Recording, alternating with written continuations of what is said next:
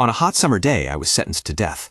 The judge on the dais declared loudly, Lariat Isabelle Bellois, eldest daughter of Count Bellois, for the crime of arrogance in failing to uphold the ideals of a noble, along with the crimes the Count turned a blind eye to, committing tax embezzlement, colluding with others, and concealing his actions despite being aware of them, and countless other shameful acts of extravagance that cannot be enumerated. You have been sentenced to death. Having said this, he raised his gavel and struck the dais several times.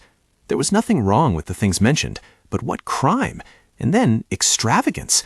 Lariat raised her head and thought, is he so incompetent that he doesn't know how to use that word properly? Extravagance is a word used to describe him buying a ridiculous dress for his daughter. The judge avoided her gaze, clearing his throat to hide his unease. Seeing this, Lariat lowered her head and sneered. Of course, how could I understand such things? In truth, the members of the Bellois Count's family were always raised simply. If you were a noble, perhaps you would understand such things. She silently repeated her father's words. Save, save, save. Do you know how the people of this territory have contributed taxes with their own sweat and blood, and yet you would spend money so carelessly? I grew up with my father's strict words. Whether they were lavishly decorated dresses or silks imported from the East, I never cared for them. Every time I attended a ball, I would hear, that young lady, she looks so provincial, amidst the whispers of the crowd. Even so, I always put the citizens of the territory first. But that was no luxury for me, not even the first words uttered of that endlessly long death sentence. They were all false, because everything at that time was worthless lies. The judge suddenly cleared his throat. We will give you one last chance to present your rebuttal. Lariat was silent for a few seconds. Then she asked, a rebuttal? Deep down, she knew she needed to do something to protect herself. But even if she survived, her father, mother, younger brother, and other relatives, who had suffered collateral damage for not being direct members of the family, had all been guillotined. Even if she lived, nothing would change. At that moment, she cried non-stop, living a life that felt like no life at all. If only her lungs were functioning, what was the point of continuing to live? Suddenly hearing the wind blow, Lariat turned her head to look back. However, despite her impending death due to his baseless anger, he still didn't look satisfied at all when he saw her like that. The Emperor Rupert Edgar Rasvi Velrium. Lariat bit her lip. After looking at Rupert's face for a long time, she suddenly burst out laughing. Then she cursed, "You are a damn bastard." As drops of dark red blood flowed down, Lariat thought to herself, "That's right, I said those words, but I never expected to see him again." When I opened my eyes once more, Lariat thought in surprise, "Huh? Am I dead?" On a hot summer day, I had to listen to bitter insults from the people and the mocking laughter of that ice-faced emperor. As she was lost in thought, the Viscount rudely pushed the door open. "My lady?" Seeing her, Lariat stammered, "Nurse?" The Viscount smiled and said, "Oh, you're awake already." "My nurse from when I was little, Viscount Cohen. Last autumn, she and her husband died in a carriage accident." "What's going on? Am I in heaven?" Lariat said blankly, "I'm in heaven?" She silently repeated, "Heaven." Then she called out, "Nurse?" The Viscount immediately stepped forward and asked, "Yes, yes, why are you up so early today? Are you excited because today is your birthday?" Lariat said in astonishment, "Huh? Birthday?" She wondered, do they celebrate birthdays in heaven too? But my birthday is in winter. While she was thinking, the Viscount spoke up. "You should get ready, my lady.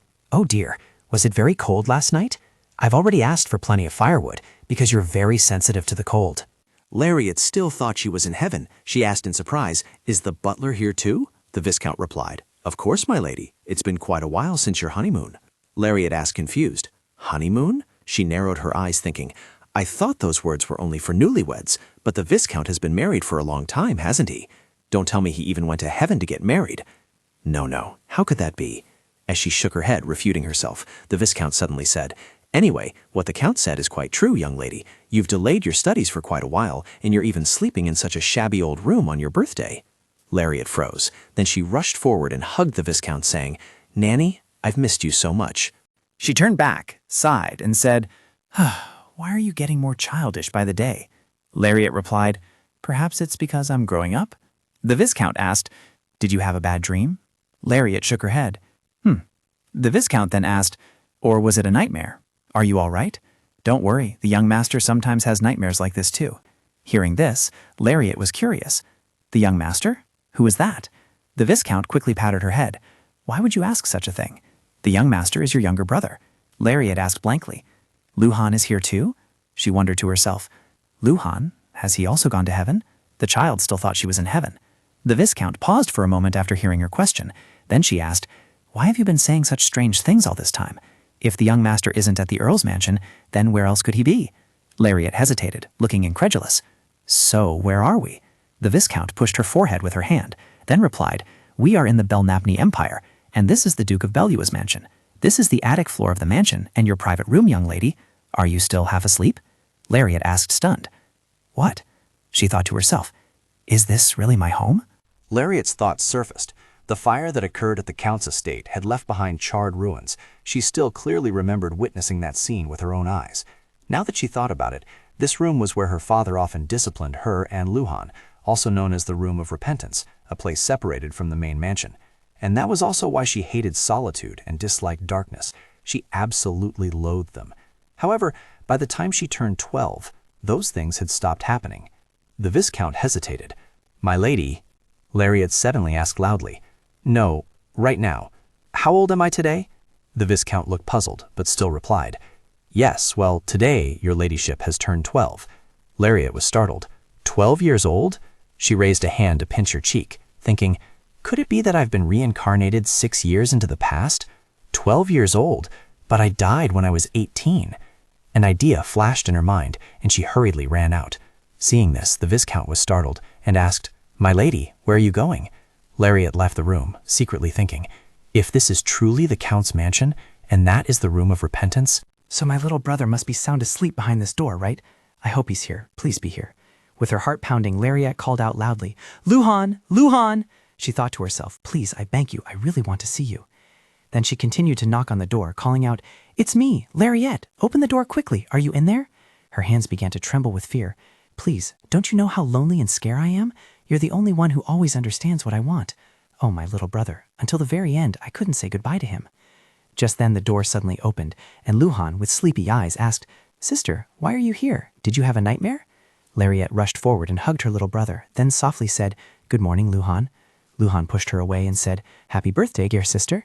Lariat's heart was filled with happiness. Thank God for this blessing. After she returned to her room, while she was changing, Nanny Viscountess entered and exclaimed in surprise, Oh my, when did our young lady learn to dress herself? Lariat slipped her other arm through the sleeve and replied, That's because I'm 12 years old. And you've grown bigger, the Nanny Viscountess acknowledged. Yes, you have grown bigger. So our young lady has grown up. Now you can do everything, even when this old body isn't near you. Seeing her hesitant look, the Viscount carrying the child suddenly asked, What is it? She replied, It's too cold, and I'm only wearing clothes. I still need help with the rest. The Viscount's face immediately lit up. She happily said, Oh my, young lady, didn't you just say you've grown up? Ha. Lariat then said, And watch my face too. The Viscount smiled even more brightly. Of course, because today is your birthday. Young lady, do you need me to braid your hair for you? Lariat immediately sat down at the dressing table. Yes, please create the hairstyle that Nanny thinks is the most beautiful. When I was 15, she had to return to her hometown, and she passed away a year later, not to mention the short time we spent together. Thinking of this, she then said, Nanny, after I grow up and you have to return to your hometown, you must still remember to visit me often. The Viscount said somewhat gloomily, By then the young lady will probably be married, and the Count won't agree. Lariat thought to herself, Marriage? Probably not. And even if I did, I wouldn't care, because a magnificent wedding dress or a romantic husband, honestly, I don't need those things. What's important now is that I need to save my own life. I, on the other hand, have no knowledge of politics at all. What position did father actually hold among the nobility? And what was father's relationship with that emperor that led to the downfall of my family? From now on, I need to find out the truth, because no matter what, I will no longer be infatuated with this mad emperor. Lariat gritted her teeth in anger. How could you people know how miserably my father had to live, and to falsely accuse father of a shameful crime of treason? It's truly despicable. Instead of listening to those rumors, I want to hear it directly from father's own mouth. I will take father's place as the protector of the Belua family, with flattery, sweet talk, mixed with a little honey and sugar. She looked into the mirror, lost in thought. There was still time until the royal decree and the royal family's only child, who would be known as the worst emperor in the history of the Valerium Empire. After a while, sunlight streamed into the dining room, and at the dining table, a young girl's voice piped up. The champagne punch is delicious. Oh, by the way, has anyone seen the newly crowned crown prince? Hearing Rishé's question, Lariat immediately looked up. The crown prince? Rishé looked over and said, Look at you, we're talking about Crown Prince Rupert.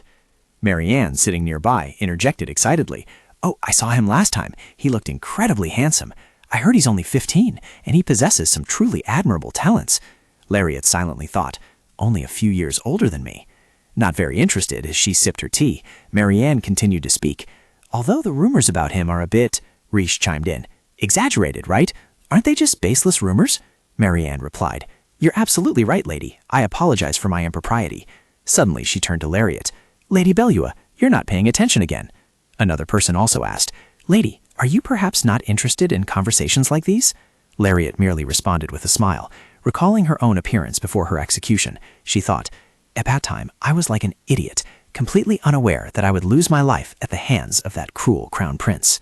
The more Lariat thought about it, the more resentful she became. It was truly unfair, incredibly unfair. Suddenly, she asked curiously, Nanny, how old is Prince Rupert this year? The Viscountess was surprised. Prince Rupert? Lariat repeated, Rupert Edgar Raspey Valerium, the only son of the Emperor and Empress. Hearing this, she asked, Do you mean the Empress and Emperor's only daughter, Princess Rupertess? Lariat asked blankly, Daughter? Then she wondered suspiciously, What's going on? Does Nanny mean he's a girl? Immediately after, she heard the Viscountess say, Yes, your ladyship, Princess Rupertess is only 13 years old now, but there's a rumor that she is a captivating beauty. Lariat grew even more curious. So the Emperor and Empress only have one child, Princess Rupert, is that correct? She replied, According to what I know, that information is accurate. After hearing the answer, she immediately thought, oh, or rather, before ascending the throne as emperor, he had worn women's clothing and disguised himself as a princess. How could I forget such a thing? I truly have a goldfish brain. All citizens felt betrayed. Prince Arnulf, the prince who was supposed to ascend the throne as emperor, was executed. It was truly a sight to behold.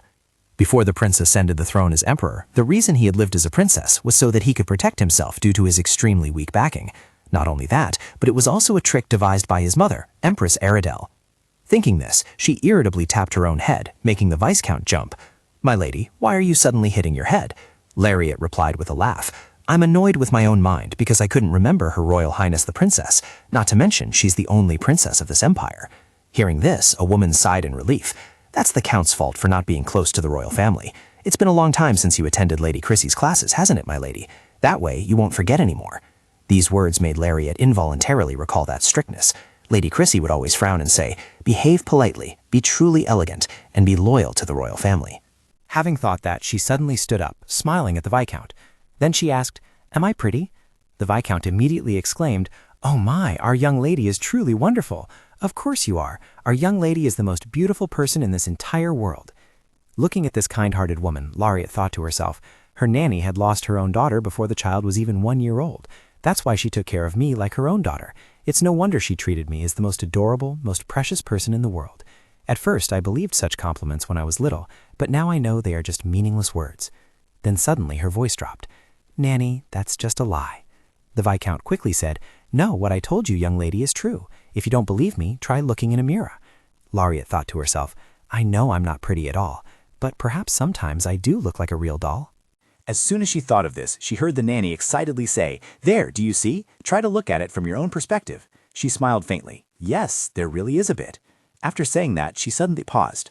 When I grew up, I was a dull person. I had never experienced a luxurious life. Just a dull and unremarkable person. A woman who didn't even know how to dress well. Even so, I was still a girl, even considered an eyesore. And for those reasons, I was considered a sinner of luxury.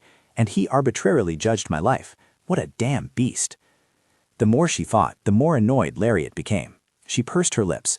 If I were to send a letter to the Crown Prince's faction now, those people might not believe the words of a child like me. Right now, I don't have enough power to escape that wicked demon. He will soon bear the mark of an emperor. So what if I flatter and sweet-talk him? First, I'll need to get close to him. That will be my goal. And as for the one who sentenced me to death, I will show him what luxury truly means. Unconsciously, Lariat had also descended to the banquet hall. Looking at the crowd in front of her, she was a little surprised. I couldn't believe so many people came to attend, because this was just a birthday party for a 12-year-old child. She glanced to the side. These people and those people too. They must have gathered here to flatter father, who always remained neutral. At this point, she stepped forward and thought, I used to not understand these things in the past, but now I do. I once blindly believed in father, that he could protect this family. However, he failed to protect this family. He had to bear a heavy burden. Suddenly, Lariat saw Count Belua again. She thought to herself that he looked much younger now than in her last memory of him.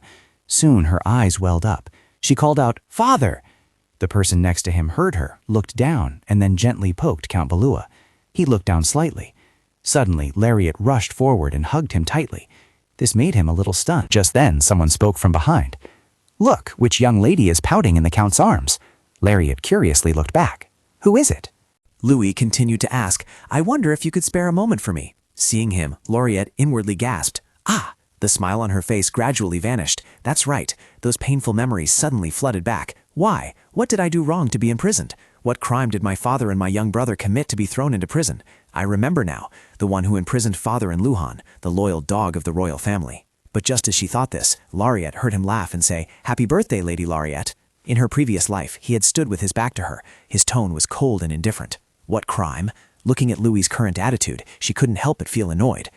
That damn guy could still act so naturally back then. Then Lariat heard him introduce himself. "My name is Louis Baden." She subtly clenched her fist. "Damn it." Then, steadying her emotions, she replied, "Thank you, Sir Knight." Looking at the young girl, Louis mused. It seems this is our first meeting, yet Lady already knows I am a knight." Hearing this, Lariat thought to herself, "He's quite sharp, isn't he? He wasn't carrying a sword when we first met, so it shouldn't be easy to tell if he's a knight or not." But then she innocently replied, "Because you look very cool, so I just assumed you were a knight." Hearing her say that, Louis burst out laughing. "Lady also looks very beautiful and lovely." These words couldn't help but make Lariat feel smug. She tilted her chin up and said, "I know." Then she quickly turned back to look at Count Belluat, wondering, will I be scolded for behaving like this? Seeing his smile, she exclaimed, "The effect of kissing father is really powerful." Thinking this, Lariat continued to whine, "Daddy, I'm hungry." Louis chimed in, "What a coincidence, I'm also very hungry." Lariat secretly assessed him, thinking that even without an order from the Knight's Order, he had been appointed as an escort by the Queen. Did he think that gaining favor from her father and the Queen would easily earn her trust?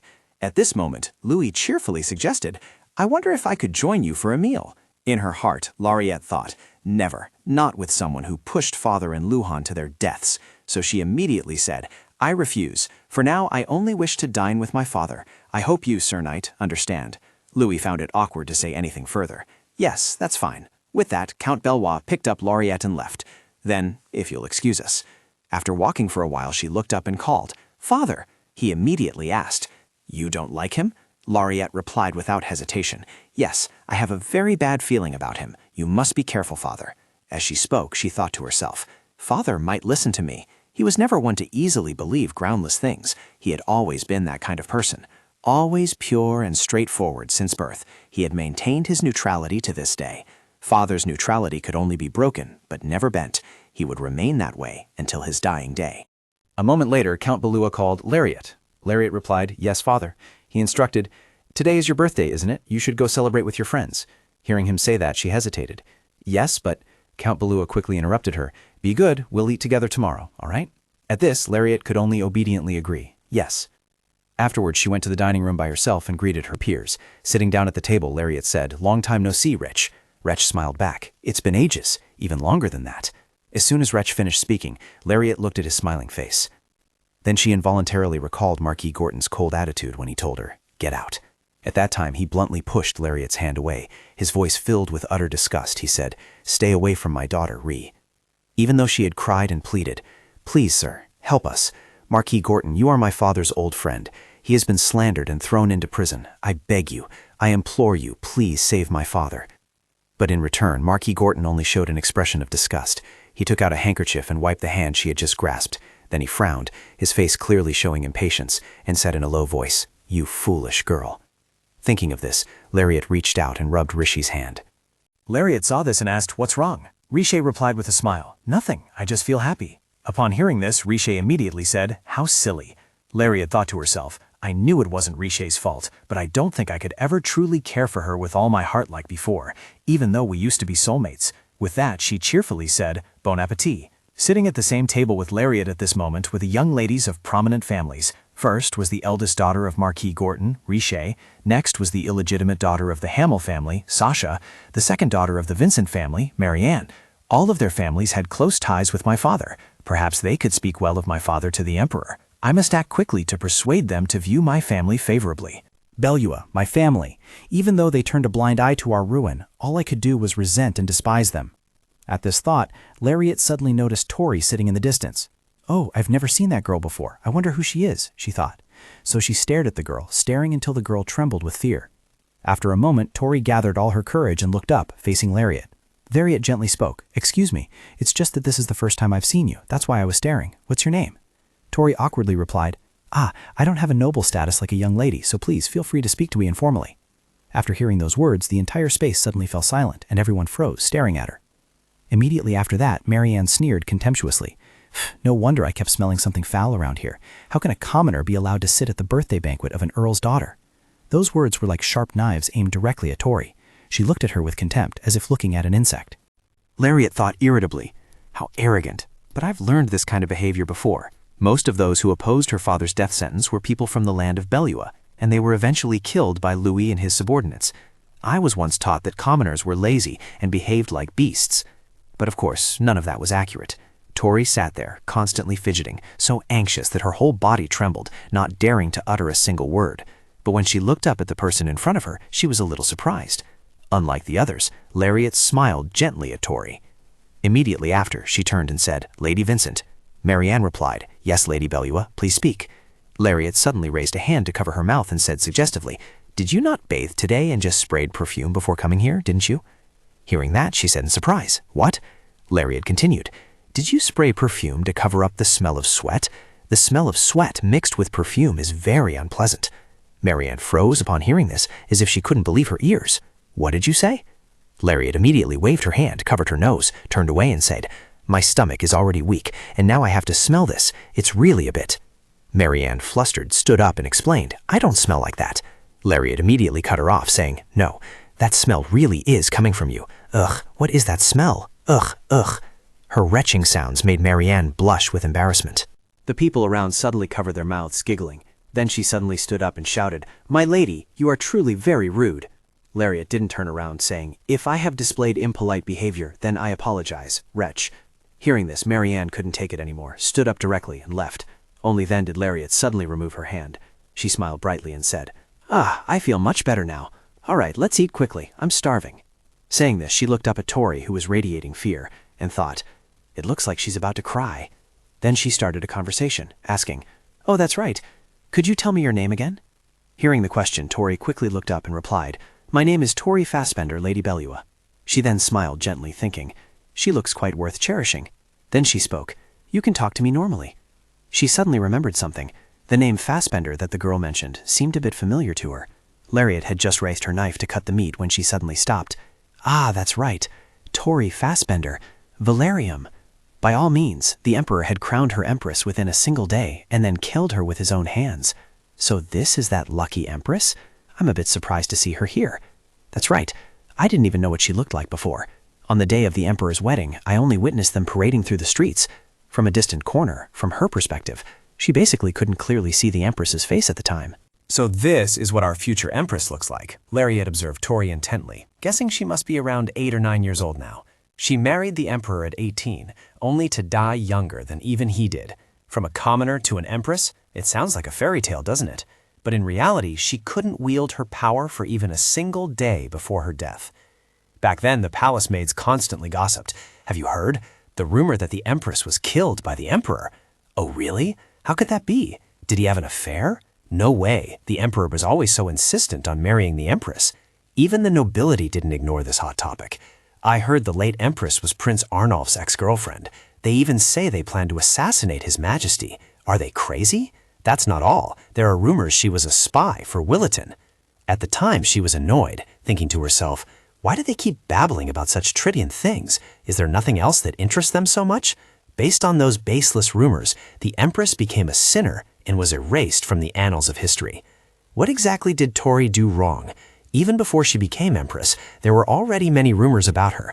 At the time, Count Belua had said with some concern, "Although Fassbender runs a rather large company, there are many rumors about that family. Is that young girl truly qualified to be the empress of this nation?" But back then, she hadn't paid much attention to these matters. Lariat spoke up. "I'm not entirely sure either, but everyone seems to be talking about it, to the extent that even father, who never wanted to get involved in royal affairs, objected. However, the emperor still did not intervene until the empress passed away." In the room, the pristine white bed sheets were stained with blood everywhere. The emperor seemed to be mocking father's opinion. Upon hearing the news, Count Belua angrily asked, how could he do such a thing? Using that damned thing to kill the empress, or more precisely, to kill Tori? Count Belua was very troubled. He was so stubborn in making that young girl his empress. Despite the people's opposition, he now falsely accused Crown Prince Arnulf of treason and even committed murder. We cannot let things continue this way. It's time we did something. The retainers also suggested, indeed, if the Belua family could intervene. Just then, Lariat, passing by, overheard the conversation and thought to herself, it seems father is considering something. This is the first time I've seen him discuss royal matters. In the end, he used father, who had the support of the people of this country, as a shield. The nobles criticized the emperor's madness, and this was also the reason why hatred flared up in the emperor's heart towards father. As a result, the Belua family lost the estate they owned in the capital city. Everyone in the family was humiliated and exiled to the outskirts of the country. In the end, father always stood for justice and was sentenced to death. Of course, I know that father's execution was not Tori's fault. Perhaps even Tori was exploited. Because of the monster I know, someone who doesn't know what love is, I still harbor resentment. I have to do something so she can't meet the emperor. The downfall of my family also stemmed from their marriage. Fassbender's business must still be small. Please, I hope the two of them haven't met yet. Thinking of this, she suddenly had a question. But how could Tori have come to my birthday party? Thinking this, Lariat asked, Miss Fassbender. Tori, who was eating, was startled and replied, yes. She gently asked, who invited you to my birthday party? She stammered in response, I am Her Highness the Princess's maid, and she sent me to attend on her behalf. It was then that she realized, she's his maid? Our empress is a maid? After hearing this, she muttered to herself, His Highness sent me to his birthday party. Hearing this, Tori immediately stood up, surprising everyone around her. Then she spoke with extreme fear. I apologize. I sincerely apologize to you. A humble maiden like me is not worthy to sit here with you all. I beg to be excused. Lariat immediately raised her hand and said, Miss Fassbender, please sit down and dine with us. I am not sending you away. I am just a little surprised that Princess Rupert sent you and not Princess Nigel. Please join us for the meal, Miss Fassbender. Hearing this, Tori gently sat back down and said, Thank you. She offered a gentle, benevolent smile. Then her gaze immediately shifted as she thought, before the fall of the Belua family, the person with the strongest backing in the imperial family was the imperial consort, not the empress. And she was not particularly close to the emperor. I was only entangled with him when I was on the verge of death. That truly is a damned relationship. I didn't expect Rupert to send his maid to my birthday party. Rupert is currently pretending to be a princess. I've never seen him in that form before. The first time I met him was when he was the crown prince at a royal palace party I was invited to when I was 16. Stepping into the lavish and magnificent banquet hall, I looked up and exclaimed, It's so beautiful! Suddenly a voice called out, Lariat!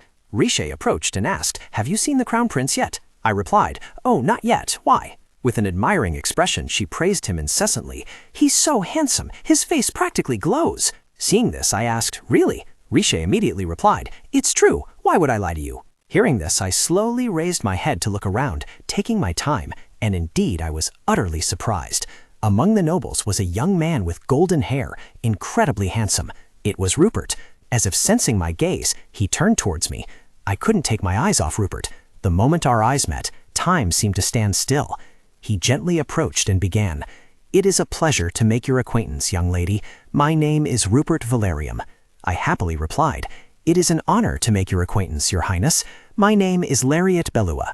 Rupert gently kissed the back of my hand, then smiled and said, Lady Belua, I am delighted to make your acquaintance. At that moment, he pretended as if it was the first time he had ever met me. It was clear that he already knew who she was, so why? He had known her all along, so for what reason did he pretend not to know her at the debutante ball? Suddenly, a voice spoke up. Excuse me, miss, Tori hesitantly said. Is it truly all right for me to be sitting here, miss? Because your expression doesn't match your words. Hearing that, Lariat was startled. Ah, she thought, I don't know what Rupert's ulterior motives are, but I'm certain he must have been planning this for a long time. Then she flashed a radiant smile and said, It's truly nothing. It's perfectly all right. It's just that the princess sent you in her stead to wish me a happy birthday, so now I don't know how to react. To herself, she thought, so for now, I'll need to uncover that plan. Having thought that, she added, Please convey my deep gratitude to the princess. Tori, flustered, stammered in agreement. Yes, I will definitely convey that to Her Royal Highness. Lariat asked curiously, Since when have you been accompanying Her Royal Highness, Tori? Tori replied, It's been a week. Hearing that, Lariat was a little surprised. That's not very long, is it? Rishé gave her a doubtful look. You seem quite on today. Lariat immediately denied, No way. Oh, the food is so delicious. But when she saw the food on the table, Lariat wondered, No way, is this rice or dessert? Although I really like sweets, that was when I was little, but now I don't like them anymore. Suddenly, a hand was placed on her forehead. Rishé asked worriedly, Are you okay? Do you feel tired anywhere? Lariat exclaimed, puzzled. What? Rishé continued worriedly. You haven't even touched your favorite sweet cake. Lariat forced a smile and quickly explained, It's just not to my taste. I'm fine. However, Rishé didn't believe her at all. Don't lie. Sick children might not eat porridge, but they have to eat pudding to get better. Upon hearing that, Lariat was utterly shocked. Is that even a thing? She remembered Chef Vernon's tearful face. The young lady is just a little girl. After thinking, Lariat looked confused. Perhaps I have a slight fever? Rishé immediately turned to call the butler. Voight, young lady Lariat has a fever. Voight hurried over. Yes, young lady? Do you feel unwell? Lariat touched her head and said, It's nothing, just a slight headache. But when he saw the plate of sweet cake still untouched on the table, Voight's eyes widened and he gasped, Good heavens, you really haven't eaten a single piece of sweet cake? The young lady must be seriously ill. I will call Dr. Eli immediately. Lariat panicked and quickly stopped Voight. Huh? No, there's no need to call a doctor. However, Voight still held her tightly and rushed off to find a doctor. We must call one. You haven't even eaten your favorite cake. Lariat asked blankly. Huh? Voight added, I will report this to the Count and he will send the best doctor. Lariat thought angrily, but I'm not sick at all. At this moment, Voight was so worried he was in tears. I'm always worried about the young lady because you keep getting these minor illnesses. Lariat repeatedly punched Voight, thinking tiredly, I already said I'm not sick. Voight, on the other hand, was so scared by Lariat's actions that his face turned pale. Oh dear, the young lady must be very seriously ill. My heart aches. It's your birthday today, and I truly feel so sorry for you. Young master, do you know where the Count is right now? Luhan asked suspiciously. What's wrong? Lariat exclaimed. That's not it, Luhan. I'm not... But Voight quickly interrupted her. Even the sweets you like, you don't even want to eat them, just playing with them with a fork. How can that be all right? Yesterday, the young lady was even scolded for eating with her hands. Lariat cursed angrily in her mind. This old man. At this moment, Luhan's face also clearly showed worry, and he asked, Sister, are you all right? Are you very tired? Lariat thought, This is getting out of hand. What am I, a pig? Vogt frantically recounted Lariat's condition to Count Belua. Count, the young lady felt nauseous as soon as she saw the cake.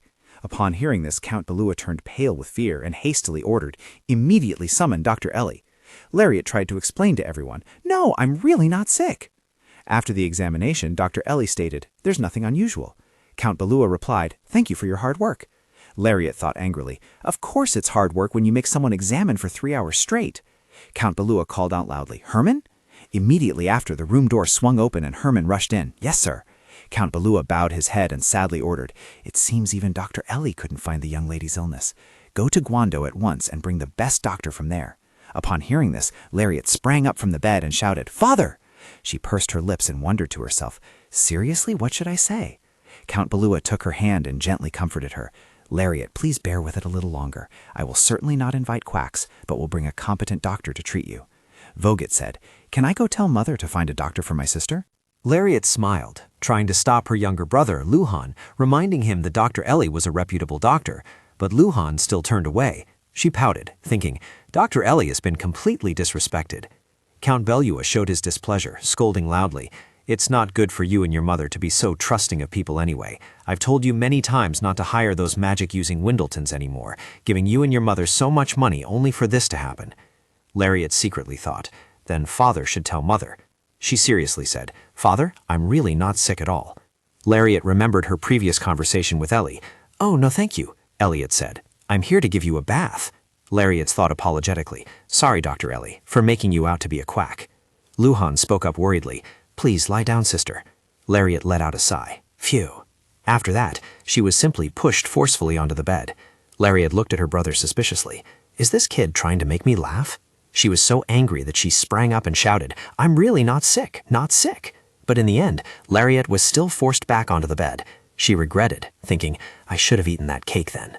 In for a penny, in for a pound, she mumbled to herself. They even called another doctor? What a waste of money. Luhan picked up the thermometer and said, Is money really an issue now? Lariat thought helplessly. Honestly, all right, just go along with it. If Mother hears about this, everything will surely go haywire. When I was little, when I had the plague. She weakly called out repeatedly, Mommy, Mommy! Amanda tightly held her hand and cried loudly without stopping, I'm sorry, my child, I'm truly sorry. Mother had been by my side day and night, even the Count began to feel scared. Amanda then began to pray, Please, please, I beg you, God, please save this child. Even after I was cured, Mother was still haunted by my health. But Mother will find out eventually, won't she? She'll probably faint. Lariat turned to look at Count Belnoir and said seriously, Father, please remember not to tell Mother, okay? she sadly thought. I don't want to cause any more harm to my family. Count Belnoir patted her head. All right, I won't tell Amanda for now. Upon hearing this, Lariat felt incredibly relieved, thank goodness. So I need to calm myself down before the doctor arrives. It's been a while since I returned from death, but I'm still a 12-year-old child. My head hurts so much. When I was 18, on a hot summer day, I died. What if these are just memories? Lariat gasped in fear. Then she suddenly woke up from her dream. It was as if these were the illusions I saw before dying. My body lay sprawled on the ground, and the Emperor's laughter echoed from afar. At this moment, Luhan was holding her hand, calling out worriedly, "Big sister." Lariat looked to her side in surprise. Luhan gently comforted her. "Don't worry too much, big sister. This isn't a serious illness." Hearing this, Lariat chuckled and asked, "I thought you said this was a very serious illness." Luhan held her hand and said, "Dr. Ellie said it'll be fine. I'll call for a doctor from the capital, so you'll recover soon." Seeing her tear up, Count Belua and Luhan were both startled. Then Count Belua suddenly yelled, "Why haven't you left yet? My daughter is in pain." Luhan also angrily said, "Kyung, why are you still here? Hurry up and go. I'll explain to the madam for you. Now go." Lariat thought apologetically, "I'm sorry, Kyung." At this moment, everyone had left. Only Lariat remained in the room. She opened her eyes slightly, looking around. Has everyone left? My head hurts so much.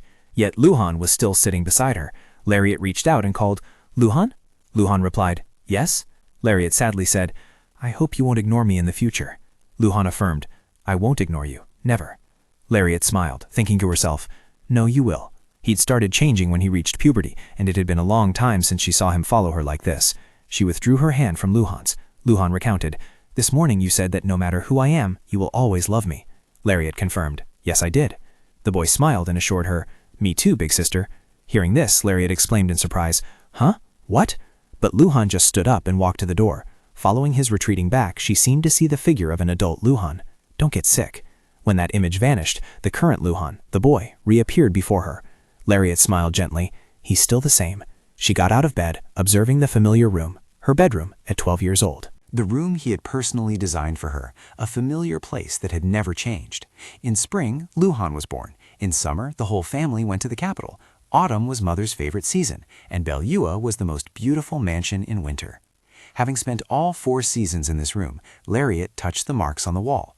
Wasn't this the wall where she had marked her height? At least my head had gotten bigger, she thought. She suddenly realized something. Wait, did only my head get bigger since I was 12? Lariat puffed out her cheeks, thinking, oh well, I stopped growing taller at 14. It wasn't my fault, right? Recalling the scene where Count Belua raised his hand to hit Luhan, Lariat thought to herself, this kid, don't laugh at me. From now on, I should exercise and eat moderately to grow taller. Looking around the room once more, Lariat was silent for a moment, then continued thinking, at least there's a slight difference before I die. She walked to the cabinet and touched a small chest. This is... After opening it, Lariat thought with a touch of nostalgia, my favorite music box. This was the birthday gift Luhan gave me many years ago, or maybe it was last year. He must have searched everywhere for this. She suddenly bit her lip. In her memories, Lariat's favorite music box had also been destroyed. All that remained before her now was a pile of rubble. The music box was buried with a bloody corpse. Tears streamed endlessly down Lariat's face. Her home had been deliberately set on fire by someone. The music box was almost completely burned. Both her father and mother had not survived. What was even more unimaginable was that her younger brother had also left her forever. She had lost everything. Luhan had to die before her, simply because he was a son, and she could do nothing. Witnessing the demise of her entire family, Lariat cried out in desperate agony, "Kill me first! Don't you hear me?" She sobbed. "Please, how can I bear to see my younger brother fall before me? Please, kill me first!" At that moment, negative thoughts continuously flooded her mind. She was utterly miserable and helpless. Now there was no one and nothing left for her. Standing before Luhan's grave, Lariat could only helplessly scream, "Ah, ah, ah!" She thought despairingly, what's the point anymore? Even now, when recalling that painful memory, Lariat's hands still trembled with fear. She immediately sat up, thinking angrily, I won't let him get away with this. I'll make him pay. She hastily rummaged through the room as if searching for something important. Not long after, Lariat held a pink diary in her hand. She thought joyfully, found it, the diary, still filled with poetic stories. After flipping through it for a while, Lariat took out a pen, ready to write on a blank page. She mused, If anyone were to read this, they would surely think it's just a rich imagination or a fanciful dream. The content on the paper detailed the timeline and events that would occur. August 2091, death, Empire. January 285, return, the Emperor recognizes me. Rupert's current maid is Tori Fassbender. She continued to meticulously record many things, thinking, after all, these are truly the things I have experienced. Tori cannot become Empress, because she is the source of conflict between my father and the Emperor. There must be a way. She wrote Tori Fassbender in the diary, and thought to herself, no matter what it takes, this time I won't lose my family again. Lariat continued to eagerly record the events she had experienced.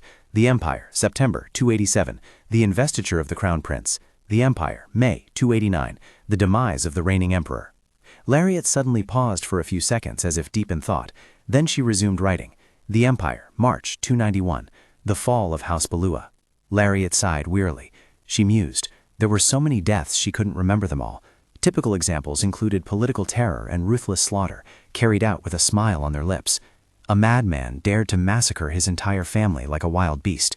He killed his uncle and even his half-brother, despite his imperial throne facing no threats. The backbone of this country was the nobility. The influence of the aristocracy was immense, so all counterattacks, whether big or small, were considered reactionary. Because of this, he was the only one who held power, but Nigel, the princess not of his blood, survived. Perhaps that was the last time he knew mercy. She wondered how he could be so cruel. Even if she could go back to the past now, she wouldn't be able to help him see his true nature.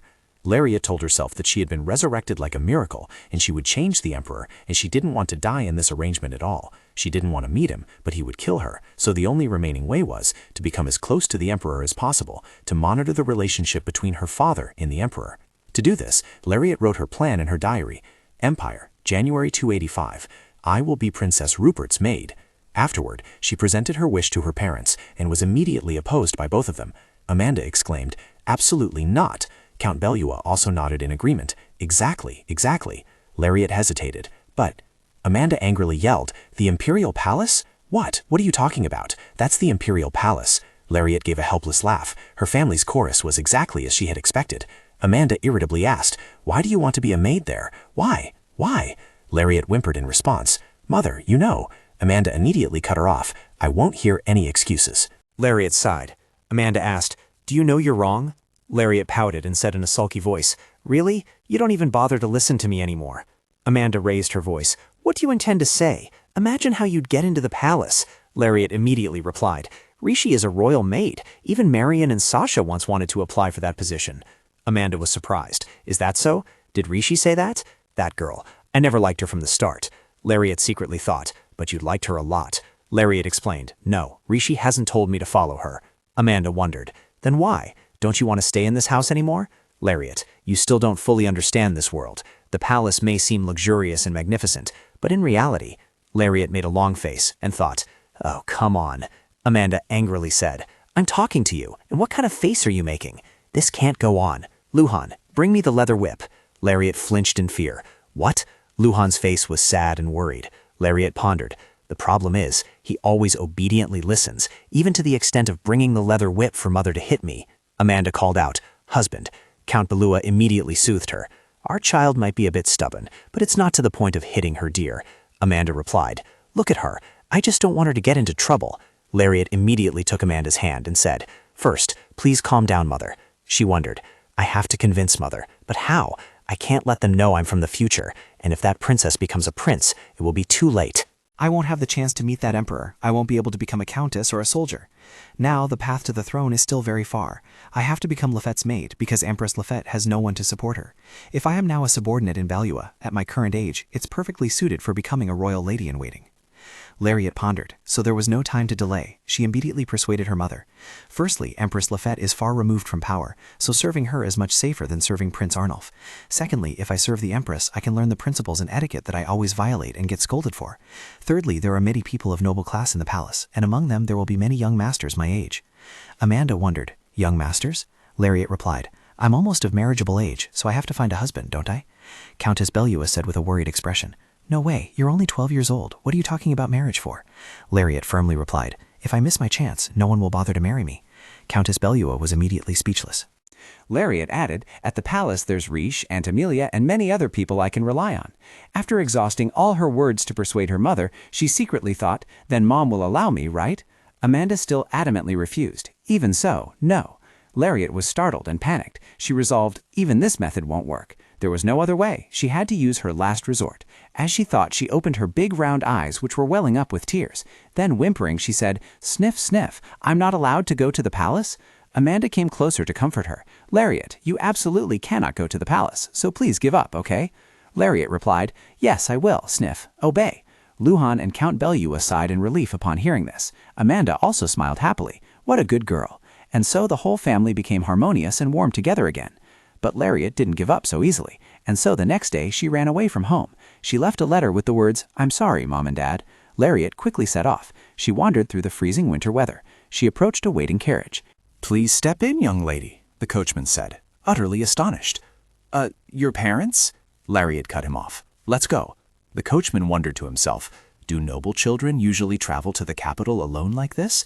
Lariat urged him quickly. "What are you waiting for? Let's go." "Yes, yes," the coachman replied, then thought to himself, "Noble children truly are different, so intelligent and quick-witted." Sitting in the carriage, Lariat thought anxiously, "I've successfully left the house. If Father had discovered me before we departed, everything would have been ruined. Father, Mother, I'm sorry. You'll all be very surprised when you wake up tomorrow morning." Looking at her castle through the window, Lariat was lost in thought for a long time. She thought to herself, "Anyway, it's a good thing that maid listened to me and prepared the carriage. Honestly, I'm already 12 years old, but I don't know anything. And money? I'm all alone, so I don't know what to do. But I've truly run away from home. If I really become the queen's maid..." Lariat watched the pure white snowflakes gently drift in the wind. She sadly thought that she wouldn't be able to return home for a long time. The carriage continued to roll steadily. Now, even if she regretted it, it was too late. She watched the castle, which was gradually fading into the distance, and thought with a heavy heart, "Goodbye, Bellew. I will leave to protect everyone. I will definitely succeed." The carriage continued to roll along the snow-covered road, and soon they arrived. Before Lariat now stood a vast, grand house. She thought to herself, "Finally, I've arrived. I wonder if this is truly Aunt's house, but it looks so magnificent." Aunt Amelia was very fond of showing off and was also ambitious, becoming the 5th wife of Duke Ventevalt because she believed he had the potential to become king. She disregarded Father's objections and even criticized those around her for the Emperor's peaceful death alongside Duke Ventevalt. Although a bit arrogant, she only yearned for a rosy life like everyone else. She wasn't a bad person. As she thought, she rang the doorbell. After waiting for a while and no one came to greet her, Lariat panicked, thinking, "This is a big problem. No one's home. What do I do? I have to find a place to stay. Because I was grateful, I overpaid the coachman. Should I go to Riche's place? But I don't know the way. I remember that house was near the capital, but I was 18 then. I don't know if it's the same place now. What now?" While lost in thought, her stomach rumbled from hunger. Her face fell and her cheeks flushed red as if she were about to cry. Immediately, Lariat picked up her luggage and prepared to set off. She thought to herself, "I haven't eaten anything all day. I'll just have to risk it and find something to eat first." In the city market, Lariat walked with extreme difficulty, silently lamenting. Walking is truly exhausting. Compared to the comfortable moment of sitting in a carriage just waiting for the coachman to call, "We've arrived," she felt even more utterly exhausted. She hadn't expected the road to be so long. She wished she had just taken the carriage. But it seemed all the shops were closed. Lariat said dejectedly, "What can I find to fill my stomach?" After looking around for a long time, her eyes suddenly lit up with surprise. Not far from where she stood, a man was hawking his wares. "Only 2 steam buns left. Isn't anyone buying? I'll cut the price in half." Lariat quickly called out, "I'll buy them. Please sell them to me." And she ran pitter-patter to the uncle selling steam buns. Seeing her cute appearance, the uncle's heart seemed to melt. Lariat waved and called, "Uncle!" She placed a silver coin on the steam bun stall, then secretly sighed in relief, finally getting to eat. "I've gone through so much for this meal," she thought, when suddenly someone grabbed the tray of buns right in front of Lariat. She was startled and thought, "What? My steam buns have been stolen." Lariat quickly turned her face, vowing to deal with anyone who dared to steal her bun. She swiftly grabbed the other girl's hand and said sternly, "Hey, I already paid for this bun." Inside, she was screaming, "Give me back my bun!" Even though her hand was tightly gripped by Lariat, the other girl remained extremely indifferent. This sent a slight shiver down Lariat's spine. She thought, "What's going on? I'm gripping her hand so tightly and she's not reacting at all?" Lariat immediately pulled her hand back, looking at the girl with a puzzled expression. Then, she even waved her hand a few times in front of the girl's face. "Hey, you there!" She then waved her hand a few more times. The emotionless face suddenly turned sullen, startling Lariat. She wondered to herself, what the heck? Why is she suddenly getting angry? Feeling uneasy, Lariat instinctively stepped back. The girl's face grew increasingly irritable and somewhat threatening. Lariat thought in fear, wait, why should I be scared? I should be angry. With that thought, she immediately grabbed the girl's hand again. Seeing this, the girl growled, let go. Lariat firmly stated, give me back my bun, then I'll let go. She secretly assessed the girl in front of her. No money, no one accompanying her, but her tone suggested she might be from a noble family. Then she turned back to the bun vendor from earlier. Uncle, I bought this bun first, didn't I? I paid before her. The vendor quickly nodded, confirming that what Lariat said was true. Upon hearing the answer, the girl's eyes suddenly welled up with tears. Lariat immediately spoke up to remind her. You have to pay to eat, do you know that? Do you think this is your house so you can do whatever you want? The little girl suddenly raised her voice and asked, are you crazy? Lariat thought to herself, it seems this child still knows nothing about this world. She probably doesn't know about having to pay. Anyway, why do nobles nowadays go bankrupt so easily? After thinking that, Lariat, still fuming, asked again, who are you calling crazy? The little girl pointed directly at her and said, you. Lariat tilted her head and asked, hey, are you perhaps lost? She secretly observed. She's dressed shabbily, has no one with her, and looks younger than my Juha. She might be the young lady of a bankrupt noble family. Right now I only know a few nobles vaguely. I must help this little lamb find her way home. With that thought, Lariat's sense of justice quickly surged. She gently patted the little girl's shoulder reassuringly. Have some steam buns, and then I'll help you find your way home, okay? Don't worry too much. The little girl annoyedly said, do you want to die? Lariat smiled, but secretly replied in her head, if I wanted to die, why would I leave home and come to the capital? This child is really something. Then she spoke in a provocative tone. Go on, try to kill me. Seeing the girl grinding her teeth in anger, she immediately thought, as expected, it's a child's threat. Then Lariat playfully teased, frowning like that will make you age quickly, you know. Suddenly, the steam bun vendor abruptly appeared from behind. Oh, come on, stop arguing. I'll steam an extra one for each of you. Upon hearing this, Lariat hastily turned around, her eyes wide with excitement. Really? She joyfully exclaimed. How wonderful! The girl suddenly grabbed Lariat's hand. She appeared furious and growled, you... Lariat asked, puzzled, what? The girl muttered in a low voice, seriously, don't interrupt me. Lariat thought bewildered, kids' personalities are so strange these days. It's true, Raphael will become emperor in the future, so this empire has no hope left. Having thought that, she sighed and was about to utter some words of complaint. You... However, the girl came closer and asked in a loud voice, what's your name? Seeing the girl unexpectedly ask her that, Lariat was a little flustered. My name? The girl impatiently said, yes, tell me quickly. Lariat quickly diverted the conversation. Look, the steam buns are here. She casually shook off the girl's hand, then went to the steam bun vendor and happily said, I won't tell you my name. With that, she put on a haughty expression, completely disregarding the very annoyed girl behind her. After receiving her steam bun, Lariat quickly left, secretly thinking, what a rude child. Lariat didn't arrive until it was almost dark. Seeing Rochelle standing outside the gate, Lariat rushed over. Rochelle! It had been a long time since they last met, and Rishé was so startled her heart almost jumped out of her chest. She screamed, ah, what do you mean, long time no see? Amidst Rishé's startled expression, Lariat excitedly asked, are you very surprised? Rishé asked worriedly, how did you manage to get here? Lariat immediately replied, it's a long story. Rishé, curious, insisted, even so you have to tell me. It's cold, so why are you dressed so lightly? Lariat suddenly smiled, because I don't have any warm clothes. In short, I'm planning to go to the royal palace to apply for a maid position for the queen. Rishé was speechless after hearing that. She sighed and asked, did the count agree to let you go? No, that can't be, but it seems that's exactly what happened, which is why you're here like this. Lariat didn't really want to talk about that topic. She then asked, by the way, what do you think of me? Rishé bluntly remarked, you look no different from a beggar. Oh my goodness, initially I even thought some beggar was calling my name to ask for money. Lariat was a bit disappointed after hearing that. What beggar wears a dress? Rishé covered her face and said, that dress is old, just throw it away. Lariat retorted, it can still be worn, why throw it away? Honestly, the young lady of the Gorton family is truly too wasteful. Rishé said, a little annoyed, honestly, don't you know how dangerous it is here? Why are you traveling alone? Lariat pouted in response, you live alone too, don't you? Oh, come on, I traveled all this way and finally found you, didn't I? Upon hearing this, Rishé was truly exasperated. She exclaimed loudly, I have 4 knights following me for protection. 4 people! My father back home doesn't even have that many. That means it's incredibly dangerous here, don't you understand? Lariat smiled innocently, thinking, she's so cute. Seeing Lariat smile so cheerfully, Rishé had no choice but to give in.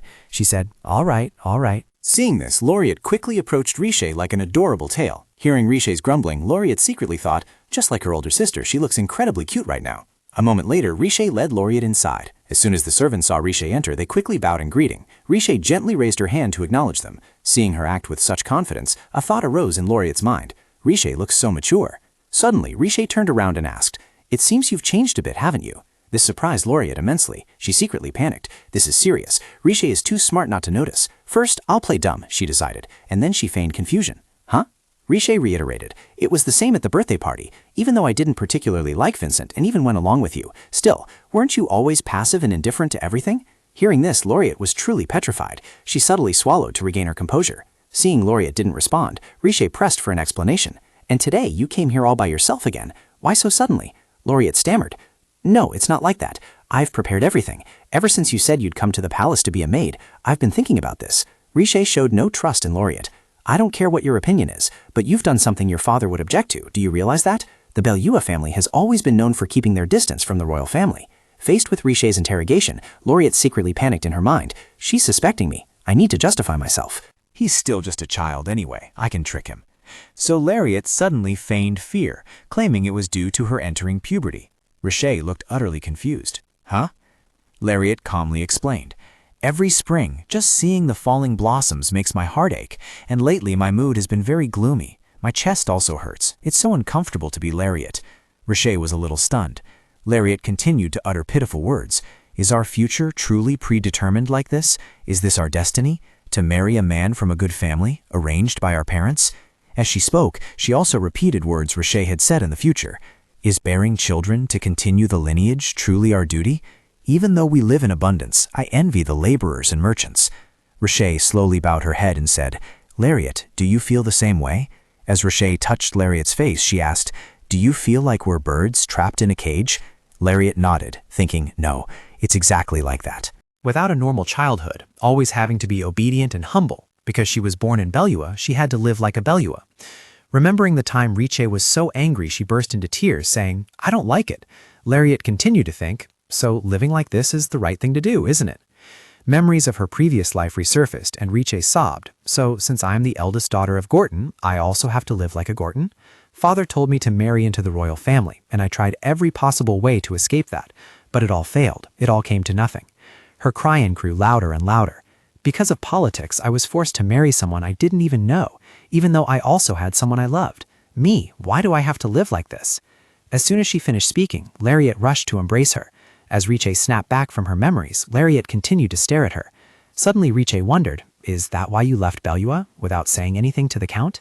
Lariat heard this and immediately replied, Before I left, I wrote a letter and left it, and I brought my citizen identification and the symbolic necklace of Belua. Haven't I shown you yet? Rishé was stunned for a moment, then suddenly clutched her stomach and burst out laughing. Ha ha ha ha ha! Seeing this, Lariat stammered and asked, Why are you laughing? After calming down, Rishé wiped away the tears streaming from her eyes due to excessive laughter and explained, You're something else. I didn't know you were so bold. Suddenly she took Lariat's hand. Then Rishé spoke, But in this state, you can't go to the imperial palace. You'll be kicked out. Who would recognize you as Lady Lariat of the Belua family?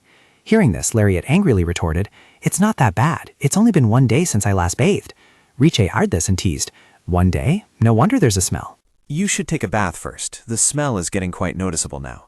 Afterward, Lariat was escorted to the bathroom by a servant. As she sat in the bathtub, she thought, Finally, I've made it to Champagne. After the servant washed her hair, Lariat leaned back in the tub, lost in thought.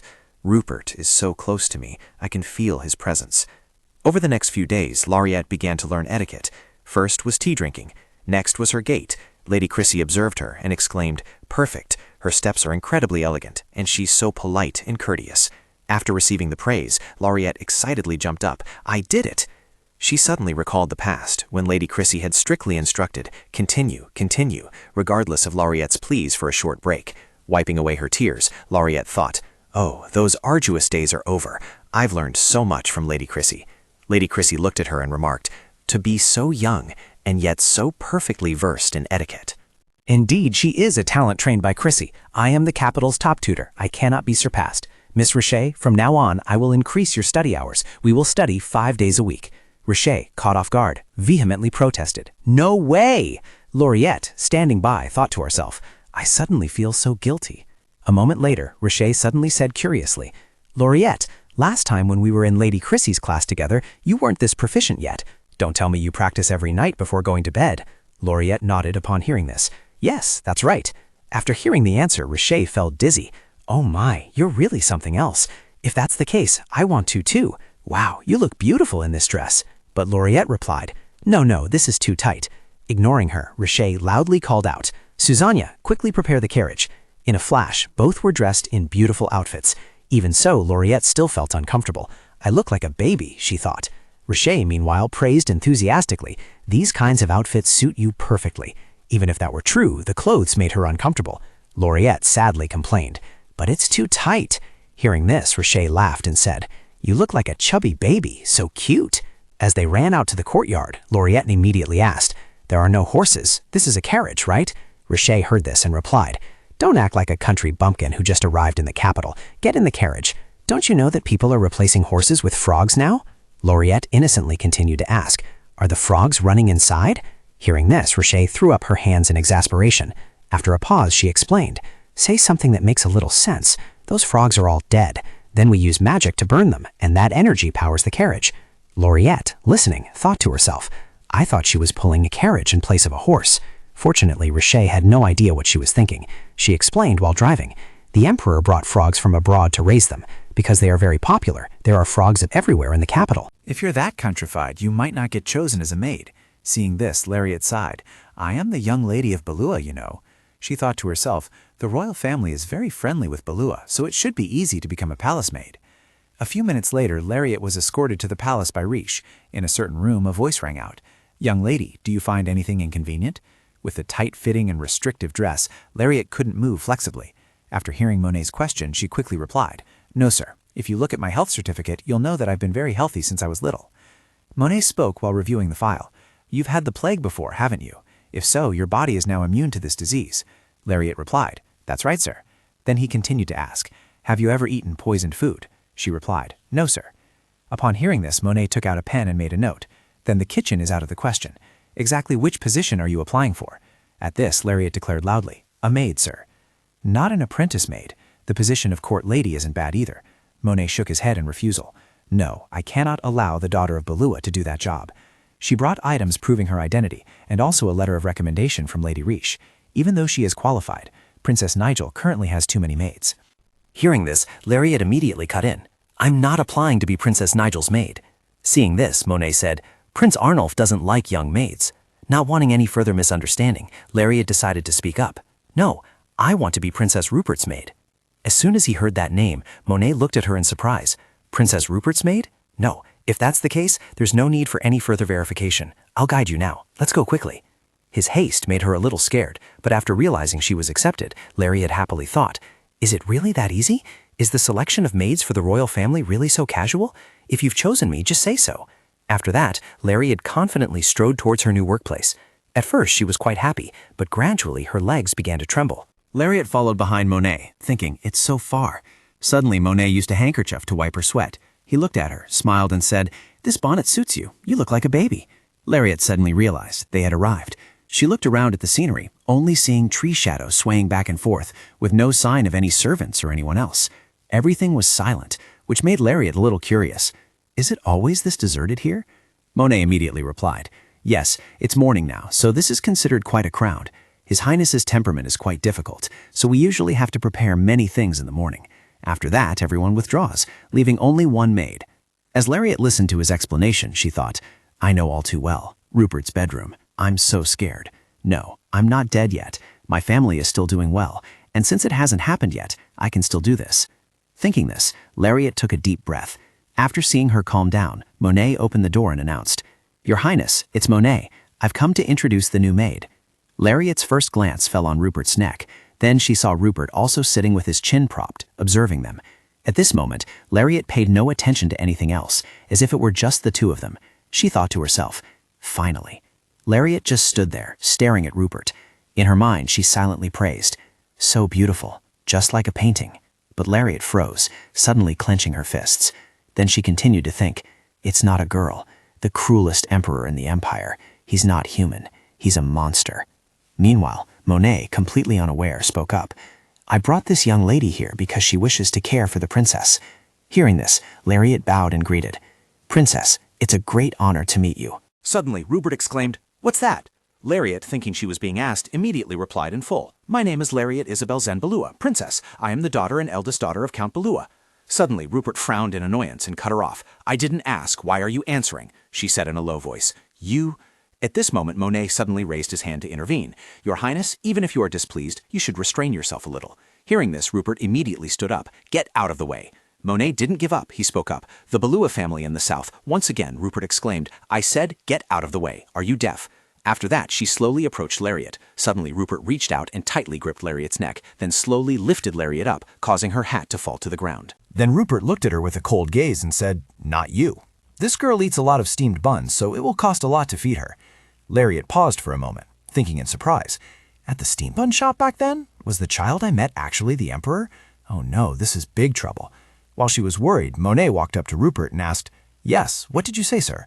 She frowned and clicked her tongue. "Tsk, this girl went and stole steamed buns." Lariat bowed her head and said, "Steamed buns? What steamed buns, Your Highness? Actually, I'm allergic to steamed buns." Hearing her say that, Rupert's eyes went wide as he snapped. "Huh?"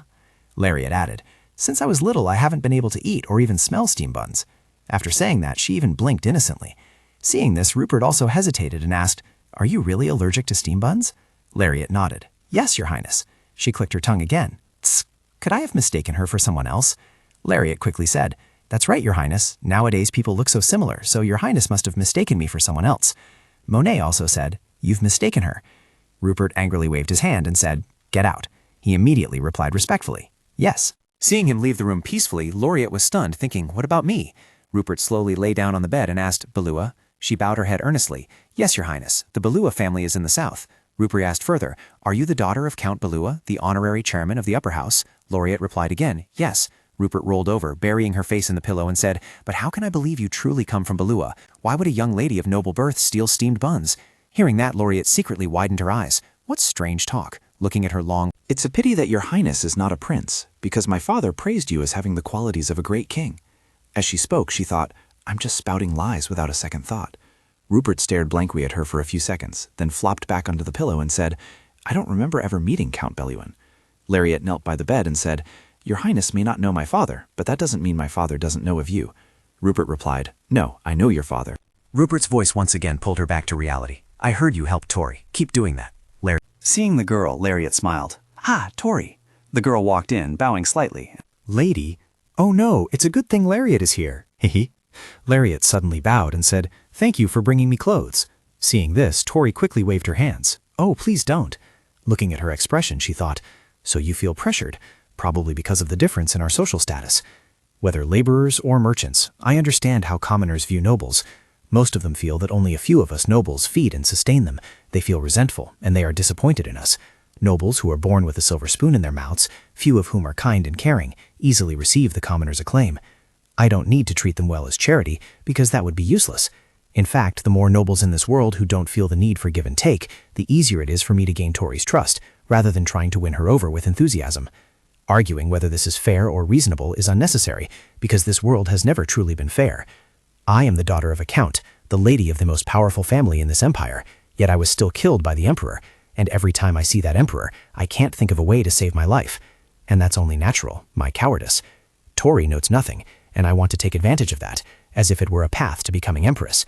The outcome is more important than anything. This process is no longer necessary to prevent the destruction of Balua." Lariat picked up the outfit, but her eyes never left Tori, whose face knew nothing of the empress's tragedy, so easily oblivious. Seeing her holding the maid's uniform, Tori immediately said, "Please wear this outfit starting tomorrow.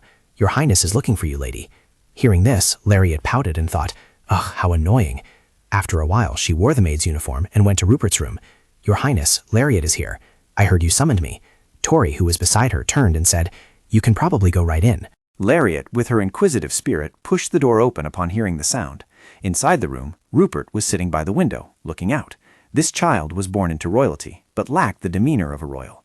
As if noticing Lariat and Tori at the door, Rupert stood up and called, "Tori." She immediately scampered on her small feet to Rupert's side. Then the two turned and silently stared at Lariat, making her confused. Why are they staring at me like that? Do they want me to come over? Can't they just speak? Despite her thoughts, she still approached Rupert and bowed her head, awaiting orders. She said, "From now on, you will manage my meals." Lariat thought, "Is it to check if the food is poisoned? Are they planning to use me as a test subject?" This child, she already said she'd let me off the hook. Tori also anxiously interjected, "Your Highness, how can a count's daughter perform the duties of a maid?" Rupert said, "Stop talking so much. She is a maid, and so are you." Hearing those words, Lariat secretly snorted, "Oh dear, what about Tori?" Then she replied, "I understand, Your Highness." Rupert, hearing this, unexpectedly asked, "What? Does the young lady of Belua have no self-respect?" Lariat respectfully replied, "How could I show favoritism when caring for someone as esteemed as Your Highness?" Rupert snorted, "Esteemed? It's clear you truly haven't heard anything from your father." Lariat calmly said, "My father told me that Your Highness is very beautiful and intelligent. He praised you a great deal." Rupert frowned in annoyance. These words could not possibly be from Count Belua. If you've snuck in here to get close to Nigel, then stop being an eyesore and silently endure the mistreatment. As soon as she finished speaking, she slapped Lariat hard across the face. Lariat secretly thought, "How can she be so sure? She said she's never met my father." But more importantly, the immediate task is to close the distance with this child first. What an insolent brat, Lariat thought. After that thought, Lariat immediately said, "My presence here to care for Your Highness has nothing to do with Princess Nigel or my father. I will do everything in my power to serve you." Just as she bowed her head, her blouse suddenly creaked. Knowing the buttons were about to pop, Lariat's face immediately turned pale. "Huh?" She quickly looked up, and at that moment, 2 buttons immediately flew off. Lariat frantically raised her hands to cover herself, but it was too late. She secretly screamed, "No!" The button flew swiftly towards Rupert, then stuck right onto her forehead. Rupert's anger reached its peak. Her face darkened as she said, "Even your best is too much, isn't it?" Lariat quickly tried to smooth things over. Your Highness, that's not what I meant." But the door slammed shut. Seeing this, Lariat could only curse under her breath. What a rude person. After a moment, having calmed down, Lariat looked around and thought in surprise, "What is this? Why are there so many guns in a 13-year-old's room? What are they for? No, where did they even buy so many guns? It's chilling." Thinking this, she bent down to pick up her button. Seeing this, Tori also slowly bent down. Lariat said gratefully, "Thank you." Tori looked up and replied, "No, it's nothing. It's also because Her Highness doubted your identity, so you told me that you are indeed the daughter of Count Belua, so please don't worry too much." Lariat said, "Thank you very much." Tori shook her head. "It's nothing." After standing up, Lariat asked again, "Is it all right for Her Highness to go out alone like that?" Tori replied, "I'll call Sir Baton, so it'll be fine." Hearing her say that, Lariat thought irritably, how annoying, the Emperor's lapdog, Louis Baton. Suddenly, Tori exclaimed, "Ah, sometimes Her Highness is a bit uncomfortable with strangers. Please understand." Lariat thought, her expression isn't very good. It's unsettling. Then she gave a faint smile and replied, "It's not like I don't know who that person is." Thinking about it again, Tori's eyes and hair really resembled Her Highness. Tori was a bit evasive. It must be a coincidence, Lariat thought to herself. How could it be a coincidence? Why would that be the case? Tori added, "How could I compare myself to Her Highness? Her Highness is truly beautiful." Lariat suddenly said, "Tori, you're beautiful too." As she bowed her head shyly, Lariat thought to herself, "Tori is even cuter and more beautiful than that ugly Rupert. It feels like I'm playing with a little sister. So adorable." Tori blushed crimson, sputtering, "Miss, am I beautiful?" Lariat smiled and said, "Since we're both accompanying Her Highness, I hope we can help each other." Tori quickly replied, No, someone like me isn't worthy of your request, miss." Lariat asked in surprise, "What do you mean, someone like you?" Her Highness said that both Tori and I are maids. Tori shyly said, "Even so, you are still the daughter of Count Belloy. Here are all the buttons." Lariat took them, saying gratefully, "Thank you." Then she thought, if Rupert cherishes and trusts Tori more than me, then it means Tori has a special position in this imperial palace. I found all the buttons. Now perhaps I can find the answer.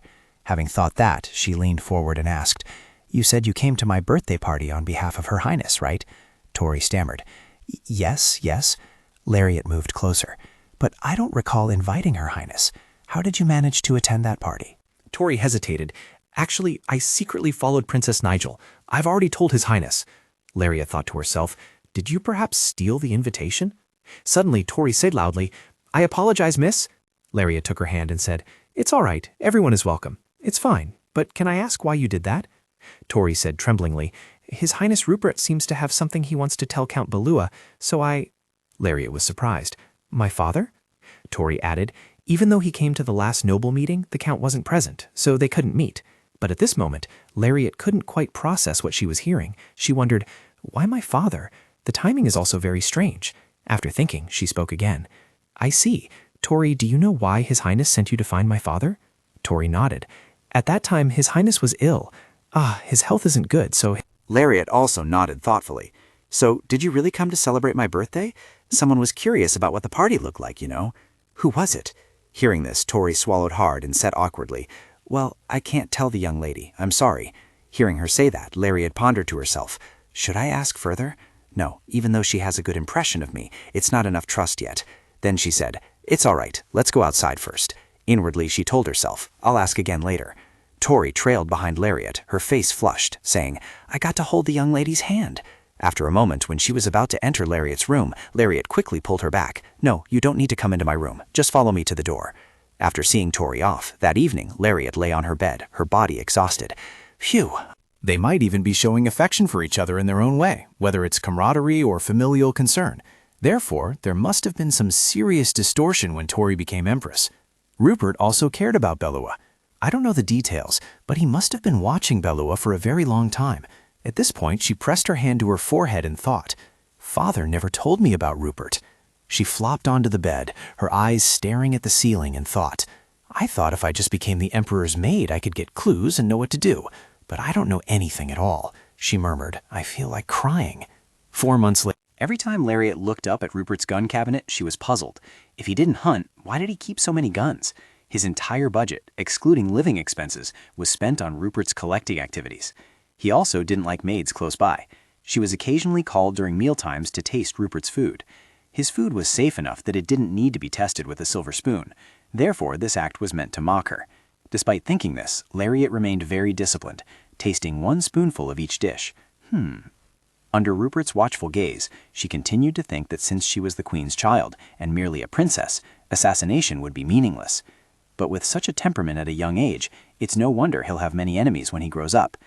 Noticing her gaze, Rupert frowned and asked, Are you staring at me right now? Lariat cupped her cheeks and shook her head. Of course not. Suddenly, Rupert said, But I think you should lose some weight. Your clothes look tight. Lariat's heart immediately churned. In her mind, she screamed, It's because the shirt is small. This is the largest size Tori exchanged for me. After thinking, she politely replied, That's not it. Rupert sighed. Well, with your gluttonous eating habits, gaining weight is inevitable, isn't it? Lariat reluctantly recalled herself sweeping through the food. Why didn't he say anything earlier? I almost tasted nearly everything. That's why all the servants had to sit together at mealtimes. If this rumor got out, would he take responsibility? Tears of humiliation welled up. Lariat gritted her teeth and thought, My weight gain is their fault. I'm just a healthy 15-year-old kid. Then she smiled and asked, Your Highness, did you enjoy your meal? In response to her friendliness, Rupert coldly twisted the knife in her heart. Haven't you had enough buns? Do you want more? Lariat's face flushed with anger. Internally, she cursed, This brat, is he messing with me? Outwardly, she pretended that what she had just heard wasn't human speech, and smiled. No, Your Highness, seeing you enjoy your meal so much has already filled me up. Rupert continued his cruel behavior. If you keep eating like this, that fat belly won't be my fault, you know. Tori, who was nearby, snorted with laughter. Lariat, fuming, thought, All my dignity is gone. After laughing, Tori said, It's good to see you two gradually getting closer. Seeing that, Rupert immediately frowned and said, Damn it, I told you not to interrupt me. Do you know how to play a musical instrument? Lariat replied, A little piano. Rupert continued, What about singing? She said, My mother is a choir singer. Hearing that, Rupert chuckled and said, Just because your mother sings well doesn't mean you do too. Lariat offered a friendly smile. It's not bad, but inside she felt like a volcano about to erupt. Do you guys sing so well yourselves? After a few seconds of hesitation, Rupert said, Then you stay here. Lariat asked, puzzled, But it's your study time, isn't it? Rupert said, Either sing for me or do something else. I'm bored. Lariat froze. Seeing that, Rupert asked, You don't like it? She gave a faint smile and replied, No, Your Highness, I will do it. Then she turned and went to the door to call Alberto. At this moment, Tori also sat down to try the food, and Rupert gently said, Eat slowly. Hearing that, Lariat thought, Look at the monster pretending to be human. How amusing. As soon as she stepped out the door, Alberto called out, Lariat. She happily said, You're here. In front of her was Alberto, a pianist and Rupert's vocal teacher. He gently tipped his hat and said, It's been a long time, hasn't it? A few days ago, Lariat's mother, I met Amanda. She's been worried sick, so her condition is quite serious. She complained that she hasn't received any letters lately. Didn't you think about writing to your mother, young lady? Remembering Amanda's gentle smile, Lariat longed to run and hug her, calling out, Mom, I miss you. In her imagination, they embraced, smiling brightly. She thought to herself, I feel so difficult, but what excuse can I use? I haven't been allowed to leave. Back in reality, her face fell. Seeing this, Alberto cleared his throat softly.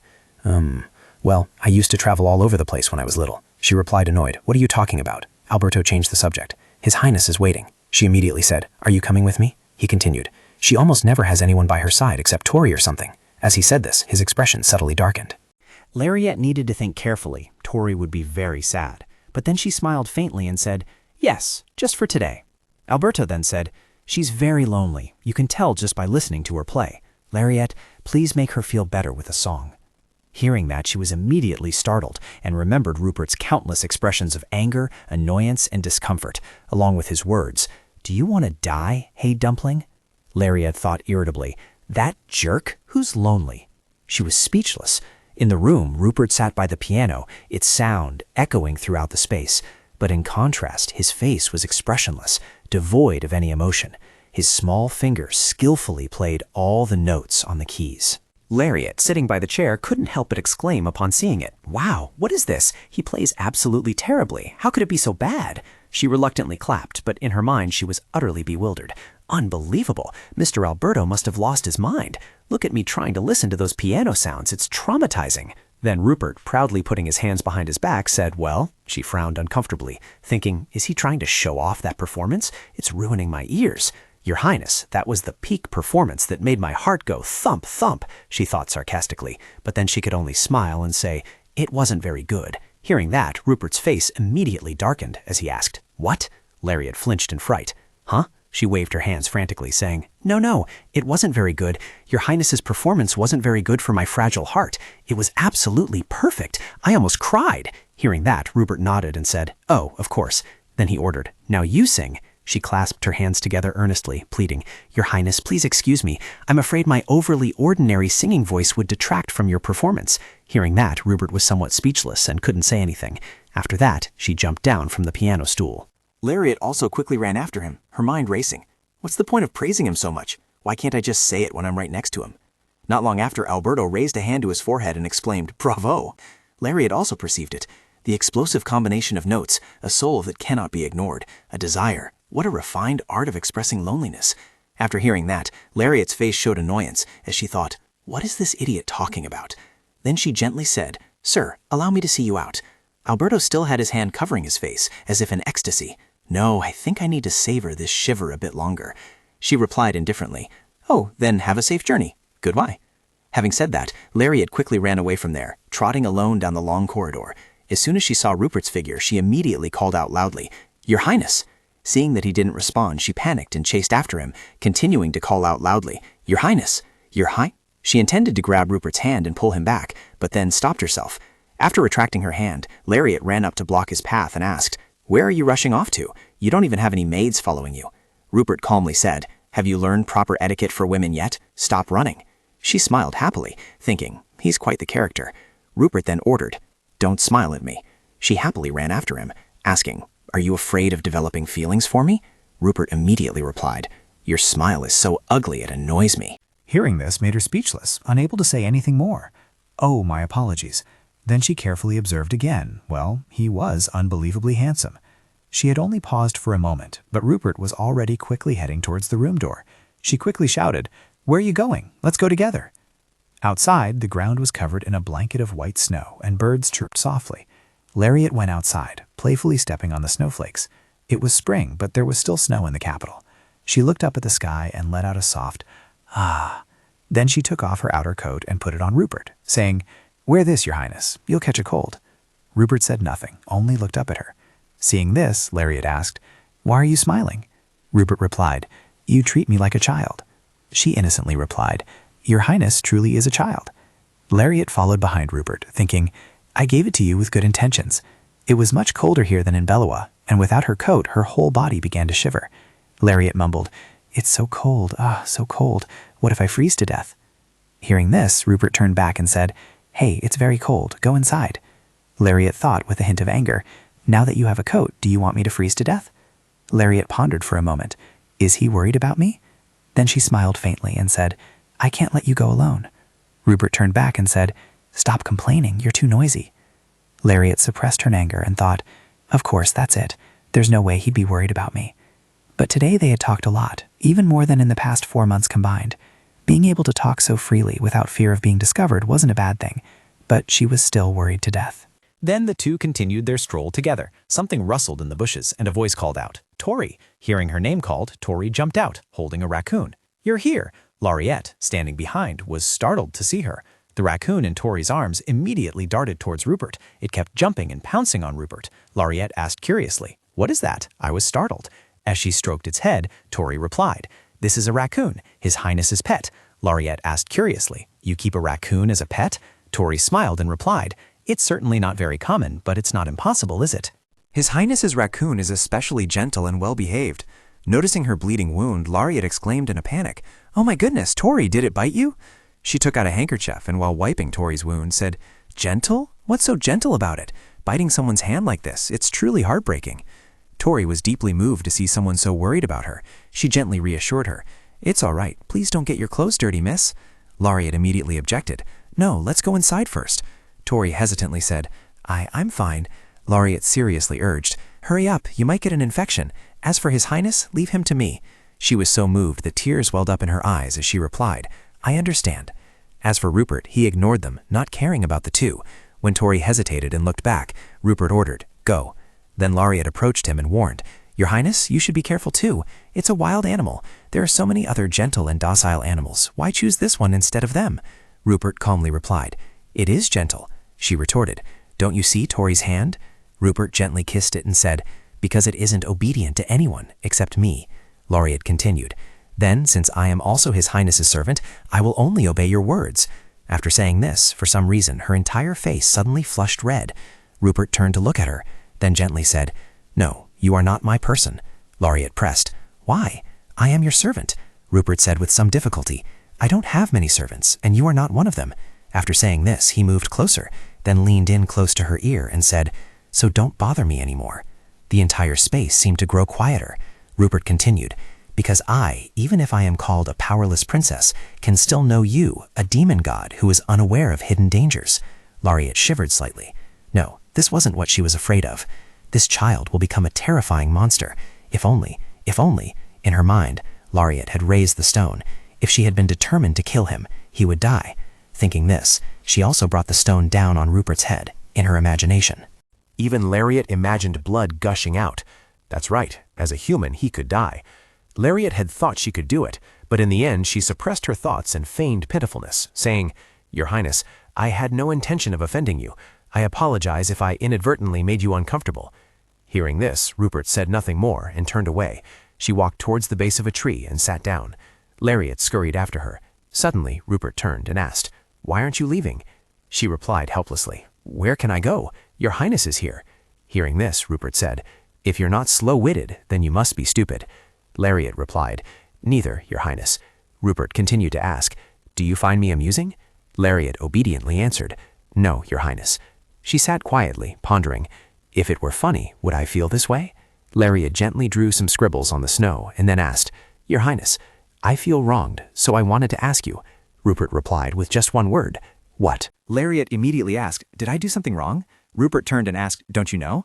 Lariat puffed out her cheeks and said, "I don't know, that's why I'm asking." Suddenly the space fell silent. Then Rupert turned and said, "Stop being so kind to Tori." Rupert spoke up, "I'm very pleased to meet a young lady from a noble family who is so kind." Lariat, puzzled, replied, "Is that impossible?" Rupert said, "I know how children like you look at her. Don't be arrogant." Hearing this, she thought, "He's a member of the royal family whom Tori follows and takes care of.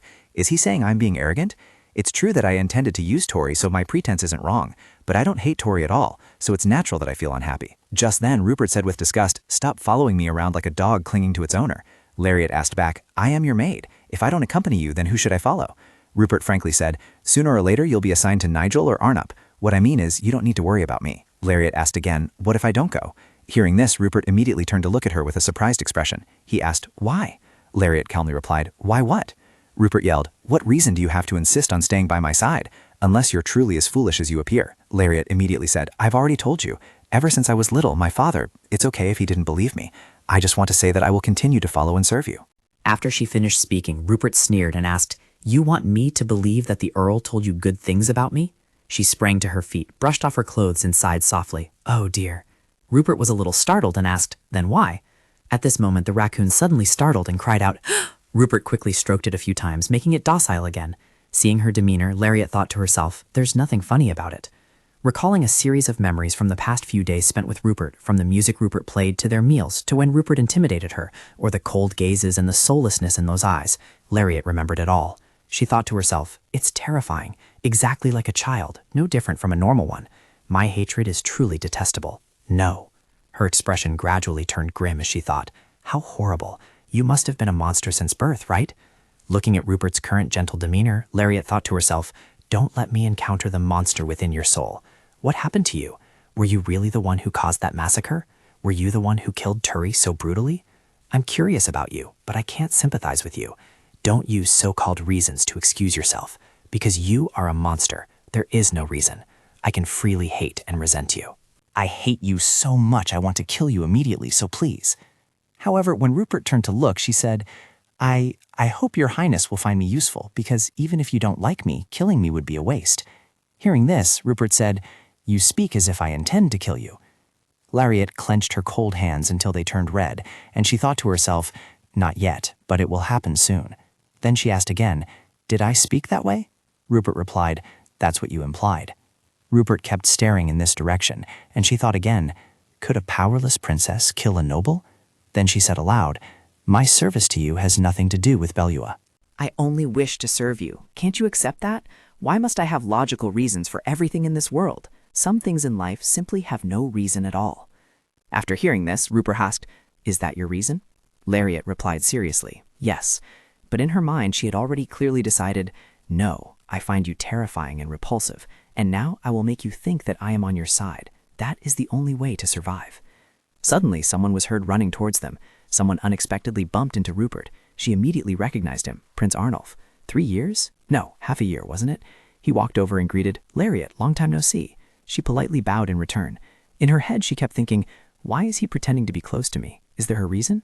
Immediately after, she saw Rupert's indifferent expression and realized, he doesn't like her. She stepped forward to initiate conversation. Yes, your royal highness, how are you? He tilted his head slightly and replied, I didn't think Lariat would come to the palace and become a maid. If you had told me or Nigel, we would have quickly brought you to our palace. Lariat immediately refused. No, there's no need. Arnulf continued, Nigel would be very sad if he knew, because my sister likes Belua. Lariat was a little shocked, thinking, he's using me to show off about himself. Then she said, I'm truly sorry, but I will continue to serve Princess Rupert. This statement made Rupert turn around in surprise. She also turned to look at Rupert, thinking, you don't trust me, do you? Yes, trust is a good thing after all. Rupert's face suddenly flushed crimson. Arnulf immediately slapped Rupert hard across the face. Lariat thought in astonishment, what is he doing? What just happened? Lariat said seriously, I will continue to serve Her Royal Highness Princess Rupert. Arnulf asked in surprise, what? She looked him straight in the eye and replied, I only wish to serve Her Royal Highness Princess Rupert. He looked at her with an annoyed expression and asked, is that the mission Belua assigned you? Is it the Earl's command? Hearing that, Lariat replied, Your Highness, I am only 13 years old. Belua? How could she entrust me with any mission? She bowed her head, thinking fearfully, is he perhaps making a veiled jab at the Empress? But it doesn't matter. I'm not a son. I won't become an heir like Luhan. My future is quite difficult, but my future is Belua's future. The fate of the family rests in my hands. Suddenly, Rupert stepped forward, grabbed Lariat's hand and pulled her behind her. Lariat was a little surprised to see Rupert standing in front of her. At this moment, Rupert also spoke. What are you doing? Arnold immediately said, since the princess ignored everything I sent, I had no choice but to come and meet you myself. Rupert coldly replied, I've read that letter already. I'm not allowed to meet His Majesty anymore, I remember. Upon hearing this, Arnold scornfully asked, if you remember, then why didn't you obey? Rupert replied without fear, but His Majesty ordered me to meet him. Arnold gave a slight laugh, then a loud slap echoed. Arnold slapped Rupert directly across the face, causing blood to spray out. In one side of Rupert's face turned burning red. He looked at her with cold eyes and said, Princess, you've always been arrogant, but recently you seem quite calm, haven't you? Rupert slightly raised her head and replied, from the beginning, I didn't even want to meet His Majesty.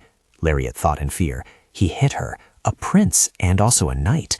As she was surprised by that action, Arnold began to mock Rupert. What do you have that attracts His Majesty? Just this beautiful face? Lariat felt utterly disgusted by these words. How could he say such things? He didn't care at all, and naturally scorned Rupert. You're not even sure if you share the same bloodline as His Majesty. You should be grateful to the royal family. The only mistake of the great Belnurni was to let the queen, who was no different from a prostitute, become the mother of the nation. Upon hearing this, Lariat was furious, but could do nothing. Why did he hate her so much? It wasn't simply a display of power, nor was it an insult to the monarchy. So why? Suddenly Arnold asked, "Do you know that the Empress of Bylechny was from the Adden brothel? Count Adden used her as a plaything, not simply adopted her as a daughter." "Oh, it seems you don't know anything, do you?" It makes sense because Count Balua is known for being tight-lipped. Lariat was extremely surprised to hear that. "My father knows about this?" Then she asked, "What?" Seeing this, Asnaf curled his lips and said, "Now you know, so from now on I will move Lariat to Nigel's palace." Having said that, he turned and left. Lariat hurriedly chased after him, but Rupert grabbed her hand and pulled her back. Rupert looked at her with a deeply aggrieved expression and repeated, "You said you weren't going." Lariat pulled her hand out of Rupert's grasp. Her expression softened slightly, and then she gently said, "I will not go." Rupert was surprised to hear that. "Huh?" Lariat repeated once more, "I already tried to tell him." I will speak privately with the head of human resources. Rupert was extremely surprised to hear this. After returning to the palace, Lariat secretly sighed, thinking, "Phew, this is a big deal." Looking at the bruise on her hand and the bruise on Rupert's face, she asked, "Does your face hurt?" Rupert immediately said, "Give it here." Confused, she replied, "Huh?" Rupert gently took her hand and said, "Your wrist." Then Rupert took out some kind of box, and she curiously asked, "What's this?" Rupert irritably said, "Can't you see?" Only then did she notice the top of the medicine box. This was the kind of ointment Luhan used almost every day after entering the Officers' Academy, a pharmaceutical product created by the formula of Sao Paulo. It was said that even a small, fingernail-sized amount could heal wounds very effectively, known as the holy water of the Van Gogh Wang collection. Just hearing the name made it sound expensive, and the ointment was still thick. Holding the box, Lariat observed it and secretly exclaimed, "Royal items really are different, aren't they? I promised myself I'd live a luxurious life when I came to the palace, so I'll just have to get used to it." Then she happily said, "You're letting me apply it? Thank you very much." Rupert helplessly said, "It's very expensive." She calmly replied, "I know. Isn't one jar of this worth 100 gold taels?" Then Rupert said again, "Are you just going to take it and apply it to yourself like that?" Lariat began to babble incessantly. "No matter what, my health is more valuable, isn't it? Your Highness is healthy and doesn't have to do any hard work. My face is all red now. Look, you have to have a little humanity, don't you?" Rupert could only patiently stand there and listen to it all. Then she quietly sighed, thinking, "Is it too late to apologize now?" As if understanding Rupert's thoughts, Lariat stepped forward and said with a terrifying expression, "It's too late to apologize now. You almost killed me." Rupert was surprised. "Me?" Lariat angrily said, "You still have feelings? After you've killed so many people, and now you're apologizing for injuring my wrist because you couldn't control your body? How dare you?" Lariat only dared to utter those words in her imagination, thinking, "I wish I could really say that." In reality, she asked, "Are you sorry?" This startled Rupert, who said irritably, "Me? Sorry? The problem lies with her delicate skin. Why should I feel sorry?" Seeing his sulky expression, Lariat thought, "You're still a child. You can't fool me. Oh." Lariat brought the medicine box over and said, "Your Highness, please apply this to your face." Rupert replied bluntly, "I'm fine." Lariat said, "Oh no, what if it bruises?" Rupert angrily retorted, "I don't need it." Lariat, still persistent, said, "You must be careful." Annoyed, Rupert quickly turned and left. "Just go." Lariat quickly called out, "Your Highness." Watching Rupert's retreating back, Lariat fell into thought. So much new information. The Empress was originally a slave. Usually an Empress would come from a marquis or ducal family, or be a princess from another kingdom. But the Empress, the mother of the nation, was a slave. She wasn't even a commoner. This wasn't just a rumor related to the royal family. It was a significant issue, enough to cause the entire aristocracy to take a stand. Thinking this, Lariat unconsciously bit her lip. She wondered, why didn't father say anything?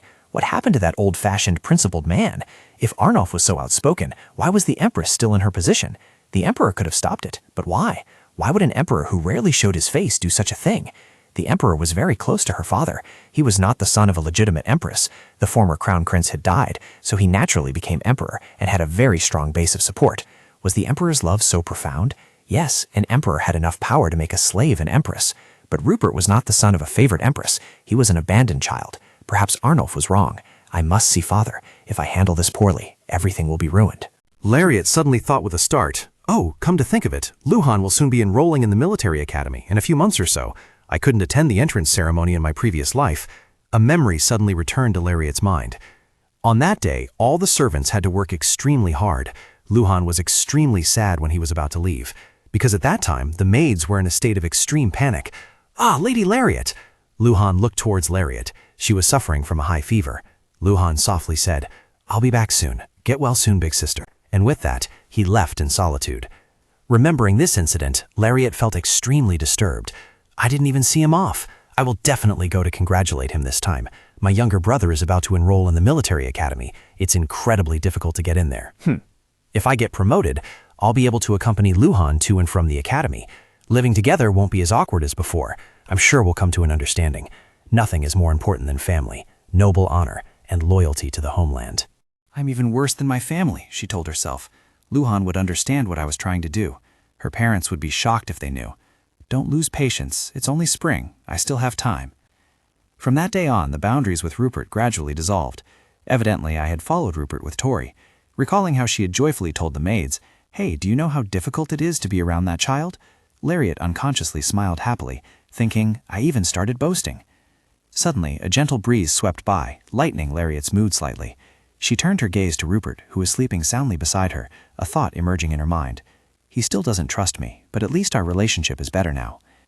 Anlaf had been constantly bothering me since that day, and Rupert didn't even care.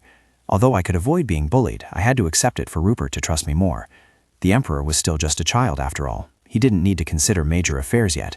He just needed to be far-sighted. How many people had already died because of him? Lost in thought about Rupert, a voice pulled her back to reality. "Lariat." Tori looked at her trustingly. "Could you watch the baby raccoon for a bit?" Looking at the raccoon with an extremely strange expression, Lariat felt a little scared. Why? Its eyes look like it's high on drugs. Hearing that, Tori immediately pleaded, "Please, just watch it for a bit. I'm about to fall asleep." Lariat was flustered for a moment, then reluctantly replied, Okay." Tori gave a cute smile. "Is it because the weather is too hot or something? But His Highness hasn't been able to sleep at night lately." Lariat tremblingly reached out to take the raccoon. "Oh, really?" Tori suddenly blushed, then asked with concern, "So has Lariat been sleeping well lately?" This made Lariat wonder blankly, "Why so sudden?" Lariat looked at Tori, utterly bewildered. "Sleep? I slept really well. That's the problem, haha." Tori gently picked a fallen leaf off the tip of Lariat's nose. Well, thank goodness, and unconsciously the two girls' faces were pressed close together. The atmosphere between them suddenly became stranger than ever. Tori immediately exclaimed in embarrassment, "Well, sleeping well is good. I need to go to the toilet now," she said, then quickly scurried away. Tori's strange behavior left Lariat utterly bewildered. Because the raccoon kept squirming restlessly in her arms, Lariat said with a hint of annoyance, "Raccoon, quiet, stop it. Hey, this raccoon, I don't like you either. You're so noisy. How annoying."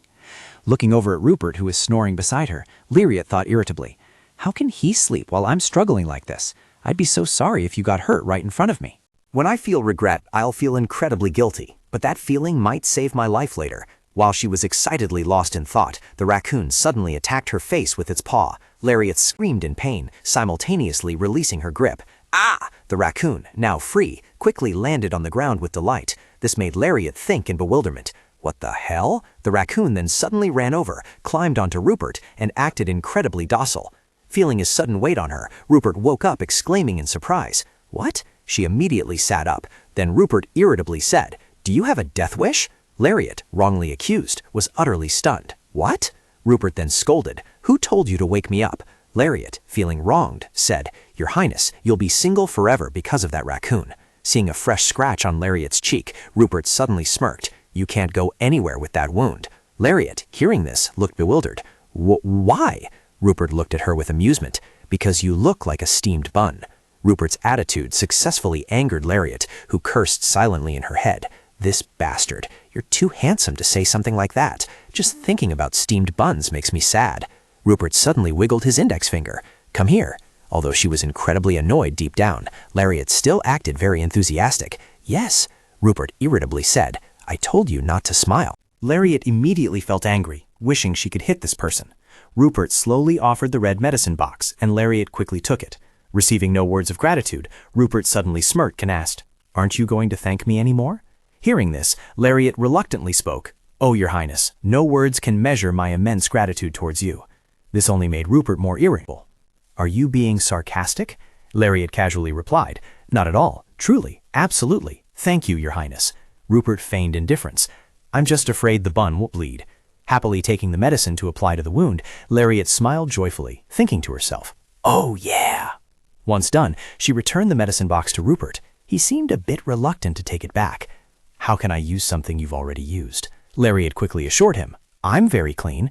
In her heart, she thought, I'm much cleaner than you. Rupert's eyes looked at her with a hint of worry, then he coldly refused. It's not clean, just use it.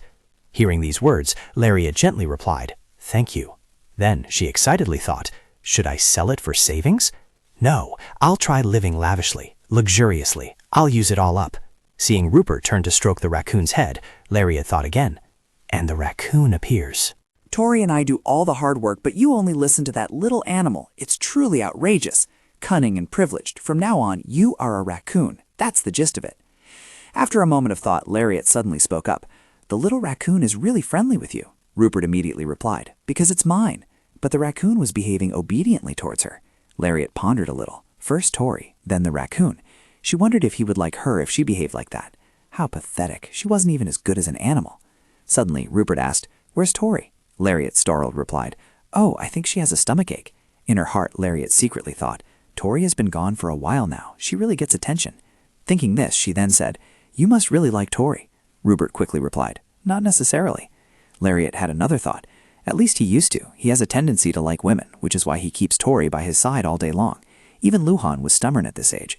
Perhaps you are entering the rebellious teenage phase. With this thought, Lariat gently moved closer to Rupert and said, You like her. A breeze blew past. Rupert propped his chin and looked at her with amusement. What makes you think that? Lariat shyly turned her face away and said, I can't help it. If you sit like that, I can see inside your robes. Rupert nonchalantly replied, If you want to, just look. Hearing this, Lariat advised, You shouldn't sit like that. But Rupert paid no mind and said, My sitting on the dirty ground has already violated etiquette. Lariat, seeing she couldn't sway her, quickly changed the subject. After all, the fact that Rupert cared about Tori was true. Suddenly, Rupert asked curiously, Do you like everything you care about? Lariat, upon hearing this, immediately asked, Isn't it the other way around? Because I like it, I make a great effort to care about it. Her words made Rupert fall into deep thought. After a moment of consideration, Rupert concluded, Your liking something doesn't entirely mean you care about it. Lariat looked at her and said, If you like it, you should care about it. Hearing this, Rupert wondered, What about you? Lariat immediately replied, I'm sure most people are like that. After saying this, Lariat thought to herself, What's wrong with liking something? A moment later, Rupert spoke. I guess I can hardly do that. Lariat confirmed. You mean you're not like that? Rupert nodded. I only care about things that belong to me. Lariat frowned, thinking, Mine? What you have and what you don't have? Things you don't possess in your hands? You categorize them as if they exist in another world. After Rupert finished speaking, silence fell around them. Seeing this, Rupert immediately stood up and said, It doesn't matter whether you like it or not. On the other hand, Lariat remained seated, bewildered, recalling Rupert's words, I care about everything that belongs to me. Conflicted, Lariat suddenly stood up and approached Rupert, asking, Tori belongs to you, doesn't she? She thought to herself, liking and caring aren't ownership. It sounds like someone paying attention to something just because they happen to acquire it. Rupert, upon hearing this, replied, Yes, get out of the way. Nevertheless, Lariat continued to ask, What about me? She thought to herself, Funny and foolish. I want to break through the wall of someone I hate. I can't believe I'm losing my patience. My foolishness has gone too far. Then Rupert slowly spoke. You? Never. Lariat indignantly repeated, I am your servant. Rupert corrected her. You are Sekum's servant. You were assigned to me. Hearing this, Lariat persistently asked, What if I want to become your highness's maid? Rupert coldly replied, I don't believe you. These were— From a distance, a couple gradually came into view. Looking closely, it was Lariat and her partner, both smiling brightly. Suddenly, a voice called out, Hey, Lariat! Lariat quickly turned to look, and she suddenly realized, Huh? Didn't I die before this scene even happened? I've never even held a man's hand. A few seconds later, the voice grew louder, Lariat! Hearing this, she suddenly woke up. A thought flashed through her mind. Oh, I just fell asleep. Does anyone know how hard it is to sleep in this heat? At the same time, someone was still calling out to her, Hey, Lariat! Lariat was startled to realize it was Tori calling her. Seeing this, she wondered, Tori, what's wrong? At that moment, Tori, sobbing, said, Oh, Lariat, His Highness is acting strange. It seems he's having a nightmare and he can't breathe. After understanding the situation, Lariat comforted her. Tori, calm down, don't cry. Lariat hugged Tori, feeling bewildered. She said Rupert couldn't sleep. Was it because of a nightmare and not the hot weather? After a while, seeing Tori had calmed down, Lariat asked, Did you try to wake— Lariat thought as she ran, It's a very expensive and precious medicine, so it should only be used in emergencies. You owe me for this. Upon arrival, the two quickly opened the door, and Tori urgently called out, Your Highness. Lariat approached the bed and saw Rupert lying asleep, but his breathing was unstable. Suddenly she smiled, but Lariat quickly covered her mouth. She thought to herself, I can't believe I'm happy to see someone. Seeing that she had woken up, Lariat immediately asked, Your Highness, it's Lariat. Are you all— Seeing Lariat safely take the medicine, only then did Rupert finally chew it. She shyly turned her face away. Meanwhile, Lariat touched her hand and spoke, You don't need to be ashamed of showing me your vulnerable side. It's not pathetic at all. I also frequently have nightmares. She thought to herself, I dream of you taking Luhan and my father away. I frequently have that incredibly vivid nightmare. Remember that today I saved you and preserved my family's lives. A moment later, Lariat removed the cloth that was cooling Rupert's forehead. Then she said, Are you feeling comfortable now? This is an expensive fever reducer from Sampagno Hospital. No, I'm just rambling. Next, Lariat thought, Tori said he hasn't slept for days, but he fell asleep very quickly. After some consideration, she turned and said, Tori, go to sleep. I'll take care of His Highness tonight. Tori quickly refused. No, I cannot entrust that task to Lariat. Seeing that, Lariat immediately wondered, What do you mean? I'm doing this to help you. I am your maid after all, Tori replied weakly. But your Highness usually has no one by your side at night. Despite that, Lariat decided, I'll stay tonight. You're sleepy, aren't you? Just go. A moment later, Tori agreed, All right, I'll take over for you at dawn. As she reached the door, Tori turned back and bowed. Seeing this, Lariat thought, You're very good at bowing, but not so good at etiquette, are you? After Tori was out of sight, Lariat turned her head to look back, and her mood suddenly changed. Lariat thought to herself, When facing death, you didn't trust me, Belua, because I didn't even trust my own father. Suddenly, a conversation appeared in her mind. Do you know that the Queen of Bologna came from the Adden brothel? Count Adden treated her as a plaything, not an adopted daughter. At this point, Lariat thought, My father holds a secret, one that could bring Rupert down. But that information only became a burden for my father. He wasn't a swindler. Aunt Amelia thought Lord Belua would ascend the throne. Could she have become a concubine? No, I'll meet Aunt first. I should have learned politics, or at least how to manage a territory. Lariat felt disappointed in herself. She couldn't do anything. She could only surrender herself to the monster that had killed her. She stared at Rupert. At this moment, Rupert had his eyes closed, sleeping soundly. Seeing this, Lariat softly said, Trust me, I won't betray you. She pleaded in a low voice, Please. A beautiful evening scene appeared before her eyes. As Lariat gazed at it, she thought, Is this a dream? Suddenly she spoke, I love Belua. As soon as she heard that sentence, she confirmed it was a dream. She had never dated any man. Even knowing that, Lariat happily embraced the scene. Suddenly, a hand reached out, gently took her hand and squeezed it tight. At this moment, Lariat suddenly felt bewildered. My hand feels so small. Strangely, while her heart was pounding, the person beside her suddenly exclaimed, Hey! Hearing this, she secretly thought, That voice, it's strange. No, Lariat quickly opened her eyes. Rupert, seeing her awake, annoyedly called out, Hey! Rupert shouted, Get off me. Lariat asked doubtfully, What? Rupert angrily ordered, Get away from me. Lariat stared blankly at him. Then her face immediately turned pale, and she consequently fell from the bed to the floor. Lariat cried out in pain, a soft gasp. She silently scolded herself. Are you crazy, Lariat? Have you gone mad? Then she quickly sat up and exclaimed, I'm sorry. Lariat thought in fear. I thought the night was quite cold and I was sleeping soundly. Imagining Rupert's furious face. How dare you, you fool? Lariat wondered, Am I going to die? Rupert, still in bed, suddenly cursed. Foolish. Lariat quickly bowed low. I'm very sorry. I was asleep and Rupert coldly said, Forget it. Go outside and call Tori. Lariat flinched, quickly replying, Yes, of course. She's already here. Rupert reached out and stroked Tori's head. Lariat smiled and asked, Are you feeling better, Your Highness? But Rupert completely ignored her. Next time, no matter what happens, don't come here at night. Never. Tori reminded him, Your Highness, you should thank her first. Rupert uttered suspiciously, What? Tori explained that thanks to the medicine Lariat brought, he had safely recovered from his fever, and she had taken care of him all night. After hearing this, Rupert became even more incredulous. He suspiciously asked again, What? Hearing this, Lariat silently cursed, This enemy! Don't you remember what I did for you? But outwardly she smiled brightly and said, My body is quite weak, so I have emergency medicine. If you don't want to call the imperial physician later, just tell me. Rupert angrily asked, Do you think I trust you enough to put whatever you give me into my mouth? Lariat suppressed her anger and said, You're fine, though. Your Highness, she called. Rupert immediately replied, What? Seeing Lariat only smile silently. Rupert, with a dark expression, scolded, Why are you laughing? What do you want? I hate it. Lariat, beaming, said, Your Highness, I'm happy you're feeling better. Rupert quickly said, I'll pay for the medicine, so stop trying to show off. After hearing that, Lariat touched her chin and asked doubtfully, Can I show off instead of receiving payment for the medicine? Rupert narrowed his eyes, his face full of menace, and said, You're truly going too far. Seeing his expression, Lariat thought, That facial expression. You're truly a murderer. Then she continuously waved her hand, saying, I'm just kidding, Your Highness. Do you think I want you to repay me? I am your maidservant. Rupert angrily asked her, Don't be ridiculous. What do you want?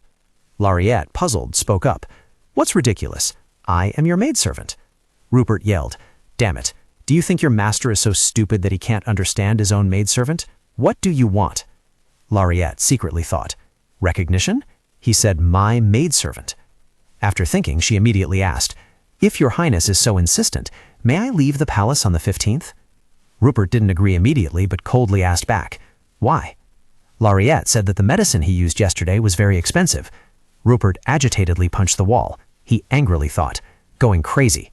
Then he coldly asked Lariat, Or should I pay for the medicine right now? Lariat smiled and said, My younger brother is attending the military academy. We are in the same city, and I want to. Rupert indifferently spoke up. You care quite a bit about your younger brother, don't you? Lariat thought anxiously, If he doesn't agree, I can't go. I miss my family, but I can't let myself be caught suspiciously. But Rupert said, Go. Lariat joyfully exclaimed, Really? Thank you, Your Highness. Rupert gritted his teeth and glared at her. Stop making that face. I hate it. The scene now shifted to outside the city. Upon receiving a bag of money, Lariat still found it hard to believe. Is all of this really my travel allowance? She wore a small pouch at her side, walking and singing. Oh, this is great. It's wonderful to be out and about, even as an apprentice maid, and I even have a full purse. Where's the cheapest place to rent a carriage to the military academy? Oh, it's huge. I'll give him flowers for the entrance ceremony. Yes, it's better to have them. Lariat entered a flower shop and asked, Can I buy a bouquet of yellow daffodils here? The florist replied, Of course, young lady. Are you attending some kind of ceremony? Lariat happily replied, It's the entrance ceremony at my younger brother's academy, the military academy. Upon hearing this, the florist immediately praised, Oh my, your brother is truly talented. That place is very difficult to get into. Lariat was extremely proud, and she laughed loudly. Since he was little, he's been an excellent swordsman in the region, and he's very intelligent. My brother is very cute. He's sensitive and hot-tempered, but he's also calm, friendly, and kind. He's good at his studies and excels at many other things too. The florist smiled and replied to her, Oh, that's wonderful.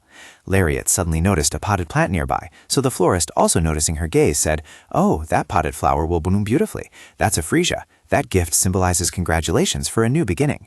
Without hesitation, Lariat picked up the potted flower. Then I'll buy this plant too.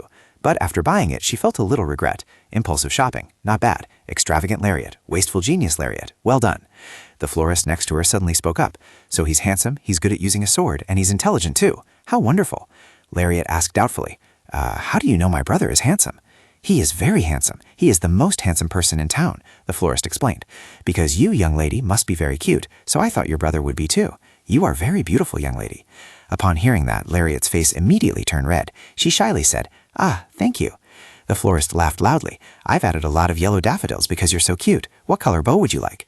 Lariat replied, dark brown, the color of his eyes. After wrapping the flowers, the florist carefully instructed, Be careful, here you go. Lariat took the bouquet and exclaimed in surprise, Wow! Thank you. Outside, a line of carriages was queuing up. She recalled the words of the florist that Brown's carriages were the cheapest, costing only 30 to 50 cups. Lariat thought to herself, she just said it was like a bicycle, right? This is my first time driving a carriage, but let's be positive. Suddenly, a young man ran up and said to her, Miss, I'll take 30 silver coins for that brown carriage. Lariat shook her head and said, 30 cups. The young man then stated a number, 1 silver coin, 35 cups, 40 cups. Seizing the opportunity, Lariat immediately spoke up, I'll take it. Behind her, the young man regretted it so much he was crying, saying it was worth more. Lariat got into the carriage, happily thinking, Luhan, wait for me, your big sister is coming. Bellany was the only prestigious military academy, with the blue eagle symbolizing the Violet Kingdom. The Empire's colony was the symbol for the military academy. The monster swallowed by the Empire now served as a guardian pet for Bellany. That was due to the arrogant attitude of the interim emperor. However, the military academy was a prestigious school with talented students, and Lariat happily thought, This is the academy Luhan enrolled in. This is it. At this time in my previous life, I couldn't see him in uniform. She must be incredibly cute. Just then someone approached and knocked on her car window. The man requested, Excuse me, may I check your ID? Lariat held out a card. Here you go. After checking it, the man said, Thank you for your cooperation. After he left, Lariat's face revealed a look of longing. Ugh, uniforms. What a great physique. I wonder if he's strong. This was all because of her dream. The man whose face she couldn't quite see kept appearing in her dreams. Suddenly, the soldier asked, "Are you a relative of Cadet Luhan Dietrich Belya?" Lariat was extremely surprised. "You know our Luhan," the soldier explained. "Yes, I am the first cadet of Dietrich, but I was informed that Belya would not be attending the orientation ceremony." Upon hearing this, Lariat broke into a radiant smile. "I'm his older sister. I'm here on behalf of our mother and father." The soldier followed Lariat's hand movements, then thought in surprise, "Oh, the brown hair of the Belua family." He returned the badge to Lariat and said, "I see. I'll go park the car." Inside the school, the scene was incredibly noisy and bustling. Lariat walked around looking for Luhan. Where can I find Luhan? Just then, another voice rang out.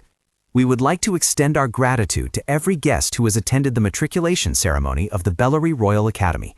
Today is a momentous day for all of us, new students who have undergone a long and arduous training period and confidently become cadets of the Academy. Congratulations from the bottom of our hearts. You are now students of this prestigious military academy. Furthermore, these individuals will be the talents who will become leaders of the military." Lariat looked down and wondered, "Isn't Luhan here?"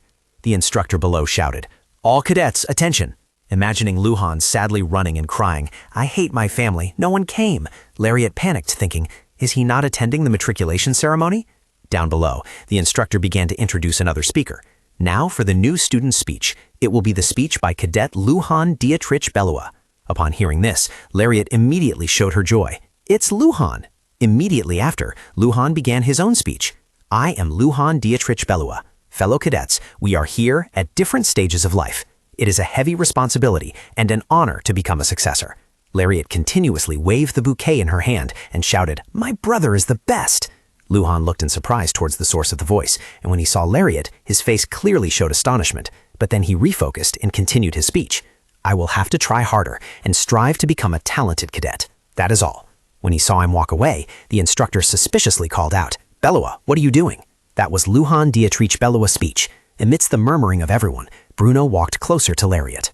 He reached his hand forward, then jumped upwards with force. Lariat's eyes whitened, looking in disbelief at the boy who had suddenly appeared in front of her.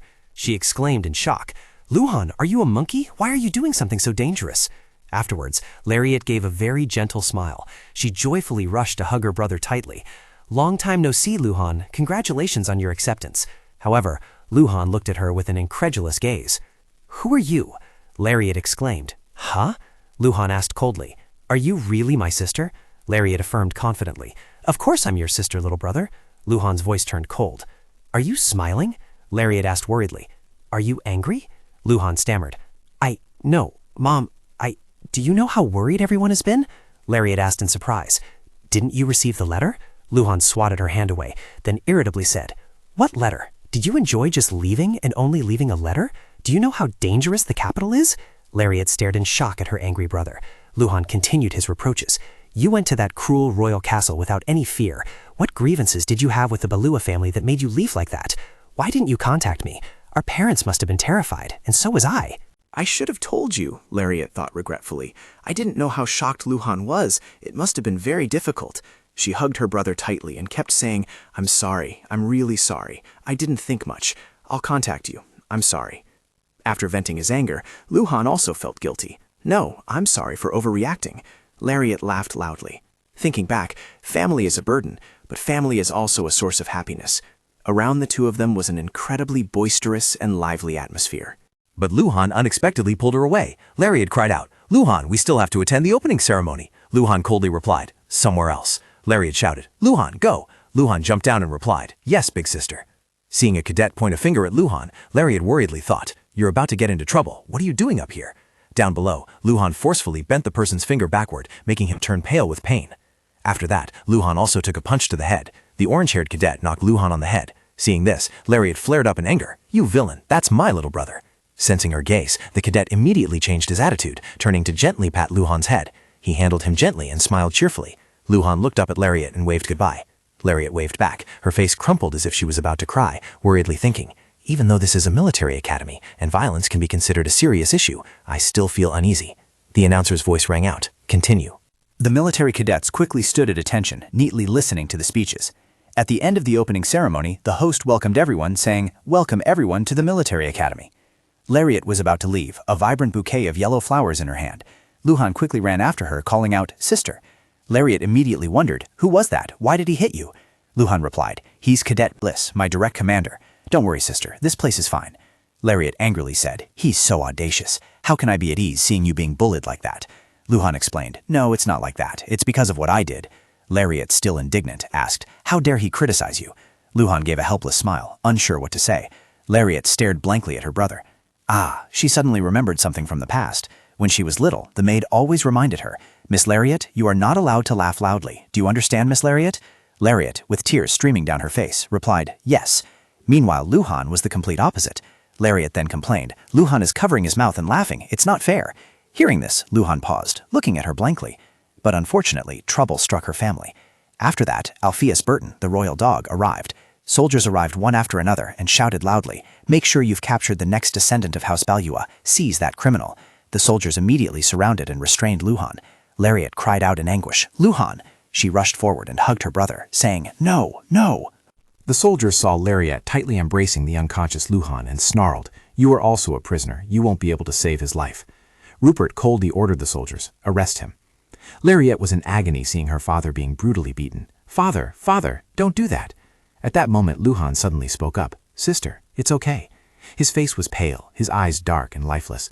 Luhan struggled to encourage Lariat, "Everything will be all right." After that, the soldiers mercilessly swung their swords, and blood splattered everywhere. Back in reality, Luhan saw Lariat's dazed expression and approached her, calling, "Sister, sister, quickly give me your luggage." Lariat suddenly burst out laughing. "What, are you a knight or something?" Luhan replied, "A knight is a knight." Lariat said, "You haven't even been inaugurated yet, but you're quite eloquent. Now tell me about yourself. How have you been lately?" Luhan replied, "I am." After that, Lariat's face stiffened and the atmosphere became strangely tense. Luhan took the bouquet and placed it on the table, while Lariat was still racking her brain, thinking, "What should I say now? In my previous life, I didn't meet him around this time." Luhan posed to a stone bench in the academy grounds and said, "Please sit, sister." Lariat said, "Put on your jacket, it's cold." Luhan replied, "It's the middle of summer right now."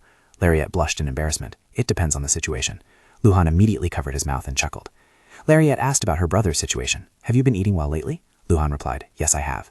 She continued to ask, "How about your training?" Luhan replied, "It's going very well." Lariat was curious, "Have you made many new friends?" Luhan replied, "I haven't gotten close to anyone yet." After that brief conversation, both sat in silence, but smiled very happily. Lariat suddenly spoke up, asking apologetically, "Sister, Luhan, are Mom and Dad very worried about you?" Luhan immediately replied, "Yes." Lariat's face fell, as she responded, "I have my own troubles too, you know." Luhan said in a sulky tone, "Even so, it's not to the point of being heartless and abandoning the family." Lariat's eyes welled up with tears. "I can't tell you right now, but I have a few things I need to sort out." Luhan gently said, "I know." Lariat was surprised. "Huh?" Luhan added, "You're not the type of person to do something like that without thinking." Hearing that, Lariat immediately cheered up and hugged Luhan's arm. She thought to herself, "Just as I predicted, I like younger Luhan more. He wouldn't do that when he's older. I should ask, shouldn't I? I don't like it because it feels like I'm taking advantage of him." Lariat said, "So I'll ask you, can you tell Dad to contact me if anything happens?" Luhan sadly asked, "Do you have to go now?" Lariat said, "You need to attend training." Luhan replied, "You don't have to leave right away." Lariat continued, "Do you want to get into trouble?" Luhan immediately clutched Lariat's hand tightly. "Sister, do you absolutely have to leave right now?" Luhan's face fell, his eyes welling up with tears, pleading earnestly. Seeing this, Lariat was utterly flustered and couldn't resist. She emotionally thought, "He's so cute." Lariat stood up, preparing to leave, but Luhan continued to cling to her with a pitiful expression. Lariat gently stroked his head to comfort him. "I'll protect you." Luhan sadly said, "You should go now." Lariat replied, "That's right, you should let me go." Luhan answered, But he still held her hand tightly and bowed his head. Lariat then playfully pinched her brother's cheek and cheerfully said, "Let go now." Luhan replied, "I will let go." Luhan loosened his grip on Lariat's arm, and Lariat playfully warned, "You'll be in trouble if you lie," but then he pulled back, not wanting to part. Lariat stroked Luhan's head again, and she said with a pang of sadness, "Sigh, how can I possibly leave now?" Luhan dejectedly said, "I'm sorry." Lariat thought empathetically, "That's right, it must be so hard for someone so young to be away from family like this. I'll be the only one by his side." She smiled to encourage Luhan. "I will come back." Luhan proposed a condition. "Once a week?" Larry replied, "Please, how about twice a month?" Luhan obediently agreed. "That's fine too." Finally, Luhan accepted Lariat's departure, but a melancholic sadness still lingered on his face. Lariat, on the other hand, was completely different. She waved goodbye with a radiant smile on her lips. Then she quickly ran off, leaving Luhan standing alone, watching his sister's retreating steps.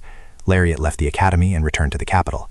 The capital in the evening was incredibly quiet and peaceful. Lariat looked up at the steamed bun shop across the street, lost in thought. He's not here. Is he off today? I'll have to buy it somewhere else then. I'm doing everything to impress Rupert. She then went to another shop to buy buns. 3 steamed buns, please. The vendor cheerfully replied, "Here you go." Recalling an old memory, Rupert had said that day, "That's my food," and she retorted, "No, it's mine." Lariat continued to think, he and I almost fought over this dish. It's funny, it's just a street food. How many shops are left in the end, I wonder? Many royal-protected businesses were scorned by Rupert. They were torn down. I know how terrifying this capital is. It's truly unpleasant. Lariat returned to the mansion and asked the servant, "When will Rishé be back?" The servant replied, "The young lady will return soon." She looked at the machine installed on the ceiling and wondered, "How does that thing spin?" The servant answered, "That runs on the power of burning Prow's body, young lady." Lariat continued to ask, "Is this breeze also thanks to that?" The servant replied, "Yes, it is." Hearing that, she worriedly thought, I feel so sorry for Prow. Prow must have been screaming furiously in the fire, "Give me justice." Afterwards, Lariat pondered. More than that, what caught my attention more was that conversation with Luhan. Earlier, she had asked Luhan, "Did Dad say anything to you about the royal family?" Luhan wondered, "Why are you asking that?" Lariat replied, "I'm having a bit of a problem." Luhan, flustered, said, "Not really." Lariat kept asking, "Do you have any information?" Luhan replied, "Why don't you ask Dad directly?"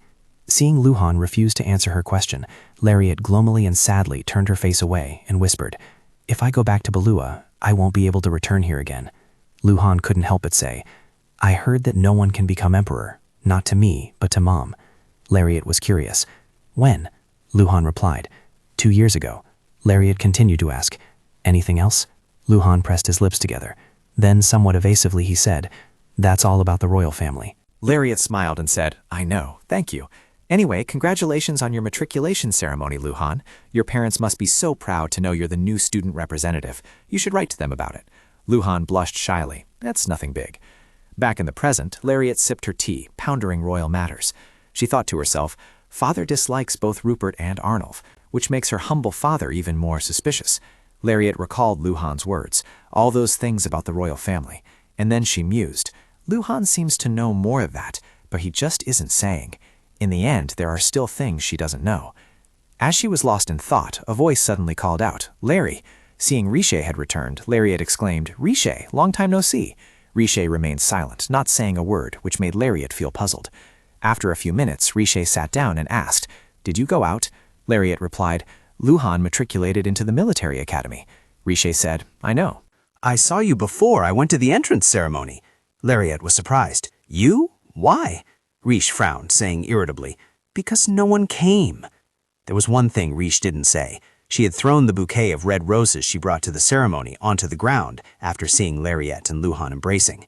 Lariat wondered, "What? What did you just say?" Rish quickly evaded. "No, but what's happening?" Lariat happily said, "It's been a long time since I've been out to meet Luhan." Hearing that, Rish's expression became thoughtful and sad. Lariat continued, "Besides, I also wanted to meet you." Lariat was surprised by Rish's less-than-happy attitude. She thought to herself, "What's wrong? Is this too sudden?" Rish immediately stood up, saying in an irritable tone, "I'm not in the mood to chat with you today. Sorry, I'm a bit tired." This reminded Lariat of things in the past. This attitude was very familiar.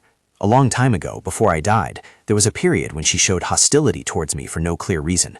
When I was 15, she quickly became a kind and cheerful friend anyway, and I didn't ask why at the time. Lariat thought to herself, "She never once visited me at the palace." Recalling Rupert's words, "What the hell are you looking at?" While she was rushing with her raccoon in her arms, Tori also ran after her, calling, "Lariat!" She continued to think, "I was too busy getting used to the new environment," but Rish wasn't. Lariat sadly asked, "Did I do something wrong?" Rish replied, "No." Lariat jumped to her feet and immediately asked, "Is it because I'm taking care of His Highness Rupert? Do you think he's evil?" Lariat pondered for a moment. The Queen's birthplace was one of the royal family's secrets, and Rish was one of Princess Nigel's closest aides. She had heard false rumors about the Queen. Rish leaned her face close to Lariat's and shouted, "Lariat!" "I don't care who you serve," Lariat asked. "Then why are you acting like you're angry with me?" Rishé replied, "I'm not angry, just a little embarrassed." Lariat was surprised. "What?" Rishé quickly covered her mouth with her hand, her voice trembling. "Luhan really...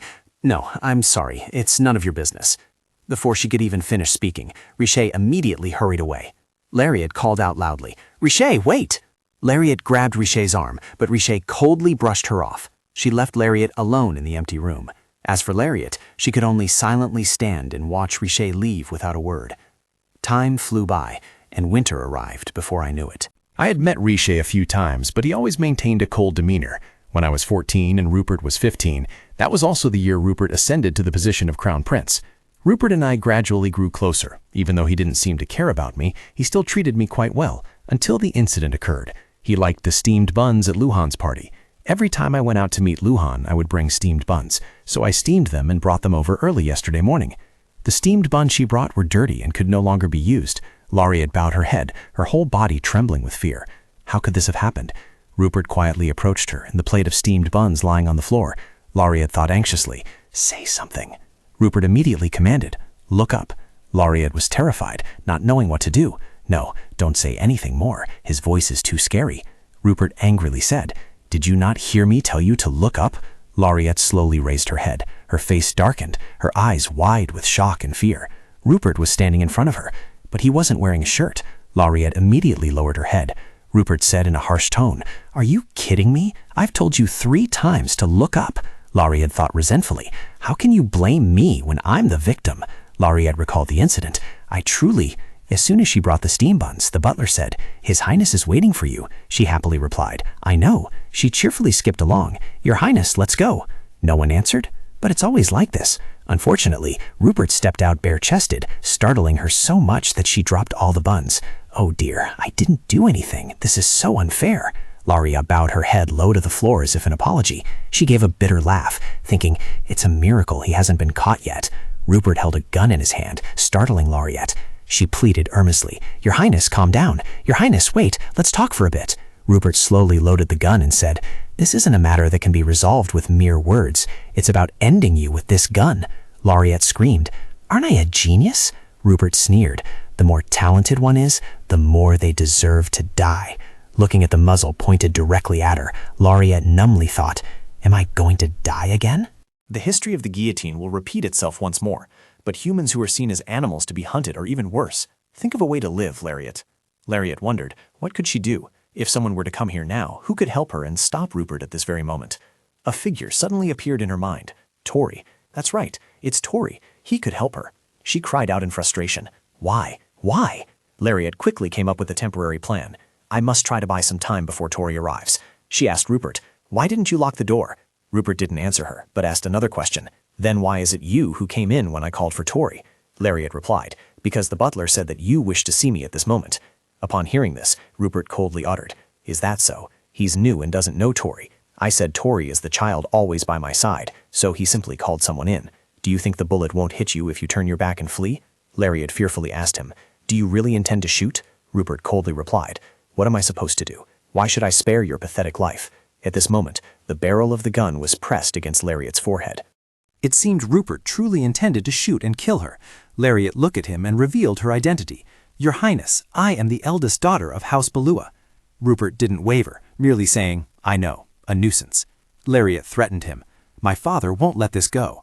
Rupert, unafraid, replied, "I just need to say it was an accident. It's only been half a year after all." Lariat, confused, cried out, "What does that mean?"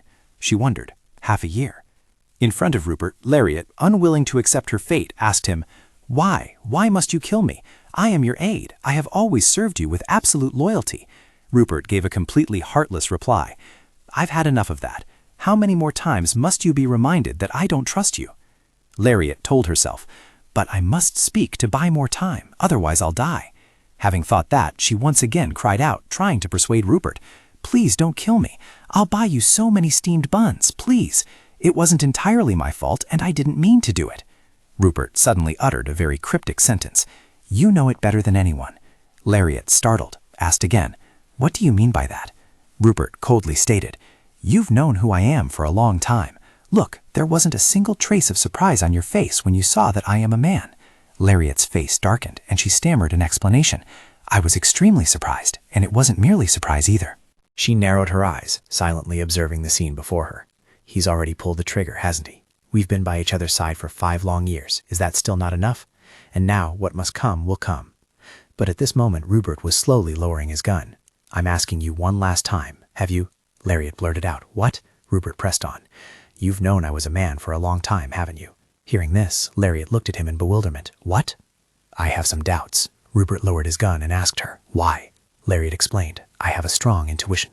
Rupert didn't believe her words. He coldly retorted, that's a ridiculous reason. Even though I'm not sure I can secure the throne, you seem certain. Otherwise there'd be no reason for you to be by my side at all. Lariat's heart raced as she confronted Rupert face to face. She stealthily retreated, but Rupert unexpectedly reached out and grabbed Lariat. He brought his face close to Lariat's, who recoiled in fear. Rupert suddenly said, you are more useful to me, but I cannot trust you. Lariat, trembling, spoke up. Your Highness, don't you think I've always been on your side? I am a good daughter. If I die, my father will— Rupert coldly cut her off as expected. He stood up before Lariat. Then once again he pointed the gun at her. Things would be simpler if I killed you. Lariat thought regretfully, am I really going to die at this age? This is so absurd. She recalled the joyful and happy moments spent with her family. I don't want to die yet. I don't want this to happen again. Or should I kill him first? Kill him and leave myself with a fatal weakness? Lariat secretly thought. A tool for self-defense. Just then, the door suddenly burst open. An arm unexpectedly reached out and embraced Lariat. Rupert stared, stunned at the scene before him. Tori looked directly at him and shouted, no! Rupert angrily commanded, step aside. But Tori stubbornly held Lariat tightly. Please, Your Highness, please spare Lariat. She is my friend. She is really very kind. Rupert coldly repeated the command once more. I told you to move aside. Tori continuously shook her head, pleading for Lariat. Please, Your Highness, I beg you. Lariat cried loudly, hugging Tori tightly. Ah, Tori, Tori. Seeing this, Tori also cried, Lariat. Lariat thought, touched, that today Tori was her best friend. Rupert, who had taken the life of a wonderful girl like Tori on their wedding day, was nothing short of a scoundrel. Nearby, Guri was peeking out from behind a door. Lariat froze when she saw Guri suddenly appear. What the hell? Forget it, just cry, Rupert yelled furiously. Damn it! He helplessly put the gun back and said, get out. But Lariat still felt uneasy. He didn't shoot her. She still couldn't feel at ease. He cared for Tori a lot, but he himself had taken Tori's life. Rupert lowered his head and asked her, I don't need to kill you. What are you crying about? Lariat, her face drenched in tears, asked again, really? Rupert replied to her with a tone full of contempt. You're so stupid. Killing you wouldn't achieve anything. Lariat passed her lips together and thought to herself, stupid. Well, that's good. Even knowing that, she still couldn't stop crying. Just a moment ago, she thought she was about to die. Tori comforted her. Oh, Lariat. Lariat continued to cry loudly. Boo-hoo-foo.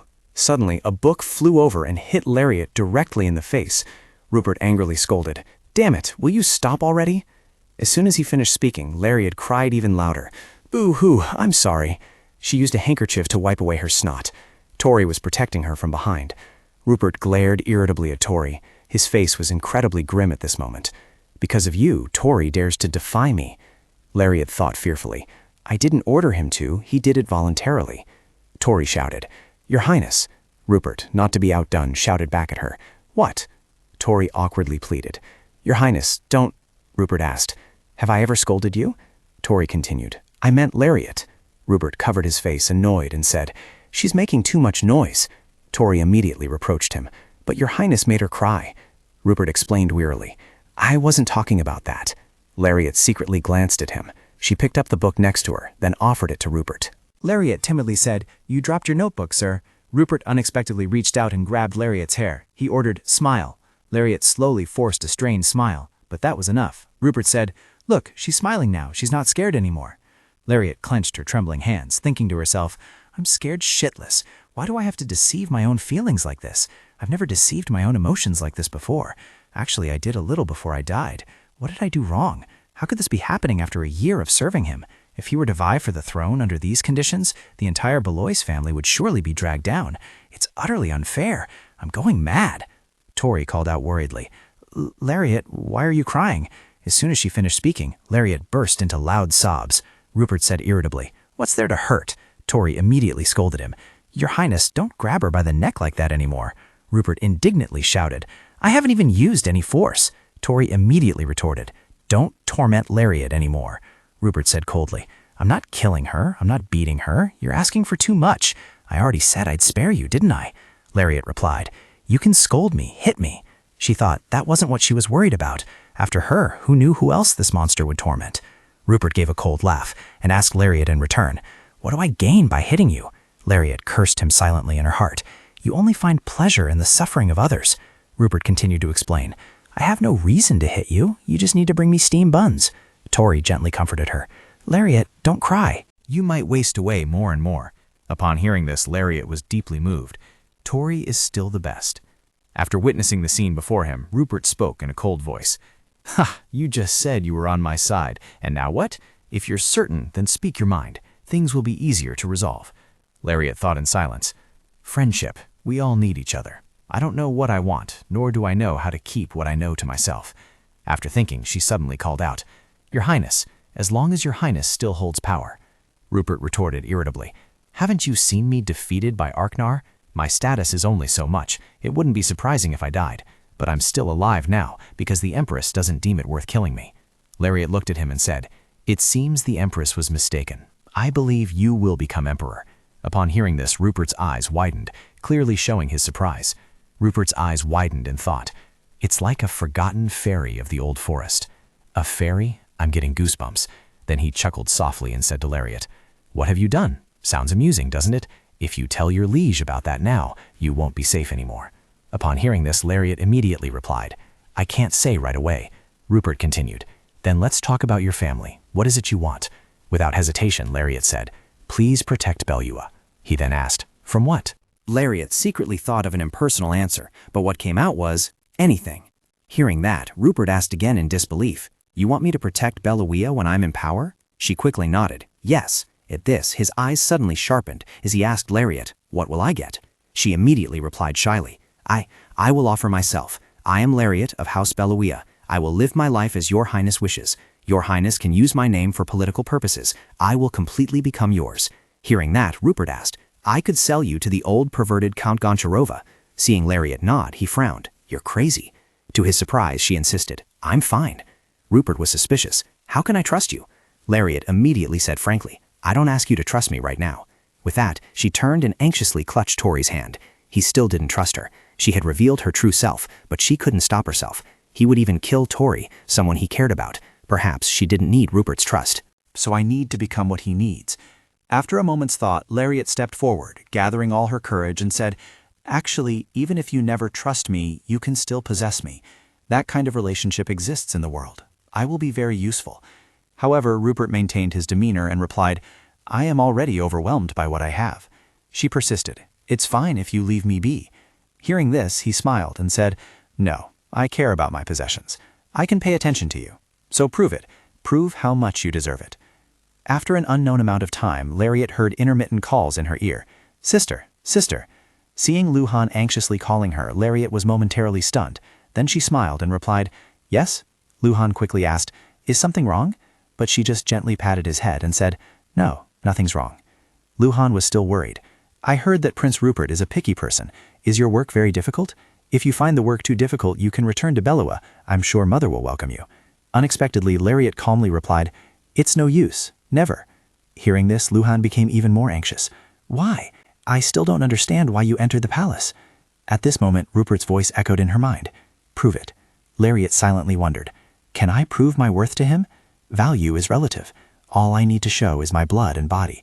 My father will not move Belua, as solid as a rock, a firm belief confirmed by death. Even though he lived under the Emperor and Empress's suspicion, he remained neutral, disregarding the Empress's humble background. What a foolish father. It's truly suffocating. Thinking of Luhan again, Lariat's eyes suddenly welled up.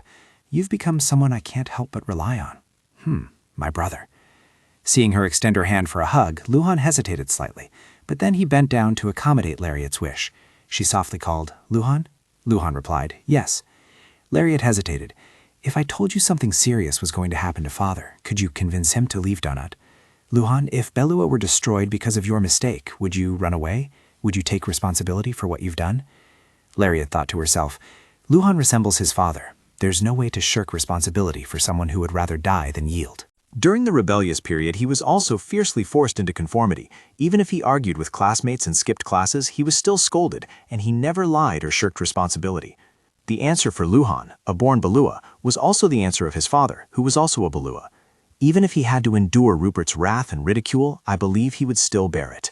An irresponsible start, thinking nothing of his father's life, a life he didn't even want to exist. Thinking this, she immediately approached Luhan and seriously asked, "Will you take responsibility for what you've done?" Lariat secretly thought, "I hope that only you, Luhan, won't do that. You could just submit to keep living. One instance was enough to make my entire family sacrifice." Thinking this, she lay back down on the bed, lost in thought. People of low status were not allowed to use single rooms, and the dormitory prohibited outsiders from entering, yet I managed to get in. As expected, texts suit Luhan more than swords. He is treated like a talented child, but I don't like how he risked his life to save his sister. Thinking about it, we also don't know why we are here. This relationship probably only has a beautiful facade. I want to do well because I still have a chance to return. After a moment of contemplation, Lariat felt uncomfortable again. The Emperor's attitude remained unchanged. At that time, he frowned and said, "If I no longer need you, I will kill you." Suddenly, Luhan replied, "Yes, I think so." Lariat pouted, "So what if you don't run away and everyone dies? Your wife and children will still die, and you will also die."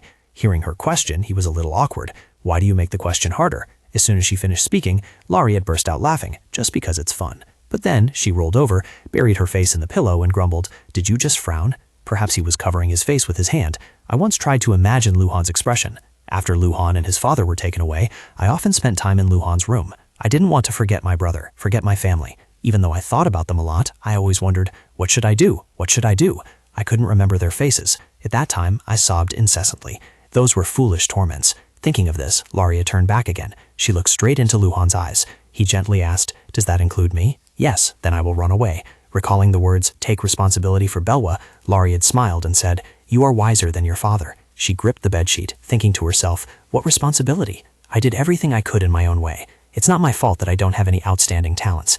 Originally, women could not hold power. They could only gain power by helping those who had it. But my father didn't want it. I am very proud. I have no regrets at all. I simply didn't know anything about Belwa's relationship with the royal family. I knew nothing at all, because I trusted my father too much. If I didn't trust him, who else could I trust? I didn't know what my father wanted. Belwa has always maintained neutrality since ancient times, and only protected the existence of the royal family.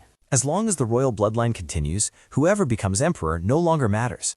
Rupert is the son of the emperor and empress, so it's only natural for him to become emperor. From Bellewa's perspective, those whose sole purpose was to preserve Rupert's bloodline shouldn't have concerned themselves with Bellewa's people, so why did he cause them harm? At this thought, Lariat wearily leaned her head on Luhan's shoulder. Rupert had originally intended to use Bellewa through her, but she held no power in her hands. He gently reached out his hand to support her, and they both looked at each other in silence for a moment.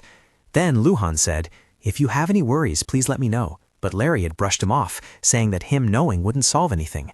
His gaze darkened, and he asked, "Am I too young to help?" She immediately replied, "I'm still young too. It's not like that. Should we go together and use this cuteness to persuade father?" Luhan looked at her and said, "Yes." At this, Lariat brightened up considerably. "Then he'll agree to one of my wishes. Follow me, father." Luhan evasively said, "Something else." Then he suddenly stood up and left. Seeing this, she called out after him, "Don't you want to try?" "Father, Luhan." He firmly said, "I don't like it." Hearing this, Lariat puffed out her cheeks. She continued to persuade Luhan, "Father will like it. He'll like it because you're the one doing it." But he indifferently replied, "If I do that, he'll hit me." Hearing this, a scene flashed through Lariat's mind of the boy being scolded by his father as a good-for-nothing. Oh, and then she thought to herself, "Father has never used physical punishment to discipline us." Then Lariat changed the subject. "Luhan, are you hungry?" Luhan wondered, "Didn't you already have dinner? There was beef stew for lunch today." She quickly said, "No, who said that? I'm very hungry." Hearing her say that, he suggested, "Then let's go out. There's a noodle stall at the school gate that's open late." Lariat rubbed her stomach longingly. "That sounds delicious." Then she hesitated. "But what if I can't lose weight? Oh, I don't know. I might go overboard." Thinking this, Lariat quickly looked at her younger brother. "Are you hungry?" Her face clearly showed anticipation, saying, "Are you hungry? Are you hungry? Are you hungry?" Luhan covered his face, utterly helpless. Then he could only helplessly give in. Yes. Hearing that, Lariat immediately became excited. "Then let's go eat, because a big sister can't let her little brother starve. Big sister will go eat with her precious little brother." Luhan smiled faintly. "Yes, thank you, big sister." Night fell, and the entire town was plunged into darkness, with a few houses barely showing faint flickering lights. On the deserted street, Luhan told Lariat, "It's right up ahead." They both stopped in front of a somewhat dilapidated house, which seemed like a place where people couldn't possibly live. He spoke up. "You don't like it either, do you?" Hearing that, she looked bewildered. "Huh?" Then she immediately denied it. No, I don't dislike it. I like it. I'm just surprised you found a place like this." Luhan stepped forward, opened the door, and said, I don't come here often, but it's a pretty suitable shop for winter. As soon as they stepped inside, completely contrary to its gloomy exterior, the atmosphere inside was very lively. He politely pulled out a chair and invited, "Sister, please sit here." Lariat, who had been carefully observing her surroundings, gently replied, "Mm-hmm." As soon as she sat down, Lariat cheerfully said, "I've never been to a place like this before. It's really great." Suddenly, someone holding 2 pairs of chopsticks slammed them hard onto the table, creating a loud noise. The young boy cheerfully greeted, "Cadet Dietrich, long time no see." Luhan paid him no mind and said concisely, "Seafood, meat, warm." The boy persisted, coming closer to tease. "Do you have some kind of disease that makes you drop dead if you open your mouth to greet someone, my Katie's Dietrich?" "Oh no, Luhan." He coldly replied, "You have never been allowed to call me by my name." Seeing that, he knew his limits and stopped, saying, all right, how ridiculous." Then his attention fell upon Lariat, who had been silent until now. Next, he pressed his face close to hers to observe, then shouted loudly, "Oh, you've switched people." His sudden action startled her, and Luhan said irritably, "Nonsense." Seeing that, he immediately pointed and chattered, "Last time you came here with a girl who had soft, slightly curly blue hair, looking like someone from another land." Hearing this, Lariat immediately recognized, "Oh, it was Rishé." Luhan irritably kicked him and said, "Go place the order quickly." He quickly left. "Yes." Lariat asked, "Are you meeting with Rishé?" He asked back puzzled, "Didn't Rishé tell you?" She replied frankly, "It's been quite a while since I last saw Rishé." Luhan, a little surprised, said, "I didn't realize a maid's work was so demanding." Lariat continued to ask, "Do you two meet often?" He replied, "She seems very interested in the military academy, so I think she comes here often to study." Lariat said, quite surprised, "Oh, is that so?" Afterwards, she thought with a touch of sadness, "Rishé often comes to Luhan's place. I thought I was the only one who visited Luhan, but why did he hide their closeness from me?" She then remembered Rishé's words to her, "Luhan truly." "No." Lariat pondered, "Something related to Luhan. It must concern me, because he is also my family. I don't know Luhan's problem. What is it?" Just then, a plate of food was suddenly placed in front of her, making Lariat look up in surprise. The young boy from earlier approached, winked, and said, "I added extra meat because you're so cute." Lariat gently said, "Oh, thank you." Luhan quickly grabbed the boy's shirt and pulled him back. However, the boy paid no mind and continued, "Dietrich is a fuckboy. A man like me is the one who—" Luhan threatened in a low voice, "Do you want to get meetin' before you leave?" Hearing this, the boy shivered slightly in fear. In the end, he scurried away, leaving the two of them alone. Lariat saw that and smiled, asking, "Cute, isn't he? What's his name?" Luhan asked, puzzled, "Him? Cute?" She said a little honestly, "He looks rather simple." Luhan said frankly, "He was expelled for skipping an entire semester. Don't pay any attention to him." Lariat heard that and sternly admonished, "You can't talk about a friend like that." He didn't care and said, "Anyway, we're not close." Saying that, he handed his bowl of noodles to her and said, "Here's yours." She blushed and replied, "I was just about to mix it." He didn't pay attention and just replied, "I know." Lariat spoke up, "What did you say when you met Rishé?" Luhan looked at the bowl of noodles with an infatuated gaze, picking them up as he replied, "Nothing special. We've never had a specific conversation." Hearing that, she asked, "You never mentioned me?" He answered very honestly, "I sent your regards." She said a little impatiently, "No, that's not it. Does Rishé know any secrets of yours that I don't?" Luhan asked puzzled, "What secret?" Lariat heard that and busily picked up noodles, saying nothing more. "I think I should meet Rishé. He must be having some problem that's hard to talk about." Seeing that, Luhan spoke up, "Should I ask for a fork for you?" Lariat tensed up and shouted loudly, "No, I can eat it. It's easy. I can wrap the noodles around the chopsticks to eat them. Besides, my unfamiliarity with chopsticks is due to cultural differences." After hearing that, he replied a little helplessly, "Yes, sis." The full bowl of noodles gradually emptied quite a bit. Watching her slurp down the noodles with fiery eyes as if going to battle, Luhan couldn't help but laugh. Lariat said angrily, "Why are you laughing?" He replied, "You're eating so fiercely." She retorted directly, "Then why don't you eat fiercely too?" He scooped up the food, unable to suppress a laugh. Then he fed it to her and said, "I'm glad it suits your taste." She chewed the food noisily in her mouth, thinking to herself, "Well, that really hurts the pride of an older sister like me." Immediately after, she picked up the entire bowl of noodles and slurped it all down, startling him. After eating, Lariat put down the noodle bowl and excitedly said, "Let's go." Outside, it was already late. She spoke up, "I should have paid." Luhan shook his head. "No." Lariat continued, "It was cheap, so I'll let it slide then." He replied, "Thank you." At that moment, someone with blonde hair passed by in a hidden corner. Seeing this, Lariat surprisingly thought, what striking hair color. But then she was startled, as if she had discovered something. A familiar face appeared before her eyes, making it hard for her to believe her own eyes. "Rupert, why is he here?" Lariat followed Rupert's figure with her gaze. He looked incredibly tired. Seeing her run in that direction, Luhan quickly called out, "Sister!" But at this moment, she paid no attention at all. Her entire focus was on Rupert. That's definitely Rupert. He looks so different, but I can recognize him. I've always kept an eye on Rupert. Every step he took determined the future.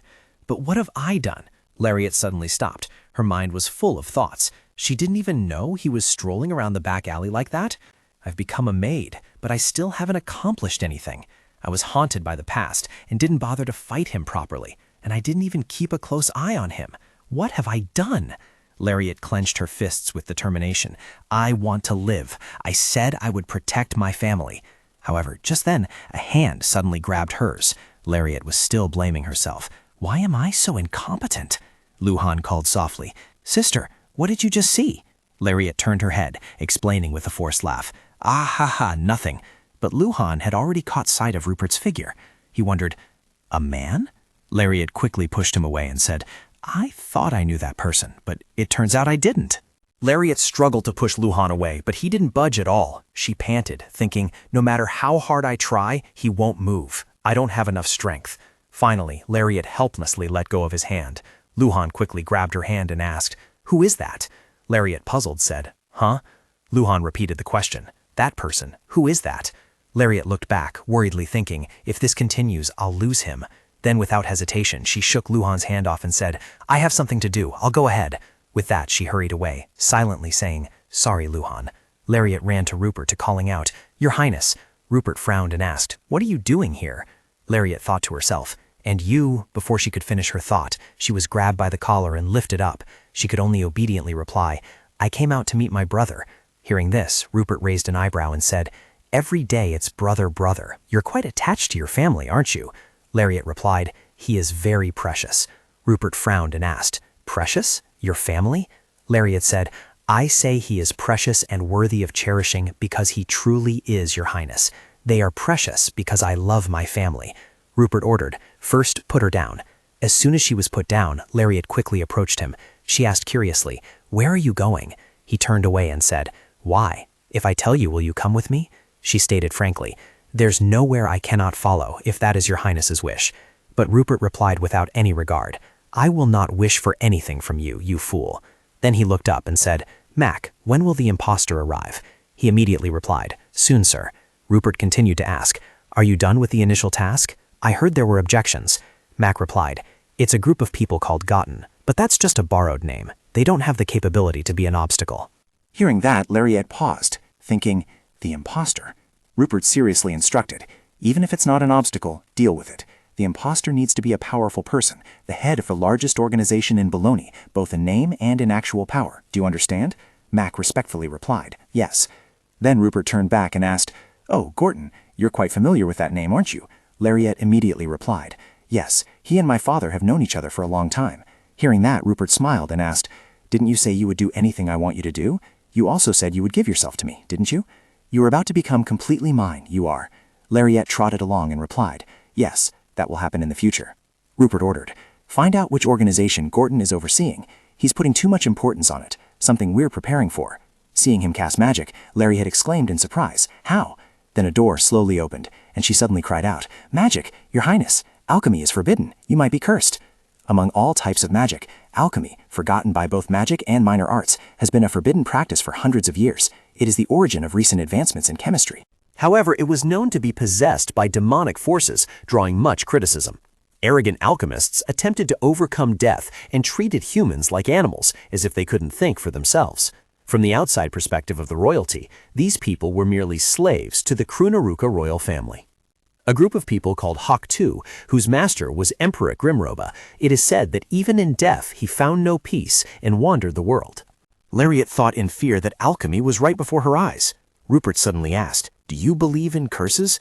Lariat turned and replied, No, but before she could finish, Rupert said, I do, and I already carry it within me, so I don't need to be careful, do I? Then he pulled her hand and said, Follow me. Entering the alley, Rupert grabbed her hand. Lariat was pressed against the wall, and she called out in shock, Your Highness. With Rupert pressing close to her, Lariat's heart pounded, her cheeks flushed, and she thought, I'm scared. Her eyes were wide open, not daring to blink, and her mind was filled with constant worry. I'm scared. but she still forced a smile and asked, "What is it, Your Highness?" Rupert spoke up, asking, "Why aren't you surprised to see me?" Lariat, looking naive, asked back, "Should I be surprised?" Rupert suddenly fell silent for a long time. Then he spoke, asking, "Besides you, who else knows I'm a man? Your brother?" Lariat honestly replied, "No one knows, Your Highness." Rupert continued, "Are you going to argue again that it's your intuition?" Lariat retorted, "That's not an argument. In an age of magic, curses, guns, and wands, do people not believe in human intuition?" After hearing that, Rupert moved even closer to her. The more he looked, the more Rupert frowned in confusion. I don't believe in anything human." Seeing him turn away, Lariat breathed a sigh of relief. "I'm alive." Then she hastily added, "Don't trust me. Instead, I will trust you." Rupert turned back irritably and threatened, "Shut up and follow me. I'll throw you away if you get in my way." Hearing that, Lariat paused and thought, "Throw me away? Does he mean he accepts me? Right? I did it." Then she trotted after Rupert with a joyful smile on her face. After a while, Lariat kept looking around and thinking, "This is great. What's happening here?" Suddenly Rupert stopped and said, "Kermatanen." Lariat asked, puzzled, "Huh?" Rupert turned back irritably and said, "We are in Kermatanen." Lariat immediately fell into contemplation. It was originally a sacred wall, but now it was an extended stone wall dividing regions, here and inside, which the palace guards would use. "But how did he know?" she asked, running after him. "Do you know this path so well?" Rupert replied casually, "Of course." Lariat said incredulously, "How can that be?" Seeing this, Rupert said, "I created it." Hearing this, she was even more shocked. "You?" He turned back impatiently. "Damn it, I won't say it a second time. Come here." Lariat exclaimed in surprise, "Your Highness built this passage with alchemy?" Rupert was too lazy to explain, so he just turned and left. Seeing this, Lariat wondered suspiciously, "Is there a passage here?" Suddenly, Rupert snapped his fingers, and immediately the lights in the cellar were lit. She looked at the burning blue flames and couldn't help but be surprised. Wow, alchemists were all persecuted, but why did he reveal this to her? How much had he risked? I'm really troubled. But alchemy was cowardly. It was more like creating gold than earning it. Was it valuable? Suddenly, Rupert turned back and said, "Are you laughing at me?" Lariat, flustered, ran after him to explain. "No, why would I laugh at your highness?" He continued, "By worshipping fakes and following falsehoods, that's often the reason. Nobles, they only acknowledge the use of mages and scientists." She listened and pondered, thinking it sounded as if he wasn't a noble, even though he was of the noblest blood. Then she simply replied with one word, "Oh." He continued to ask, "The Emperor? No. Have you ever seen my father?" Lariat honestly said, "Perhaps I saw him when I was little. I don't remember clearly anymore." Suddenly, Rupert drew his sword and cut a line across his palm. He clenched the wound and said, "He doesn't look like me at all." As drops of blood fell, the magic circle beneath his feet immediately lit up. Lariat stood to the side, thinking, "Why does he like that? Is it a good thing that he doesn't resemble him? How sad." Suddenly, Rupert vanished right before her eyes, startling her immensely. Seeing a trapdoor where Rupert had just stood, Lariat wondered, did he fall down? Rupert, you bastard, come down a bit. And then she gathered all her courage and jumped down. You evil thing. Seeing her bewildered expression, Rupert could only sigh. Lariat tiptoed over and called, "Your Highness." She ran over and grabbed his hand. Rupert asked, "What are you doing?" She calmly replied, "Stopping the bleeding." He said, "Bring some ointment or something here." As she bandaged him, she said, "It's not like I'm doing this because I'm a tormentor." Rupert pulled his hand back and angrily said, "I already gave it to you." Lariat honestly replied, "I already gave it to my younger brother." Hick. Rupert annoyedly questioned, "Who gave you permission to act so arbitrarily?" Lariat whimpered, "I'm sorry." But deep down, she didn't feel sorry at all. "If you gave it to me, then it's mine." Suddenly, Max arrived and announced, "Your Highness, an imposter." Lariat turned her head to look, confused. "An imposter? Tori's father? Wait a minute, this is too shocking. What the hell is this?" Lariat carefully observed Fassbender and speculated. If there's any resemblance, it's only in height. Rupert commanded, "Report." He immediately stepped forward and reported. "As you said, most of 5th Emperor has joined under your highness's authority. More than half of the merchants around Songpangyu have been won over, and Adner was won over from the start. They have nothing to do with us, so we must do something about this." At this point, Fassbender suddenly turned to look at Lariat. "But your highness, this person." Rupert commanded, "Pay no mind, continue." He then cleared his throat. "Yes, some merchants in Gorton do not wish to cooperate with us. Because of Burnham's immense influence, they exchange land with foreigners, which is almost impossible."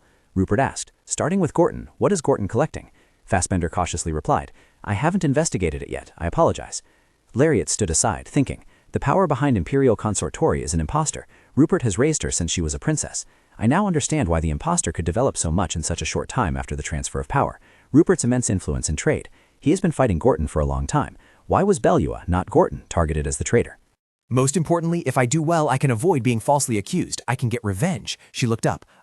I have so many things to ask. If I ask them, they won't answer. Wait, where are you going so fast? Lariat thought, panting as she hurried after him. She grabbed Rupert's sleeve and called out, Your Highness. Rupert turned around and shook her hand off. Lariat thought in surprise, what was that? What's happening? Was I just attacked? Just one touch from that damn guy and it stung so much. Seeing her pained expression, Rupert said indifferently, What? She replied, Yes? He said impatiently, Ask. Don't look at me as if you're so annoyed.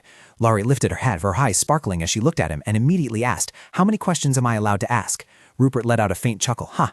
Then he placed a hand on the adjacent wall. A magic circle was immediately activated, emitting a dazzling light. Once again, a door opened. She couldn't help but be surprised. What is this? A door just appeared out of nowhere?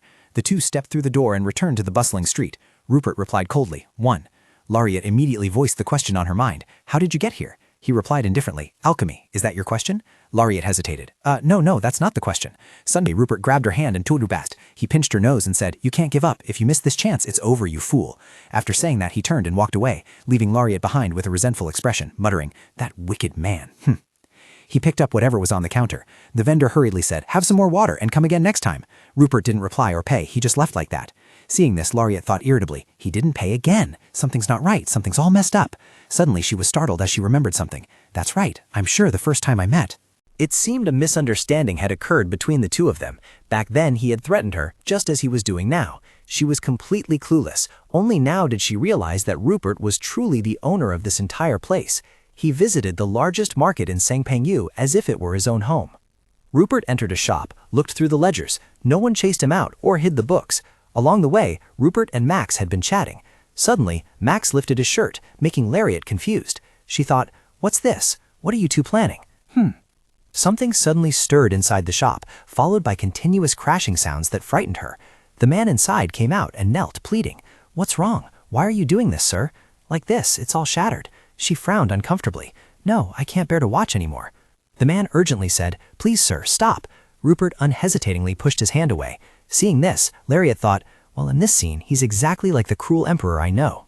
Each scolding word appeared in her mind. It's chaos. It's terrifying. Do you have no feelings? How cruel. Don't you feel pity for him? Heartless. Monster. Monster.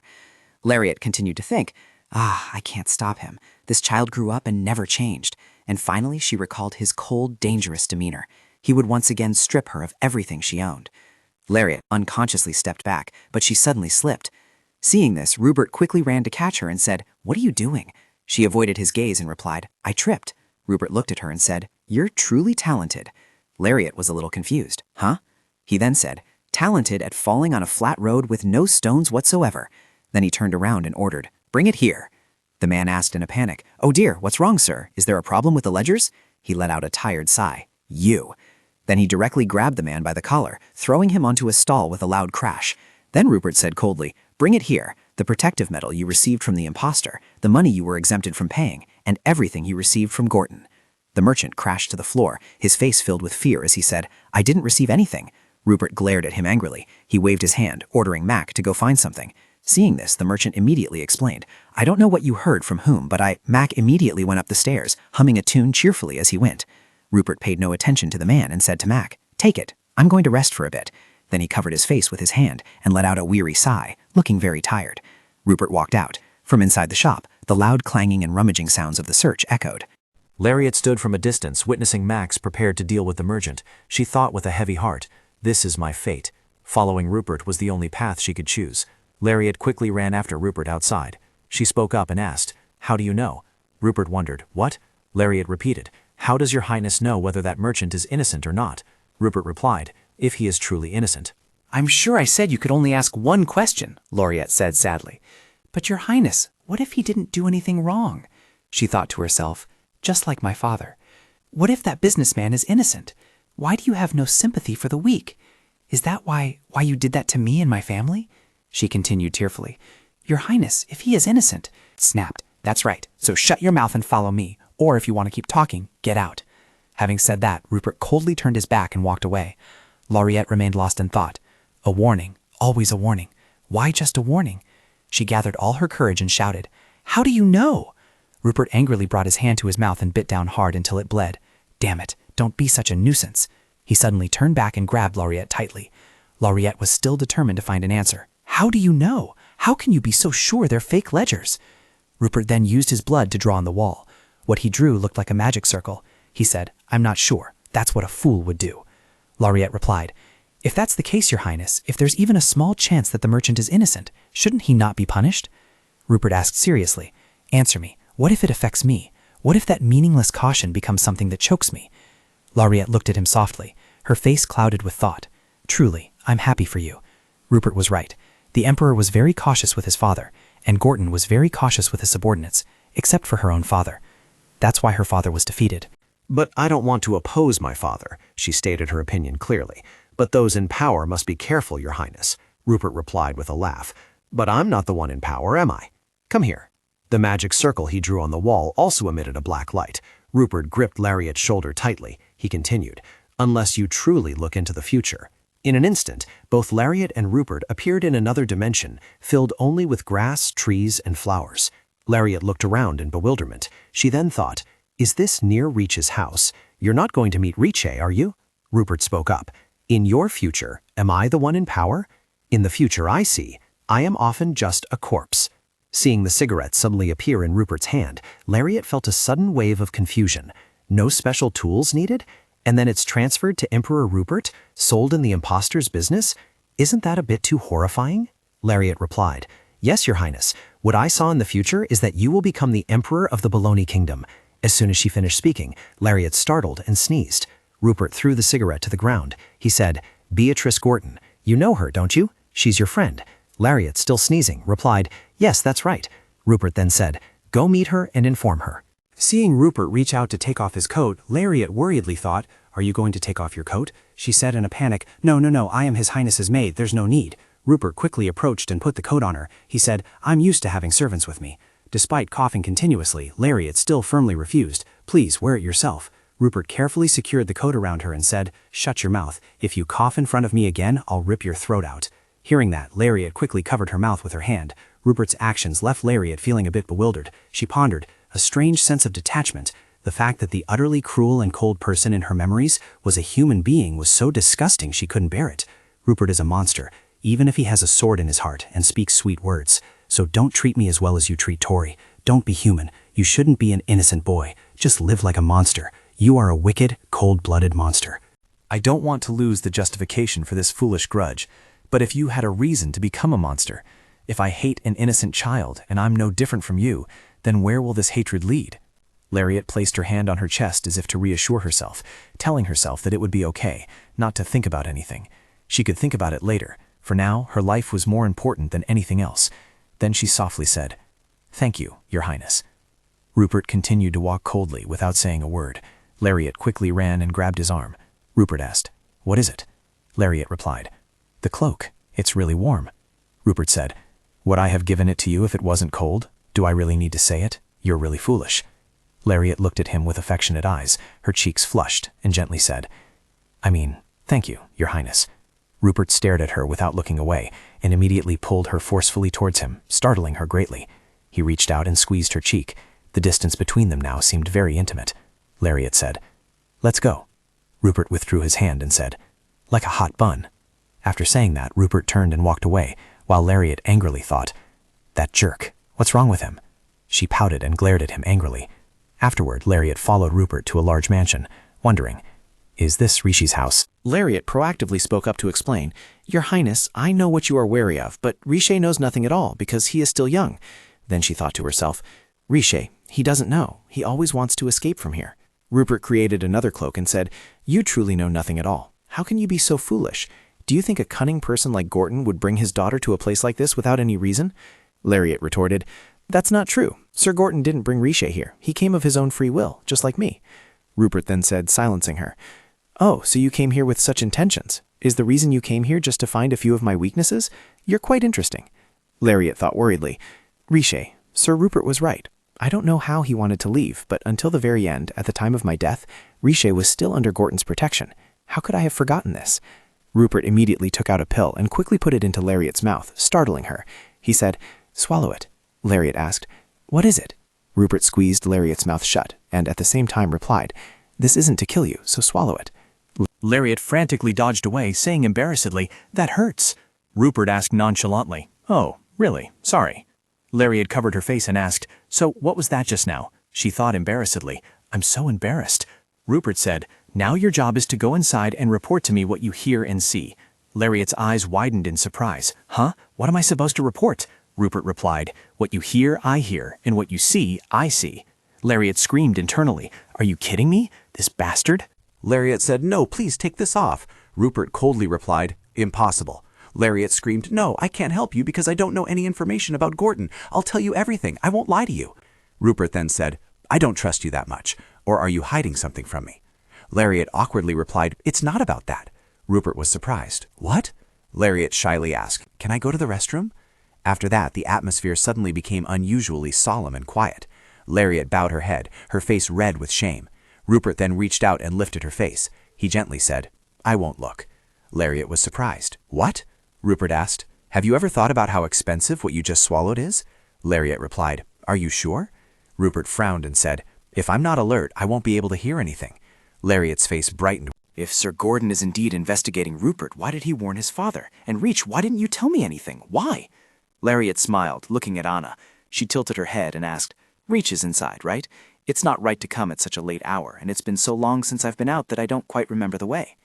Seeing her question, Anna bowed her head and replied. Seeing Anna had left, Lariat, while taking off her cloak, asked, what's wrong? Lariat, you're my best friend, aren't you? A thought popped into her head. Lies. Luhan is just an apprentice. Does he really have so much information that you need to approach him? Even if he did, it has nothing to do with me. There's no reason for Rishi to be cold towards me. Part of me really wants to trust Rishi. Wanting to trust and being trusted are two completely different things. My family betrayed me, so how can I trust you? That's why. Despite thinking that, Lariat walked over and hugged Rishi, saying, I trust you. She replied, unaware of Lariat's current expression. Laria, thank you. Suddenly, a sharp pang shot through her mind, making Lariat wince. She looked at herself hugging Rishi in the mirror. Lariat wondered to herself, Rupert, are you watching? Then she kissed her forehead. Lariat quickly walked over to the mirror and said, this mirror is beautiful, isn't it? Rishi replied, thank you. She gently suggested, it's been a long time since we last met. Would you like to come to my place to sleep tonight? Lariat touched the mirror with her hand and replied, actually, I'm on leave. Going back to Bellowa now is a bit much, so both of them were wearing their fake masks. Rishé suggested, then let's just stay here. Lariat said, thank you. Then she stared intently into the mirror, looking at herself and whispering, are you satisfied, Lariat? Are you satisfied yet? Her hand on the table also unconsciously clenched. The next day, cherry blossoms bloomed profusely and fluttered everywhere in the garden. Rishé asked with concern, the cake is delicious, isn't it? Lariat brought the cake to her mouth and vaguely replied, yeah, As she chewed the cake, she tiredly thought, all last night I tried to project my visual and auditory abilities, but it was useless. Or, didn't Rupert intentionally tell me already? Suddenly, Rishé brought up new information. Diatrik Academy is here. Oh no, this is the tea shop Luhan introduced to me. Lariat was startled. What? She chewed her cake, thinking to herself, Luhan, does that kid like drinking tea? Rishé raised his teacup and continued. Yeah, besides this place, Luhan also showed me many delicious restaurants. We went to a lot of places together. Seeing this, Lariat was filled with questions, wondering why he would start boasting about being close to his family. Just then, the garden door was pushed open, and Luhan gently stepped in. Seeing him, Rishé exclaimed, Luhan! But his gaze was directed at someone else. Sister! Lariat quickly stood up and said, I didn't expect you to come to a tea shop like this. But Rishé did something puzzling. She ran over and hugged Luhan. Witnessing this intimate gesture from her, Lariat silently judged, what the heck, since when did these two become so close? While Luhan stiffly returned Rishi's hug, Lariat was extremely curious, wondering what was up with these two, and since when they had become close again. Luhan suddenly turned and asked, it seems things have been resolved, right? Lariat asked back puzzled, huh? Luhan happily said, Rishi was embarrassed about the distance between you two, so she was very worried. Lariat awkwardly replied, well, we've made up, even though we never actually fought. Luhan still innocently said, that's a relief. After that, she had to sit alone, watching the young couple being lovey-dovey. Lariat hesitantly asked, you two are very close, aren't you? In her mind, an image appeared of two angels, incessantly saying, you idiot, what do you mean? You can't be an evil sister-in-law. Your brother is at a suitable age to get married, you fool. Rishi replied proudly, close? Not at all. A thought suddenly popped into Lariat's head. Should I separate those two? I'm worried about getting involved with Gordon. Then Luhan quickly left, saying, I have some things to buy. I'll be back later. Once he was gone, Rishi raised an eyebrow and asked, you don't like me being acquainted with your brother, do you? Lariat denied. It's not like that. Rishi immediately cut her off. Larry, I know more than you think, both about you and your brother. What kind of relationship? Lariat clutched her skirt, thinking to herself, what are you talking about? Of course it's a family relationship. Trying to listen to what was happening, seeing Rishé's silence, she automatically understood and said, "You truly can't answer, can you?" At this moment, she suddenly realized, "Oh, I understand." Gorton, in a flash, the figure of Marquis Gorton appeared behind Rishé. Lariat paled, thinking, those repulsive eyes are identical. No matter how much I try to ask, there will be no explanation. Rishé spoke up. "Stop pretending to be noble." She thought to herself, "Because you're so cautious, you'll keep your mouth shut when I ask, won't you?" Lariat opened her mouth, thinking to herself, "But," then she simply offered a friendly smile. Then she kindly asked, "When will Luhan return?" He replied, "I have some time today. The teacher in charge has been summoned to the palace." She asked further, "Who is the teacher?" He walked over and answered, "It's Louis Baden. He's a famous knight, so I'm sure you've heard of him." Rishé blushed shyly upon seeing Luhan. Lariat thought to herself, "Of course I know," remembering Louis wagging his tail like a puppy, calling Lariat. She continued to think, he's probably meeting Rupert now. Ha! Rupert, whom few people know as a boy. So she stood up and suggested, "Then come with me." Rishé was about to stand up to intervene, but Lariat raised her hand to stop her. She said frankly, "Richie, it's been a long time since I've been able to be next to my brother. Please bear with me." Rishé asked, full of doubt, "Am I being a hindrance?" Lariat touched the string of her hat. She took off her hat, smiled, and said, "Don't sound so disappointed." Seeing this, Rishé bit her lip and wondered, is it because they're so close as siblings? Then Lariat pulled Luhan away, leaving only one sentence. "So we'll meet at home later, okay?" The two of them walked out onto the street together. The distance between the two siblings was just right, and silence still enveloped them. Suddenly, Lariat took Luhan's hand. She leaned closer and asked, "Are you seeing Rishé?" Making him ask, bewildered, "Huh?" She continued to wonder, "So you consider Rishé a potential marriage partner?" Luhan's face turned pale. "Huh? Don't you think that's too early a question for you?" Lariat said seriously. "You're almost 14. I don't think it's early at all." Luhan immediately blushed. He covered his eyes with his hand and said, "No, I can't face this kind of feeling. Ha ha." Lariat probed further. "What about Rishé? What does Rishé think of you?" Luhan calmly replied, "I don't know." Lariat hesitated. "Rishé? Everything we know about Rishé might not be true, Luhan. The reality could be a completely different person. Right, Luhan?" Luhan discontentedly pushed her hand away. "What about you? After all, people can never fully understand others." Lariat tried to explain, "It's not like that, But Luhan wasn't listening. He asked loudly, "What if I'm not the person you think I am?" Lariat looked at her brother, thinking to herself, "I thought it was just a mischievous prank, but looking at your face, it can't be a prank. Luhan, if you're not the child I know, but I never truly knew you to begin with, how did you get so lost? I don't know the slightest bit about Father's reasons for opposing this, so it's okay. That can't compare to how important you are to me." She bowed her head and affirmed again, "No matter what, you are still my brother." Luhan gripped her hand and said, "I'm sure I can't be as certain as you." Elsewhere, Rupert sprawled on the floor, thinking furiously, "Damn it, there are two of them. I'm going to die." Louis saw this and feigned concern, asking, "Princess, why did you suddenly fall like that?" He angrily looked up and snapped, "If you keep muttering, get lost. I'm busy dying here." The boy provoked, saying, "You can only say such sulky things, can't you?" Seeing Rupert raise his gun and aim at him, Louis shrugged and said, "Planning to kill me? Oh, I'm so scared. Really? A gun with no bullets? How truly frightening." Rupert grew even more furious. "Damn it, I told you to shut up." Looking at Rupert's ungraceful sitting posture, Louis commented, "Now you don't look like a lady at all, not cute in the slightest." Rupert calmly asked, "If I were cute, what would you do to me?" He got goosebumps and replied, "Don't say such scary things." Ugh. Rupert took out a spool of thread to bite through it. Seeing this, Louis quickly said, "Stop it." Blood was flowing down Rupert's lips, dripping onto the floor. Louis immediately grabbed Rupert's hand and said, "I told you to stop." Tori, startled, rushed closer and asked, "Does it hurt?" Rupert calmly replied, "No, I'm fine." Seeing this, Louis grimaced and called out, "Princess!" Just then a blonde person pushed the door open and walked in. It was Princess Nigel. Seeing the newcomer, Rupert and Louis immediately straightened up. Then Rupert slowly stood up and bowed. Seeing this, Nigel quickly interjected, "Oh dear, don't be so formal." After saying that, she quickly embraced Rupert. A moment later, Nigel turned to Louis. "Ah, Sir Baden, although this trend is very popular, Rupert is still very weak." Hearing this, Louis immediately replied, "I apologize." After that, Nigel looked at Rupert and chatted cheerfully. "Rupert, have you been well lately?" Rupert smiled and replied, "Yes, thanks to your Highness's blessing." He thought to himself, "That's the truth." Suddenly, Nigel worried, "What if Agnew comes to bother you again?" Rupert cut her off. "Thank you." Then he thought, "It's also thanks to Nigel for stopping that Agnew fellow, but that has nothing to do with me." On the contrary, Rupert suddenly smiled and said, Your Highness is truly a good person. But in his heart he thought, how annoying. I've been subdued by this cheap sympathy. It's the simplest, easiest, and most detestable method. Suddenly, Nigel glanced at a box on the table and became curious. What are you doing? Rupert thought irritably, nosy little girl. Nevertheless, he replied, just a small hobby. Seeing this, Nigel didn't ask further. Then suddenly she was stunned. She asked in surprise, oh, your lip. Your lip is injured. Nigel looked at Rupert, then at Louis standing behind him.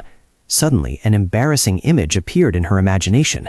Louis grabbing Rupert and forcing, come with me, while Rupert struggled and refused. No, no, you can't. At this point, Nigel covered her face trembling and cried out, Rupert, surely Sir Baden hasn't done anything strange to you, has he? Hearing this, Rupert gently stroked his hair and shyly replied, Your Highness, what are you talking about? Standing behind, Louis, who witnessed everything, got goosebumps. Meanwhile, Rupert continued to act. Your Highness, please keep this a secret from me, because Sir Baden is not yet officially my knight. Nigel exclaimed in surprise. Oh my goodness, Rupert, this isn't right at all. But I will absolutely keep your secret. I won't tell anyone. At Louis's urging, Rupert rushed to hug Nigel, thanking the princess, but asked if the princess could visit him another time, as he had something he needed to do. Hearing this, Nigel smiled and said, yes, I know. Then she covered her face in embarrassment and quickly ran off. Oh dear. Seeing that, Rupert thought to herself, just like my mother, my body is casually toyed with. Indeed, this lowly bloodline cannot be hidden. Enough of those baseless rumors. Now I've even stopped doubting my height. After Nigel left, Louis immediately shouted, Are you out of your mind? So now I'm taken? Oh heavens, why would you pair a crazy kid like this with me? Hearing this, Rupert irritably snapped, What? Too loud. Shut up. Hearing that, Louis cried even louder. People will look at me and think I'm an old ox grazing on young grass. Oh my god. Boo-hoo-hoo. Even if there wasn't another woman left in this world, I wouldn't marry your highness. I'm also seeing a girl. What if bad rumors spread? Suddenly, Rupert spoke up. I'm prettier, aren't I? Louis immediately replied, yes. Well, of course, Your Highness. Even though Your Highness still, Rupert directly fired his gun and said, Watch your mouth. Your voice is louder than the gunshot. Louis cried out, Ouch, that hurts. Hearing this, Rupert retorted, You're lucky you can still feel pain. Meanwhile, Louis clutched his injured ear and complained, Honestly, Lady Margaret is much gentler than Your Highness, and much more beautiful too. Rupert argued back, I'm beautiful too, aren't I? Upon hearing this, he immediately yelled, Your Highness's beauty is so deadly, it looks like it wants to kill people with that gaze. Suddenly, Louis thought of something, and he opened his mouth to ask, Does Your Highness intend to keep Lady Belua by your side? Rupert nonchalantly replied, Yes. Hearing this, Louis exclaimed, That's truly dangerous. Rupert continued, So what? Seeing this, Louis scratched his head and slowly said, Can that young lady be of any help to your highness? She doesn't look particularly intelligent or quick-witted. Well, if she were intelligent, that would be even more concerning. Moreover, for some reason, that young lady doesn't seem to like me much. It's as if she's wary of me and your highness. Hearing this, Rupert immediately asked, So what? He was astonished. No, that's not it. What I mean is, your highness should be wary of that young lady. Rupert exclaimed. What? Louis patiently said, Lady Belua, we don't know what she's planning in her head. Lariat's image suddenly appeared along with the words, I will be yours. Rupert thought to himself, worried, scared. Even if it was terrifying, he had to keep his mouth shut. So it was very interesting, to the point of driving him mad, the act of possessing someone, anyone. Thinking this, he tightened his grip on the paper in his hand and spoke. But as you said, she's just a foolish girl, so there's no need to be careful. Nevertheless, Louis was still worried. But her father is no ordinary person. Your highness knows he is the emperor's man. She may seem docile now, but we don't know what plans she has behind the scenes, so we should still be a little cautious. After hearing this, Rupert said, That girl knows nothing. Seeing this, he immediately wondered, How can your highness be so sure? Rupert thought, Count Belua has agreed with me, so I can't hate him, but there's no reason he would send his only daughter into the palace to be a maid. I've been watching her since the day she set foot inside the city gates, but I haven't gathered anything. Even eavesdropping has been pointless. After a moment of consideration, Rupert spoke. I have nothing to be sure of. At this, Louis was curious. If so, why does your highness dare to keep her by your side? Strangely, before he could finish his sentence, Rupert threw a gun at his face and cursed. Damn it, you're too noisy. Can't you just listen to my orders instead of complaining? Louis, holding his mouth, felt wronged. Your Highness, can you please stop beating me half to death every time you get upset? Hearing this, he immediately yelled in anger. You lunatic! Even so, he didn't care. Louis lay sprawled on the couch, too hurt. He needed a good cry. Rupert, enraged, took out his crossbow, then aimed straight at him and shot. Louis screamed, it hurts so much. It hurts like hell. Rupert nonchalantly said, oh, sorry, I shot by mistake. As soon as he heard that, he angrily yelled, are you kidding me?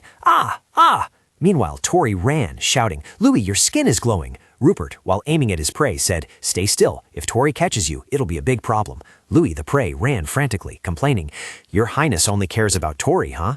A moment later, Rupert irritably said, I told you to stop. Hearing that, he immediately stopped. Honestly, your Highness, you really are a wicked lover. An arrow was immediately shot, causing Louis to jolt and glow. Despite that, Rupert, unconcerned, said, perhaps I should reduce the amount of nitric acid a bit. He spoke resentfully. Your Highness, what kind of experiment are you using me for? Tori is here, being so obedient, yet you always give these strange things to me. Rupert heard that and replied, you're already contaminated anyway, so there won't be much damage. Suddenly Louis changed the subject. What about that young lady, Miss Benluda? Rupert spoke, that's an unfair comparison. He snorted and asked, why? A few seconds later she replied, she's injured. Hearing this, Louis asked curiously, oh, so do I count as injured? Rupert looked at him and seriously announced, she is mine. Louis quickly held out both hands and exclaimed, what about me? What about me? Rupert looked at him and replied, you are a stray dog I picked up and raised. Louis heard that and immediately got angry. Your Highness, that's a bit much. You haven't been in contact with that young lady for very long. Anyway, your Highness should consider it. Who knows what results you might get? Rupert, holding a pile of weapons, said, isn't it better to see with your own eyes and hear with your own ears? As she put the guns back on the shelf, she thought, the armament drive that began last year has concluded. The 2 new types of weapons I discovered have been used as military supplies. Rupert looked at Tori, then looked back at Louis. Even the Emperor knew that Princess Rupert was an alchemist in the military. It was Barbarossa who, from the Battle of Landsbach, had guided Wigon's combat strategy and triumphs. With an army of fewer than 10,000 men, he annihilated dozens of minority tribes. Anything that set foot in Willatan's domain was Barbarossa's work. If the Emperor backed him, who could resist such an existence? A book in the temple of the god Volawat stated that when one commits a heinous crime, their soul will be torn into 100 pieces. At this, Rupert thought to himself, so what? After all, I have already fallen into the abyss of hell, a bottomless place. Now there's no more begging for forgiveness. He bowed his head and looked at the name on the paper. Gorton. A series of names were listed. Beatrice Gorton, Lariat Isabel Zebalua, Luhan Diek Balua. Rupert picked up the paper and thought, this is a list of people I will eliminate one day, but I can always change it. Suddenly, Lariat's words echoed in his ears. Your Highness doesn't have to believe me. Rupert murmured, I've never believed you. It's because I don't believe you that I want to possess you for myself. If I had faith that you would always be by my side, I wouldn't need to monopolize you at all. I don't have such tragic ambition, for I have seen how human souls are destroyed by the ambition to possess. But at this moment, countless words from Lariat echoed in Rupert's ears. Look, isn't it beautiful? Go on, eat it, it's delicious. It suits your Highness very well. Yes, Luhan, I'm listening. Rupert suddenly grew anxious. I have nothing in my hands. Just possessing one thing, it won't be a problem, will it? Suddenly he recalled old images, a cluster of wild daisies by the roadside. A boy happily ran to sell a pile of flowers he was holding. A luxurious city. Rupert remembered Luhan's current image. Sister, so Mr. Gorton and Dad? And the image of the boy in tattered clothes. Luhan held his head, thinking in confusion. What a messy child. Another image of a boy trembled as he offered. Flowers, please buy flowers. These flowers suit a beautiful lady like you, truly beautiful. Rupert mumbled, beautiful my ass? Huh? On the other side, Louis observed his attitude changing as fast as a weather vane and hesitantly spoke. Our Highness seems to have gone mad. Tori, sitting next to him, asked, is that true? As soon as he heard this, Rupert turned to glare at him. What? Seeing this, Louis stammered. It was Tori who said that, Your Highness. Tori on the other side asked in disbelief. Me? When did I say that? Suddenly, Rupert called out, Tori, come here. Seeing Tori's injustice, Louis secretly thought, His Highness probably won't scold Tori, right? A moment later, Tori slowly walked over and took Rupert's hand. She asked softly, could you please not grow up anymore? Rupert heard that and wondered, why? Tori honestly replied, I don't like Your Highness being older than me. Rupert picked her up and placed her on his lap, then said, I'm already older than you, you know. Tori looked at him and said, I don't like Your Highness growing bigger and more mature. The more you grow, the more foolish you look. Hearing this, Rupert gently advised, I can do anything for you, but don't ask me for impossible things like that. Should I help you mature more? Tori was surprised. Can your highness do that? Hearing this, Rupert looked annoyed. You seem to underestimate me, don't you? Seeing that, Tori immediately touched his face and smiled. No, not at all. As long as your highness doesn't abandon me, that's all that matters. Rupert said seriously, I absolutely will not abandon what belongs to me. Absolutely. Tori heard that and replied, I understand, your highness. Rupert thought to himself, from the very beginning, I had nothing to discard. This palace, these clothes, this status, and this name. Rupert. Everything, including my name, does not belong to me. Through Mr. Fassbender, money, manpower, and more are all just temporary. Even Louis, Mother's Knight, is the same. A mother with a stifling expression, I changed my entire life for her. For the one I call mother, I was suppressed, subdued, because that is family. Suddenly, Lariat's words appeared in Rupert's thoughts, because the most important thing in this world is family. Someone who holds power like your highness, I also belong to you. Rupert told himself, I will hold this power until I die, possess everything. The familiar voice echoed again, what a beautiful bouquet. Rupert ignored it and thought, in an unstable world, nothing is perfect. What a sweet temptation. Lariat's voice kept echoing in Rupert's ears. Ha, he murmured to himself, this bouquet will wither sooner or later. But the reason I like it so much, Lariat's voice echoed as if answering his question. Ha, because it's beautiful. Rupert sadly thought, I never expected the sky in Sao Paulo to be so beautiful. Perhaps I will never get to know it in this lifetime. I have no ambition for anything, except for my family home. No, that's precisely why I... Then he asked Tori, do you like it too? Tori looked bewildered. Your Highness, what do you mean by that? Rupert then said, I'm asking if you like flowers. Tori gently replied, flowers and I are opposites, you know that. Suddenly, Rupert slumped down. He wondered aloud, you resent me a lot, don't you? Tori calmly replied, I don't resent anyone. Rupert felt a little guilty. You could have lived a normal life. You must be very jealous of her. Tori gently touched his face. She said, Lariat, yes, I am truly very jealous of her, Your Highness. She thought, I'm afraid of death, and Your Highness is too. But to protect what is precious to him, that girl, always full of energy, is truly adorable. Suddenly, Rupert spoke. Let's get rid of her. Tori gently replied, if Your Highness has no intention of doing that, then don't say it so recklessly. Rupert said, if you don't like it, then never mind. Tori used her hand to wipe away the tears from Rupert's eyelashes. She thought to herself, why apologize? Because the one he needs is Lariat. And then she said, I like that girl. Rupert was curious. Why? Tori then said, so shall we talk about Lariat now? Rupert brought up another matter. We are looking at a beautiful night sky. Tori smiled joyfully. Yes, because I am the one who can feel the beauty hidden behind that dark curtain. Rupert looked at her puzzled. You mean the dark curtain? Hearing that, Tori giggled. Your Highness is jealous, aren't you? Please be honest. Suddenly, Rupert looked out the window. Time quickly passed, and the sky began to lighten. Lariat had an appointment at the gate with Luhan. Her eyes unconsciously looked upwards. She thought to herself, perhaps that is human nature, so I cannot blame anyone. I must be more and more careful. I've grown closer to Luhan. I don't want to be separated from him at all. Luhan will die before me, and I don't want to be a strict older sister in his eyes until that day. Thinking this, Lariat said, Luhan, I'll be staying at Rishé's house for a few days, so if you have time, please come visit me. Upon hearing this, Luhan bowed his head and replied, I understand. Lariat gently placed her hand on his shoulder. I'm your older sister, not a senior or a superior, so please don't bow to me anymore. Luhan quickly replied, I understand. Lariat added, I just want to see a smile on your face every time you greet me. She gently stroked his head. Luhan reminded her, and I'm your beloved younger brother, not a pet. Lariat teased, I would never dare to keep a pet as big as you. It's too scary. Luhan looked a little sad. Am I scary? Lariat laughed joyfully. Usually all older sisters get scared when their younger brothers grow taller than them. Luhan suddenly looked very worried. Is that true? Lariat answered frankly, yes. Luhan also started to tease. You're not much taller either, are you? Lariat pouted after hearing that. This is average height already. There wasn't much time left, so she said, you should go home now. Luhan suddenly rummaged through his pocket. Ah, please take this. Lariat was a little curious and asked, huh? A moment later, he pulled out a gift package. Seeing it, Lariat was extremely surprised. Didn't you just buy this? Luhan looked at her affectionately. These are tea leaves. I bought them for you. Receiving the gift in her hand, Lariat broke into an extremely radiant smile. Thank you, Luhan. I'll definitely try it. After hearing that, Luhan added, then you should go inside quickly. I'll come visit when I miss you. With that, Lariat waved at him and walked away. In Rupert's room, she said cheerfully, come in, Lariat. Opening the door, Lariat stepped inside with a very confused state of mind. She thought to herself, how awkward. Does Rupert also look at me like this sometimes? She must know everything already. A princess raised in the harsh imperial palace isn't easily fooled. So why does she keep me by her side? While she was lost in thought, Rupert's voice brought her back to the present. Where did you just go with Luhan? Lariat replied awkwardly. Yeah, something like that. But how long has your father been working at the consortium? Rishé was a little surprised. The consortium? My father?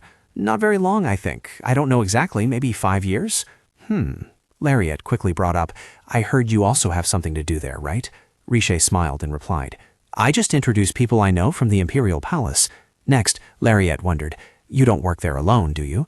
Rishé calmly replied, only as a member of the Gorton family. The actual operation is for merchants, like Viscount Hamel, for example. This surprised Lariat greatly. You work with the Viscount too? Rishé shrugged and said, nobles from the south often like to gather, but that person isn't really a proper noble anyway. From this, a thought popped into Lariat's head. The third Viscount Hamel was a noble. In reality, everyone considered a commoner background to be shameful. However, that wasn't a valid reason to be oppressed. Thinking this, she quickly said, Rish, he's a noble too. Rish replied frankly, I know, I just can't stand the fact that he's both a noble and a merchant. Lariat suddenly asked further, you also despise the pressure nobles have to endure, don't you? Rish didn't deny it. She said, that's why I hate it. He doesn't fulfill a noble's duties but exploits his status to enjoy privileges. He's truly a commoner-born merst. Lariat was a little displeased, thinking that not everyone lived that way. Rish suddenly called out to her, Larry, perhaps we won't be able to marry the ones we love, because we have to fulfill a noble's duties. The two had an extremely animated discussion. Time passed quickly, and as dusk fell, it was time for Lariat to leave Rish's house. She walked away feeling extremely melancholy.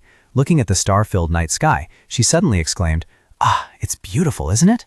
Rupert suddenly said in a tired voice, This isn't good, because Lariat's voice suddenly echoed in his head, It's very beautiful, isn't it?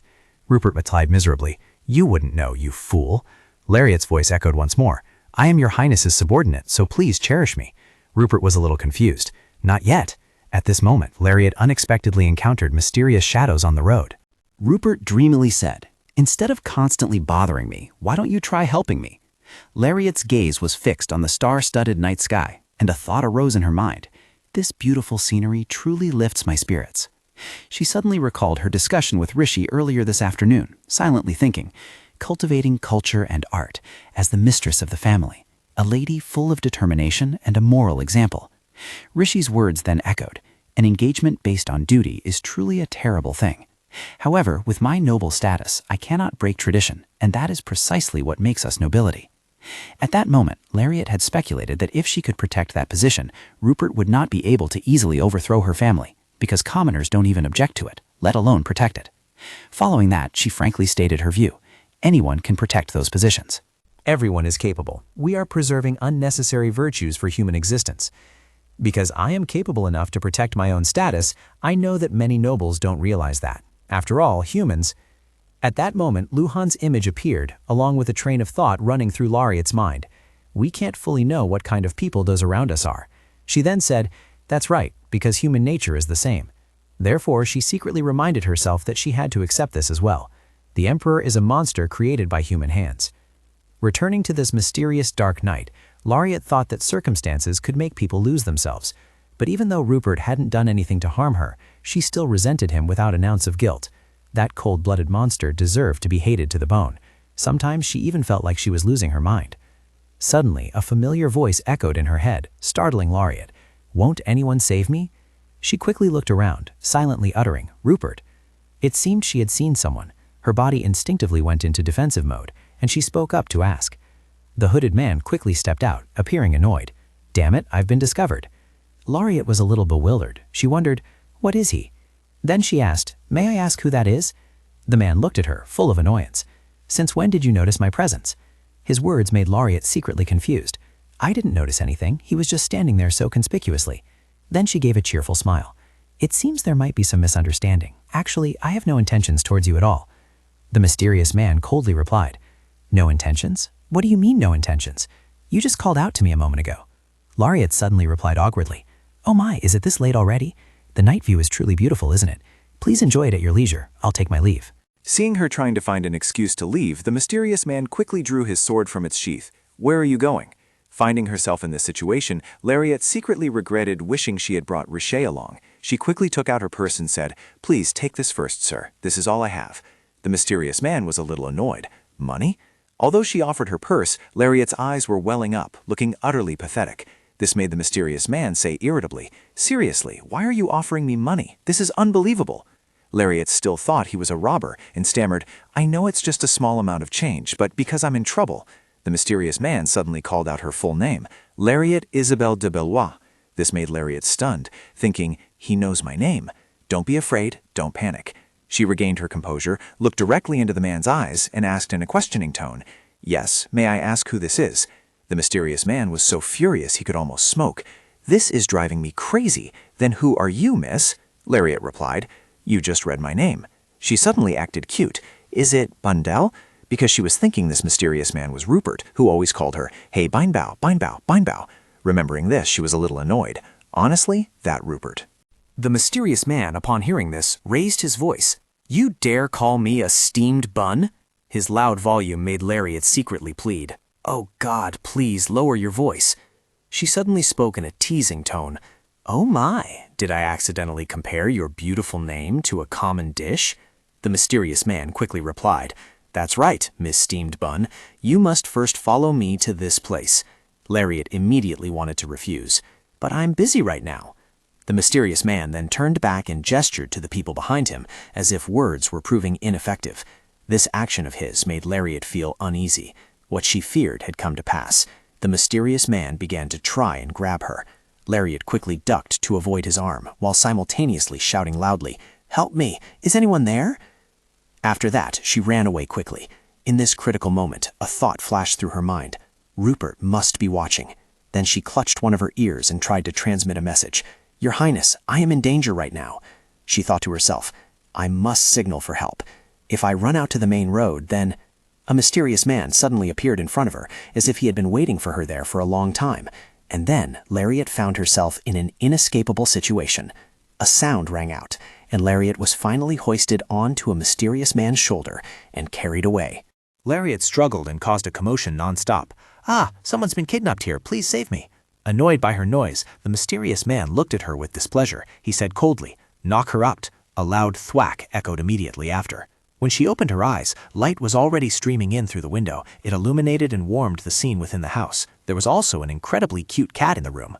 Lariat thought groggily, "Where am I? They surely didn't kidnap me to sell me or harvest my organs, did they? Still, there must be some purpose for kidnapping me. First, I should try to stand up." Oh dear, she suddenly sat upright, but then toppled sideways. "Ugh!" She cried out in pain. "My head hurts so much." Suddenly, hurried footsteps echoed from outside. Lariat was still suffering from the after effects of being knocked unconscious last night. She thought to herself, "Someone is holding my head." Suddenly, she was face to face with a very haggard-looking man. A moment later, he unceremoniously let her fall.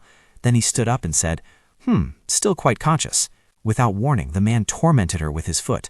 Her body showed signs of extreme pain. Lariat was in agony internally. I'm so dizzy." Among her kidnappers, one was a foreigner. On the other side, the man named Chevalier irritably asked, "Damn it, you couldn't decipher that lock this time either?" The haggard man quickly bowed his head and replied, "It's because the Count changed the password of that book again, that's why. Not that page, it's page 30. Lariat secretly assessed. "The other one is a knight. Decipher?" A man's voice rang out curiously. "But who exactly is that girl?" Chevalier quickly replied, "She's Count Bellois' daughter." Hearing that, the curious man became a little tense. "The Count's daughter? Is it really okay for us to kidnap this child?" Chevalier casually responded, "I caught her in a deserted alley. No one will know, so don't worry." Lariat was currently being bothered by a cat.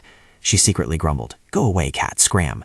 While she was writhing because the cat was tickling her, suddenly Chevalier spoke up. "My lady, you're awake, aren't you? I know you're awake." Lariat immediately opened her mouth wide and yawned. "Wah!" Seeing this, Chevalier smiled. "Well, well. Hey, now that you're awake, could you talk to me for a bit?" Although Lariat was very annoyed, she spoke up. "May I ask who you are?" Chevalier asked seriously. "If I tell you my name, would you recognize it?" Lariat replied, "I didn't ask for your name," Chevalier said softly. "Then would you like to know the name of the one who is about to kill you?" Upon hearing these words, Lariat's face showed shock. Seeing her expression, Chevalier quickly corrected, "I'm just kidding. Why would I kill you? But even so, I cannot promise that your life will be safe." The haggard man suddenly stepped forward and reminded him, "Chevalier, that's enough nonsense." Seeing this man, a thought popped into Lariat's mind. "I think I've met this guy somewhere before. He looks so familiar." He suddenly spoke up, asking, "Do you remember who I am?" Lariat immediately replied, "You're Mariadner Vincent's guard knight, aren't you?" The man looked utterly dejected. "That's too bad. You shouldn't have recognized me." From that, a question arose in her mind. Is this something Count Vincent ordered you to do? He did not deny it. You could say that. Lariat became extremely irritated. She yelled, "Answer me seriously. Who exactly?" The gaunt man gently interrupted her. "Is that so important? In this situation? Young lady, you truly are a fearless child. There's no evidence whatsoever that you were kidnapped, nor are there any witnesses. Even if I were to sell you to slave traders right now, there would be no problem." Lariat retorted bluntly, "Slave trading is mostly done by nobles. I am a noble's daughter. They couldn't possibly fail to recognize me." The man suddenly let out a dangerous laugh. "All right, then let's assume some noble will come to your rescue. But do you think slave traders only sell people? Will you be safe and sound if I sell you to them?" Lariat froze in shock upon hearing this. She inquired, "Is your goal to ruin me? What exactly is the purpose of this?" Seeing her so frightened, the man spoke in a reassuring tone. "Don't worry too much. I'll only make a slight scratch. For others, if they were to injure you, young lady, they would have to try hard to conceal it. But I only need the Count to go mad." Lariat looked bewildered. "What is that?" A moment later, her face turned pale. She unconsciously backed away until her back hit the wall. Then she speculated, "Could it be that the Count ordered you to do something so trivial?" The gaunt man immediately retorted, "Trivial? You, young lady, will be the beginning of the rift between Vincent and Belois." Upon hearing these words, she began to tremble. "So you're not the Count's man?" The man quickly replied, "Now you understand the situation, young lady." Lariat said seriously, "Things will absolutely not go as you wish. No matter what happens, I won't let you make a single scratch." Are you stupid? The more you try to justify yourself, the more aggressive they'll become. Do you think they'll leave you alone? Lariat's eyes welled up with tears. Because I was so frustrated that... Seeing her pitiful appearance, Rupert was furious, but could only sigh. He questioned again, "Why didn't you try to pinpoint their location while you were reasoning with them?" At this, Rupert suddenly cursed. "Damn it, do you know how many places in Beltern and I had to search just to find you?" Lariat immediately replied, "I didn't know your highness would come." This only annoyed him further. While he was still fuming, the emaciated man suddenly sat up, so Rupert quickly turned around. He raised his gun and pointed it at the man, then commanded, "You, get down." The emaciated man completely disregarded his own survival and immediately advanced. Then he knocked Rupert's gun away, grabbed him by the collar, and lifted him up. Seeing this, Max anxiously shouted, "Your Highness!" Max also quickly struck Chevalier hard on the head. The emaciated man yelled directly into Rupert's face. "What kind of pervert, dressed in women's clothes, comes here to cause such a ruckus?" Rupert growled. "The word pervert shouldn't be spewed from the mouth of a pedophile like you." With that, he kicked the man directly in the chest. Rupert gradually put some distance between them. He quickly drew a handgun. The emaciated man instinctively looked towards Lariat. Having no other choice, he immediately grabbed her as a hostage and bluntly threatened, "Go ahead and shoot. I've got this girl to take the bullet for me." Lariat suddenly felt afraid. She wondered, will he shoot? However, a blue magical light suddenly flew and pierced straight into the emaciated man's chest. Lariat thought to herself, "He's shot." Seeing an opening, Lariat quickly dodged away. She said in a panic, "What if you accidentally shot me?" Rupert calmly replied, "Don't worry, it won't hit you." He then gave the other man a few more shots. The man painfully collapsed, grunting. A moment later, Rupert untied the ropes from her wrists. Seeing a bruise still lingering, Rupert immediately raised his gun and fired another shot at the man. "I think I forgot about your wrist." The man cried out in agony. "Ugh!" Lariat thought to herself, that wasn't a real bullet, nor did it seem like any kind of magic. So what was it? While she pondered, Rupert also looked at her thoughtfully. Lariat looked around and continued to think, "After all this, why do I feel so much more at ease?" No other serious problems occurred. Rupert looked at her, utterly confused. "What is it? Why are you crying again?" Lariat truly couldn't stop her tears from flowing. She sobbed, "That hic." Rupert was a little impatient. "I ask you what you're crying about." Lariat immediately said, I'm not crying." Rupert truly didn't understand. He said, "Then what are you doing right now?" At this moment, a thought was forming in Lariat's mind. Being rescued like this, I feel so pathetic. This was an accident caused by my own carelessness, yet I needed someone else's help. It's so painful and shameful. I truly am useless. I can't tell if those people truly want to separate Vincent and Balua. I was suddenly kidnapped and couldn't escape. If time could turn back, I wish it had been Father or Johann, not me. Rupert's eyes were filled with pity. Seeing her remain still for so long, Rupert grew worried. "Can't you move? Are you in pain anywhere?" He suddenly took out a handkerchief with many floral patterns. Seeing this, Lariat suddenly burst out laughing. "Pfft!" Rupert carefully used it to wipe away her snot. He said, "I told you to stop crying, not to laugh. Wipe it off." Lariat looked at him with an aggrieved expression. "Your Highness, it's because I found it funny, so—" Rupert gently replied, "Wipe it quickly, you silly girl." Seeing his gentle smile, Lariat was utterly surprised. Once she seemed to return to normal, He finally spoke, asking, "Why did you think I wouldn't come?" Lariat, a little flustered, replied, "Well," she suddenly fell silent and avoided his gaze. Rupert slowly untied the ropes from her feet, saying in a low voice, "I told you I would cherish you." This brought an unusual warmth to Lariat. She spoke, "Your Highness said you would cherish me, but your Highness also said you would discard me if I was no longer needed." Rupert calmly replied, "Of course I don't need you. Who needs a disobedient person like you? Rolling into a place like a beggar's den, annoying others, wearing these damn shoes, and running until your feet were aching and exhausted. You just needed to inform me. After all, you're not entirely useless." Lariat suddenly asked curiously, What is that?" Rupert quickly replied, "A cipher book that Gorton uses when dealing with merchants. I didn't realize if that old fox had noticed it." Hearing this information, Lariat's face lit up. "Ah, so it's very valuable." Rupert knew what she was planning. He turned around and irritably said, "So you want to get caught again?" As if having cold water thrown on her, Lariat sadly replied, "No." As time passed, the city quickly returned to night. On a bridge shimmering with lights, Lariat walked, her thoughts filled with frustration. Depressed, I'm angry because I'm powerless, frustrated that in this situation I can only rely on Rupert. My goal is to hide in his shadow, but it's not fun. To have to rely on an enemy, my situation is truly ironic. Even though I've made up my mind, this is the only way. She suddenly remembered Rupert's earlier instruction, "Don't cry in such a chilling way," and she replied in a voice on the verge of tears, I'm sorry," she thought to herself, just for a moment. He truly resembles a character from a fairy tale, even though he's an enchanting goblin, because he's not a prince saving a princess. I stood facing the goblin. Before leaving, Rupert turned back to check on Lariat one last time. She was wondering what she needed to do to survive. Rupert asked worriedly, "Are you all right?" Lariat looked bewildered. "Huh?" He began to look confused. "That's what's strange. Were you tricked?" Lariat was surprised. She replied, No, I wasn't tricked." Rupert asked impatiently, "Then why are you crying?" Lariat hesitated internally. "Well," she suddenly reached out and grabbed a wig strand of Rupert's that was flying in the wind. Seeing this, he immediately asked, "What are you doing with that injured body of yours?" Lariat replied, "Your Highness, this is expensive." He quickly took the strand of hair and asked, "Is Bellew a poor? Why do you look like a beggar?" "So what's the reason for crying?" She honestly replied, "Because I'm pathetic." Rupert turned and walked away. "You're always pathetic." Lariat then said, "Those words have comforted me. Thank you. Thank you for coming here. Honestly, I was very surprised." Hearing her words, Rupert showed annoyance. "I think you're talking nonsense. Snap out of it." She quickly replied, "There's no reason for me not to be clear-headed." Rupert asked bluntly, "So, unlucky?"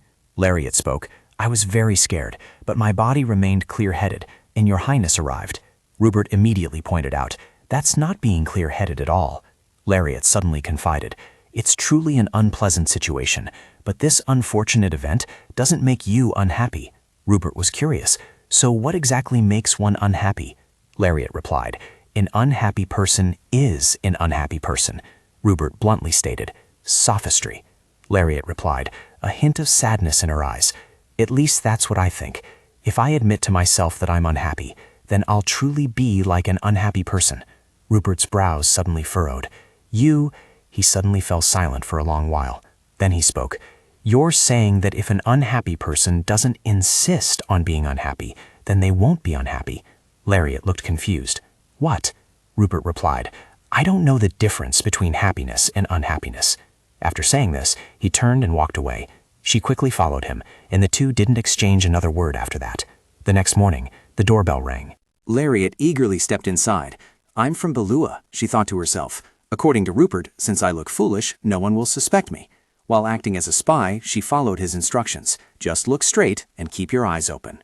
She then noticed some books on the shelf, wondering what she would find if she read them. It was truly amazing to know how to use code books in an instant. Suddenly, the shop owner asked, "Miss." Lariat was startled. She was flustered. Yes, what did you just say, sir?" He smiled and said, "It is truly an honor for our shop that Count Bellew is interested in our perfumes." She immediately replied, "No, it's my mother. She's particularly interested in the Mermaid's Tears perfume that was launched this month."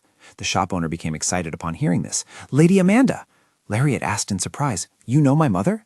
He immediately replied, "The lady doesn't know me. It's been 30 years since I started working in this capital. She is one of the people I remember from her time as a singer. I really loved her singing voice, and of course everyone else did too." Hearing these words, Lariat thought to herself, "Wow, he's a fan of my mother." The shop owner added, even the empress never missed any of the countess's performances. Lariat was a little astonished. The previous empress, you mean? He quickly replied, yes, the previous empress, in her youth, was also a singer from Abbott. This information stunned Lariat. She thought, my mother knew the previous empress? Come to think of it, both the current emperor and the previous emperor had short reigns, didn't they? Is this country cursed too? Indeed, Rupert being crowned, that is a destruction. Thinking of this, she added, I don't know because Mother didn't say. The shopkeeper uncle also guessed that people connected to the empress had to be extremely careful, so if the lady was hiding something, it was only natural. After that, he even cheerfully joked, if you don't trust Belua, then no one in this country can be trusted. Suddenly, Lariat's expression suddenly fell. It's all the same old story, she thought sadly to herself. A moment later, the shopkeeper uncle suggested, shall I send you some mermaid tears? Lariat replied, yes, please send them. After leaving the shop, Lariat was startled. She said frantically, Your Highness, Your Highness, Your Highness, Your Highness. Because I have to go to other merchants today, I can't turn off the device. If Your Highness ignores me, I'll have no choice but to keep calling. Rupert suddenly replied, damn it, shut up. Do you suspect that merchant? Have you found anything yet? She immediately replied, not yet. Don't send any payments until everything is found. Rupert heard this and said irritably, are you giving me orders now? Lariat quickly explained, I'm asking for your help. Rupert pouted, disliking the idea of agreeing. Lariat had no choice but to say, then I won't buy Mantu today. Rupert said, just call Louis. Lariat replied, today I'll buy everything that appears and eat it. Rupert heard this and cursed, you pig, damn it, no more talking. The carriage slowly started moving, and Lariat was secretly pleased. Even if she were to object, it would still be accepted. Now it was no different from Tori. Due to the way she had treated her, upon returning to Riche, she hugged Lariat and wept uncontrollably. Seeing her hold on tightly, unwilling to let go, Lariat thought to herself, Riche truly feels for me. How could she have known about my kidnapping? It's not entirely without Marquis Gorton's influence, but Riche still wanted to harm me. Luhan suddenly appeared from behind, his face full of panic. Riche quickly pulled away from Lariat and went to grasp Luhan's hand. Observing her behavior, a thought occurred to Lariat. How ridiculous. Why didn't I realize people hated me? He'll look at this foolish face of mine and mock me, won't he? As she stood before the beautiful flowers in the garden, Lariat suddenly spoke, her voice filled with sorrow. I have truly lived a useless life. Rupert asked in surprise, why? She replied, there's no one left to trust. He quickly comforted her. Such things don't exist to begin with. Lariat suddenly spoke up. I have something to ask of you. Your Highness, please don't lie to me. I have been utterly deceived, and even then I still despise being lied to. Rupert replied bluntly, I don't do such things. Lariat thought to herself, how ironic. The friend I trusted even to death utterly betrayed me, while the one who killed me promised me the truth. A middle-aged man saw her and greeted her warmly. Oh, Lariat, aren't you buying flowers today? This man was Boris, the proprietor of the high-end flower shop. Lariat gave a bright smile. I'll stop by on my way. Boris said, his voice full of doubt, you didn't stop by last time, did you? She quickly replied, oh, how can I keep buying flowers repeatedly? How much does a maid earn anyway? In reality, she was quite high-earning. Hearing her words, Boris immediately showed sympathy. Is that so? It seems your master both exploits labor and is stingy with wages, huh? Lariat was a little bewildered, huh? Knowing she couldn't easily elaborate, he bluntly criticized, that scoundrel and miser. From your story, he sounds like someone with a rotten personality, doesn't he? As a listener, I feel quite angry. Boris's words made Lariat break out in a cold sweat. She silently pleaded, please be quiet, I'm still with Rupert. Boris added, anyway, what's already there usually gets added to, right? What kind of idle good-for-nothing is that? At this moment, Rupert actually appeared beside her in a discreet hooded cloak while Boris was rambling on with his story. And Lariat said, what a rotten character and a foul mouth. Suddenly, Rupert flashed a dangerous smile, which made Lariat involuntarily get goosebumps, her heart frantically screaming, please be quiet. A moment later, she gave an awkward laugh. Ha ha, did I say that? Rupert deliberately pressed, did you say anything else? Lariat quickly stood in front of him and said, we have to go now, right? He bluntly pushed her aside and looked seriously at Boris. Get out of the way, he demanded. What else did she spread about the master? Boris took a moment to recall, then said, she also said he lives exactly as he appears on the outside. After saying that, he suddenly asked curiously, but are you her boyfriend? Lariat immediately cried out, Boris! He saw Rupert's fiery gaze fixed on him and didn't understand what was happening. He immediately replied, nonsense. After saying that, Rupert quickly left, and Lariat gave Boris an annoyed look. She tried to catch up and called out, young master. Rupert turned around. What? Lariat panted. You're angry, that's why, he said coldly. When was I angry? Lariat immediately asked, then why? He replied, just living up to appearances. Lariat could only force a smile, thinking to herself, not living genuinely, but putting on airs. He suddenly took off his cloak, then he threw it directly at Lariat. She happily flattered him. Our young master is so handsome. I was just complimenting him. Rupert then said, your face reflects your personality, so you look very gentle. Because of his words, Lariat secretly fumed. Evil personality equals handsome. Gentle equals what? May he trip and fall while walking. He suddenly gestured for her to come closer. Lariat thought to herself, yes, coming right away. As soon as she reached him, she immediately received a flick on the forehead. This is for smiling. She painfully clutched her forehead, but still managed to faint smile. Rupert said irritably, don't smile. By now she was extremely annoyed, thinking to herself, so what? Suddenly she saw Rupert seemingly doing something secretive and shady. He gestured for her to be quiet and come closer. She obediently walked over and squatted down beside him, surprising him greatly. He suddenly sneered. What are you doing? Lariat immediately asked. Aren't you hiding? Rupert replied. It's done, so you can go back. With that, he quickly left, leaving Lariat bewildered. Not far from there was a formidable-looking man. Rupert suddenly appeared, grabbed one of the man's arms, and wrestled him to the ground. The man was subdued without knowing why. Next, he took out his pistol and pointed it at the young man's face. Seeing this, Lariat felt scared, but also very excited. She thought to herself, a fight, how thrilling, I need Max. Rupert commanded, hand it over. Faced with his gun, the other man fearfully screamed, who are you? Rupert didn't hesitate to pull the trigger, and a bullet flew past the man's face. You don't need to know. I already know you're Max von Sterngang's spy, nurtured by Goten. The warehouse key or whatever it is, hand it over now. The man trembled violently. I don't have it. What are you talking about? A moment later, a blinding light erupted, forcing Lariat to cover her eyes. She thought to herself, my eyes. When the light subsided, she quickly leaned out to eavesdrop. Rupert was now using a knife to cut a line across his palm. Lariat immediately approached and asked, who is that? He smeared a bloodstain on the white wall and calmly replied, Macburn van Torgang's subordinate. Lariat's face went blank as she thought, where have I heard that before? A few minutes later she exclaimed, the leader of the Torgang mercenary group. She secretly thought, the Gordon descendants value status and bloodline above all else, yet he's not a soldier but a mercenary. It's not too urgent, could it be a rebellion? Rupert's ability to dispose of bodies was simply superb. He opened a spatial door and casually tossed the man's corpse into it. Meanwhile, Lariat was speculating, but there haven't been any internal conflicts in the South, have there? I don't understand. She suddenly asked him worriedly, has the bleeding not stopped yet? Doesn't it hurt? Doing that will injure your body, and you haven't even eaten. Rupert turned to her and indifferently asked, if it hurts, what should I do? Lariat was secretly annoyed. What is he saying? She didn't hesitate to tear his shirt open. Rupert was extremely annoyed. Are you crazy? Lariat softly mumbled, I'm not looking, okay? She took the torn fabric and made a bandage to wrap his arm, a thought appearing in her mind. Even though he hasn't eaten a single meal all day to slow down his growth process, he'll die if this continues. Then she said, you mustn't die. If I keep living like this, how could I die? Rupert suddenly said, it's like a curse. Lariat secretly thought, how does he know that so well?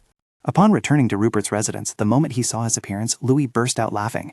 Your Majesty, have you changed professions? You've become a beggar. While Tori gaped in surprise, Rupert frowned. Shut up. Louis still couldn't close his mouth. Yeah, ha ha ha. Seeing his bandaged hand, Tori rushed over in alarm. Is your hand injured? How did you get hurt like this? You should have called me. Rupert said in a low voice. You need to avoid being seen, because the Empress has started to suspect Barbarossa. Louis was a little surprised. How did your Highness know that was Barbarossa's fake alchemy? Are you digging into my background just because my status is detestable? Furthermore, doesn't Empress Nigel find the distance between His Majesty and me very strange? Please clarify that, otherwise I'll be rumored to be a pervert. Rupert immediately glared at him. What if they spread rumors? You're not exactly popular anyway. Louis suddenly smiled cheerfully at Lariat. Long time no see, Lady Belois? Seeing Louis, his aloof image flashed through Lariat's mind. She spoke awkwardly. Hello. Louis excitedly asked, still hiding your face? She immediately replied, I don't know what you're talking about. Rupert issued a warning. Don't touch the child, pervert. Louis froze upon hearing these words. He hastily asked, damn it, is that why Lady Belua looked at me like that? Did she think I was really a pervert? I don't like children. Really, you're a grown woman and your figure's amazing. The more Rupert listened to Louis, the more something felt off, so Rupert immediately kicked him straight out the window. Get out! I've already captured Torgan's subordinate, so go interrogate him. I've also recovered all the funds and converted them to cash. Louis clutched his back and cried out, Your Highness, you truly are an emperor who exploits labor. Rupert was annoyed. Get out already! Tori, meanwhile, was concerned about the wound on his palm. Oh, this is very serious. It will probably leave a scar. Rupert suddenly said, There's no way to treat it. Tori asked, puzzled, But didn't you decide to refrain from using alchemy anymore? Rupert calmly replied, Because it's necessary. Next, he took off his torn shirt. Tori turned to Lariat and asked, Are you okay, Lariat? She replied, No, don't worry. Oh, Tori, I have something for you. After saying that, she took out a very beautiful blue ribbon. Ta-da, here's a gift. Tori exclaimed delightedly, Lariat! Lariat tried the ribbon on Tori's head. Indeed, the color suited Tori very well. It would surely look good. I happened to be out, and thinking of Tori, I bought it. Do you like it? As she asked and helped Tori tie her hair, Tori exclaimed emotionally, "Oh." A moment later, after finishing braiding Tori's hair, Lariat exclaimed, "There, it's beautiful." Tori hugged her tightly and said, "Thank you, Lariat." Suddenly, Guri also came over and hugged her tightly. This surprised Lariat greatly. She gently stroked his head. Compared to before, Guri seemed more attached to her. She wondered to herself, what's with this change in behavior? "Oh, that's right," she suddenly spoke up. "Your Highness, tomorrow I'd like to meet Aunt Amelia. May I go out alone?" Rupert pondered for a moment. Amelia Belua, Ventavon's wife. So be it. With his consent, Lariat thought to herself, isn't Duke Ventavon someone Rupert should be wary of? She then said, "I'm also not allowed to eat things like bottle caps, right?" Rupert said indifferently, "All right, you know that, so just remember it." After hearing that, Lariat muttered angrily, "What if I lie and get caught?" Rupert asked irritably, "What are you looking at?" Lariat replied with a cheerful smile, "No, I'm just surprised. Your Highness truly wants to trust me now." He held his head and said, "It's just that I'm dizzy, so I don't want to bother." Lariat acted strangely. She confidently said, "No, His Highness will believe me." Her demeanor made him even more furious. "Nonsense." Lariat suddenly burst out laughing freely. The next day, at a beautiful blue mansion, sitting in the living room, Amelia asked, "What's the matter? I heard that as soon as you arrived in the capital, you went looking for me." Lariat calmly replied, "I wanted to meet you once." She said gently, "If you say so, then there's no kinship between us. In the capital, without any investigation, if you just search like that, you won't find out." Lariat was a little perplexed. "If I ask honestly, will you answer?" Amelia replied, "That depends on the question. I won't lie. Unlike my brother, I am not a liar." Lariat suddenly asked, "Are you saying my father is a liar?" Amelia stated bluntly, "I've never seen anyone who always lies like my brother." Lariat insisted, "My father is an upright person." Amelia didn't argue but changed the subject. "Let's see, what are you curious about? How to entice royalty? Or do you want to become queen? I'm sorry, Lariat, but Arnoff likes men. Don't you know? If you're a palace maid, you should know better. He's quite foolish, so he's left a lot of evidence." Hearing these words, she hesitated to answer. "No, I don't know." Amelia picked up a pastry and advised, "Then make sure to find out properly. Vernoni will change a lot, and if you don't manage your time quickly, you'll have trouble. Nigel is intelligent but timid, so he's not a contender for the throne." She added, "Rupert. Actually, you're not from Valerium. Isn't it very unreasonable to aim for the throne?" Hearing these words, Lariat felt confused. What do you mean by that?"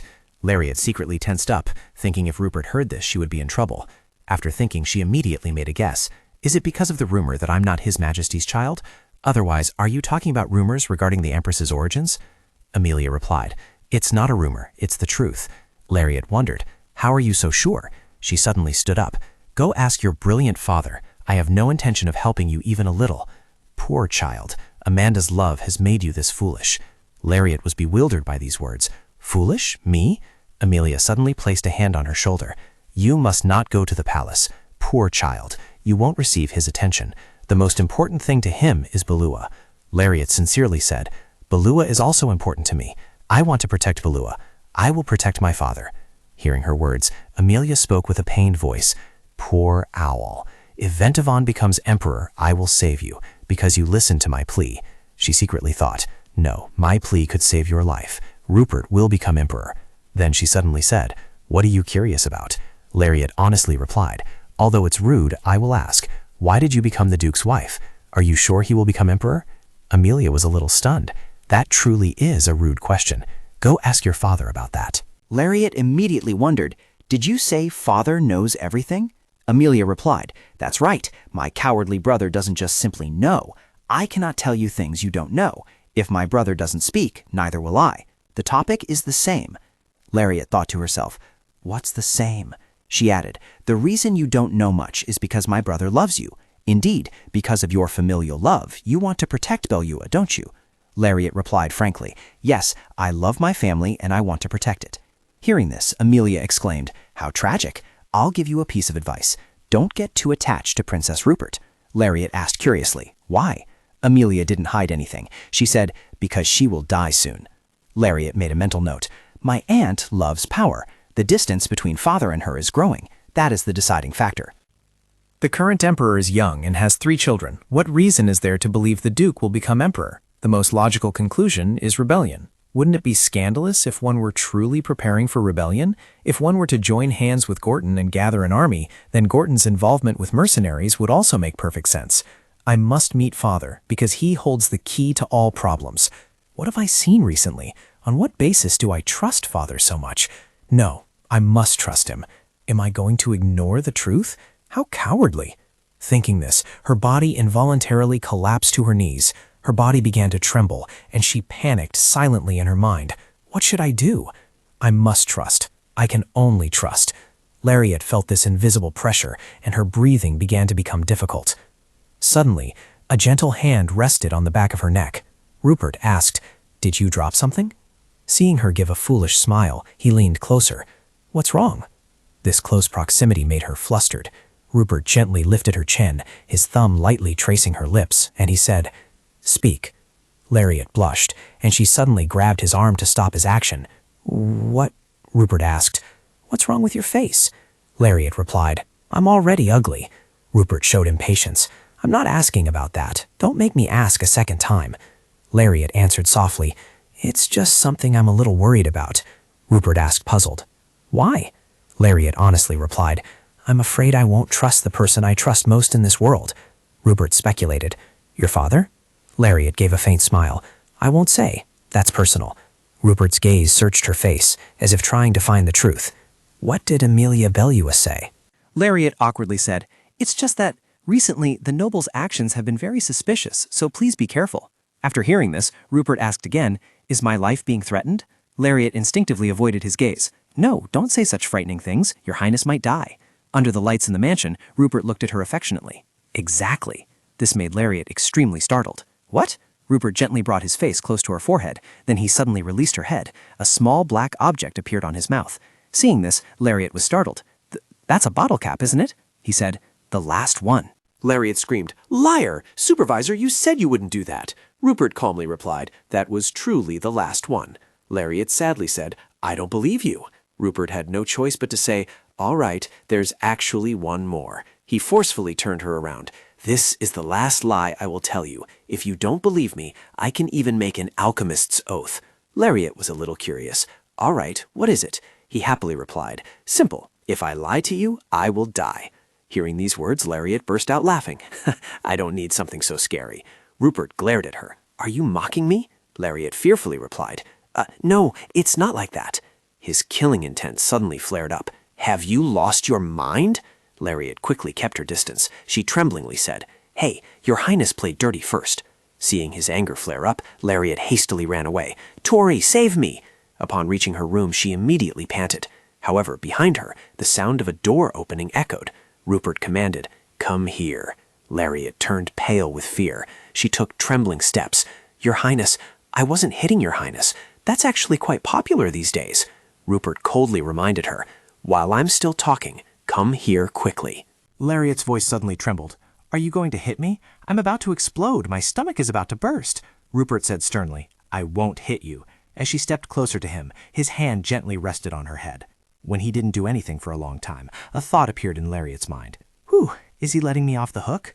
She thought everything was about to go smoothly, but no. Rupert flicked her forehead, extremely painfully. She clutched her forehead, wanting to burst into tears. Seeing her in this state, Rupert said with satisfaction, "Didn't explode, did it?"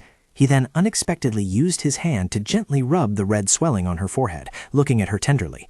The next morning, in Rupert's study, the sound of a door opening echoed. Next, a voice spoke up to report, "Your Highness, Count Belluar, I hear he has arrived at his mansion in the capital." Rupert thought to himself, "It seems the hypnosis was performed just in time. It can indeed be used." After thinking, he immediately said, "I know, you may leave." The subordinate bowed respectfully. Just as the person left, Lariat arrived. She peeked inside and called out to him, "Your Highness?" Rupert looked at the documents in front of him and thought, "She's here? I'll just keep reading. Meeting me so secretly like this, she's a little bold but still shy." He suddenly turned his head. As Lariat approached, he asked, "What is it?" She smiled, then hesitated, saying, "Well, Your Highness, my father has been in the capital for 2 years, but I haven't met him yet. So I'd like to go see him, even if it's just for half a day. I've already finished all my work." Rupert thought to himself, "How naive. She doesn't even know if her father's name is on the list." Of course, because she knows nothing, it's natural for the Grand Duke to look down on her like that. Perhaps I know the answer she's waiting for. Then he looked straight into her eyes. What do you want to ask? Lariat replied, flustered. I don't know exactly yet, but I think father would know something. Rupert said coldly, if the Count knows, then I know too. Lariat immediately shook her head vigorously. There are some things your highness doesn't know, and they concern me. Rupert suddenly said, what if I said I knew? She replied, even so, I still want to know what he thinks. Rupert looked at her for a moment. Then, annoyed, he said, I forbid it. Lariat pleaded, your highness, please. I've already finished all my tasks, feeding the panda dogs, planting dandelion seeds, cleaning the garden. Rupert's gaze at her was full of displeasure, as he thought to himself, stubborn. Suddenly, her expression made him wonder. Why is she suddenly so flustered? Could it be that I used too much force? I need to adjust this power. I must be more careful in the future. Furthermore, Rupert asked, don't you think it would be better not to know the truth? Seeing Lariat didn't respond, Rupert suddenly asked, such silence, you're not crying, are you? Lariat spontaneously replied, no, I feel that not knowing once was enough. Her answer surprised Rupert, and he thought to himself, completely different from what I predicted. I can't understand her at all.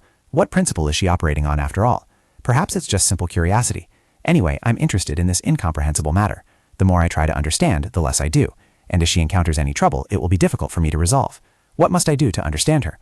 But once held, one cannot let go. In other words, possessing someone by my side is something I've always desired, and it's a desire I can't easily give up. Ah, I said I wanted to do that. Rupert suddenly wondered, you said you wanted to become my person, didn't you? After this question, he calculated inwardly, just like a hungry demon fiercely trying to fill a void. If I chew and swallow a person whole, I think I can become human. Although she said she would give herself completely to him, she feared him more than anything. Why? Why on earth? And then he seriously asked her, are you sure you won't change? Lariat looked at him gently and said, nothing in this world is unchangeable, your highness, but things won't change easily. Hearing these words, he said, go meet them and return here. If that's not enough, I will directly tell you everything you want to know. But it was already over. Lariat cast an affectionate gaze towards him, thinking to herself, perhaps this is the last time I will be able to see Rupert. If so, then I won't be able to escape now, won't be able to return. Suddenly, she moved closer to Rupert. You said you cherish what is yours, didn't you, your highness? If so, then take everything from me and cherish it. Her hand was now placed on Rupert's hand, and she silently vowed, my family and my clan, all that is mine, that is precisely the goal I dedicate to you. Even if the future changes, I will not regret it. Later, she said, I will return, please wait. Seeing her leave, Rupert had a thought, don't come back here. Lariat had been gone for a while. A knock sounded at the door, and Rupert stood up wearily, thinking to himself, this is the last bottle capstone. This is the last chance to understand everything and its meaning. Tori opened the door and announced, Your Highness, His Majesty is looking for you.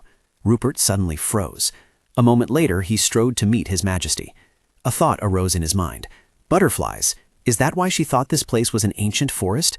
In reality, it was the forest where all the monsters had been burned to ashes. In the most desolate place of hell, when you see all these things, will you still want to stay by the side of a monster like me? Very quickly, Rupert made his way to the corridor leading to that room. He walked, but his heart was filled with tension.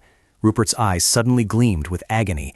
Horrifying screams seemed to want to possess his body, destroy it, destroy it. Rupert thought to himself, soon the day will come when you will breathe your last and crawl like an insect on the floor. Not far now, Rupert walked with arrogance. Yet behind that splendor were many hidden sorrows. He quietly recounted. His birth was questioned. He didn't resemble His Majesty the Emperor, but he did resemble the Empress. Tears welled up in his eyes as he looked towards the person he called Mother. However, the Empress's gaze towards him was incredibly cold. She had said, you are not of the same bloodline as the Emperor. A single sentence that left young Rupert stunned. Returning to the present, Rupert stopped before a gruesome sight, yet he showed no expression. Before his eyes, maids were diligently cleaning up the splattered bloodstains on the wall. Thinking something unpleasant had just happened, Rupert immediately turned to leave. However, a courtier grabbed him and pulled him along. The courtier hastily opened the room door. Rupert said irritably, don't touch me. The courtier quickly announced, I sincerely apologize for being a bit hasty. Your Majesty, Princess Rupert is entering. Then he left immediately, leaving Rupert standing before that cold room. The Emperor stepped forward. That one is broken. Seeing Rupert, he suddenly fell silent for a long moment. Suddenly, he slapped him hard across the face. Blood began to seep out. Rupert tried to remain calm, his breathing gradually becoming heavy. The man before him was filled with murderous intent. At this moment, Lariat was having a meeting with her father, Count Belua, who, upon seeing her, happily called out, Larry? You've grown so much, and it's a relief you're safe, Lariat said happily. Long time no see, father. Have you been well lately? Count Belua looked at her with concern. I'm not the issue to worry about right now. First, let's return to Belua. An image suddenly flashed in Lariat's mind. All right, don't let go of me, Count Belua. Lariat suddenly pushed him away, then took out a letter. She said urgently, Father, please read this. For some reasons, I cannot convey it to you verbally. She thought to herself, Rupert might be watching, so I need to be careful. At this moment, Rupert was exhausted from torture. He suddenly sat up.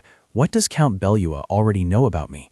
Hearing these words, the Emperor's face showed annoyance. He covered his face, then asked curiously, Why are you suddenly asking about the Count? Did that snake-like fellow manage to sway the ancestors? No, impossible. He couldn't have done that. Why are you asking that? Have you met the Count? Rupert wiped away the blood on his face. He replied, I've never met him, but why does he know me? The Emperor then said, I don't know. Well, perhaps he does.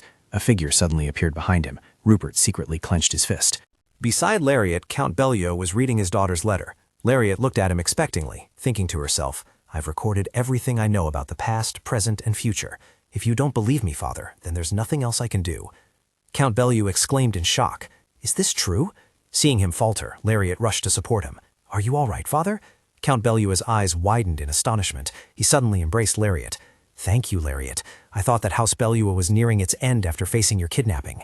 Lariat immediately spoke in a reassuring voice, saying it was just a misunderstanding and Wretch was mistaken. He replied, No, a Marquis cannot make such mistakes. Don't lie to your father. The Marquis has started to suspect me. Lariat immediately asked back, What are you saying? Suspect you? Duke Belua's eyes gleamed with fear, and he calculated silently. Lariat, if the Emperor also changes his mind like this, what will we do? No, the Emperor won't change. That mad Emperor won't spare the Empress, even if it means her death. The Empress of the Empire was a spy for Williton, and the Emperor's ambition could not be widely known. That was the comfort I found in knowing such a frightening secret. Therefore, I stood by and watched. Under the Empress's pleas, that figure, the Empress, was taken away by that mad Emperor, like prey. Although I could have completely saved her, despite my grave error, I ultimately failed to protect her. After a moment of hesitation, Count Belua placed his hand on her shoulder and asked seriously, Now, these letters are real, aren't they? Are they truly real, my child? Lariat immediately confirmed, Yes, they are real, father. Father, have you truly planned a rebellion? Are you aware of this? Count Belua replied in a low voice, As long as you trust me, I have never dreamed of rebellion. Hearing this, Lariat said, I trust you, father. I know you are not a man with such vain ambitions. Do you trust me too? He looked into her eyes with affection, thinking, How could I not trust you? Unlike this cowardly father, you are gentle and brave. To me, you are truly perfect. I truly deserve retribution. The precious gem has been stolen. After thinking this, he embraced her tightly. Trust me. A voice echoed in his ear, Father, speak. Rupert, his face covered in wounds, struggled to get up, that voice still ringing in his ear. Quickly, tell me what you're hiding, father. He looked up and saw Lariat and Count Belua. Lariat gently said, I believe you. Rupert thought in surprise. What is it, you fool? You're saying you'll believe me so awkwardly? Are you lacking something? That's why you ran to me? Lariat's voice echoed in his ear again. Father, actually, At the same time, a gunshot rang out. The gunshot pulled Rupert that to reality, where the Emperor was abusing the corpse of Eva, the Empress of the Empire. Rupert stared blankly for a moment. The Emperor suddenly pulled Eva's head up and cursed. Damn it, I told you to fix it, but it's useless. Then he threw her away, an object shattered everywhere. The Emperor then approached her solicitously and asked, No, are you all right? Seeing this, Rupert found it amusing and thought, He threw her himself. Ridiculous. Then he subtly turned his head and said, Please wait a little longer. There's less damage now, but it's still not the time. The Emperor turned to look at him, thinking with annoyance. His attitude is truly detestable, but only that brat can fix it. Lately, the cycle of destruction has been accelerating, if it can't be fixed permanently like this. After thinking, the Emperor asked aloud, It can be fixed, right? Rupert stared at him, thinking, If you're so afraid of destruction, you should have taken good care of it from the start. Whose fault was it that it ended up like this in the first place? But outwardly, he replied, Yes. Hearing him say that, the Emperor hugged Eva tightly, repeatedly saying, Thank goodness, truly, I love you, only you. Rupert thought wearily, From the time Mother was alive until now, everything has been overwhelmingly dull and terrible, like a curse. In contrast to that scene, Count Belua hugged Lariat tightly and said, I'm sorry, I was too lacking to protect you. She gently replied, Not at all. After saying that, Lariat thought, The future I saw. If I just stood by and watched my family members' heads fall, that would be my sin. While she was thinking, Count Belua spoke again. Lariat, I have never thought of treason. I wouldn't dare to harbor such ambition. He thought, I have no desire for the imperial throne. How could a coward like me, full of fears, dare to? Lariat immediately said trustingly, I know you can't be that kind of person, Father. Father, why are we being misunderstood? Please tell me. I need to know what you're preparing, or even just something related to it. He gently said, Eva. There was a woman named Eva from Williton, an orphan of humble origins with the name Mui, but possessing exceptional talent and beauty. That radiant girl was even more favored than the country's princess. In the place known as Williton's second capital, Adele, no one was unfamiliar with her name. In the past, Prince Clow held her in his arms and asked, Why do you love me? I am a prince, but so pathetic. Eva's lover, the former prince of Williton, Clow, despite his princely status, was somewhat inferior compared to her. Hearing this, Eva asked in return, Then why do you love me? This question left him speechless, stammering. After a moment, Eva smiled and said, I am grateful for the small and simple joys. That alone is enough. The prince and the commoner girl, both unable to marry due to the vast difference in their status. Fortunately, a bloodline could be purchased from Count Adel, and for this noble status, Claude had to sell everything he owned. However, even if they tried to become a count or countess, Ava's inherent bloodline was still hindering them. But they were also very happy. The fact that they could be together forever made them overjoyed. Ironically, misfortune struck one day before the wedding ceremony. In a dark room, 2 soldiers escorted Ava in, and immediately someone spoke up, asking, Is your name Ava? It's thanks to your stubborn insistence on marrying the prince that I finally found you. After speaking, he frowned and thought, Williton now, not only the royal family but also my ducal house, is collapsing, all because of Bernery's dark hand, Krineruka. But there's still hope. I have finally found the Blue Eagle. The people controlled by the eagle's magic are also Duke Miramonte's secret weapon. He continued to think, the foolish King Bernery is in the process of losing his dark hand. This is the opportune moment for the Blue Eagle to counterattack. However, this girl possesses strength unsuitable for a weapon and is especially too emotional. Compared to emotionless individuals, managing her is much more difficult, but fortunately, her beauty can also be exploited. After that, they began to discuss among themselves as if she were an object, to make her a concubine of Emperor Belnurni. I agreed. She had become a member of my household, so sending her to be the emperor's concubine was acceptable. Yes, compared to disgracing the royal family's reputation, being Emperor Belnurni's concubine was still better. To save Eva, Prince Claude made relentless efforts, but nothing changed. Thus, Eva had to go to distant Belnurni, not knowing when she would return, with a newly programmed brain full of deceit, instructing her to seduce the emperor and bring down Belnurni. In that foreign land, she was like a puppet controlled by them. Oh, and in that place there was someone who had killed his own elder brother to ascend the throne. She was surprised. Has the king changed? The one filled with greed had now become emperor. When that hand touched Eva, her heart screamed, No, how disgusting. Claude, Claude, what is this? I can't remember Claude's face, only feeling disgust for the emperor. Confused thoughts flooded her mind. Could it be that the Duke had brainwashed her just to make her feel this way? The moment I felt whole again, how to make Belnurni decline, by what means, these were just the times I thought about Belnurni's downfall. And then the days passed very quickly. A beautiful baby boy resembling Eva was born. That was Rupert. Not long after his birth, he became the subject of everyone's gossip. Although bearing the name of his ancestor Rupert, he was relegated to a separate palace, and it was said he wouldn't even be integrated into the imperial family. Just then, someone approached, startling them. Your Majesty, the Empress. Eva entered amidst the maid's confusion. Upon seeing her, Rupert immediately broke into a bright smile. The Emperor is infertile. The power of bloodline is truly remarkable. Even Claude and I together couldn't produce an heir.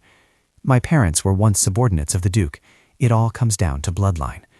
She gently smiled and called Rupert, but her eyes held no affection whatsoever. How perfect would it be to use that bloodline for revenge? How tragic would it be for a child born of adultery to ascend to the imperial throne? If the imperial position ultimately falls into this child's hands, death would no longer be a tragedy. It's the only way I can exact my revenge. Thinking this, Eva picked Rupert up and gently said, My child, Rupert. At this moment, Rupert suddenly teared up, surprising Eva.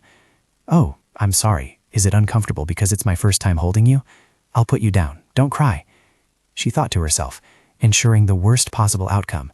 It's hard to consider you my child, but... Eva then spoke aloud. Ah, I cannot love you. And so Rupert's string of misfortunes began.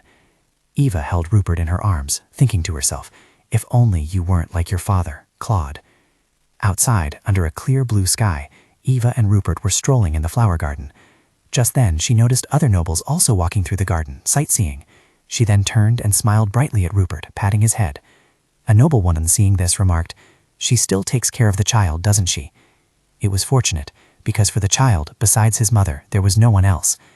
The boy tried to excel at everything he could, because that was the only way to make his beloved mother smile, even to the extent of being forced by his mother to drink poison as a precaution against being poisoned. In any case, between the two of them, the blind child and the frail mother, when they drew near the emperor, a certain empathy might have arisen.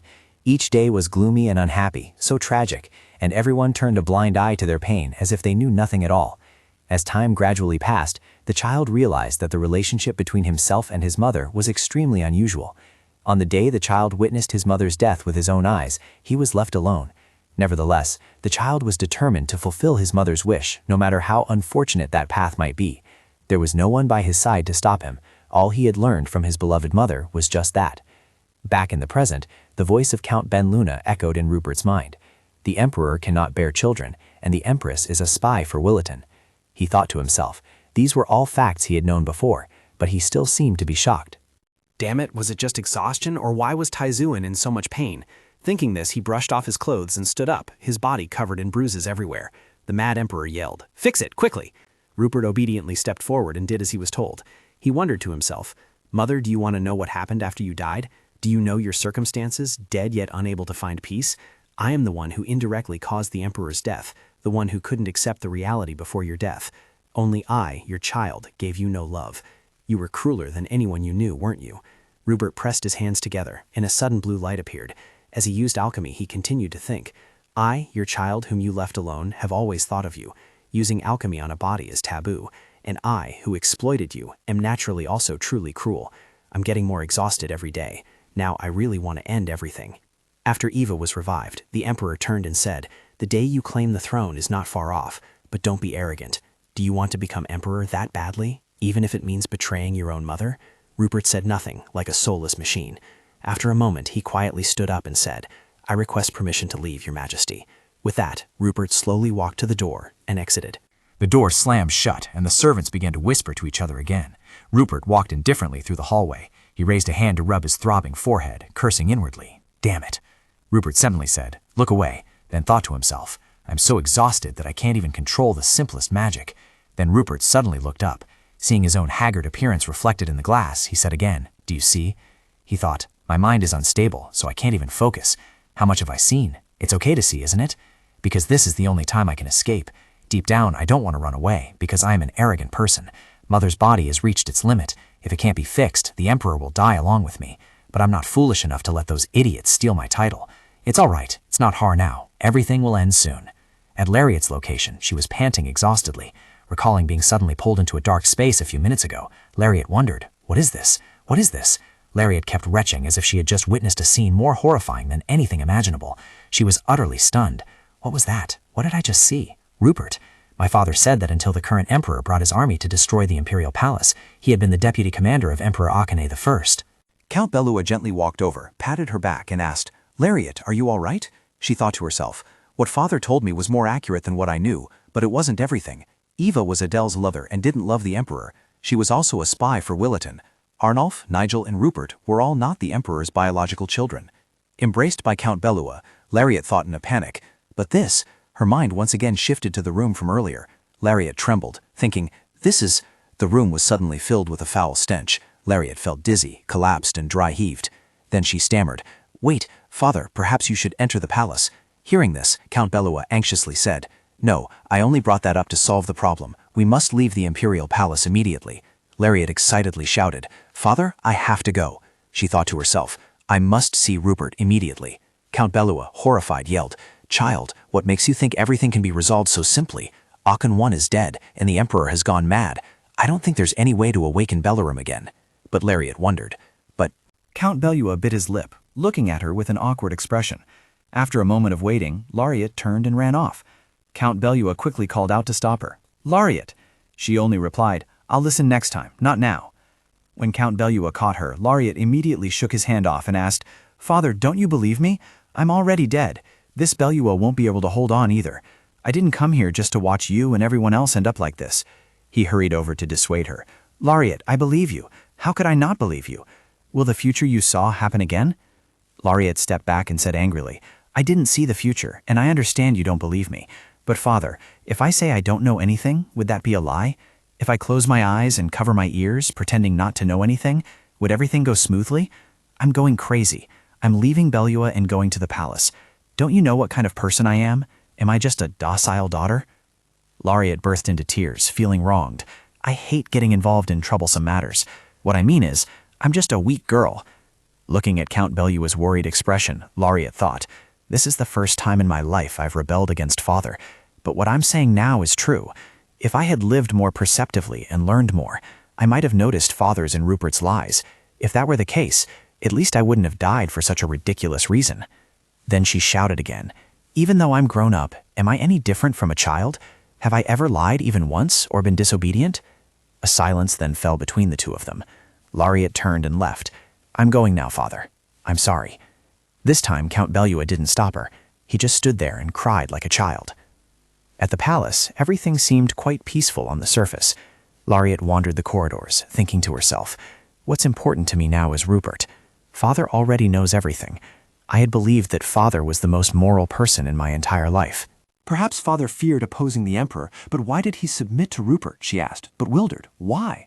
Then she thought, how could father, a human being, lack empathy, the image of a miserable father, the tragedy of the servant buried at the bottom? Thinking back, the empress was also truly strange. I had never seen her move. She always sat, truly insane, like a corpse. Those voices always echoed in her head. Do you want to become emperor, even if you betray your mother? All right, I'll give it to you, because I have no children, so it doesn't matter who I give it to. The heavy pressure and disgust of the seat, called emperor, in unspeakable agony, Rupert became the crown prince. I was tired. I had hoped it wasn't true, but there was no choice but to accept it. Rupert was not entirely a victim, so who should I blame and who should I hate? Because I was filled with hatred towards Rupert, I didn't know how to feel. Larry had looked out the sunny window and softly uttered 2 words, Your Highness. Then she continued to ponder, do I want to do something for him? I don't have the right to. How can I empathize with such pain? It's not that I feel guilty or pity Rupert because of father's indifference. It's just torment. What did Rupert think when he went through this? How can he endure something like this? If Tori were here, he would surely be comforted. But he's not. Even now, I am the only one beside Rupert. One day, he will also be like this, just as he was in the past. He will also be alone. Seeing Rupert's appearance, Lariat couldn't help but think with a pang of sorrow. He's too quiet. He must be very lonely. She approached him and called out, Your Highness. Rupert asked, puzzled, Why? Lariat didn't know why either. She said, You should go change your clothes. They're dirty. Rupert pushed her hand away. No need.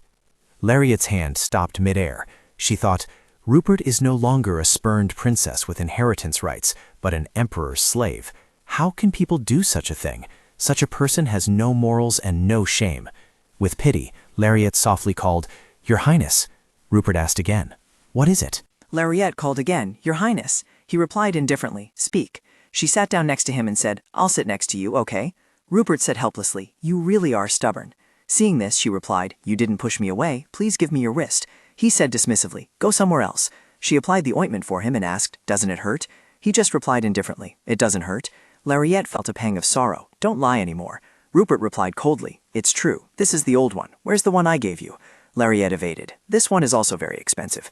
Oh dear, please don't show off about giving me another box of ointment. Hearing that, Rupert scolded. You really are an idiot. Lariat was puzzled. What? Rupert leaned closer and asked, So why are you here? Lariat lifted her face high and said, Why am I here? I didn't think I was just going out. Of course I had to come back. Rupert tilted his head, silently looking at her for a few seconds. Then he mumbled, Don't you see? Lariat fell silent for a few seconds, then called out, Your Highness. In her heart, she thought, I still hate you. With a slight grimace, she said, I'm sorry. In her mind, she thought again, I won't forgive you. Lariat softly spoke, I'm sorry. Rupert turned and asked, Why are you apologizing? She said without hesitation, Because I'm late.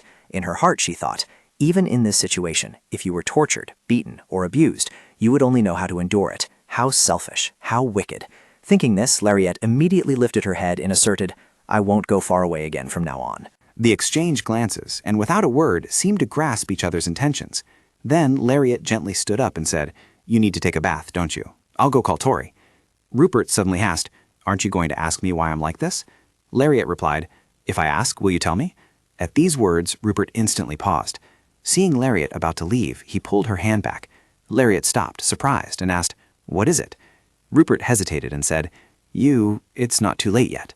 You came at just the right time. Lariat thought to herself, I've been too arrogant. The world isn't one-sided. I was a fool to only look at one side of the coin.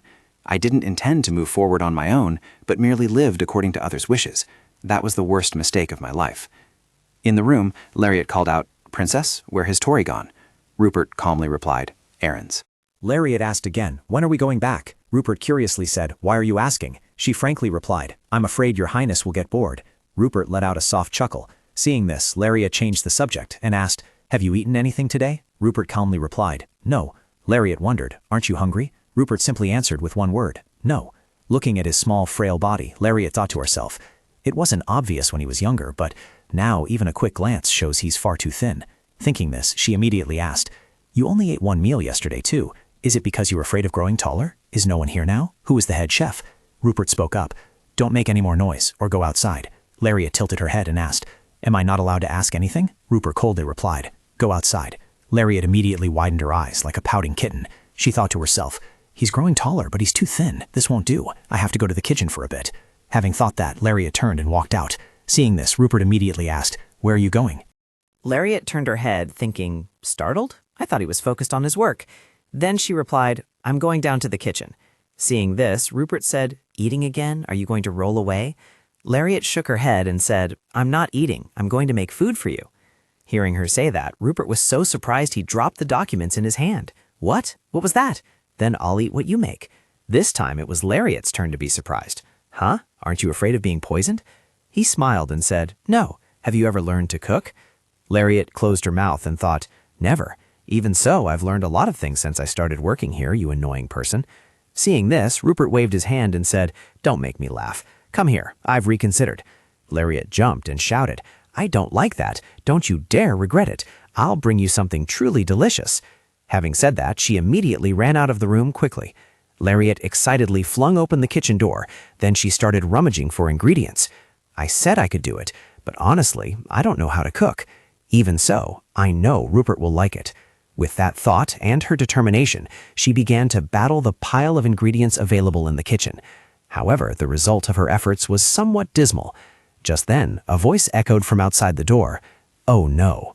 Lariat, startled, turned around and shouted, "No way!" Seeing Rupert leaning against the wall, clicking his tongue, she thought, "Why is he following me? I thought he was still looking at documents." Then Rupert stepped in and ordered, "Move aside." She quickly covered her creation and said, "No, you can't." He came closer and pushed her aside. "Get out of the way." The moment he saw the finished product, Rupert immediately froze. He pointed at the item on the plate and asked, "What is this?" Lariat immediately replied, "It's a steamed bun." Rupert said incredulously, "Did you make it and then step on it?" Lariat quickly denied, "No, it's not. This is a Balua-style steamed bun." Hearing that, Rupert asked in surprise, "Poor Balua?" Lariat, feeling offended, immediately raised her hand to take it back. "If you don't want to eat it, then don't." But Rupert held the plate high in his hand and said, "I will eat it." With that, he picked up her failed creation and put it into his mouth. Seeing this, Lariat thought, "He's not checking it and just eating it? Does he trust me?" After eating, Rupert put the plate down and said, "It's not delicious at all." She happily said, "Even so, you ate it all, didn't you? I do have cooking talent." Rupert quickly reminded her, "Stop smiling, it's too ugly."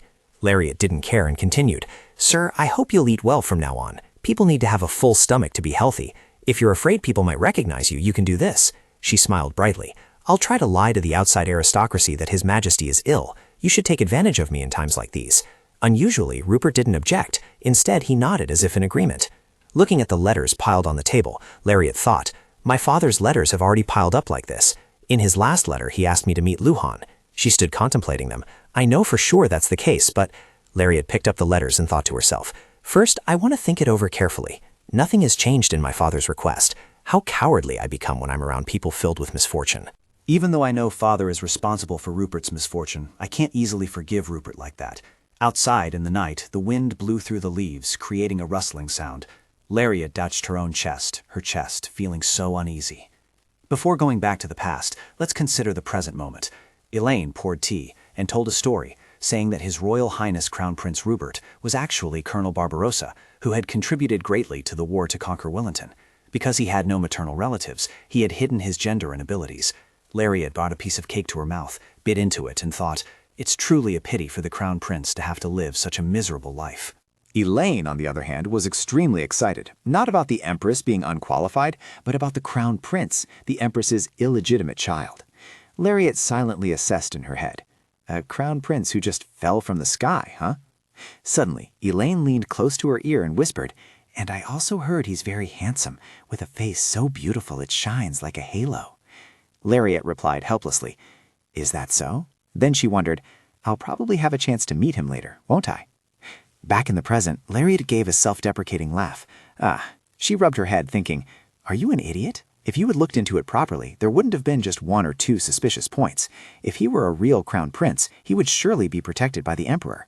Even if the empress's power had weakened, there would be no reason to hide her eldest son. Why did I—" Next, Lariat ran into the forest, calling, "Goody!" Goody heard the call and immediately flew over. As she held it in her arms, she asked, "Did I wake you up?" Lariat hung the lamp on a nearby branch, wondering to herself, "It doesn't scratch me anymore, does it?" She hugged Goody and sat down at the base of the tree, the night wind blowing past the two of them. While stroking Goody's head, Lariat mumbled, "I can't hate Father, can't I? Am I high? I have no choice but to love Father, and this isn't his charm, you know." Lariat closed her eyes peacefully, thinking, "Something is comforting me. Does Rupert also cherish Goody like this? There's so much I don't know. I'm Father's child, so why don't I know his thoughts? Even though the law of cause and effect has been clearly revealed, why do I still hate Rupert?" Despite that, when she saw those people, her heart grew cold. Then Lariat rubbed Goody's cheek repeatedly, saying, "Why is your owner so thin? They say if you're an unpleasant person, you'll be very fat, right?" She continued to hug it tightly, when suddenly a loud noise startled Lariat. When she saw Rupert standing opposite her, arms crossed, Lariat was startled and thought, "Oh my God!" Guri saw its owner and immediately left her, running to him. Seeing it affectionately nuzzle him, she then asked, "Oh, since when have you been here?" Rupert didn't answer. Carrying Guri, he wearily shuffled closer. Suddenly he grabbed her hand, and Lariat, startled, exclaimed, "Whoa, why are you here?" He retorted, "You?" Lariat honestly replied, "Because I have many things to think about, so—" Rupert immediately guessed, "Thinking about what to eat tomorrow, perhaps?" Lariat immediately yelled, "No, it's not that. I'm worried about the future." Rupert frowned and said, "You're deafening me. Don't worry about nothing. Go to sleep." Hearing him say that, Lariat was stunned. Rupert said nothing more and simply pulled her along. As they entered the house, Lariat finally regained her composure and asked, "Hey, why are we coming in here?" Rupert leaned his hand against the door, pressing close to her. "Don't look so worried. Come inside." She immediately retorted, "It's not that I'm worried, but—" He suddenly said, "It was you who was certain that I would become emperor." She affirmed further, "I'm still certain of that now." Rupert, still in his lowered posture, asked, "Then why?" Lariat hesitated, replying, "I mean, after that, I'm afraid, after that—" Hearing this answer, Rupert sighed. "And why is that?" Lariat thought to herself, "I'm afraid you'll become a terrifying monster, a demon that will devour me and destroy Belua. Now I've become afraid of the future, a future I don't know, about a future I truly don't know. It's truly a very frightening thing." After thinking, Lariat smiled and said, "That's all. There will be many changes later." Rupert mumbled, "Changes? What kind of changes?" "It's much better now." He let out a sigh of relief. Lariat smiled brighter and affirmed, "That's right. Your Highness will be happy." Rupert looked bewildered. "What? You said your Highness will be happy? Do you think this world is a fairy tale?" Lariat replied with full seriousness, "Happiness isn't only found in fairy tales." Rupert retorted, "That's just your world." Hearing that, Lariat said, "Your Highness, then please step into my world. Your Highness will be happy, I'm sure of it."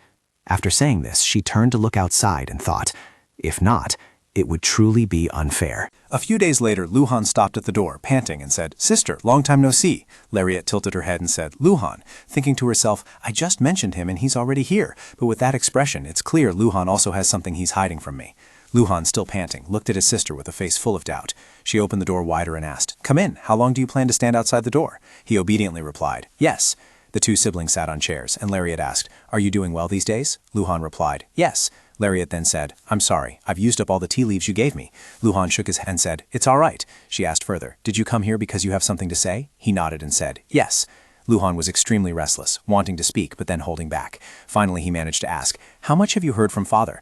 Lariat secretly clenched her hands and said, "So you mean you know everything?" Luhan shook his head in denial. "No." Lariat began to list a series of events, the Queen being a spy for Williton and having a relationship with the Duke, the fact that she had no feelings but still married the Emperor, in that the Queen was constantly abused and asked Father for help but was refused, the possibility that Rupert might not be the Emperor's biological son.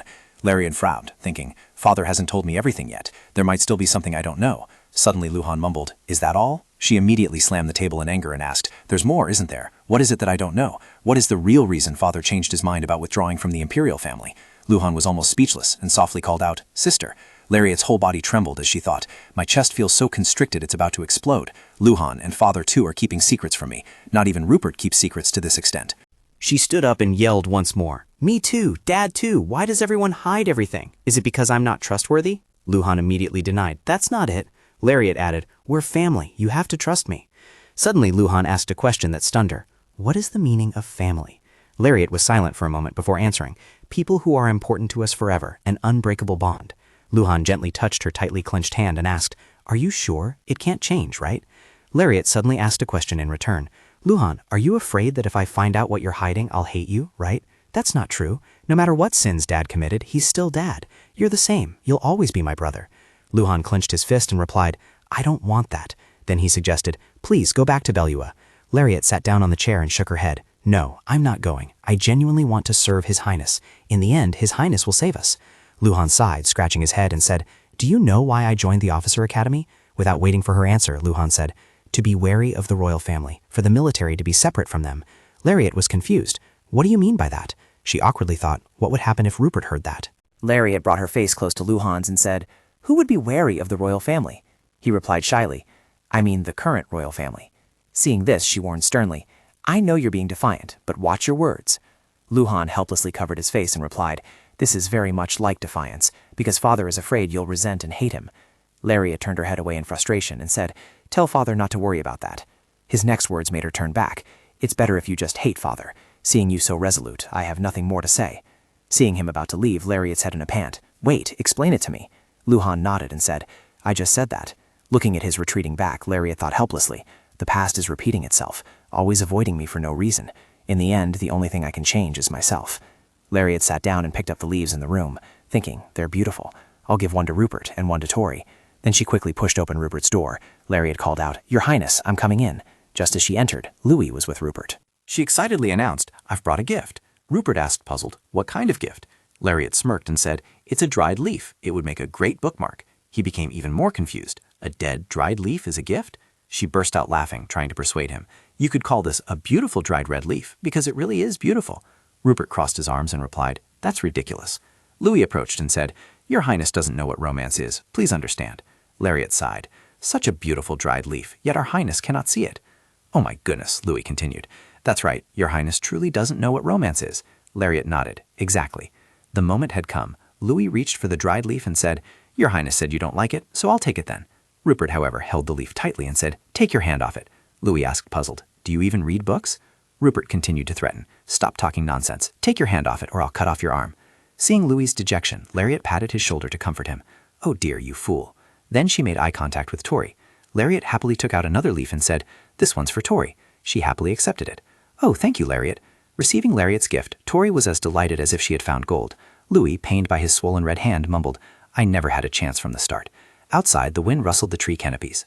Lariat was walking in the forest, thinking to herself, "Rupert and Baden unexpectedly went out, so I feel so comfortable. It would be great if every day were like this."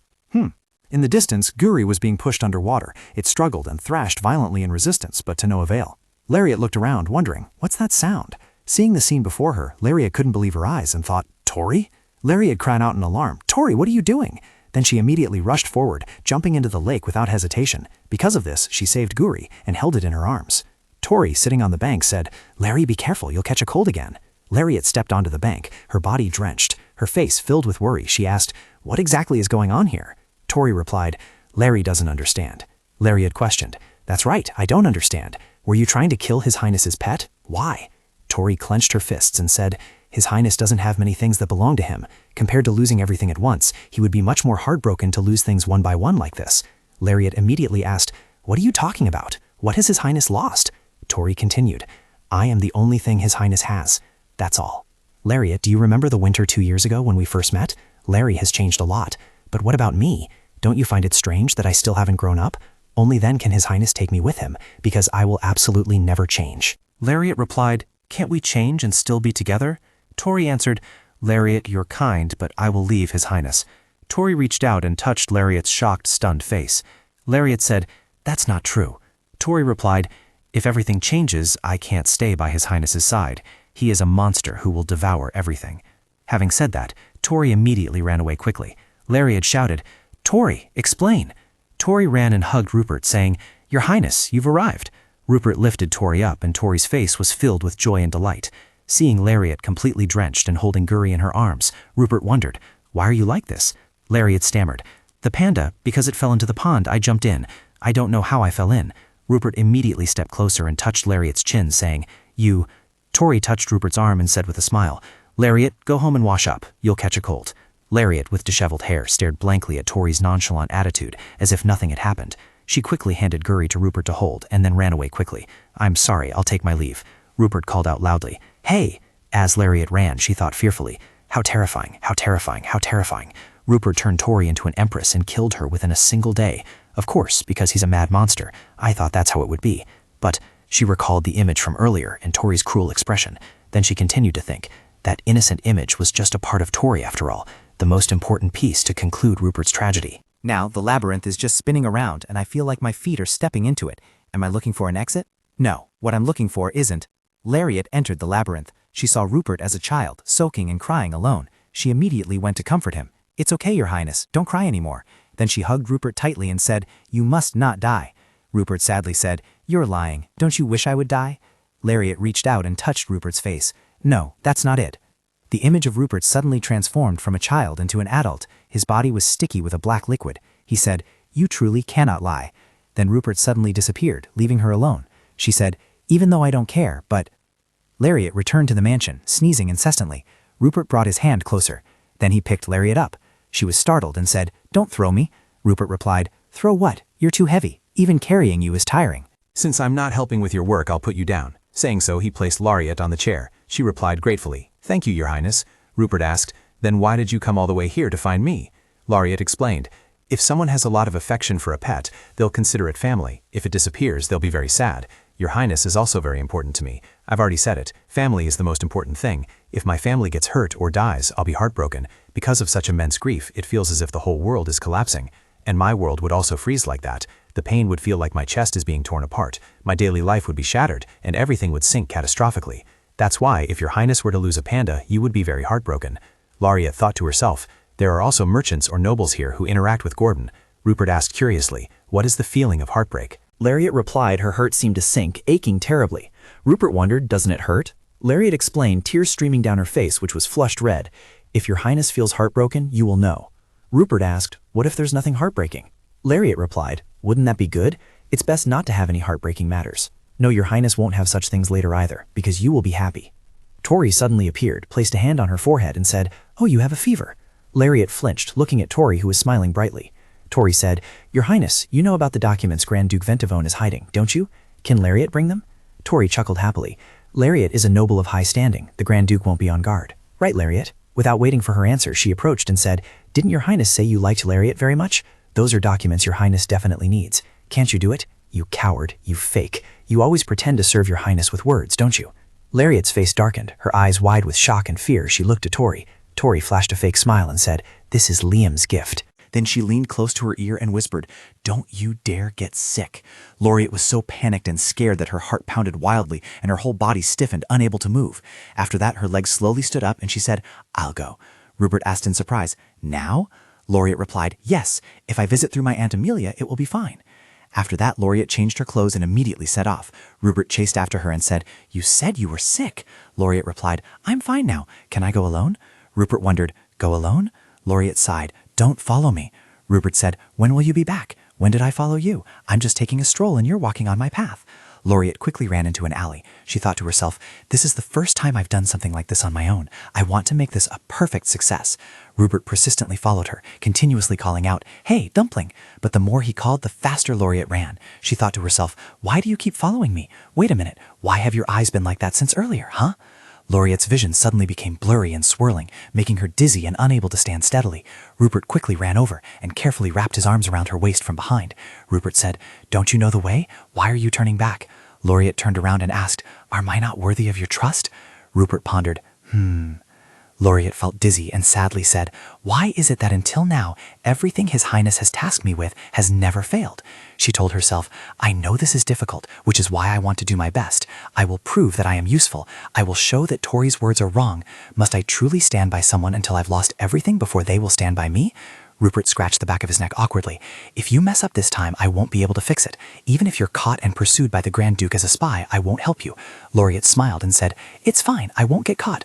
Rupert replied, "You really are like an idiot." Lariat's face brightened radiantly. She said, "You need my help anyway. I'm going now." As soon as she finished speaking, she quickly ran off to complete her task as soon as possible. Finally, Lariat stood before Amelia's grand mansion, holding a stack of documents in her hand. She thought, fortunately, the temperature on the road had dropped. The documents I needed to retrieve were at the client's building, so they should be easy to get. Despite feeling a bit unwell, she still forced herself to step forward. Lariat called out loudly, "Auntie, help me, Auntie!" Amelia was surprised. "Larry!" Lariat's face was covered in bruises, and she said tearfully, "His Highness Rupert is completely out of it, and the prince is just as bad. His state is truly detestable." Amelia hugged her and gently said, "Are you out of your mind? I understand." Lariat sobbed on Amelia's shoulder, thinking to herself, "Just as I expected." Amelia immediately asked, "What's wrong?" Lariat sorrowfully recounted, "I saw something I shouldn't have seen. His Highness Rupert's origin. I promised I would never reveal it." Amelia led Lariat into the room and said, "I know. That lowly bloodline is unmistakable, isn't it? My dear grandchild, go take a bath and treat your wounds. I will prepare a room for you, and I will discuss this with the Grand Duke." She gestured to a servant to prepare things to care for Lariat. The servant bowed and replied, "Yes, Madame Balua." Amelia whispered into Lariat's ear, "Return to Balua, or if you still have lingering feelings, I will help you. I've already told you, Rupert won't live much longer. Even so, I will keep it a secret. The Grand Duke is not yet ready." Lariat nodded and followed the servant. She thought to herself, "First, I must pretend to have succeeded in betraying him. She will believe that the Grand Duke will protect her. It's impossible to be sure. Not just her, but me too, because no one can protect me. Only he could do this, but if I had known, I would have stopped it." Rupert asked Tori, "Why do you look so forced? Didn't you say you didn't want to be involved in politics?" Tori stood with her back to Rupert, her face sulky as she said, "There's no reason, it's just something Larry needs." Rupert said, "Really? Is that all?" Tori turned around and said, "You don't believe me?" Rupert approached and gently stroked Tori's head. He said, "I do believe you." Tori just lowered her head without saying a word. Rupert pondered to himself, "Is Lariat embarrassed? I thought she was fine." He asked Tori, "Can't she come?" Tori replied, "Your Highness doesn't need to be like that." Rupert immediately realized Tori's intention. An ordinary girl couldn't possibly avoid being discovered by the Grand Duke. Indeed, Tori was doing it on purpose. He asked curiously, "Do you hate her?" Tori answered frankly, "Yes, Lariat made me realize I'm different." That answer gave Rupert much to ponder. Her existence caused Tori pain. She made Tori realize her own abnormality. So what about me? Do I hate her too? No, I'm just curious. What she wants, what the reason is for her to stand by me, I'll find out, even if it's a truth of the world. I also want to learn everything about her. Why are you in the same world, but so different? Tori wants to be like Rupert, but I want to possess it. Even just looking from afar is fine, Rupert whispered, even though I know it's dangerous. That is my desire, Lariat thought to herself. Where else could the Grand Duke hide the other documents? According to Rupert, they were hidden somewhere at the top of the tower. There's no way he would hide them in an easily discoverable place like a room at the top of the tower. What if the Grand Duke knows my purpose? No, that won't happen, because I know the shift changes of the guards' patrol routes, so I can avoid them. Therefore, I just need to move carefully, and I'll be fine. She swallowed to regain her composure, silently determined, I can do this. In the evening, Lariat thought to herself, tonight's dinner was the first time I saw the Grand Duke. Duke Ventavon seemed more indifferent than I expected. My aunt and the Grand Duke are in love, and the Grand Duke, even with an aunt like that, is also involved. I simply thought they were just rebels, but they are lovers, a perfectly ordinary pair of lovers. Suddenly, a sound came from the door. Lariat thought in surprise, what is it? Are they checking on me? In the 4 days I've been here, I've almost found it. Could it really be in such an obvious place? The safe is too big to carry away. Opening it requires a combination of a key and a password. Think, there must be a way to open it. Ah, perhaps I can find a clue about the Grand Duke from the rebel who was killed before he could return. She quickly ran down the stairs, full of speculation. Is this another one of Tori's tests? Suddenly, Lariat stopped. She recalled to herself. Tori's eyes held malice, and they were cold. Her eyes were exactly like Rupert's, so cold they chilled the heart. It felt as if she was whispering that she could abandon me at any moment. Thinking of this, she began to feel unbalanced, and her mouth uttered a plea. Your Highness, please don't abandon me. Lariat tried to walk with a flood of thoughts.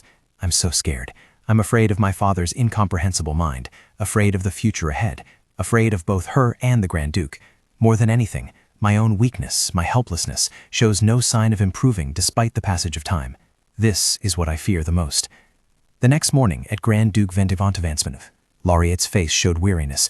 She silently sighed to herself because she couldn't sleep from all the thinking. First, to get closer to her, I dressed exactly like Mother, because she has a good impression of Mother. I wonder if it looks suitable. As soon as she saw Amelia, Lariat called out, "Lady?" Amelia happily exclaimed, "Oh, you're up so early?" Lariat quickly stepped forward. "I couldn't sleep, and you're up early too, lady." Amelia offered her a freshly bloomed rose to smell. Roses smell the best in the early morning. You have to smell it like this to have the strength to get through the day. Lariat inhaled the scent, and her heart secretly exclaimed, "Ah, it really does smell wonderful, lady."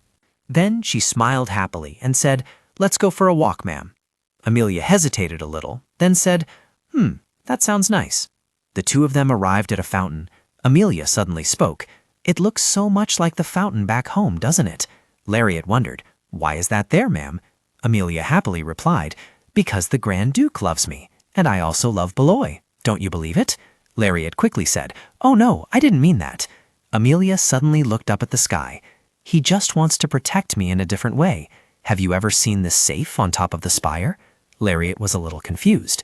"Yes, ma'am. It's too big. It doesn't look like a safe at all." Amelia then said, "Try it. Try to open it." Lariat looked bewildered. "Huh? What do you mean by that, ma'am?" Seeing her expression, Amelia burst out laughing. "You, even though you're not of the same blood, how can you be so much like him?" It turns out you're quite a terrible actress. The password is the code. It's the name of the person the Grand Duke values most. I've never opened it myself, because that's not the treasure I need. In this situation, if you prove to the Grand Duke that you're not foolish, he might just turn against you. Lariat replied seriously, "I don't want to play this tug-of-war game." Amelia suddenly called her name.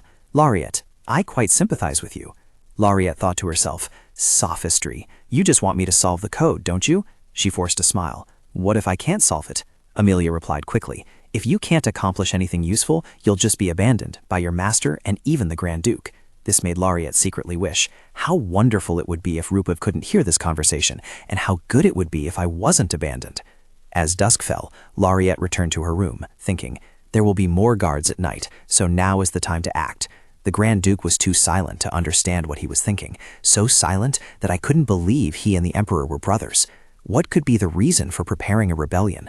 Who is the most important person? Is it Aunt Amelia? Did Rupert really send me here to abandon me? Will Tori abandon me? In short, why? Why does everyone want to kill me like a weasel? I have to do something, at least try to clear my name once. Surely she wouldn't kill me.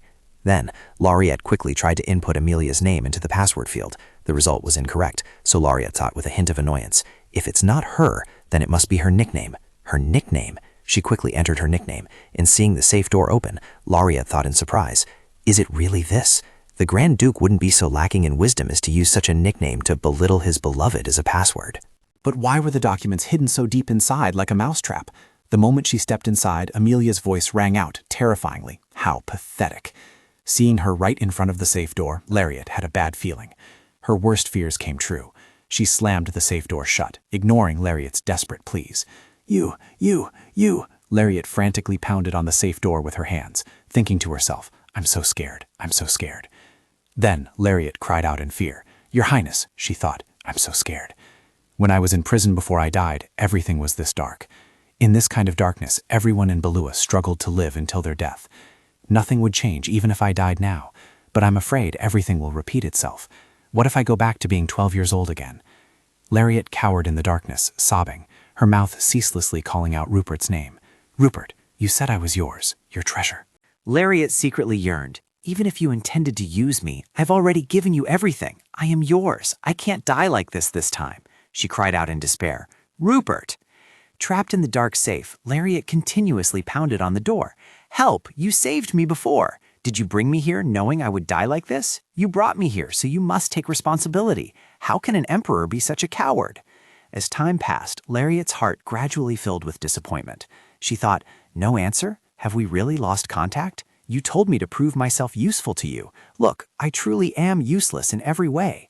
Overwhelmed with frustration, she loudly cursed. "You villain! You scoundrel! If I die like this, I'll become a vengeful ghost that haunts you relentlessly."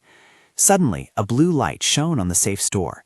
Seeing the light before her, Lariat froze. Not long after, the safe's door was broken open. A familiar voice rang out, making Lariat bewildered. "Your threats sound quite terrifying." Rupert stood before her, shining like a hero. He quickly stepped forward and said, "Idiot, shut your mouth. Where did you end up anyway?" Lariat reached out and grabbed his wrist. Her face lit up with happiness, and Rupert was flustered by this expression. He immediately said, "Don't hold on so tight." Lariat replied, "You're late, aren't you?" Rupert said, "I didn't run anywhere." Suddenly, an arrow flew towards them. Rupert quickly pushed her away, telling her to lie down. Lariat cried out in fear, "Your Highness!" Rupert suddenly fired a shot. A green magic circle appeared beneath his feet.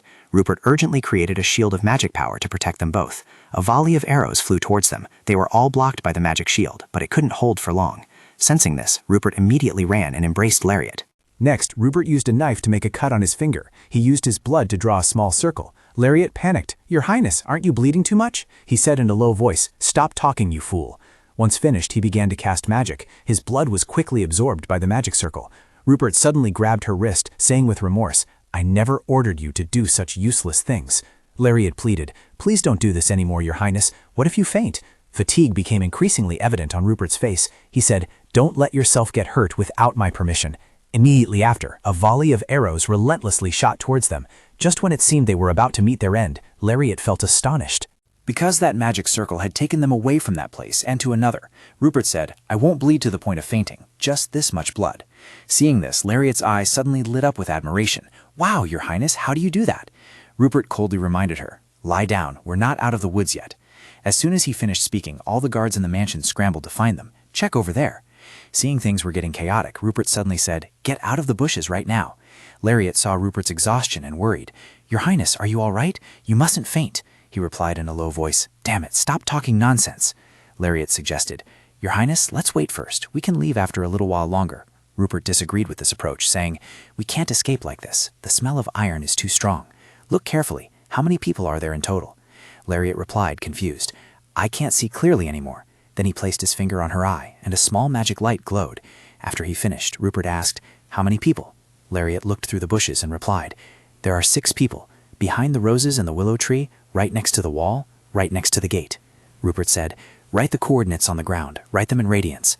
Lariat heard this and thought, "Good thing I know math, otherwise I wouldn't know what to do. I hated studying, but I read all the books here, and now it's helping me." After she wrote the coordinates on the ground, Rupert immediately fired, and a piercing scream of pain cried out, "Ah! Ah! Ah!" Once done, Rupert quickly checked their surroundings. Lariat suddenly announced, tense, "There's no more time." Rupert then used his blood to draw on the wall near them. Lariat, scared, asked, "Your Highness, is this all right?" Rupert calmly replied, "I don't use it casually." Lariat whispered, "Now I am Your Highness's person." Rupert naturally took her hand and ran off. Lariat ran after him, muttering, "On second thought, he's someone who wouldn't hesitate to do anything." Rupert was also thinking, "The Empress is no longer alive, so there's been enough running away, with the goal of becoming emperor. Although I could take Tori and flee to Aden with alchemy, I persevered to the end and survived, so I will push everyone into hell in the future. Why didn't I give up? Because I want to find happiness." It would have been better to give up now and leave. Thinking this, he had also lost too much blood and fainted. Seeing this, Lariat dazedly whispered, "Rupert." Just as Lariat was about to help him up, her whole body suddenly swayed. At this moment, Rupert suddenly grabbed her hand. He struggled to say, "If you want to escape, you must run." Lariat scolded him, "Are you in your right mind? How can I abandon you in the middle of the road and run away?" She thought to herself, Rupert had sacrificed himself to save her life. I will take care of you as I would Tori. Rupert's life had never known affection, so he was quite awkward. Therefore, I can take advantage of this flawed person. You are mine. The moment she heard these words, she wanted to cry a little. As she helped Rupert walk, Lariat curiously asked, "Your Highness, why did you come looking for me?" Rupert declared, "Because you are my possession." Upon hearing this, Lariat immediately retorted, "Your Highness, I am Belya. From now on, Belya belongs to your Highness. Besides my family, I have no one precious by my side, so please take care of me." Then she thought, although he might not understand it now, and she didn't know what the future held, she would give him everything he had never received or desired, the warmth of human affection. In front of Rupert, she affirmed one thing, "If you accept me and my family, I will dedicate everything I have to you." Lariat wondered. I won't be able to be truly sincere with him, but if I pretend, I can pretend.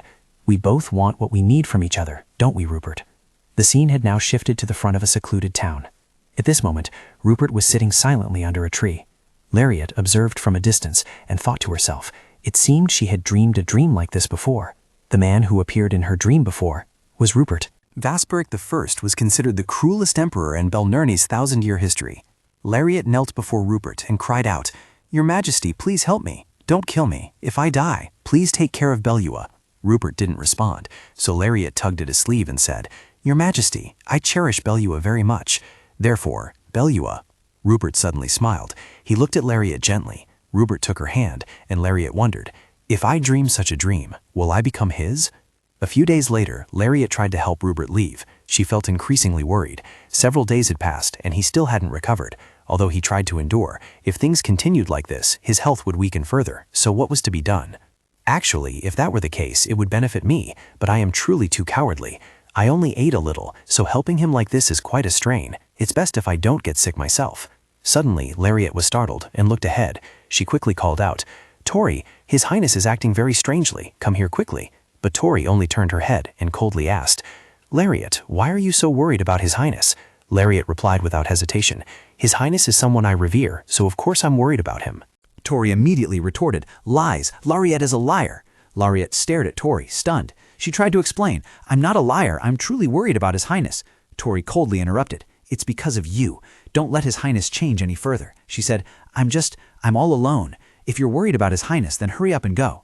Lariat worriedly thought, "Tori, why are you like this? Is she worried when things that are meaningful to Rupert appear before her eyes? Could it be the cause of a future death? What is the relationship between Tori and Rupert?" Tori, wiping away tears and holding a lamp, walked ahead, while Lariat supported Rupert from behind. After walking a considerable distance, they finally stopped. Lariat looked at the house in front of them and speculated, "Is this the doctor's house?" Philip heard the knocking and came out, angrily scolding, "What are you doing knocking at this hour?" Tori looked at him and said, "His Highness is gravely injured." However, Philip didn't care. He said, "His Highness, my foot! I'm not part of the royal court." When he saw Lariat supporting Rupert in front of him, Philip exclaimed in surprise, "What are you doing?" Lariat bowed and introduced herself. "Greetings, sir. I am His Highness's attendant maid. My name is Lariat Isabel Belua." Philip turned and went inside, saying, "Bring him in here. What a nuisance." Lariat used her strength to pull Rupert into the house, and Philip grimaced as he helped support Rupert. Lariat asked herself in a panic, could he really heal people? Healing arts were an advanced technique that only a few nobles could learn, and such treatments cost a lot of money. He should be wealthy, so why was he so poor? Moreover, Philip also noticed Lariat looking at him. He snapped irritably, "What are you looking at? If you can't help, then get out." Lariat thought to herself, he's so much like Rupert. After thinking, she immediately said, "I won't." Tori, beside her, pleaded with sparkling eyes, "Father Philip, please let Larry stay." Philip sighed, "Then both of you be quiet." He then bit the tip of his finger. The magic circle around Rupert immediately lit up. Philip began to chant. Rupert on the bed furrowed his brow, his face clearly showing discomfort. Lariat looked at him worriedly. Tori sat in a corner, burying her face between her arms, her body trembling incessantly. Lariat quickly ran over and asked Tori, "Isn't that alchemy? Why is he being treated like that?" Tori replied, "Larry, very few alchemical arts can do that. I mean, save people." Have you ever seen Empress Majesty? Lariat thought in fear. Even I haven't seen her, so how could Tori know? Lariat lowered her head and said, "Tori, that's not a living person." Tori looked up, asking her doubtfully, "Not a living person?" Tori looked at Lariat. "Is the Empress dead?" Lariat replied, "In my opinion, she's not even an empress." Tori pressed, "Then what is she?" Lariat coldly explained, "It's something foolish."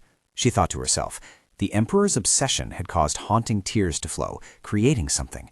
Philip continuously whispered something, and where his hand touched Rupert, it suddenly glowed. After a long while, Lariat rushed to embrace Rupert. "Your Majesty." Rupert coldly pushed her away. "What the hell?" Philip then ordered them to leave. "If you're awake, then get out." Lariat anxiously said, "But her health is still poor. Please help her to the very end." Tori stood up and shouted, "Then please make Father Philip happy." Rupert silently thought, "I'm on the verge of collapse. What's the point of saving me?" "Hey, what's going on?" Lariat laughed loudly, rushing forward and pushing Rupert onto the bed. "Your Majesty, are you still dizzy?" Rupert's face darkened, looking angrily at Lariat. Philip stroked his chin and said, "Perhaps her health is stable now. She just needs to recover her physical strength well to return to the imperial palace. I hate these kids for this." Lariat watched his retreating back and called out, "Thank you, Sir Alchemist." Philip immediately retorted, Sir Alchemist is someone else, not me. Rupert said gratefully, "Thank you for saving me." Lariat thought to herself, "The first time." Then she said, "There must be a way for all of us to be happy." She continued to think, "I want you to be happy. In this life, there's no one to trust. You can't make even the smallest mistake. I understand that feeling. I hate you so much, but I wish you happiness, yet I still hope you die a terrible death. When I was sick, my mother never left my side, even though I know all mothers are like that. But for Rupert, the Queen was a nightmare. I don't know how difficult things have been for you. Will you truly become a tyrant? This autumn you will become emperor." Thinking this, Lariat suddenly said, "I'll go make some porridge." Then she thought, there really isn't much time left.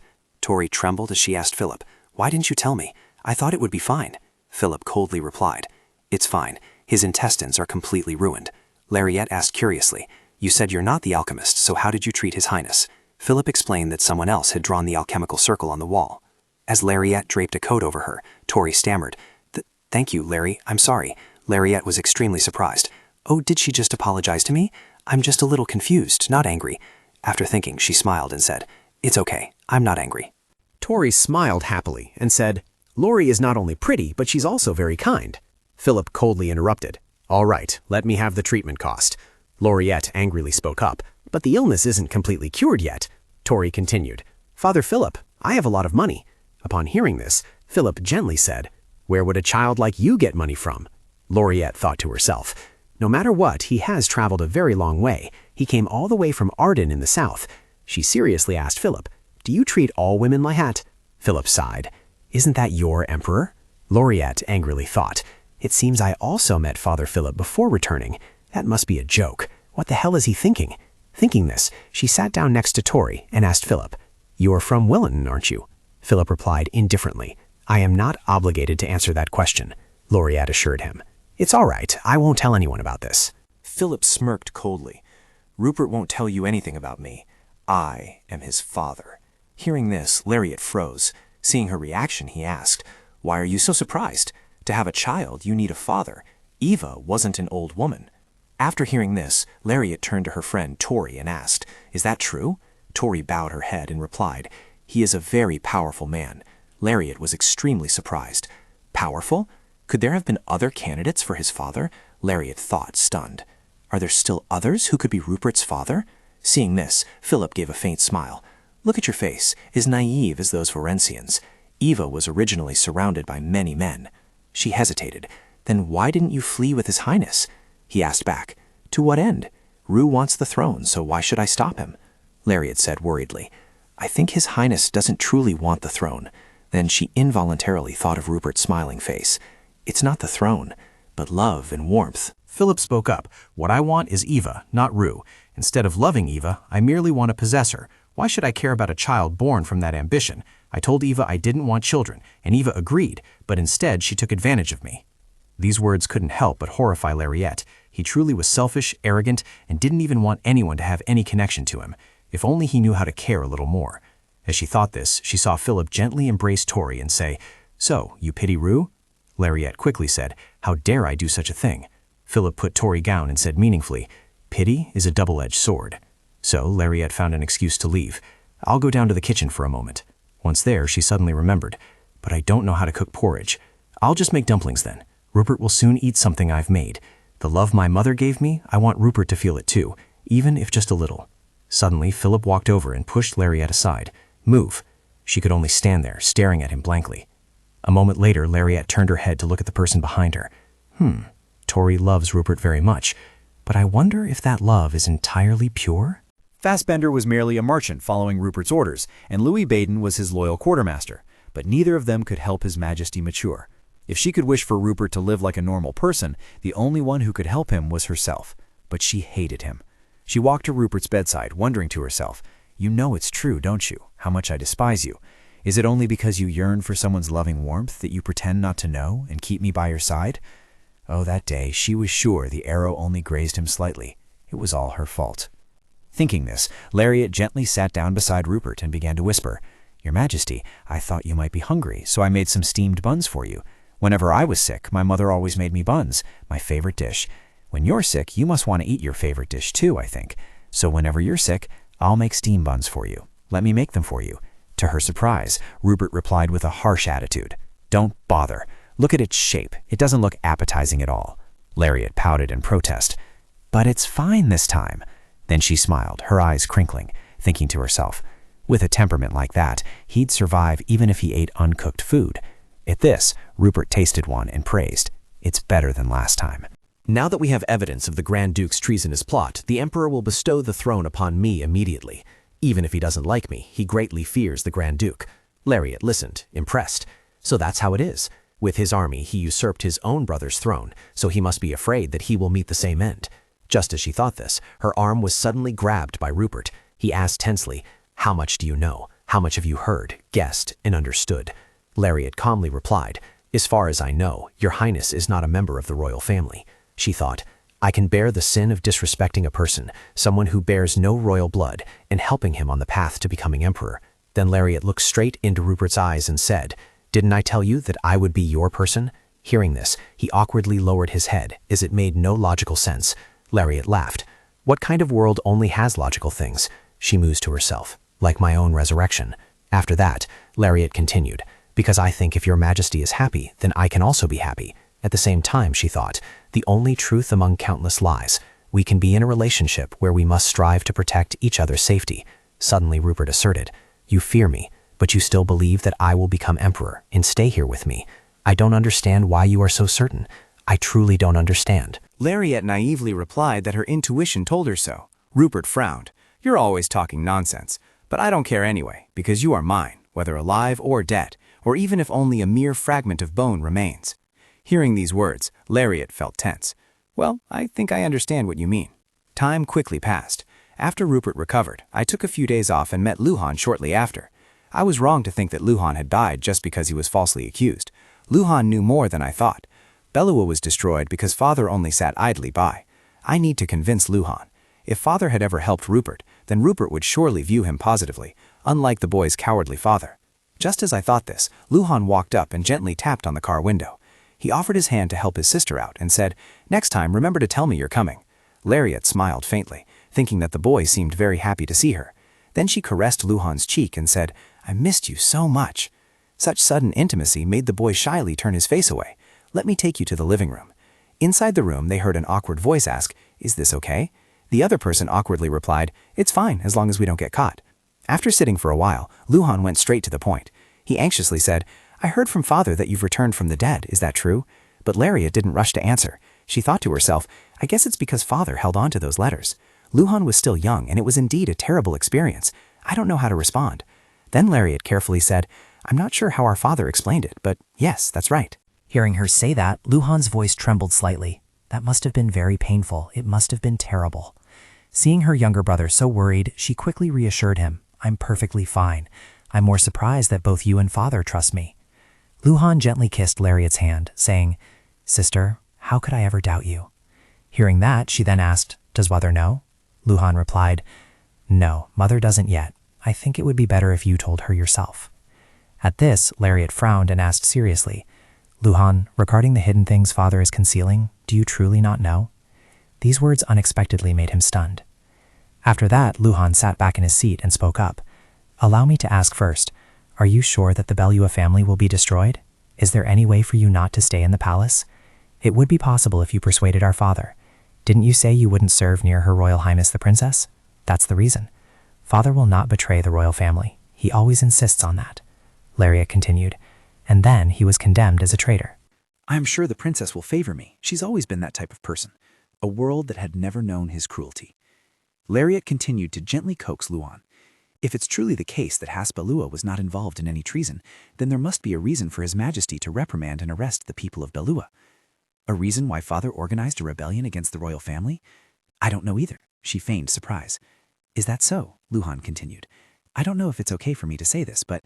At this point he hesitated, then said, "You and I might not be blood siblings." Upon hearing that, Lariat was stunned. "So, am I actually adopted?"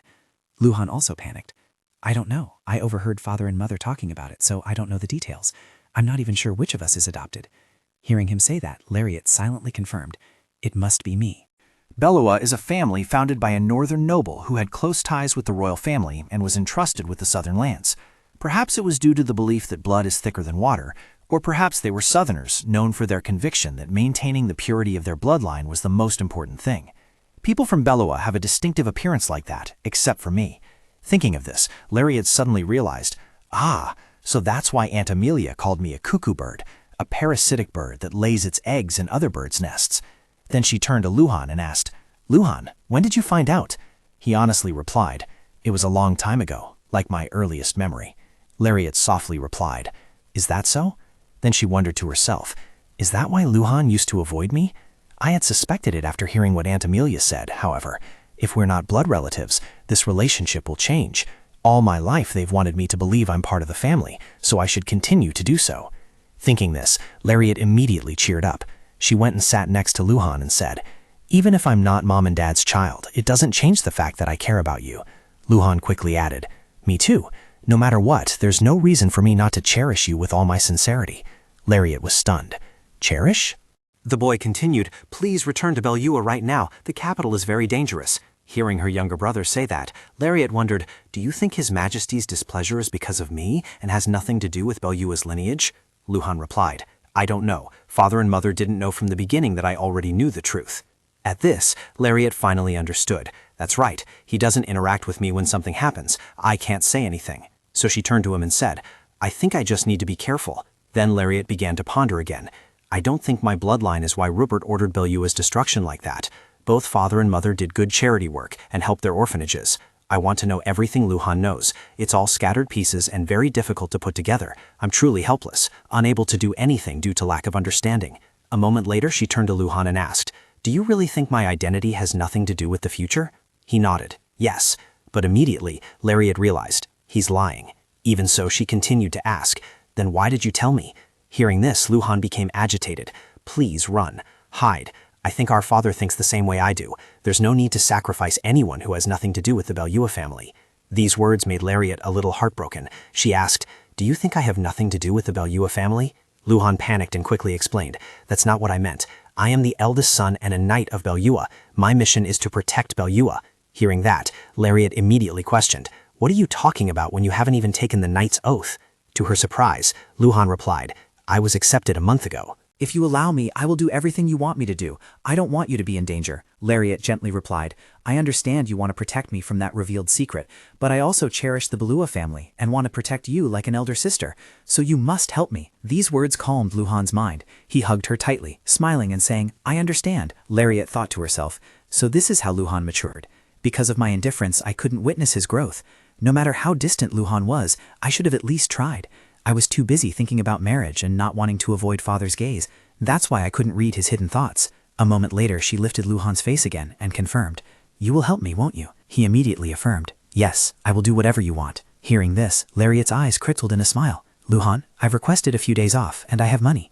You should also take a few more days off so we can go out together. Outside, the gentle sunlight spread across the street.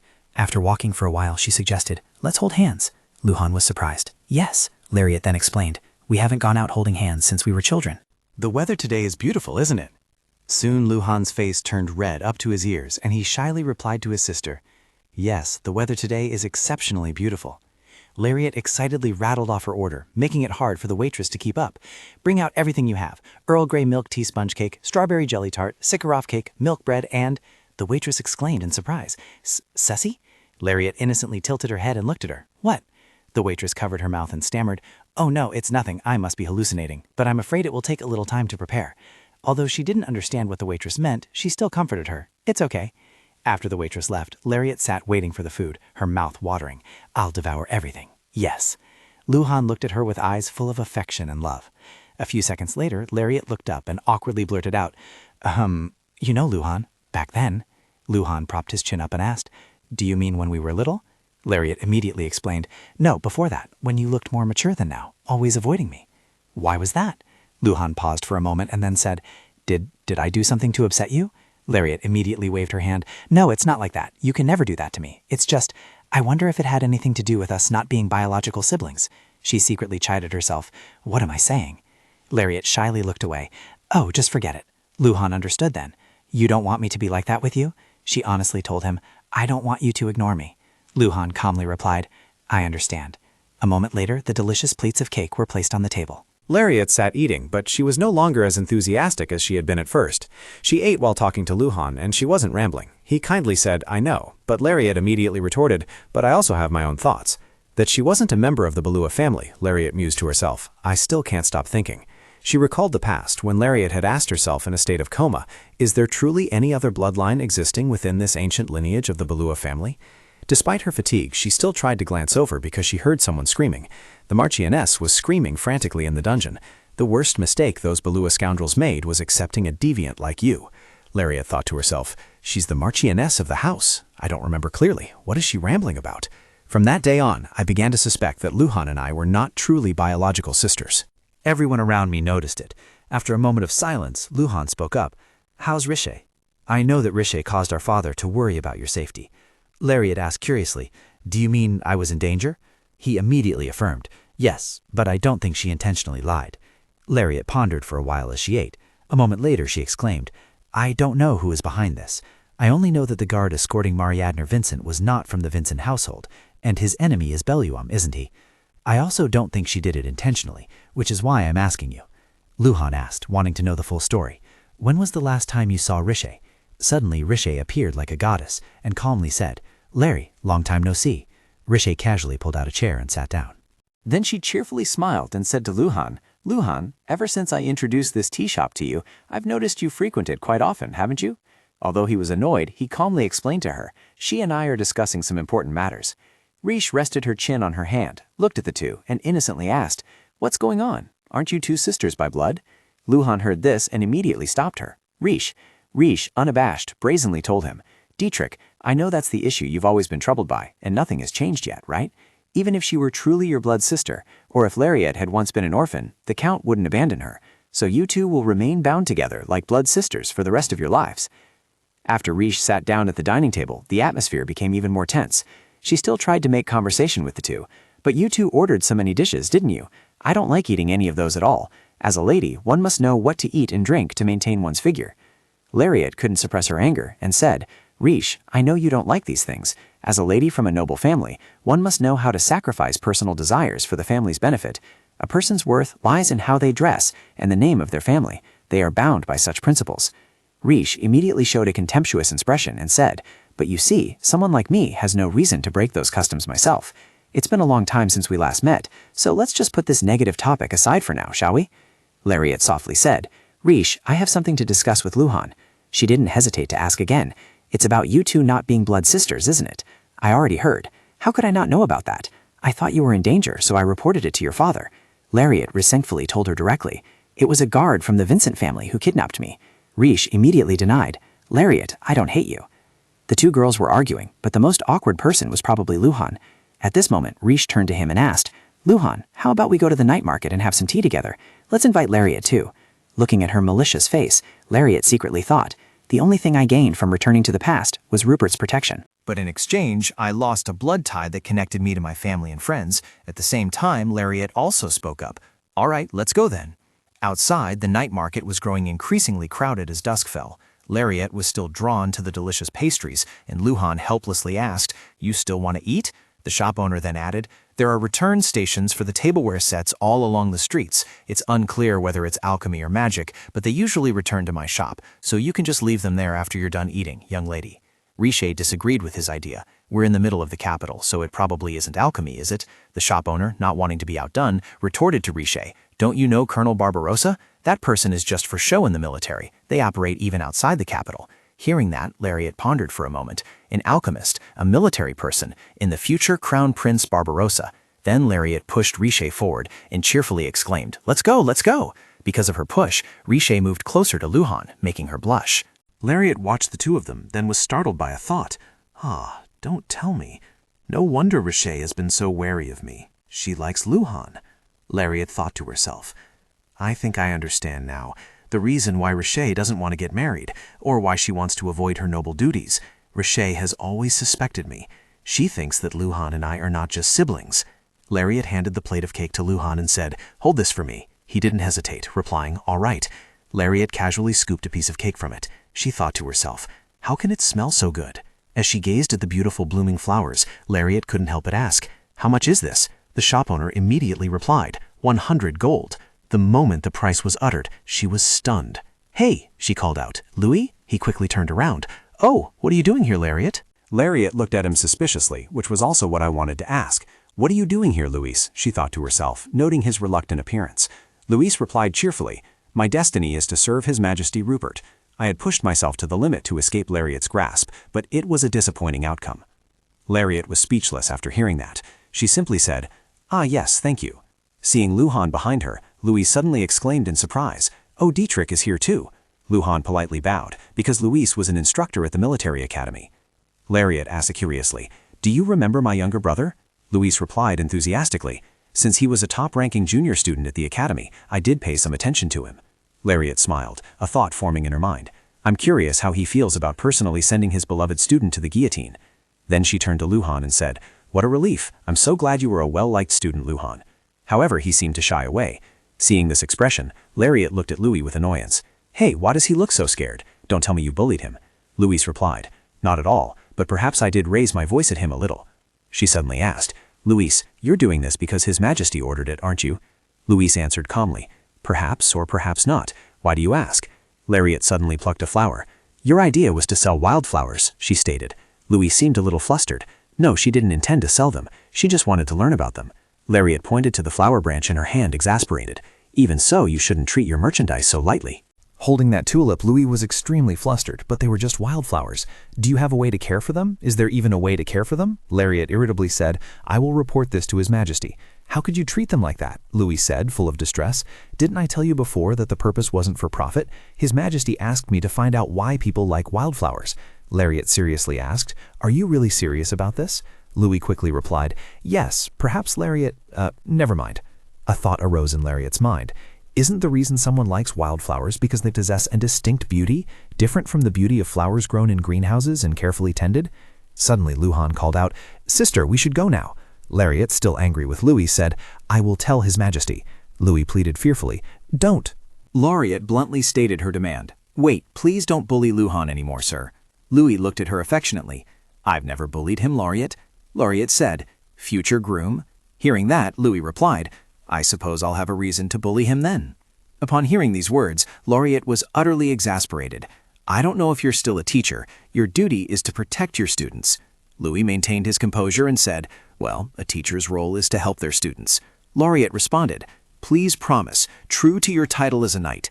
Louis gently raised her hand and said, "I am quite willing, if Miss Lariat here is comfortable with this knight's half-hearted vow." Lariat quickly withdrew her hand. Riche spoke up and asked, "Is that Sir Louis Baden? Does he know His Majesty Rupert?"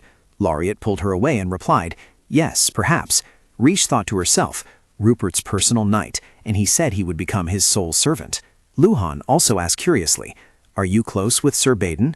Lariat replied irritably, "No, we're just acquaintances." Luhan said, "You treat him like a child." Lariat immediately replied, "That guy is just an overgrown child." Luhan chuckled softly. Seeing the clear doubt on his face, Lariat said, "Trust me." Luhan shook his head and said, "He's like a cruel beast." Lariat retorted, "Everyone has their dark side." Riche also felt a bit uncomfortable. She thought to herself, "Everyone has a different facade, like two sides of a coin. Everyone is selfish, which is why we don't want to let each other know." She unconsciously smiled. That's selfishness. As for Lariat, she also thought to herself, "I hope Rishé still considers me a friend." Luhan told her, "I'll go get the carriage." Watching him leave, a thought crossed Lariat's mind. He's mature enough now, old enough to love. Will he and Rishé be all right? Suddenly, Lariat spoke up. "Rishé, I still think we're friends." Rishé called out to her, "Larry, when have we ever stopped being friends?" Hearing this, Lariat felt displeased, secretly annoyed by that arrogant tone. Then she turned her face and gave a bright smile. "I don't think there was ever a time when we weren't friends."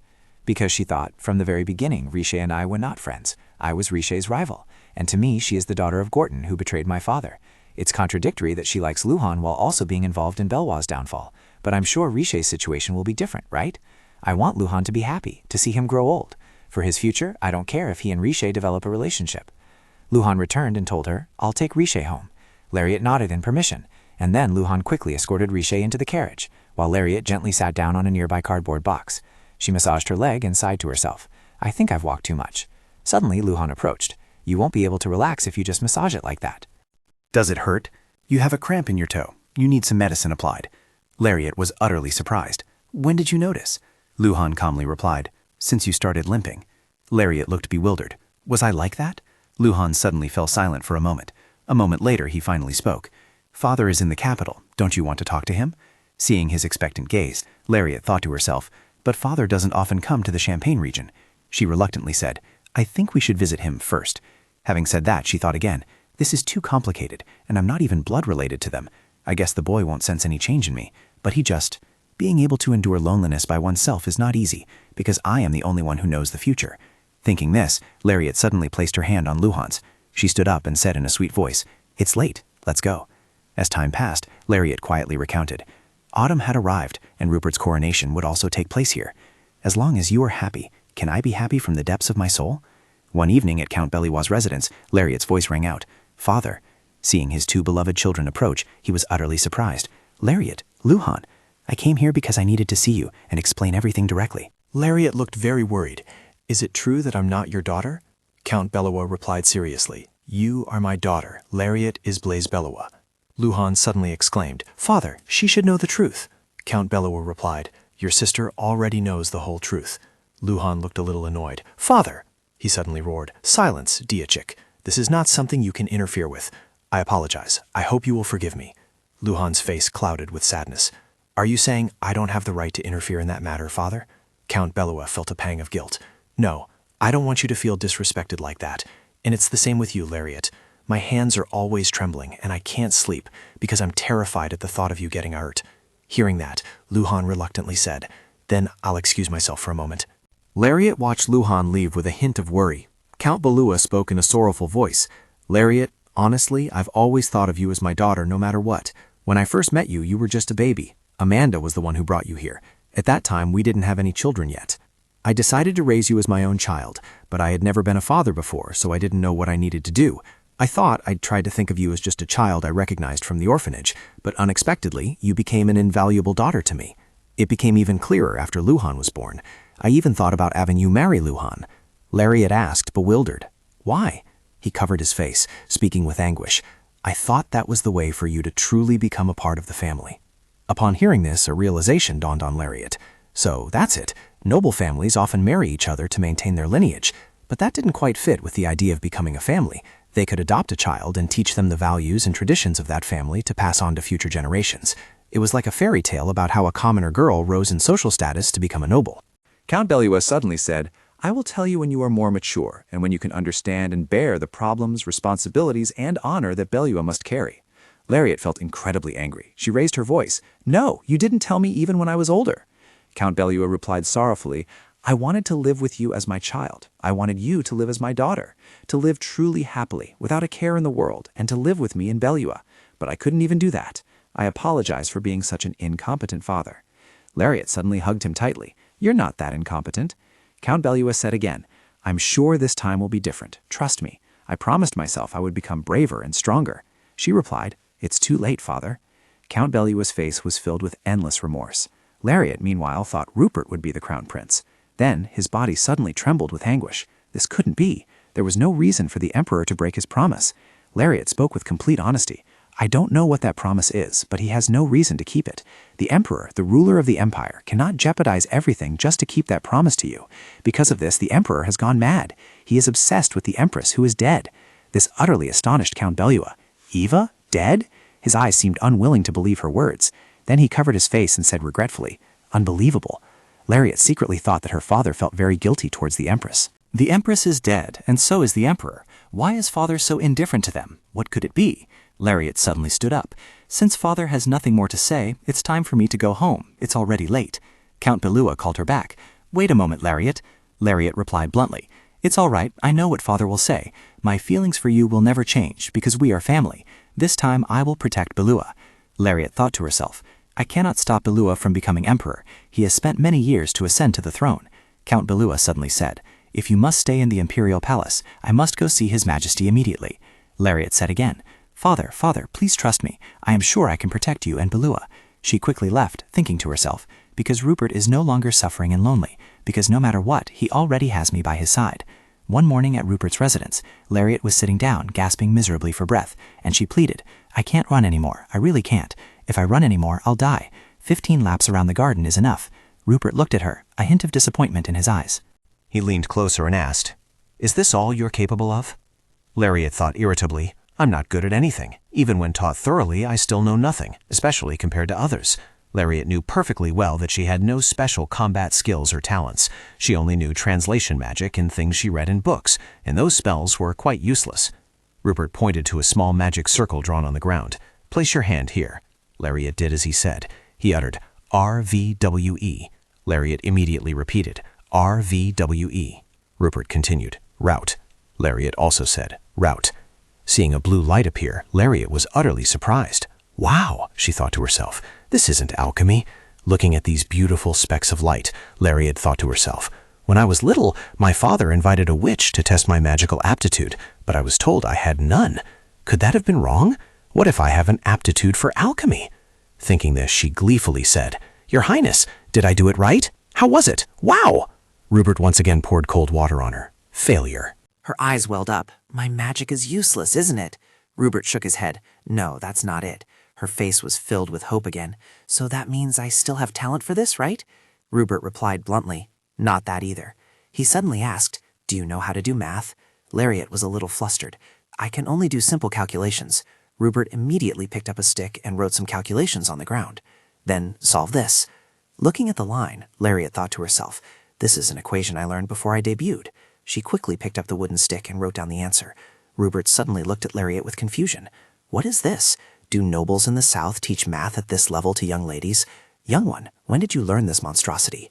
She could only say, "My father taught it to me." Rupert suddenly gave a faint laugh. "Ha, Count Belwa. That's an unexpected side of him. He's the kind of person who wouldn't give up easily, even with a knife to his throat." Hearing this, Lariat quickly corrected him. "No, that's not true. He's the type who easily trusts people. My father is also a very fragile soul." Rupert retorted, "You know nothing about your father." "Ride it." Lariat was startled. "You want me to ride a horse, Your Highness?" Rupert replied, "Try taking it for a spin." Approaching the horse, Lariat felt a little scared. She thought she had only ridden a few times before. She quickly sat on its back, then asked him, "Is this horse royal property, Your Highness?" Rupert replied in a low voice, "Louis stole this warhorse before. It's mine." Lariat exclaimed in surprise, "Ah, this is a warhorse." She suddenly hugged it gently. "Please take good care of me." And then the horse galloped away with her. Lariat flashed a radiant smile. "I was thinking this was a gentle horse, Your Highness." Rupert looked at her with satisfaction. Suddenly, Lariat became extremely flustered while pulling the reins. However, a moment later, the horse trotted away gently, making Lariat say with a hint of annoyance, "You did that on purpose, didn't you? It'll be fine. I'm not as weak as I used to be."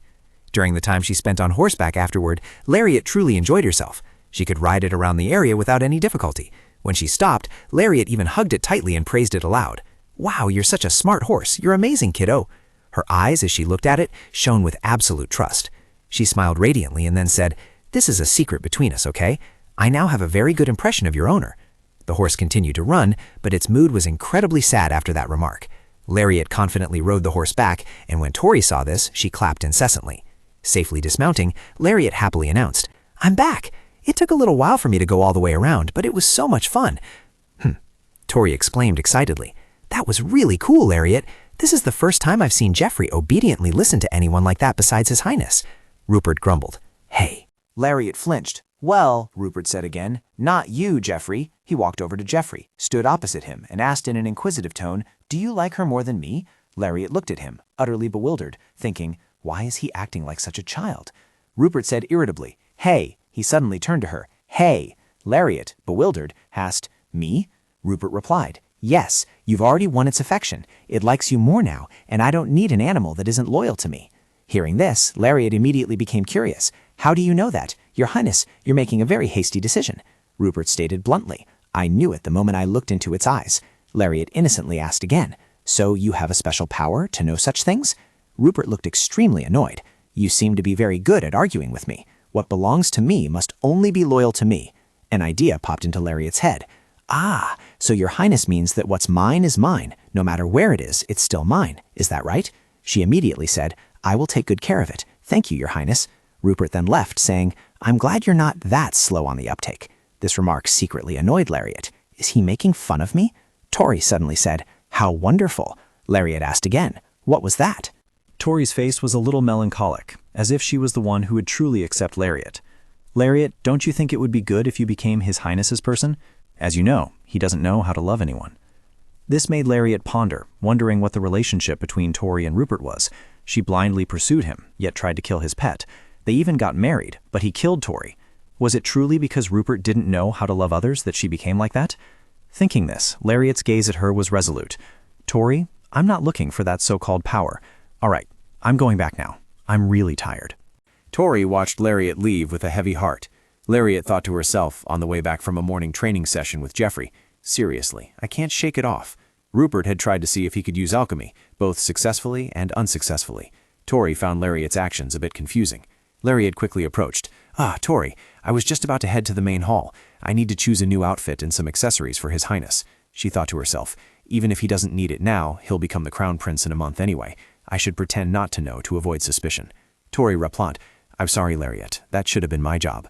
Lariat cheerfully responded, why do you have to apologize for that? Tori hurried away. Good luck, Lariat. I know you'll be able to stand up to Nigel's maids. Hearing this, Lariat immediately thought, huh? Why is that? A moment later, she understood what Tori meant. So that's it, facing these terrifying maids. Lariat spoke with a tense voice. Hello, is anyone here? 3 maids suddenly started whispering. What is it? It's not this girl. Isn't she the one who looks small and thin but as strong as an ox? It doesn't seem to be her. Lariat forced a cheerful smile. The only thing I want to do here is bring clothes back for Prince Rupert. A voice suddenly rang out. Wait, it's been quite a while, Miss Belua. Lariat was a little surprised. Vincent. She was secretly flustered because something had happened between them in the past, so she didn't think the other girl still considered her a friend. The girl spoke up and asked, how have you been lately? I didn't know you were chosen to be the princess's lady-in-waiting. Marianne said mockingly, didn't Rishé tell you? Oh, but you weren't that close to her anyway, were you? Lariat replied frankly, I don't know. I've been quite busy, so I haven't seen her often. Marianne said, how busy could you possibly be with a lazy, useless princess? Lariat was a little annoyed. What are you saying? That's quite rude. Marianne said with sarcasm, oh dear, I apologize. I was just stating the truth. I didn't think you'd be so upset. Martha immediately approached and whispered to Marianne, that lady-in-waiting is a Belua.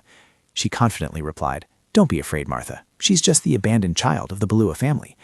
Lariat broke out in a sweat, wondering, what do they mean by abandoned? Where did you hear such nonsense? Marianne said triumphantly, my father said so, because what father would dare to leave his beloved daughter next to that useless princess? It's over, Lariat. You can no longer stand there acting arrogant and looking down on others. It seems the Duke has finally decided to discard that foul bloom his mistress left for him. Lariat warned, watch your words. Marianne continued to mock her. Are you the child of his mistress, or was it the Duchess who had an affair? Lariat said sternly, Marianne, you're going too far. She continued, you have nowhere else to go, so you're forced to be Princess Rupert's dog, aren't you? Even when we were little, I never liked you, always acting arrogant, the darling daughter of the Belua family. Lariat was so angry her eyes rolled back. But to avoid unnecessary trouble, she chose to step over her. I don't know why you're like this, but I have no feelings for you, so please excuse me. I just want to come and pack up the princess's belongings. Please move aside. Martha angrily said, from now on there will be no clothes to bring to that Princess Rupert. Lariat smirked. Seeing this, Marianne immediately raised her voice. Are you laughing, Martha? This wretch is mocking us. Because this is Arnulf's order, we are forced to fulfill our duty. These words, upon reaching Lariat's ears, surprised her greatly. She thought, Arnulf, aren't they Nigel's maids? Martha spoke up. Last time when I was trying to catch a bug, that woman was quicker. Lariat curiously asked, did His Highness Arnulf send you to bully me? Martha arrogantly replied, do I need to answer that? Then she raised her hand high, and an act of bullying ensued. Lariat left with her hair a mess like a bird's nest. She secretly fumed. How annoying. Arnulf is unilaterally bullying Rupert, acting just like a woman. His half-sister didn't even receive any love or favor from the Emperor. The dress is ruined. It's my fault. A familiar voice spoke up. Lariat. What's wrong? Lariat said softly. Hello, Sir Louis. Lariat was planning to sneak back to her private room to wash up, clean her wounds, and change out of her dirty clothes, pretending nothing had happened, but she accidentally ran into Louis. Seeing her in this state, he exclaimed, Good heavens, are you entering and leaving the palace in such a state? I thought you fell down the stairs, but no, it looks like you were beaten. Lariat appeared calm. She asked, What about your highness? Are you staying inside? Louis suddenly said, You must be tired. Go and rest. Hearing these words, Lariat quickly left, while Louis watched her with concern to herself. I must get back to my room quickly so no one finds out I was beaten. Suddenly a hand was placed on her shoulder. Hey, she jumped and cried out. Oh, your highness. Rupert wondered, What's wrong with you? Did you just see a ghost? Lariat quickly turned her face away to hide her wounds. She replied, I'm sorry, I was just a little startled. Rupert said with a hint of annoyance, I told you to go fetch the clothes. Lariat immediately replied, I just got back. Rupert, hot-tempered, asked, Why are you sneaking around like a thief now? Lariat awkwardly replied, You've misunderstood. I'm very calm and confident. A smile appeared on Rupert's face. That's funny. So what's wrong with your face? Lariat was flustered. I fell. Rupert reached out his hand to Laurier's face. He bluntly pulled her face towards him, and she gasped. Then he coldly asked, You were hit, weren't you? Who was it? Knowing it would be hard to hide, she immediately replied, The maids, but I already got the dress back. Suddenly, Rupert left. Lariat hurriedly called out, Your Highness, where are you going? Rupert immediately replied, To eliminate them. Lariat ran after him. What? Who are you planning to kill? Rupert coldly stated, You said the maids beat you, didn't you? Hearing this, Lariat quickly stopped him, bursting into tears and saying, I don't think that's a good idea. Rupert irritably replied, Let go. Aren't you going to let go? Lariat cried out loudly, I wasn't seriously hurt at all. Rupert then asked, Isn't that even more important? Lariat hurriedly replied, Of course it's important. What else do you want? Rupert, however, didn't think so. Who told you to get beaten and then come back here? With that, he started to leave. Seeing him take out his gun, Lariat panicked. What is that? Rupert replied, To shoot people, what else? Lariat was utterly terrified. Please, Your Highness, please reconsider first. Rupert calmly responded, You're the one who should reconsider, so you don't get beaten again next time. Lariat immediately said, I'm sorry for letting myself get beaten, really. Louis also asked curiously, Where are you going, Your Highness? Rupert irritably replied, Get lost, don't talk to me. Louis then exclaimed, Oh, then why did you call for me? Seeing no reply from Rupert, Louis had no choice but to ask Lariat, Where exactly is His Highness going? She replied, To Afnab's palace, to deal with the maids. Louis asked worriedly, Lariat, did they hit you? What should we do? For now, let's just follow him and see. It would be very dangerous to let him go like this. Once he gets angry, he won't be able to think clearly or show mercy to anyone. Lariat could only run after it, but at least he didn't seem to be going crazy, did he? Louis quickly recounted that it was the same last time when they messed with Tori, but that kid never learned his lesson. After a moment, Arnulf's room was filled with an atmosphere of panic. Arnulf stammered, What the hell is this? Opposite him, Rupert was pointing a dark, ominous gun barrel directly at his face. Arnulf screamed in extreme fear, You, what the hell is this? Rupert coldly stated, Your wickedness is truly disgusting. He pleaded in terror, Don't come any closer. Rupert calmly said, I've brought a gun here. Do you think I'll listen to what you say? The servants were frantically shouting, Guards, guards! A gunshot rang out. The maid collapsed to the ground, looking terrified. Rupert commanded, Take one step out of here and you will die. Lariat tried to push through the crowd, secretly thinking to herself, Where did he get that arrogant attitude? Was he born with it? She loudly called out, Your Majesty. What do you think you're doing in the middle of the palace? Rupert looked annoyed. Why are you here? He suddenly turned to Arnulf and asked, Whatever. Anyway, hey, do you think a promise is worthless? He asked in surprise. What promise? Rupert glared at him. I told you not to touch them. It doesn't matter if I get discarded, but don't touch my people. Didn't I say that? Arnulf then understood. Louis over here isn't a mess. Doesn't he look like an idiot? Lariat laughed kindly and reminded him, Haha, Louis, he's still a prince. Arnulf looked bewildered. Is that you? The one who sent me a threatening letter and shot me from afar? How could you do that to me when we were talking about you? After hearing this, Rupert said coldly, It seems you lack what's called a brain, don't you? A gunshot rang out, making Arnulf cry out in fear. Rupert said, Sorry, my hand slipped. I was aiming for your throat. While the servants screamed, There! Lariat immediately intervened. Your Majesty, please, don't make a bigger scene. Rupert suddenly turned towards Louis. You, come here. He immediately dragged himself over, asking dejectedly, What crazy order is it this time? Rupert replied, Shut them up. For a few days, preferably. Then he suddenly asked with concern, Does it hurt? This is meant to make you suffer, so of course it hurts, doesn't it? Don't worry, you look fine on the outside. Seeing Rupert's expression, Lariat was utterly bewildered. Your voice, you scoundrel, you trash, you've deceived everyone. He suddenly changed his tone. Now these little bugs from underground have learned to crawl out, haven't they? Don't you think so? Don't you think that will stop you from becoming a troublesome bug? Rupert then lowered his voice and replied, No. Witnessing this scene, Lariat thought to herself, In that moment, a thought briefly crossed my mind. In the royal palace, within a desolate forest, an elf forever endured solitude in the darkness. How would it feel to be stepped on by that bug? What did the elf think when it first escaped the forest? She spoke in a comforting voice. Let's go, Your Majesty. Your Majesty, you are not a bug. You don't need to listen to such nonsense. She thought to herself. Somehow he seemed sad, with an inexpressible sorrow. After everything was settled, Lariat followed Rupert back to his room. She wondered to herself, I'm not sure whether I should thank him or worry about the consequences. Then she asked, Your Majesty, why did you cause such a commotion? Rupert replied, You were hit, weren't you? Lariat retorted. So are you. No, it's not the same. It would be a big deal if you were hurt. Upon hearing this, Rupert spoke up. So you understand. That's why you shouldn't foolishly go back after being hit. It's troublesome. Lariat suddenly wondered. Am I important to him? Rupert turned around and replied seriously. Yes. Seeing her staring at him, he was a little puzzled. What, you don't believe me? Then don't. Seeing Rupert turn away, Lariat asked, Are you angry? Rupert quickly replied, No, why should I care whether you believe me or not? Lariat stepped closer to him. Everyone wants their cherished ones to trust them, don't they? Rupert suddenly made a comparison. Do you want your precious ribbon to trust you? Hearing this, Lariat secretly thought, annoyed. Is he saying I'm an object? Rupert's gaze suddenly turned towards Lariat. He said, You asked me how to love, but I've already told you. I don't know how to love a person. Lariat asked further, Then what about Tori? Rupert replied indifferently. Tori is different. Lariat thought to herself, Well, it doesn't matter. All I want is protection. I just have to protect my family. That's what I need to do. Rupert said hurriedly, We're late, hurry up. Lariat suddenly thought, Wait, you're hurrying like this because of me. After seeing me get hit, you got angry and even caused a commotion. Lariat spoke, I think your highness values me. Rupert said, I thought you didn't trust me. Lariat replied, No, I trust you. She suddenly pulled at his sleeve. Your Majesty, please eat properly. You're too thin. A feeling of pity secretly arose in her heart. He was truly awkward, because he had never learned or experienced any kind of affection. There was no one around him he could rely on, no one who could comfort and reassure him that everything would be all right. I truly feel sorry for him. No matter how sad I felt for Rupert, I couldn't truly love him. In the end, I would hate him for this protection and despise him when he became a monster. I truly was a selfish adult. Thinking this, Lariat spoke honestly.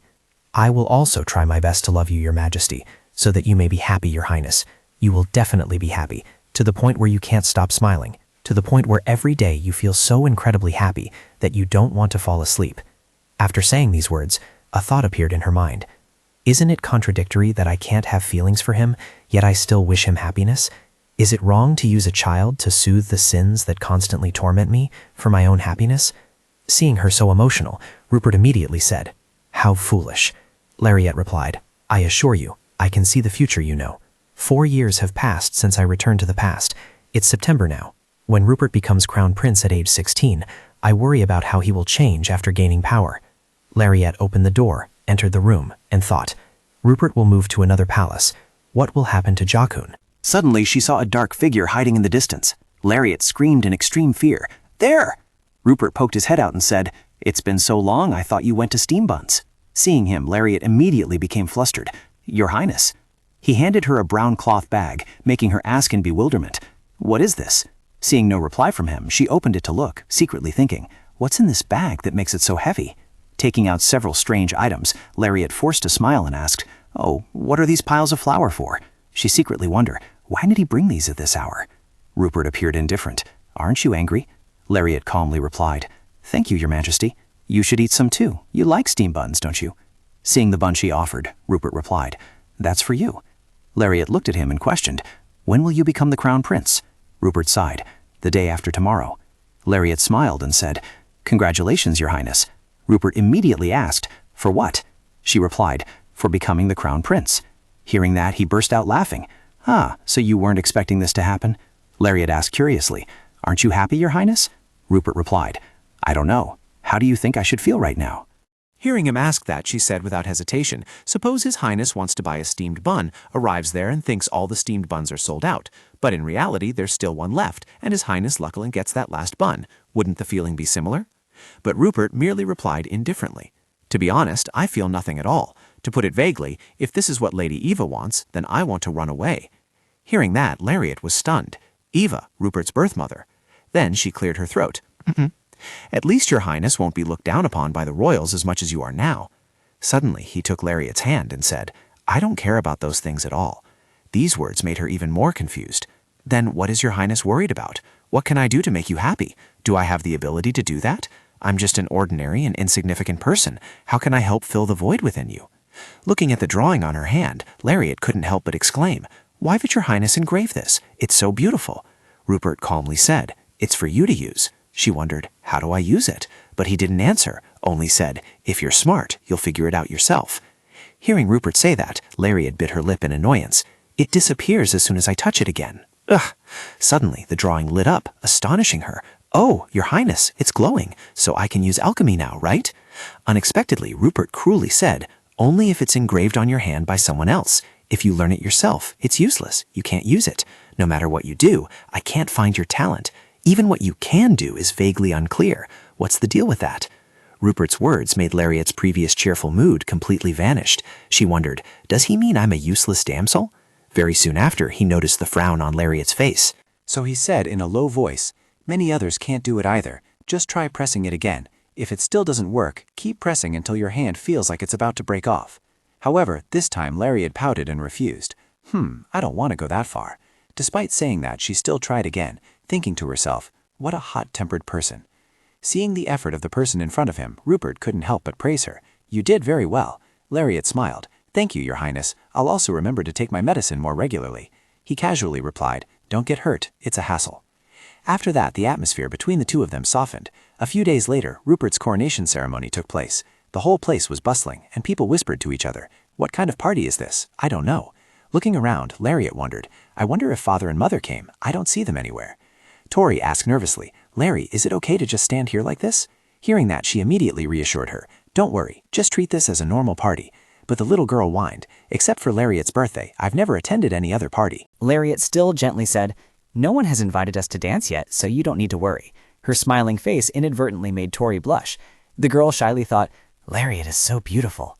Suddenly, Lariat turned to Tori and asked, "Oh, did His Highness say anything to you?" The girl, taking a bite, honestly replied, "No, His Highness disappeared early this morning without a word. So delicious." Hearing that, she couldn't help but feel a headache, unable to know how Rupert would appear. "In the past, I only met him when I first entered high society. After all, I am his subordinate. He should at least inform me of his whereabouts." Just then, someone suddenly called from behind, "Lariat, why don't you come out and dance?" It was Rishé. Seeing her, Lariat immediately said, "I don't really like dancing." Hearing this, Rishé began to mock her. "Don't tell me no one has ever invited you to dance. That's a shame." But Lariat didn't mind. She just said, "Since I don't want to dance anyway, it's fine." However, she didn't stop and turned to the person behind her, saying, "Sir Roha, why don't you invite my friend to dance?" Hearing this, Lariat tensed up, realizing she was trying to humiliate her. Tori and Rishé must have already figured out a way to deal with her. At this moment, Roha also stepped forward, politely extending an invitation. "Miss, would you grant me the honor of a dance?" Lariat quickly refused. "Thank you for your sincere invitation, Sir Roha. Are you perhaps a student at the military academy?"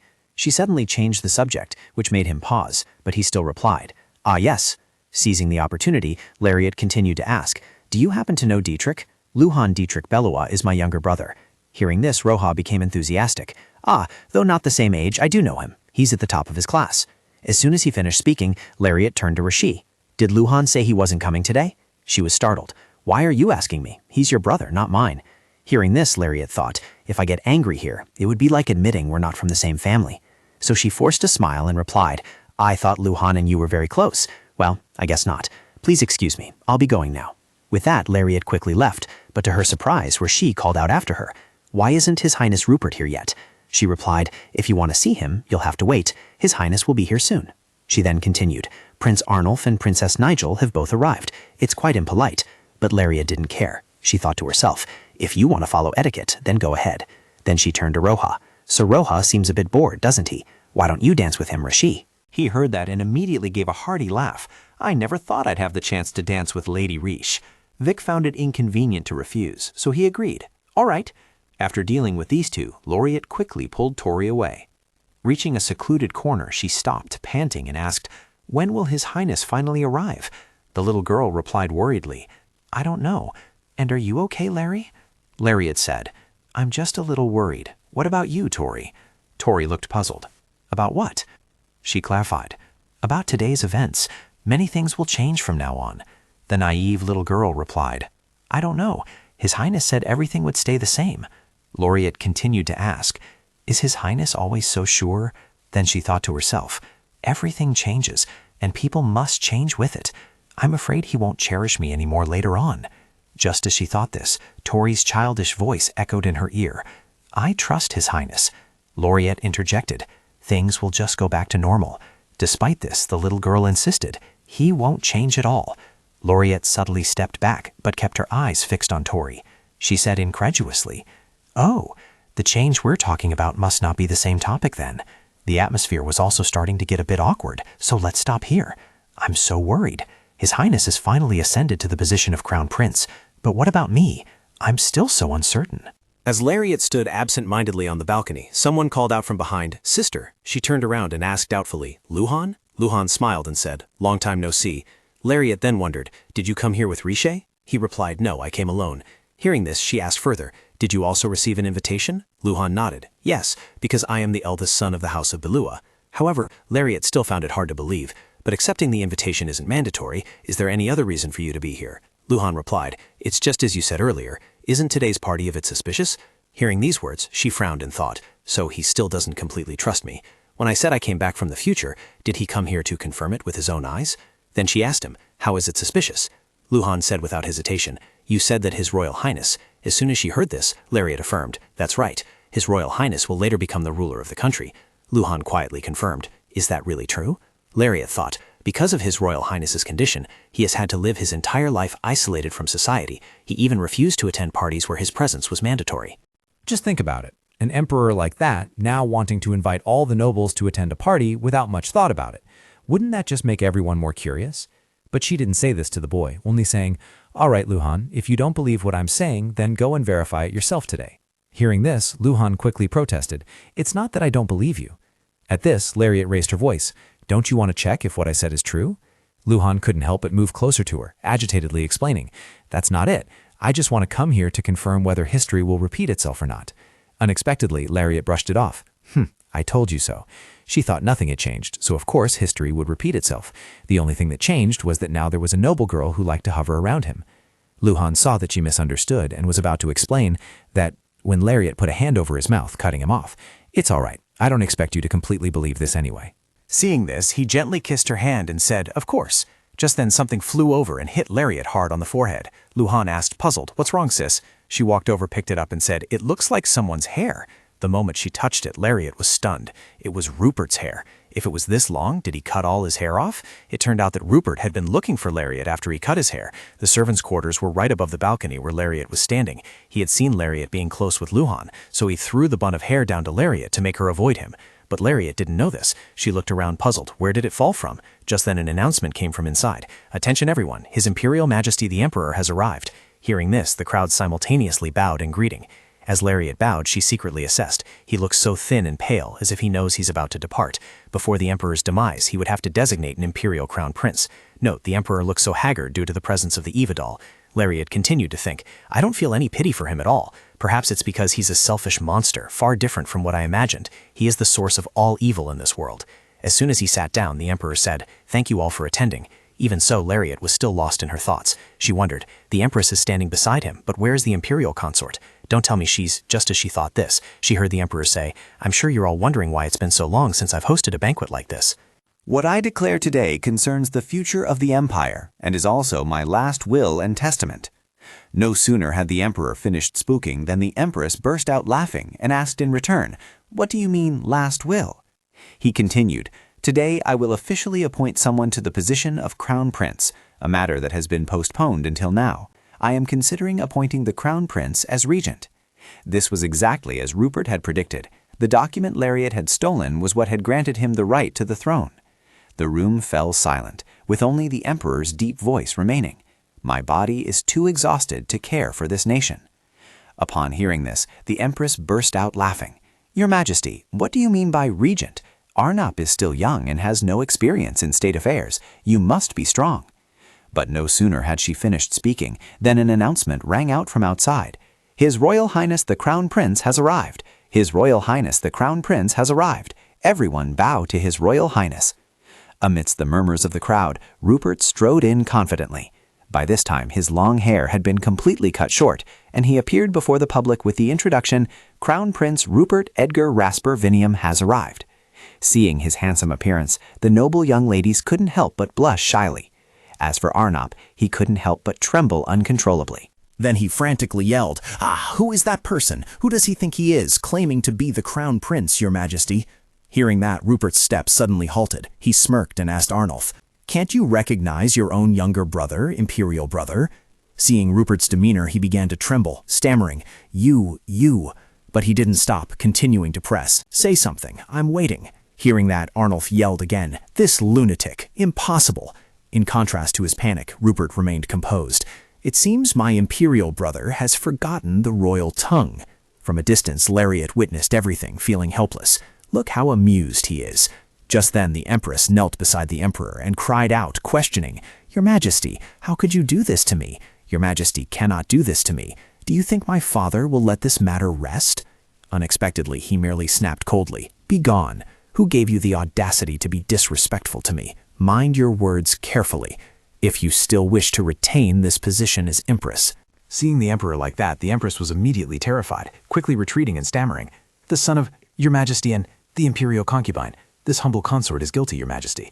The Emperor no longer paid attention to her. He ordered, "Bring the priest here. This seat is the Crown Prince's position. You will be officially appointed today." Rupert replied, "Yes, Your Majesty." As soon as he finished speaking, the Emperor patted his shoulder in praise. "You've cut your hair. It suits you very well."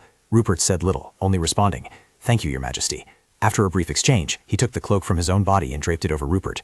"I will use holy water to baptize His Royal Highness the Crown Prince. God be my witness, the protector of the Crimson Throne, the commander of the Equator, Rupert Edgar Caspar Velnium, the wise descendant of Velima I. By God's will, I bless you." Rupert sat down in the chair next to the Emperor, his deep voice ringing out. "First, I want to sincerely apologize for deceiving everyone. My mother was feeling unwell and was worried about a few things." Then he turned his attention to Lariat and said, "Stand up straight, don't be so timid, if you still want to live." Hearing this, she fell silent and dared not say anything. Seeing that, he gave a slight smile. Then he continued, "I've heard that ever since I was born, I've been surrounded by assassination threats. This is a decision that must be implemented, so I hope for everyone's understanding." Lariat broke out in a sweat, thinking, has he always been this polite? Oh my goodness. Rupert continued, "I know that everyone here is astonished by my sudden appointment as Crown Prince without my intentions being verified. I hope that everyone can rest assured that I will only make the most beneficial choice for Vernani's future." Lariat thought to herself, besides that beneficial choice, there's still the possibility of eliminating Bellois. Have I made the right choice? Is this path truly my only option? Louis raised his glass high and shouted loudly, "A toast to His Royal Highness the Crown Prince." Afterwards, everyone shouted together, "Hooray! Long live His Royal Highness the Crown Prince." After that, Rupert spent his time busily familiarizing himself with the etiquette education course for His Royal Highness the Crown Prince. My room, meanwhile, was moved to the main palace, and at this moment, Lariat was busy chasing after that forgotten raccoon. She stopped at the edge of the forest and called out, "Guri, it's time for you to move. Come out now. There are some terribly hungry abandoned tigers here, you know. If you don't come out, I'm going home and leaving you here." Suddenly, a voice rang out. What nonsense! She jumped, her heart pounding. "Oh!" Rupert, sitting in a tree, spoke. "Be quiet, you're too loud." She asked in surprise, "Your Highness, why are you here?" He replied, "Resting, what else? Too many people give me a headache." Lariat grabbed his leg and said with a smile, "Long time no see, Your Highness." Rupert pushed her hand away, saying coldly, "Let go, why are you grinning so widely?" Lariat thought irritably, this rude person. Then she said, "Your Highness, you seem much less handsome than before today, don't you?" Rupert jumped down from the tree and said, "And your face still looks like a stale steamed bun. What's wrong, not eating enough?" Lariat lifted her chin and replied, "That's called losing weight, you know. Lately I've been busy with horse riding and other things." Rupert clapped his hands and said, "That's commendable, actually." Immediately after, Guri jumped out. He picked it up, handed it to her, and said, "Here, take it. I'm going to rest a bit longer." Lariat quickly caught Guri, then asked, "Is the etiquette class very difficult?" Rupert asked back, "Are you worried about me?" Lariat replied stiffly, "I'm afraid it might affect your Highness's health." Rupert asked again, "Don't you trust me?" Lariat immediately replied, "No, I believe you'll do well."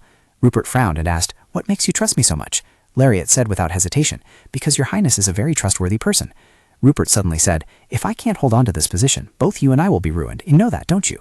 Lariat smiled and nodded. "Yes, I know. If your Highness makes a mistake, both of us will be ruined." Rupert paused for a long time. At this moment, Lariat suddenly hugged Guri, turned, and walked out, not forgetting to say, "When you're done with your studies, remember to visit me and Guri." Finally, she returned to her room, but this ground floor room was a bit small. "It's fine. I just need a place to stay to take care of His Highness's pet bear. That's all. And you are—" Laura replied cheerfully, "Yes, my name is Laura, Lady Lariat.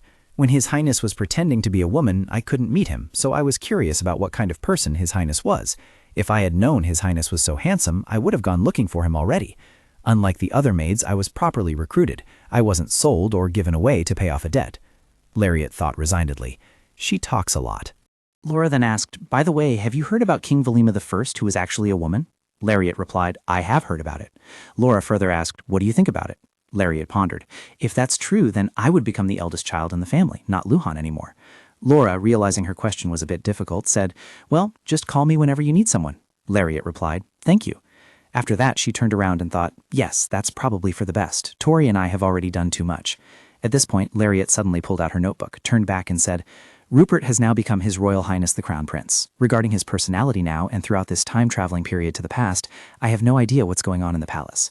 I should have found out more, she thought. This time will the plot twist into him forgiving the Empress and Aknap? Perhaps Rupert has now escaped the path of becoming a tyrant. Rupert is not suited to sit on the throne. Rupert doesn't even know how to take care of himself, doesn't know why flowers bloom beautifully. How could such a person take good care of his subjects? Suddenly, a knock on the door startled Lariat. Tori peeked in and said, "Lariat, I finally found the raccoon." Lariat sighed in relief, thinking, "It's Tori, but what does she mean by that? Clearly just now." She recalled asking her earlier, "Tori, have you seen the raccoon anywhere?" Tori indifferently replied, "I don't know, I haven't seen it either." A thought flashed, and Lariat asked in surprise, "Did you intentionally lose it?" Tori immediately said, "You don't need to know why I want to harm that raccoon, and I don't need you to understand me. I just need you to know that I have no intention of harming His Highness." Lariat replied, "I never thought that of you, Tori." She smiled and said, "That's good then. I don't want you to hate me, Larry." Lariat stepped forward and said, "Tori doesn't want His Highness to change, does she?" Tori frankly replied, "Yes, because that would be very dangerous." She asked again, "Why would His Highness changing be dangerous?" Tori immediately replied, "Because the changes you, Lariat, bring will be very dangerous. If you want His Highness to survive, you must think of yourself first." Hearing that, Lariat immediately said, "Tori, I found His Highness in the forest, but he looked very exhausted. Perhaps it's because Tori wasn't by his side. His Highness is not someone who will easily change just for you. Everyone is like that." Tori said irritably, "I don't understand. Are they normally that weak? Why is that?" Lariat hugged her. "Don't you also feel lonely when left alone?" Tori then said, "What would you, Lariat, know about the feeling of loneliness? Loneliness cannot blend with something so ordinary." Lariat spoke up and asked, "So when will you realize it?" Tori said, "You, Lariat, are truly interesting." "In truth, you don't like or care about His Highness at all." Lariat asked in surprise, "What do you mean by that?" Tori replied with a cryptic remark, "You, Laurie, know best, but I don't pay attention to it because I don't care. I like you, Laurie." As she went out, Lariat quickly followed, saying, "I like you too, Tori, and His Highness too." Tori stopped and said, "You're lying, but someone who lives in such lies can still mature and grow up normally. Oh, don't misunderstand, I'm just jealous." Lariat said, "Everyone grows up eventually." Tori retorted, "To me, that sounds like anyone can become a noble." Lariat paused, thinking to herself, "Now I understand. The child doesn't have much time left. So what is Tori's true self? I'm sure that what makes Tori feel so lonely is time." A soft voice spoke up, "You're here?" Crown Prince Rupert had finally returned to the Crown Prince's palace. Louis, with a pained expression, said, "How could His Highness do that to me?" Laurie had asked curiously. "Do what?" He whimpered, "Making him captain of the guard. I thought I would get the position." Seeing this, Laurie had comforted him. "Don't be too disappointed. If he becomes emperor, things might be different." Upon hearing this, Louis immediately brightened up. "That's right. Ah, Your Highness, I, Louis, have missed you so much." Rupert appeared, pushing his face away and saying coldly, "You're deafening me. Shut up." Lariat looked up at Rupert and said, "You've arrived." He asked, "Why is Louis here?" Lariat took the coat from Rupert's hand and replied, "How long has he been staying here? Isn't that what Your Highness requested?" Rupert immediately replied, "No, tell him to get out for me." The three of them walked deeper into the palace when Rupert suddenly said, "Arnulf and Nigel will be coming here." Lariat asked, puzzled, "Why?" Rupert replied, "To greet." Hearing this, Lariat thought to herself, "That's right. Since it's been delayed for so long, it's about time for greetings. Grand Duke Ventavon hasn't arrived yet. Should I contact my aunt?" Then she gently replied, "Yes, I will prepare. Your Royal Highness should also prepare, shouldn't you?" Rupert frowned and asked, "What?" Lariat screamed in fear. "Ah!" He looked at her with annoyance and said, "Your Highness, this maid who doesn't know etiquette is a commoner, isn't she? I will deal with her immediately." Rupert calmly replied, "No, she is Belua's only daughter." The chief guard asked in astonishment, "But Belua?" Lariat angrily spoke up, "Sir Guard, you're pointing your sword at me right now, aren't you? If it were Tori, he would have really hit me by now. Unbelievable." After hearing this, he reluctantly uttered two words, "I apologize." Lariat frowned and asked, "Apologize?" The guard also frowned and raised his voice, saying, "I am the captain of His Royal Highness the Crown Prince's Guard and the leader of the Choner Knights. As the one responsible for the security of the Crown Prince's palace, even if your father is a count, there is no reason for me to treat you like a lady." Lariat was somewhat speechless after hearing this. "What?" At this moment, Rupert suddenly interjected, saying, "This child is not a lady. From today, she will become a palace maid." Lariat shyly said, "Your Royal Highness, what's gotten into you all of a sudden?" Rupert seriously replied, "I am the master of this palace and the one who decides what she does, so don't complain, unless you want your mouth slit." The guard hearing this said displeasedly, Did your Royal Highness just decide this now? If your Royal Highness is making such an important decision, Rupert coldly said, open it. The guard didn't understand. Huh? Rupert immediately drew his sword, pointed it directly at him and said, open your mouth. Don't make me say it a second time. The guard quickly bowed and said, no, your Royal Highness, please forgive me. I was too arrogant. At this point, Rupert let it go. He turned around and kicked Louis to vent his anger, but he dodged and said, ah, your Royal Highness, your skin is so fair. Lariat laughed and said, hey, well done. After that, she also ran off, leaving the guard trembling with anger but unable to do anything. At the royal palace, where everything from the furnishings to the national emblem was exceptionally solemn, Rupert sat on the throne and an audience was granted. Greetings, your Royal Highness. Nigel Marianne Valerium extends her greetings to you, your Royal Highness, Crown Prince Rupert. Rupert quietly tapped his fingers on the armrest. Then Arnulf also bowed and said, Arnulf Hexagen Valerium greets you, your Royal Highness, the Crown Prince. He gave a slight smile and said, very well.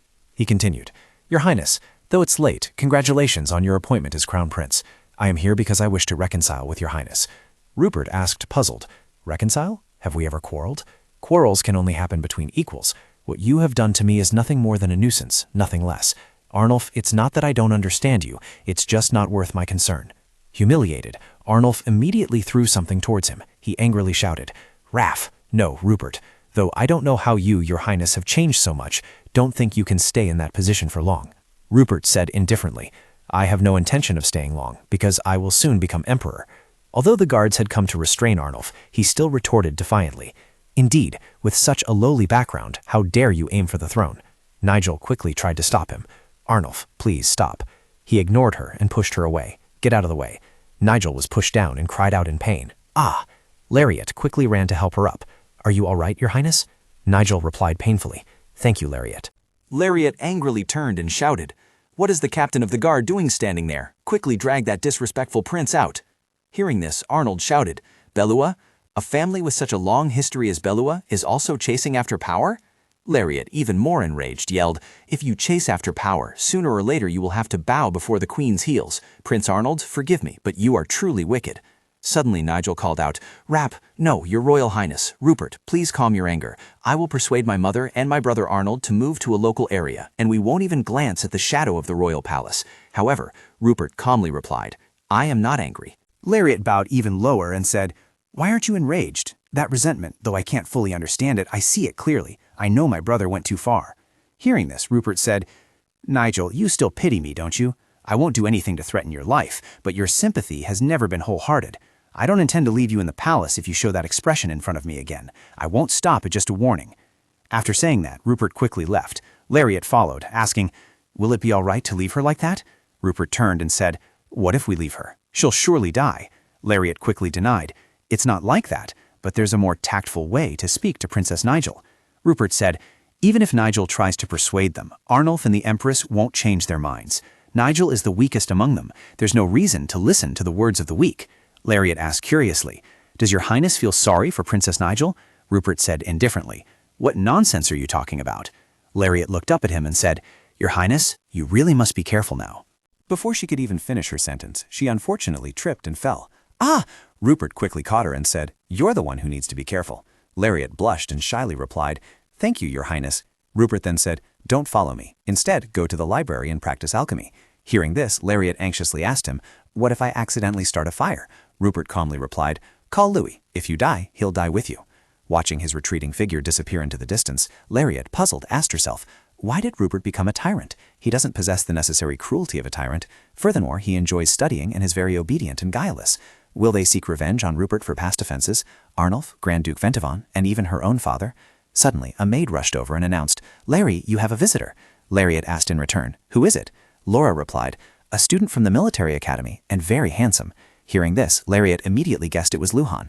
Laura excitedly said, He's waiting in the reception room. Lariat smiled and said, Thank you. The door opened and Louis walked in, asking, Larry, do we have a visitor? Lariat replied, Yes, it's my brother. Hearing this, Louis grinned and said, Oh, I must go greet him. Lariat replied irritably, You don't need to come in, sir. But Louis shamelessly said, Oh dear, I'm an honorary teacher. Saying so, he unceremoniously pushed the door wide open. Luhan smiled and called, Sister. Then his gaze shifted to the person next to her and said, Ah, hello. Louis cheerfully replied, Long time no see, how are you? Lariat spoke up, What's going on? Luhan replied, I have something to say, but... Louis sat casually on a chair, waving his hand and saying, "Oh, don't mind me, just talk. If Lariat's family comes looking for her here, ask what happened." Seeing this, Lariat asked, "Has His Highness ordered me to be monitored?" Louis quickly denied, "It's not about monitoring, Lariat." Then Lariat turned to ask, "Luhan, will you come next time?" Luhan immediately replied, "No, I can only hear about it. Father asked you to return." Lariat was surprised. "What?" She thought fearfully. "Father heard and understood what I said, yet he's telling me to go back? I have no reason to go to the capital anymore." Thinking this, Lariat raised her head and said, "There's no way Father would be like that." Hearing this, Luhan asked, "Has His Highness become the Crown Prince now? The palace is very dangerous for you. Do you know that the Crown Prince is very different from before? Sister?" Lariat, however, firmly replied, "The Crown Prince has not yet adapted to the palace. It's impossible now. There's no way he would allow it." Louis unexpectedly said, "Lariat, how about I try to persuade him? Because I understand the worries of Lariat's brother and father. I also have a younger sister the same age as Lariat." Lariat, a little surprised, asked, "You do?" At this, Louis's face showed a hint of sadness. "But she passed away due to an accident that happened because I didn't take good enough care of her and protect her, you see. That's why I understand this young student's worries." Lariat flatly refused. "Thank you, but don't worry, Luhan. I'm not coming back." Hearing this, Luhan asked, "Don't you understand the current situation yet?" Lariat froze upon hearing that. Realizing his mistake, Luhan took her by the shoulders and said, "I'm sorry, I spoke out of turn." Lariat pleaded, "Please tell Father not to ask me to return to Bellew anymore. It would be better for us this way. I will give up Bellew." Luhan asked again, "Are you serious?" Lariat replied without hesitation, "Yes, I will give up my inheritance rights." Luhan replied, "Father won't accept that." Lariat turned her face away and said, "Even if he comes here, I will not change my decision." Luhan, "It's not that my love for Bellew has changed." With that, Lariat stood up and left. Luhan said, "If it's for your safety, then it's better to just change." Laura announced, "Lariat, the Count wishes to see you." Lariat replied without hesitation, "Tell him to go back." She thought to herself, "I don't have the courage to meet him. My words are nothing but rejection. Why am I so afraid?" Suddenly, a rather loud noise caught her attention. Lariat ran out of the room and asked, "What's going on?" Laura immediately replied, "The Crown Princess is using magic to throw things around." Lariat anxiously asked, "Where's the Crown Prince?" Laura quickly replied, "In the bedroom."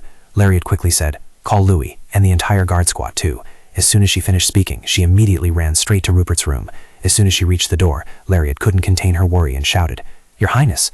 Rupert, who had already changed into his nightclothes, sat on the bed, looked at her and said, "It's late." The imperial consort turned around, saw her, and shouted loudly, "Lady Bellew!" Lariat bowed and greeted.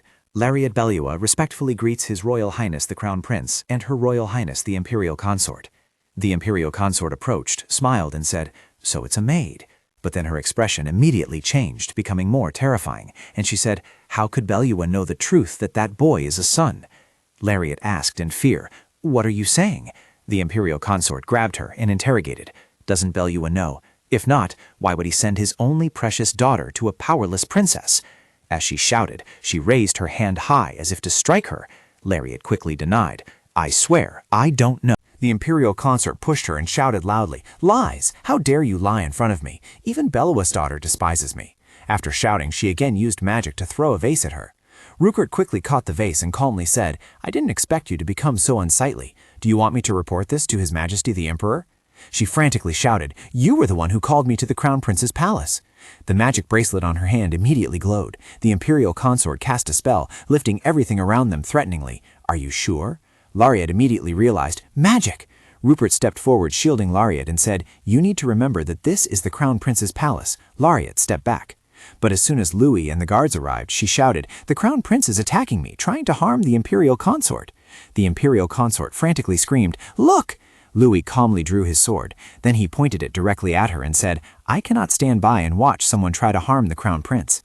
The Imperial Consort, terrified, said, You madman!" Suddenly she froze, her eyes fixed on Lariat's father, as she called out, "Count Bellew!"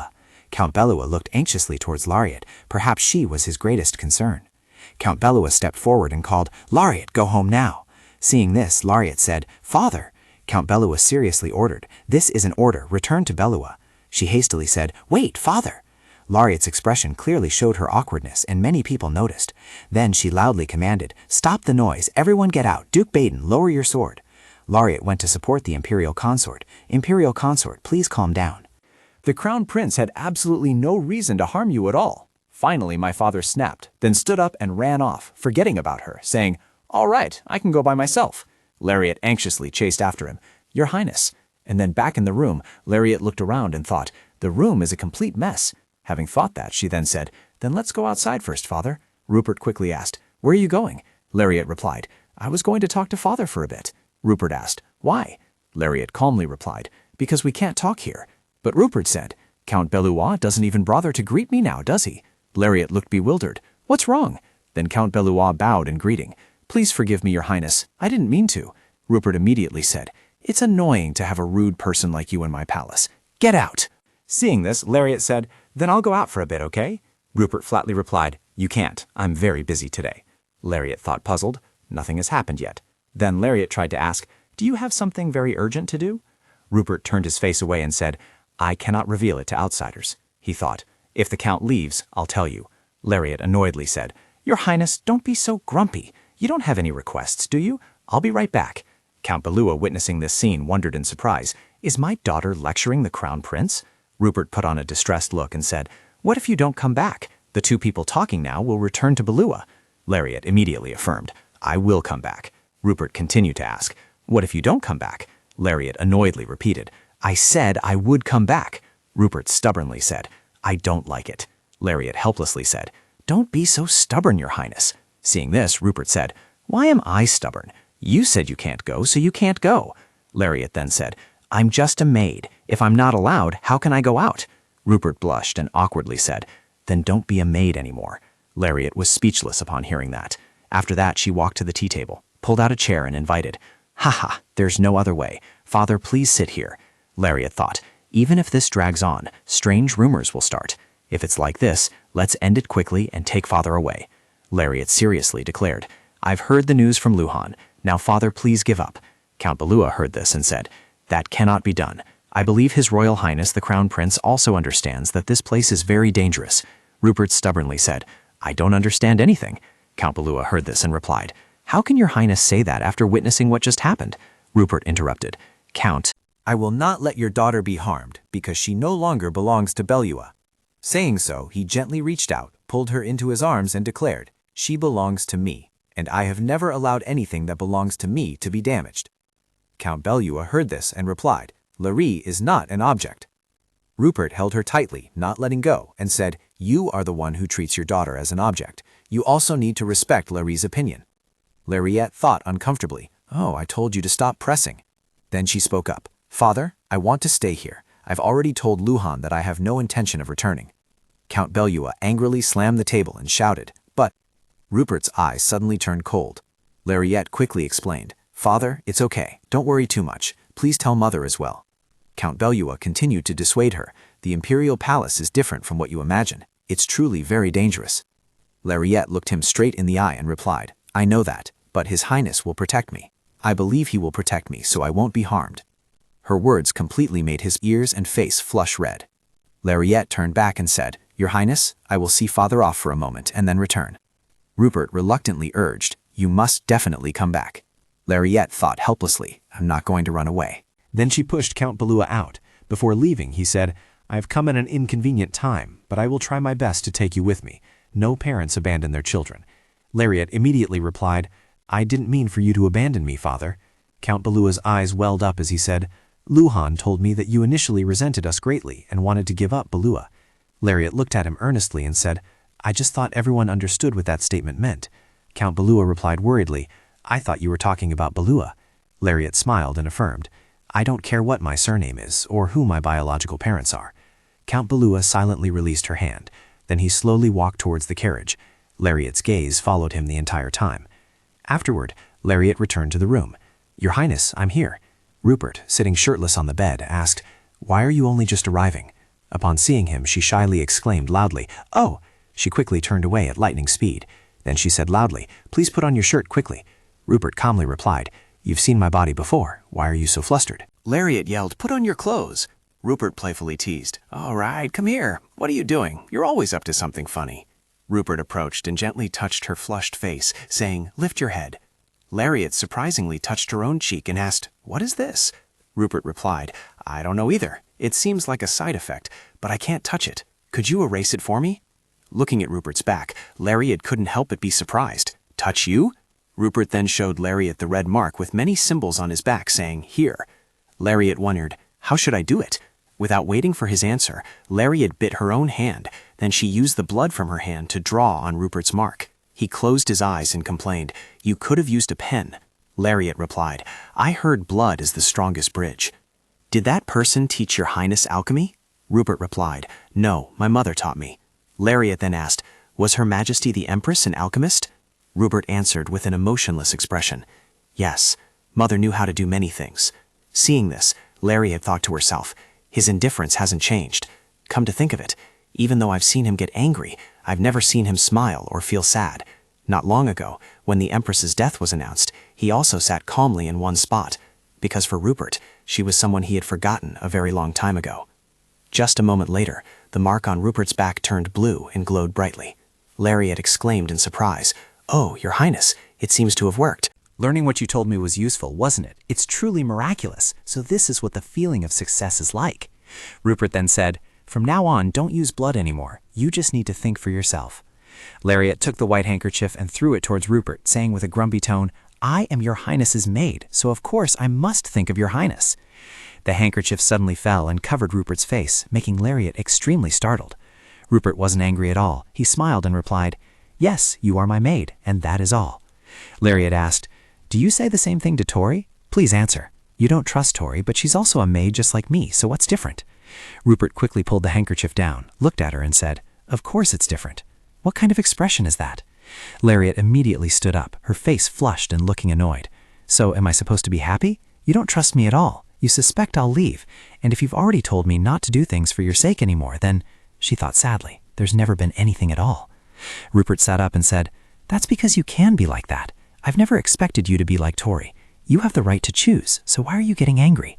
Lariat angrily retorted, "So Tori can't leave? Why? Is it because she loves your highness too much?" Rupert gently said, "Because she was born that way. Logically, I still can't understand why you want to stave on my side." Lariat wondered, "Do you absolutely have to understand before you'll believe me?" "Is it even because I wish for your highness's happiness?"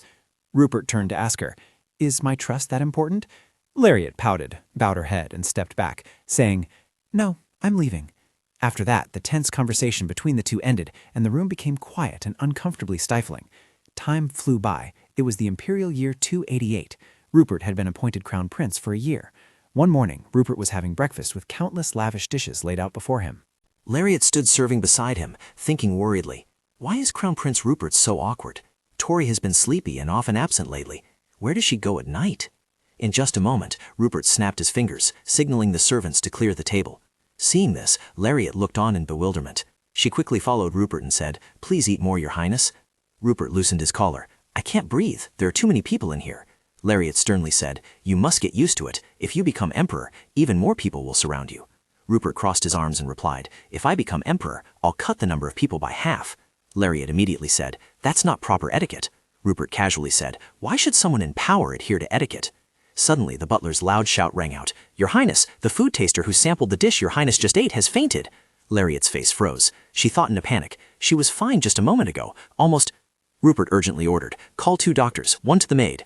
Lariat immediately said, "Your highness, I will go to that maid." Rupert was surprised. "What?" Lariat saw Rupert's pale face and asked, "What's wrong? Are you in a lot of pain?" Rupert replied, "Are you only worried now?" Lariat replied blankly, "Oh, are you all right? You still look very conscious, so..." Rupert angrily and coldly walked away. Lariat felt confused. What was that about? Then she turned and went to the maid. The maid lay on the bed with a pale face, and Laura's sorrowful voice rang out, "That's my sister. After tasting the food in the kitchen, she said her stomach hurt. She only just recovered from an illness not long ago. If she can't recover, what am I going to do?" Lariat focused on her deduction. The culprit isn't in the kitchen. No fool would use poison immediately upon entering the palace, especially since she's Fassbender's person. After examination, the doctor said, "It's a poison that hardens the lungs. It is spread too much. If it were just from tasting the food, it would take some time to take effect. Someone definitely intended to assassinate His Royal Highness the Crown Prince." Upon hearing this, Lariat immediately gave instructions and then ran off quickly. "I must go to His Highness immediately. Please treat her well." As she ran, she worriedly thought, "Is Rupert all right? Surely he isn't as ill as that maid, and surely not on the verge of death, right?" Lariat rushed, her cheeks flushed, her eyes welling up with fear. She was suddenly surprised by her own emotions. Was she worried about Rupert, or was she merely anticipating his death? After bursting into Rupert's room, she frantically asked, "Your Highness, are you all right?" A head of blonde hair met her gaze. Seeing Rupert still sitting at his desk, Lariat asked, "Where's the doctor?" Rupert replied, "He's gone." Lariat worriedly asked, "Are you really okay? The maid was poisoned after all." Rupert calmly replied, "I'm fine." Lariat immediately leaned back into the armchair, looking tired, and thought to herself, "It seems he ate the non-poisoned portion. Was this why I wasn't in a hurry earlier?" She panted and said, "Thank goodness. I'll rest for a bit and then leave." Rupert asked, "Did you run?" Lariat whispered, "Yes." Rupert was curious. "Why?" Lariat replied, "Because I was worried about you. Didn't you also eat the poisoned food?" Rupert said, "But," Lariat irritably said, "someone poisoned His Highness's food. Aren't you scared?" Rupert asked, "Scared of what?" Lariat explained, "Someone has been constantly targeting His Highness's life." Rupert wondered, "Are you afraid of that?" Lariat replied, "Of course I am. Normally, if someone hates me, I hate them back." Rupert then said, "Then just kill them before you die." Hearing Rupert's emotionless words, Lariat sadly pondered, "Just kill them before you die. Why am I not afraid? If I were afraid, I would panic. If I were sad about my mother's death, I would cry until my throat was hoarse. And finally, I could smile with joy at becoming the crown prince. If only I could become someone like that." Laura's younger sister breathed her last after 3 days, and the palace became noisy because of it. Dying from poison was, in fact, proof of a threat to the crown prince. After the emperor became enraged and began an investigation, everyone except Laura was interrogated, and of course, I was also one of the suspects. Lariat leaned against the wall, thinking, other maids had incidents right after taking on the duty of tasting food, so there's no other way, anyway. A guard was furiously smashing all the furniture in the room, yelling as he smashed, "Smash it all, smash it." Lariat stood with her arms crossed, glaring at him and said, "You'll clean everything up before you leave, won't you?" The guard waved his hand and sneered, "Cleaning the room is your job. If it's too much trouble, I'll call a maid." Lariat immediately retorted, "Whoever made the mess should clean it up," he said with an arrogant attitude. "Why should a man clean a room? The royal guard are all excellent knights who have been appointed."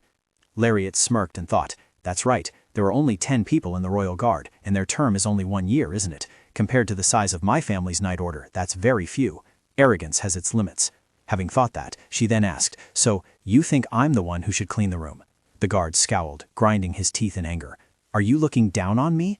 Lariat replied with a sarcastic tone, "That's right. I was going to treat a knight from an obscure family with deference, but that's no longer the case." He roared angrily, "This little brat is too conceited." Lariat refused to be outdone, snapping back, "Such arrogance from a lowly knight. Given your lack of knightly spirit and decorum, it seems you were carelessly appointed while His Majesty was busy, perhaps on the pretext of having once participated in a battle, wasn't it? If you don't apologize for that insolence, I will report you to His Majesty. I might have overlooked your ignorance in treating the daughter of House Belua like a maid, but that's not my concern." Hearing this, the guard immediately bowed his head and apologized. "I have been rude. I will clean up before I leave." After resolving the matter, Lariat turned and left. She breathed a sigh of relief. It was a good thing she had hidden the diary early. She had buried it in the garden Jasper used when she was a princess, so even if someone found it, they wouldn't know its owner. Lariat quickly ran to the garden, which was surrounded by lush greenery and flowers. She thought to herself, even though they often met secretly here, Rupert didn't often come to the garden with the crown prince, so he probably didn't know anyone. Seeing Laura leaning very close to Rupert's face, looking very intimate, Lariat called out, "Your Highness." Hearing this, Laura jumped in fright. "Lariat!" Lariat, with a bewildered expression, asked, "What are you doing here?" Laura was so scared that her whole body trembled. She bowed her head slightly and then quickly ran out. Seeing Laura's reaction, Lariat felt confused. What was that? They could be in love, so why did she run? Rupert approached and asked, "Why are you here?" Lariat replied, "The guards are searching my room right now, making a huge mess. I was so annoyed that I just came out. But Your Highness, what is your relationship with Laura? Why are you meeting secretly in this place?" Rupert frowned, pinched Lariat's cheek and said, "Do you want to die?" Lariat replied, "Hey, no, not at all." Rupert leaned closer to her and said, "What's more, she accused you of poisoning my food." Lariat asked in bewilderment, "What are you talking about? Do you actually believe that?" She worriedly thought, "Why suddenly? If Rupert believes that, then Rupert chuckled and said, "It's truly strange. I, however, believe that you didn't poison my food. It's very odd. Why do I believe you?" Lariat, flustered, looked away and replied, "It's fortunate that Your Highness trusts me. If I were to poison you, I would have done it long ago." Rupert said, "Go ahead and try. It'll be useless, because I'm immune to poison." Lariat was surprised. "How is that possible?" Rupert replied, "You just need to be exposed to poison from a very young age.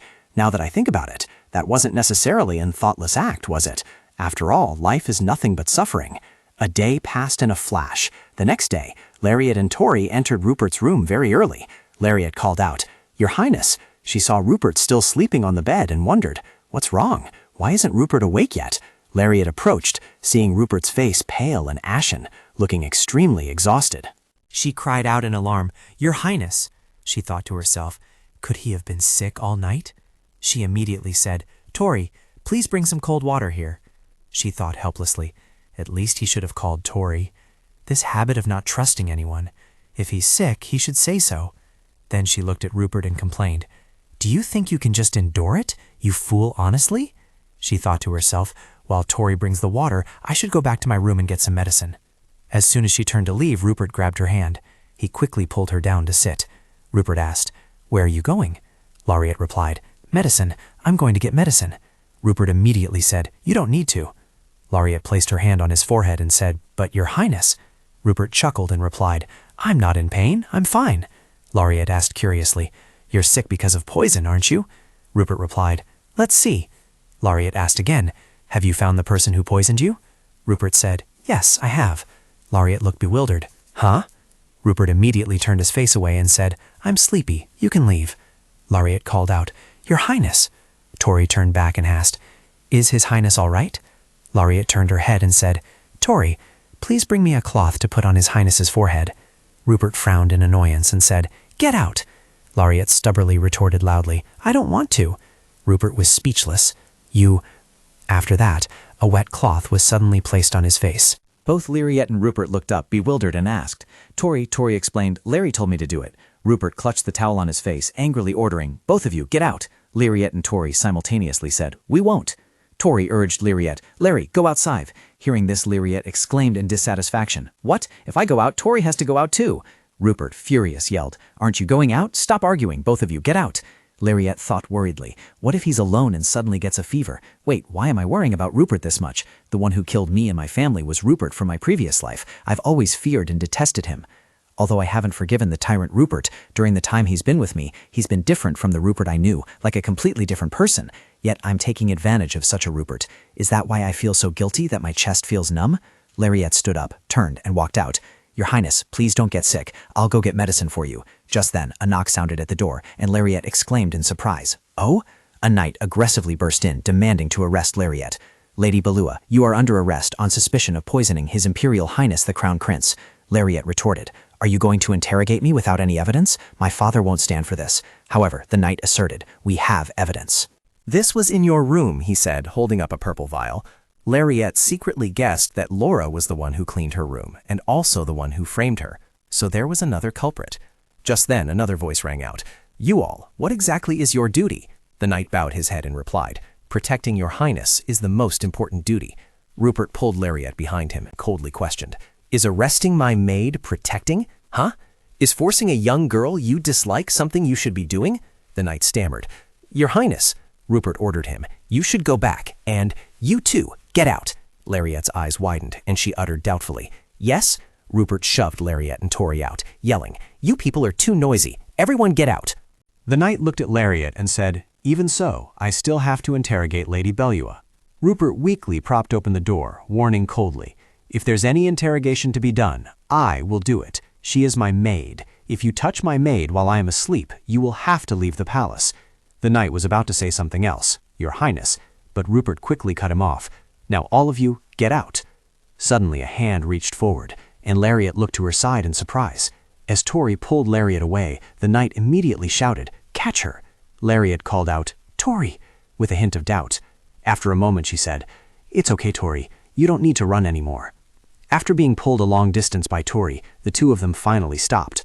Tori asked seriously, "Your Highness, why are you protecting Larry?" Lariat, puzzled, began to say, "Naturally, you—" Tori cut her off. "Answer me." Lariat replied that it was because she was also His Highness's person. Tori smiled and said, "Even though I've said it many times, I've told His Highness that he's someone who cannot value others." Lariat immediately retorted, "That's not true. His Highness is someone who can value others. He values Tori the most. Tori knows it too, doesn't she?" Lariat thought to herself, "So don't be jealous, because I'm not confident I can win against you either." Tori asked, "His Highness believes you didn't poison him, but you have no evidence to prove your innocence, do you?" Furthermore, the Belluer family still doesn't intend to help His Highness. To us, you are of no use at all. Do you understand? His Highness has always understood this truth best, which is why I don't understand why he's protecting you." Upon hearing this, Lariat's eyes widened in dissatisfaction, and she shouted, "Then what about Tori? What value do you have?" Tori laughed loudly, asking her back, "Do you know what I do every night? I deal with those who are harmful to His Highness, because I am Rupert's hidden hand." Lariat thought in fear. Tori, Krunaroka, they are people whose minds are controlled by magic and alchemy. She felt utterly confused. Krunaroka had already disappeared, hadn't it? Tori replied, "It has been created once again, even if it's just me alone." Lariat agitatedly asked further, "Why are you telling me this?" Tori coldly turned away, leaving only a message, "Be careful. Right now, the person most harmful to Rupert is you." Lariat was stunned by those words. After that, Rupert began to face assassination threats. The Empress, the Grand Duke, Gordon, Arnulf. "Even if the culprit is found, there's nothing I can do. The food was poisoned because the maids didn't have clear backgrounds, so I started directly managing the meals myself." Seeing the plate of food still emitting black smoke in front of him, Rupert asked incredulously, "Why does it look like this?" Lariat urged him, "Just eat it." Rupert took a bite, then widened his eyes and said, "It actually has a taste, doesn't it?" Lariat suddenly said, "I heard Tori is an underground operative." Rupert turned his head and asked Lariat directly, "Who told you that?" Lariat replied, "Tori." Upon hearing this, Rupert immediately confirmed, "That's right, she's my mother's failed creation." Lariat continued to ask curiously, "So did the late Empress create Tori using Krunaruka for your highness?" Rupert curled his lips into a cold smile and said, "No, she's someone who would never do anything for me in her entire life. She only spared my life for her own dream." Lariat bowed her head and comforted him. "Life, you know, allows us to feel both suffering and happiness, and also to eat delicious food." Rupert stared, picking up a piece of cake. "So this dish is the suffering?" Upon hearing this, Lariat's face darkened, and she exclaimed loudly, "Pear!" Then she smiled and said, "One day, your highness will also know happiness. I will help you." "I hope both His Highness and Tori are happy." Rupert rested his chin on his hand, asking coldly, "Why are you here?" Lariat carried a stack of papers in her hands, saying, "You don't have an aide, so I have to help you as usual, don't I?" Rupert immediately rejected her kind offer. "There's no need." Lariat looked at the papers in her hand and thought to herself, "These are diplomatic documents. The Emperor has completely stopped involving himself in state affairs, hasn't he? Not long ago it seemed he had given up on his own life because Eva's body was buried, hadn't he? Since that's an action that cannot be done for someone who died a long time ago, it's better to just leave." Just then, a large explosion suddenly occurred. Lariat thought in fear, "What?" After the explosion, smoke and dust flew everywhere. Tori was now lying unconscious on the ground. Lariat stammered, "Tori!" A moment later, Tori sat up and said, "I'm back." Rupert said coldly, "Tori, did you say you are Krunaruka?" At this moment, Lariat still felt scared because of the scene that had just occurred. Tori, from the ceiling, replied to Rupert's question, "Yes. Why? Are you angry because I told Lariat?" Rupert explained, "No, it's because you've never acted alone like that before." Tori continued, "His Highness said he trusts Lariat, so I told her." Rupert angrily scolded, "That's not the problem. You acted on your own without any orders from me." Tori immediately interrupted him. "Can't I do that just once?" Rupert's eyes widened, his face clearly showing surprise. "Huh?" Before Tori left, she said, "All right, I understand." Lariat rushed over. "Tori, wait!" She recalled Tori's previous words. "I deal with those who harm His Highness because I am Rupert's hidden hand." Lariat told herself, "Today I must resolve the point of doubt I felt since then." After thinking, she immediately said, "Is the reason you told me your origin to oppose His Highness?" Tori explained, "Larry, I am Krunaruka. I cannot oppose His Highness. I only intend to do my best to separate you from His Highness." Lariat thought to herself, "So she still thinks I'm someone who will harm Rupert." She coldly asked Tori, "Are you threatening me?" Tori replied frankly, "No, it's a warning." Lariat asked further, "What if I don't listen?" Tori answered briefly, "Then Rupert will be in danger, of course. Well, I'm leaving now." The scene had now moved to the kitchen. A cup of tea sat on the table. Lariat frowned, thinking, because of worry I followed her, but why did I suddenly end up in the kitchen? What's this? Is she intentionally letting me see? At this moment, Tori was pouring a purple liquid into the teapot. Lariat rushed over. She shouted, "Tori, that thing just now." Tori startled and said, "Ah, Lariat, just in time you're here. Please take this to His Highness for me." Lariat didn't give up and continued to question Tori. You put something in here, didn't you? Tori smirked coldly. It's just a sedative. Although Lariat was still suspicious, she reached out and took the teapot. Really? How can I believe that? Tori smiled and said, Then why don't you try drinking it, Lariat? Lariat watched Tori's retreating back and thought to herself, Is she testing me now? Tori said as she walked away, If you're not going to try it, then take it to His Highness for me. Oh, and if you tell Highness that I seem to have put poison in the tea, that's fine too. After saying that, she smirked coldly. Lariat still felt worried. What's wrong? I've been worrying so much that the sun is already about to set. Will Rupert be okay drinking that tea? Really, I don't know anymore. At this moment, Rupert reached out to take the teacup from Lariat's hand, but before he could even touch it, Lariat tilted her head back and drank all the tea in the cup. Rupert scolded. Are you crazy? Lariat shouted. Tori brewed this teapot. Tori brewed it for His Highness to drink. What if I die? Just then, her face clearly showed pain. She then collapsed straight to the ground. Rupert caught Lariat and called out loudly, Hey! Lariat weakly thought, It hurts so much. My head and heart feel like they're about to burst, so this really was poison. She reached out and touched Rupert's face, saying, It's okay, and then she fainted. Rupert shouted, Hey, call the imperial physician. Tell him if he's late, he'll die. The servant replied, Yes, yes. Rupert thought to himself, Tori couldn't harm me. Why on earth did you drink that? Are you really that foolish? I already told you I'm immune to poison. Her temperature. She doesn't believe me? Even though I told her, it seems she still didn't believe me, which is why she drank it. Monet pushed the door open and rushed in, panicked. Your Highness, what's wrong? Rupert bit his lip, silently scolding Lariat. What an idiot. If you didn't believe me, you should have thrown it away, right? Why act so thoughtlessly? Then, after examining Lariat, Monet declared, There's no hope. Rupert told himself, If you wake up, if you regain consciousness so that you won't do such useless things again in the future, I'll scold you severely. Over the next 4 days, Rupert personally interrogated dozens of people and found the culprit, but it was useless, because, of course, the culprit was Tori. He asked, his boredom somewhat lifted, Why did you do it? Tori replied indifferently, Let's see. I don't know either. Rupert exclaimed in a cold voice. She said you brewed the tea, so who would know what happened? Tori frankly exposed him. Are you wondering who gave Lariat the poisoned tea? It was your Highness? Rupert's eyes widened as he said, What nonsense are you talking about? Tori continued, My mission is to protect His Highness, help him live to the very end and become emperor. I'm just trying to eliminate any obstructive elements. Rupert agitatedly shouted, What exactly did you put in? At least tell me that. Tori replied, It's the sedative His Highness drinks. Rupert's face darkened as he uttered a name, Zopium. Note, Zopium is the strongest sleeping pill and painkiller. Even a small amount has a very potent effect. Tori affirmed, That's right. Is it my fault that she drank it herself? Rupert continued to ask, Why exactly? Why is she dangerous to me? Tori pointed at him and said, It's precisely this appearance, this display of affection from your Highness. Having said that, she left, while he remained stunned by her words. A moment later in the laboratory, Rupert silently told himself, Now that I know what she drank, all I need to do is formulate an antidote. That's all I need to do. The poison must have spread into her bloodstream by now, so I have to hurry. I need to analyze the zopium Tori used. Suddenly, a voice rang out. Your Highness. Rupert, startled, looked up and thought, This kid. Luhan rushed in and asked him, Luhan Dietrich Belua, Greetings, Your Highness. I received news that my sister had an incident, so I came here. How is she now? Rupert calmly turned his back and said, She drank sopium. Luhan, losing his composure, said, Sopium is a sleeping pill. I found a capable doctor and want to take her back to Belua. Rupert, walking away, said, It's useless. I will personally create the antidote. Doctors can only treat sopium with extremely rare medicine. Luhan anxiously asked, So there's no other way? Rupert frankly replied, No, I will formulate the antidote. Luhan was surprised. You mean you'll do it yourself?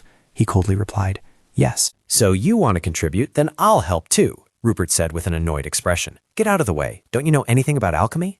Luhan didn't hesitate to put on his gloves. Even though I know nothing about alchemy, I've studied chemistry before, and I also know Mr. Philip. Recalling when Philip jokingly said, Live as if dead, Rupert irritably exclaimed, That pathetic guy. Luhan softly said, Please let me help. Rupert thought for a moment and then agreed. If you make a mistake, I'll kick you out. Luhan nodded, Yes, but may I ask what you're doing? Rupert said directly without hesitation. You two are truly sisters, always asking so many questions. I'm looking for the pilumberry your sister drank, and sure enough, it's hidden here. I will detoxify this ropium. Luhan looked at the ropium antidote tube and joyfully said, Your Highness, it seems to have succeeded. Rupert thought tensely, Is this the color of ropium? What if Tori added other substances? I'll have to try it myself. Seeing him about to drink the poison, Luhan cried out, Your Highness! After he drank it, the tube fell from Rupert's hand and shattered. Luhan supported him. Are you all right? Rupert staggered and replied, There are other substances mixed in. Then he concluded to himself, That's right. If she had only ingested ropium, why would she have struggled in such a dying state? After thinking, Rupert picked up another test tube and said, "This one spoon." Luhan immediately replied, "Yes." He quickly followed his instructions. After a moment, the medicine in the test tube changed color. Luhan happily turned and said, "Your Highness, it's a success." Rupert wearily exclaimed, "Then quickly take it for her to drink." After saying that, he also collapsed, thinking to himself, "It's all right now. She can be saved. That's all that matters." In the room where Lariat was recuperating, after waking up, she asked herself, "Am I dead again?" She opened her eyes wide in panic. Lariat quickly got out of bed and wondered, "Am I reborn for the second time? I passed out at the beginning of summer, but the weather isn't hot now. It probably hasn't been more than a month, has it? Why would Tori do something that could harm Rupert? Is she holding me back? Anyway, where is this place?"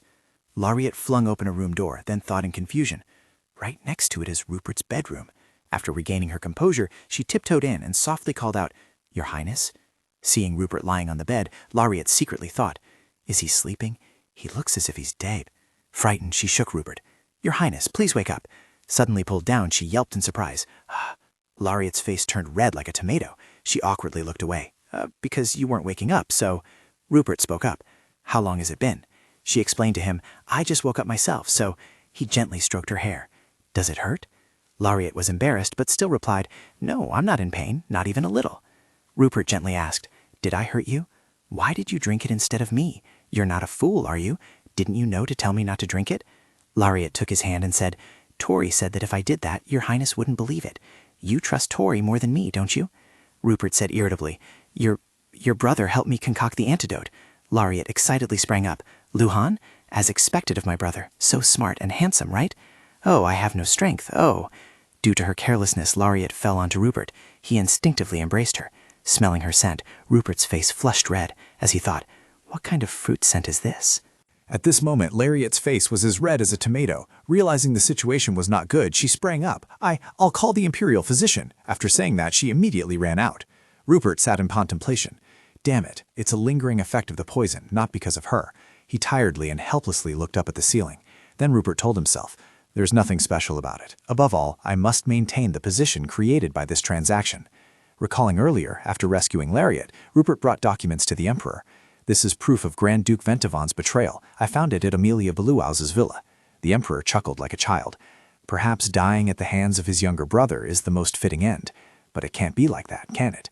This position was stolen by me from my older brother, so it's only natural that the outcome of being stolen from is the most reasonable. Rupert suddenly said, "If that's the case, why not let me steal it?" Returning to the present, Rupert thought helplessly, "My only goal is to become emperor, but what after becoming emperor? How should I live now?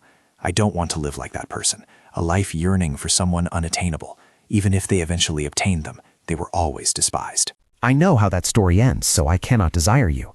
Suddenly, Lariat's image appeared in his mind, sweetly uttering, "Your Highness, you will be happy." Rupert, distraught, cried out, "Ah!" He hung his head and said, "No."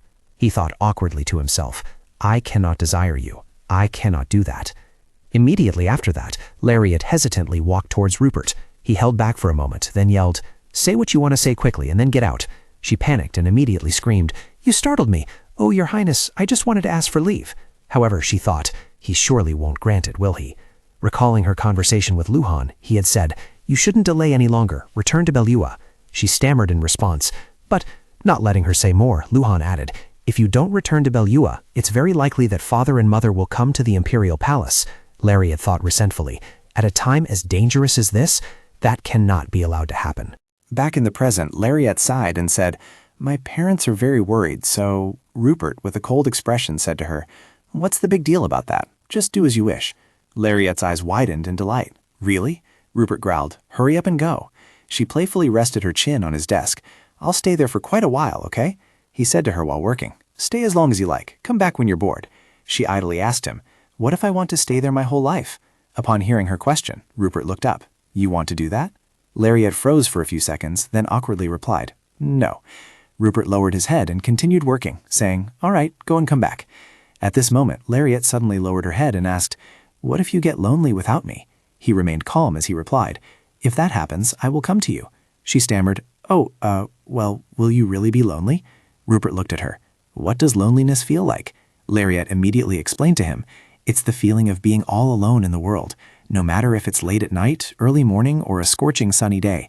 It's a coldness so deep, like a heart submerged in ice water, that you wouldn't even notice it until you burst into tears. Rupert calmly said, "If I feel that way, I will come find you." Lariat seemed touched by his words. She smiled and said, "Yes, then I'll come back after my leave." A few days later at the farm, Lariat thought to herself, "I don't know if it's because I'm nervous, but time is passing very slowly. I was exhausted before I even arrived." She happily chatted. "Luhan, it's been a long time since you came to the villa, hasn't it?" She thought to herself, "So I decided to rest at the villa for a while." Lariat cheerfully spread her arms to him. "Let's take a walk for a bit, then go inside, okay?" Luhan smiled and replied, "Yes, sister." As they walked and talked, Lariat exclaimed, "I still can't believe you studied alchemy." Luhan immediately said, "I studied it after hearing what you said." She asked in surprise, "Do you really believe in returning to the past?" He shrugged and replied, "I've never doubted it, not even once, so I studied to confirm if alchemy could reverse time."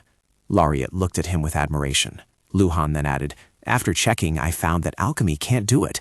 I think that's the domain of the gods. Anyway, it's been a long time since you came home. How do you feel?"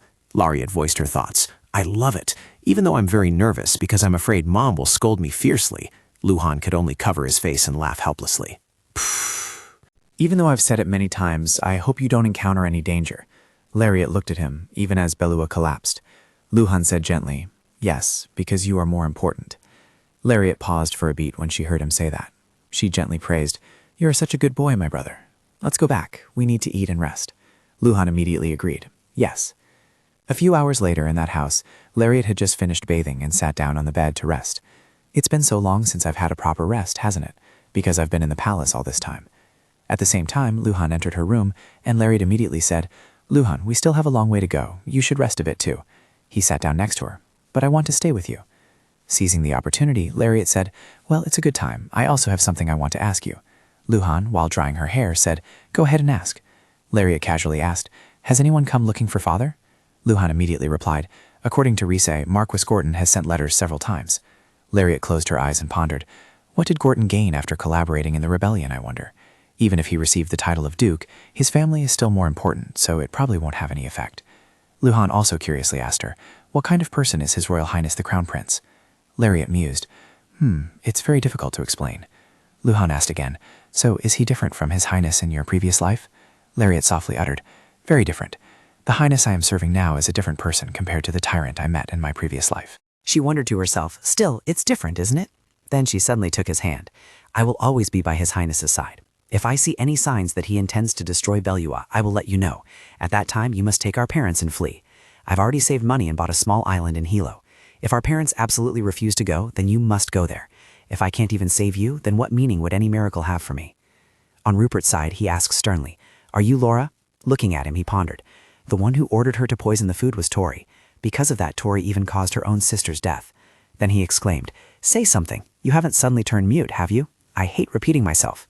Laura was so scared she started crying. She trembled as she replied, I was wrong. It was Tori who told me to do it.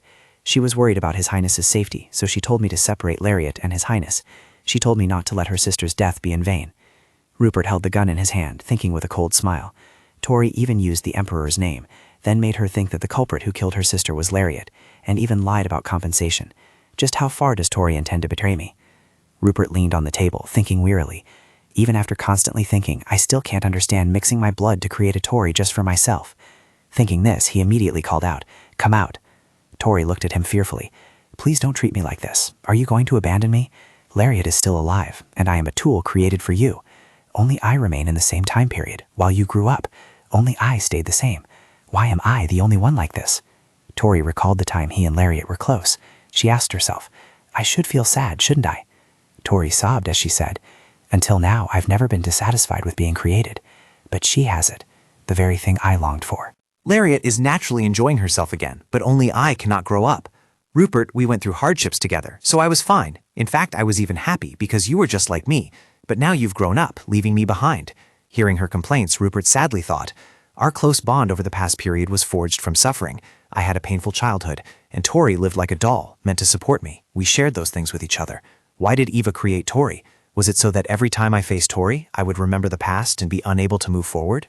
Rupert hugged Tori tightly and exclaimed, "You were my family, my sister." Tori regained her composure and said, "You don't actually think that." Rupert asserted, "If there's one person close to me in this family, it's you." Tori gave a bitter laugh in response. I'm not even human. He calmly replied. Lariat said so. Family is such an important thing. To be honest, I still don't quite understand what that saying means, but you are my only sister. Hearing this, Tori immediately pushed her brother away. He was surprised by her action. Tori frowned at him. Why? She felt a pang of resentment. Why did you only accept me after Lariat came? Don't become human. You should be a monster with me. Don't change because of that girl. Don't leave me alone. Rupert looked at her with eyes full of pity. She stared at him for a long time, then cried out, Lies! She quickly ran out, making him frantically shout, Tori! Tori slammed the room door shut. Rupert tiredly sat down on the floor. Suddenly, he bumped into a notebook lying on the floor. Rupert thought in surprise. Lariat's notebook that Tori brought. Rupert thought, I don't know why she buried it. Feeling restless, I didn't want to read anything. Are humans this hard to understand? A few hours later, dusk had fallen. At Lariat's mansion, Amanda appeared in Lariat's room, cheerfully calling out, Lariat! Lariat happily ran to her. Mom! They embraced each other tightly. Lariat said, I missed you so much. Huh? Are you crying? Tears streamed down Amanda's face. Of course. Do you have any idea how worried I've been? Lariat said apologetically. I'm sorry. Amanda gently said, My daughter, my dear daughter, you've grown so much, haven't you? She was touched as she recalled how before her regression, her mother had always persevered despite being locked in the prison cell. Then she looked at her, tearfully saying, Mom! She hugged Lariat and Luhan. I missed you so much, my daughter. I truly missed you. Lariat proactively extended her arms and called out, Father! Count Balua gently extended his arms and smiled at her. The four of them gathered together. The family was reunited. That evening in the palace, the servants held a celebration for Lariat's return, which caught her completely off guard. It's just my return. Why are you all holding a dinner party, a welcome party, and even giving gifts? In front of her was a banner that read, Welcome back, young lady. Nellie excitedly said, Because everyone likes the young lady. Lariat nodded helplessly. Nellie tilted her head and continued to ask, So, lady, you are His Royal Highness the Crown Prince's close maid, aren't you? Lariat immediately replied, Yes. Nellie deliberately said, I heard His Royal Highness the Crown Prince is very handsome. Lariat blushed shyly. Yes, of course he's handsome. Nellie approached her with a mischievous look. Lady, then please tell me stories about His Royal Highness the Crown Prince. Lariat shyly asked back, What are you curious about? She excitedly asked her, Is it true that His Royal Highness saved you when you were unjustly expelled? Nellie tilted her head and continued to ask, So, lady, you are His Royal Highness the Crown Prince's close maid, aren't you? Lariat immediately replied, Yes. Nellie deliberately said, I heard His Royal Highness the Crown Prince is very handsome. Lariat blushed shyly. Yes, of course he's handsome. Nellie approached her with a mischievous look. Lady, then please tell me stories about His Royal Highness the Crown Prince. Lariat shyly asked back, What are you curious about? She excitedly asked her, Is it true that His Royal Highness saved you when you were unjustly expelled? Did His Royal Highness get angry and say that if anyone dared to touch you, he would make sure they could never set foot in the imperial palace again? Lariat could only stammer in response to Nellie's barrage. Yes, that's also true. Hearing this, she lightly hit her. Oh my, then the rumors are true. Lariat froze and asked, What rumors? Thinking of Rupert lifting her chin and saying, You are mine, Lariat replied, His Royal Highness the Crown Prince. Nellie wriggled all over and said, There are rumors that you have received the affection of His Royal Highness the Crown Prince. My lady is the main character in that romantic royal love story. Lariat asked in a panic. What? Nellie playfully glanced at her. Oh my, you're pretending not to know again. Lariat waved her hand in denial. No, I really don't know. She secretly pondered. Me? Imagining the moment she was intimate with Rupert. Then they embraced and kissed each other. At this, Lariat couldn't keep her composure. Me in a relationship with Rupert? Lariat thought back to when Rupert said, Me with a dumpling like you? I'd rather die. She secretly replied straightforwardly, I don't like you either. Returning to reality, Lariat sat and told herself, Seriously, I really don't like him. The next morning, in the villa's garden, Lariat pointed and asked, What's that?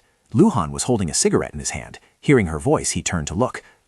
Lariat thought to herself, I had planned to discuss with Luhan how to save the wet nurse, who is destined to die in an accident in the future. Having just witnessed her younger brother's misconduct, she stammered in confusion. Hey, where are you going? Then she quickly grabbed his arm. Luhan. Luhan replied indifferently. Just pretend you didn't see anything. His Highness put me up to it. This made Lariat furious. Huh? She secretly cursed him in her heart. Rupert, that rotten scoundrel. Rupert appeared out of nowhere and asked, Who are you calling a rotten scoundrel? Luhan added, It's my first time trying, really.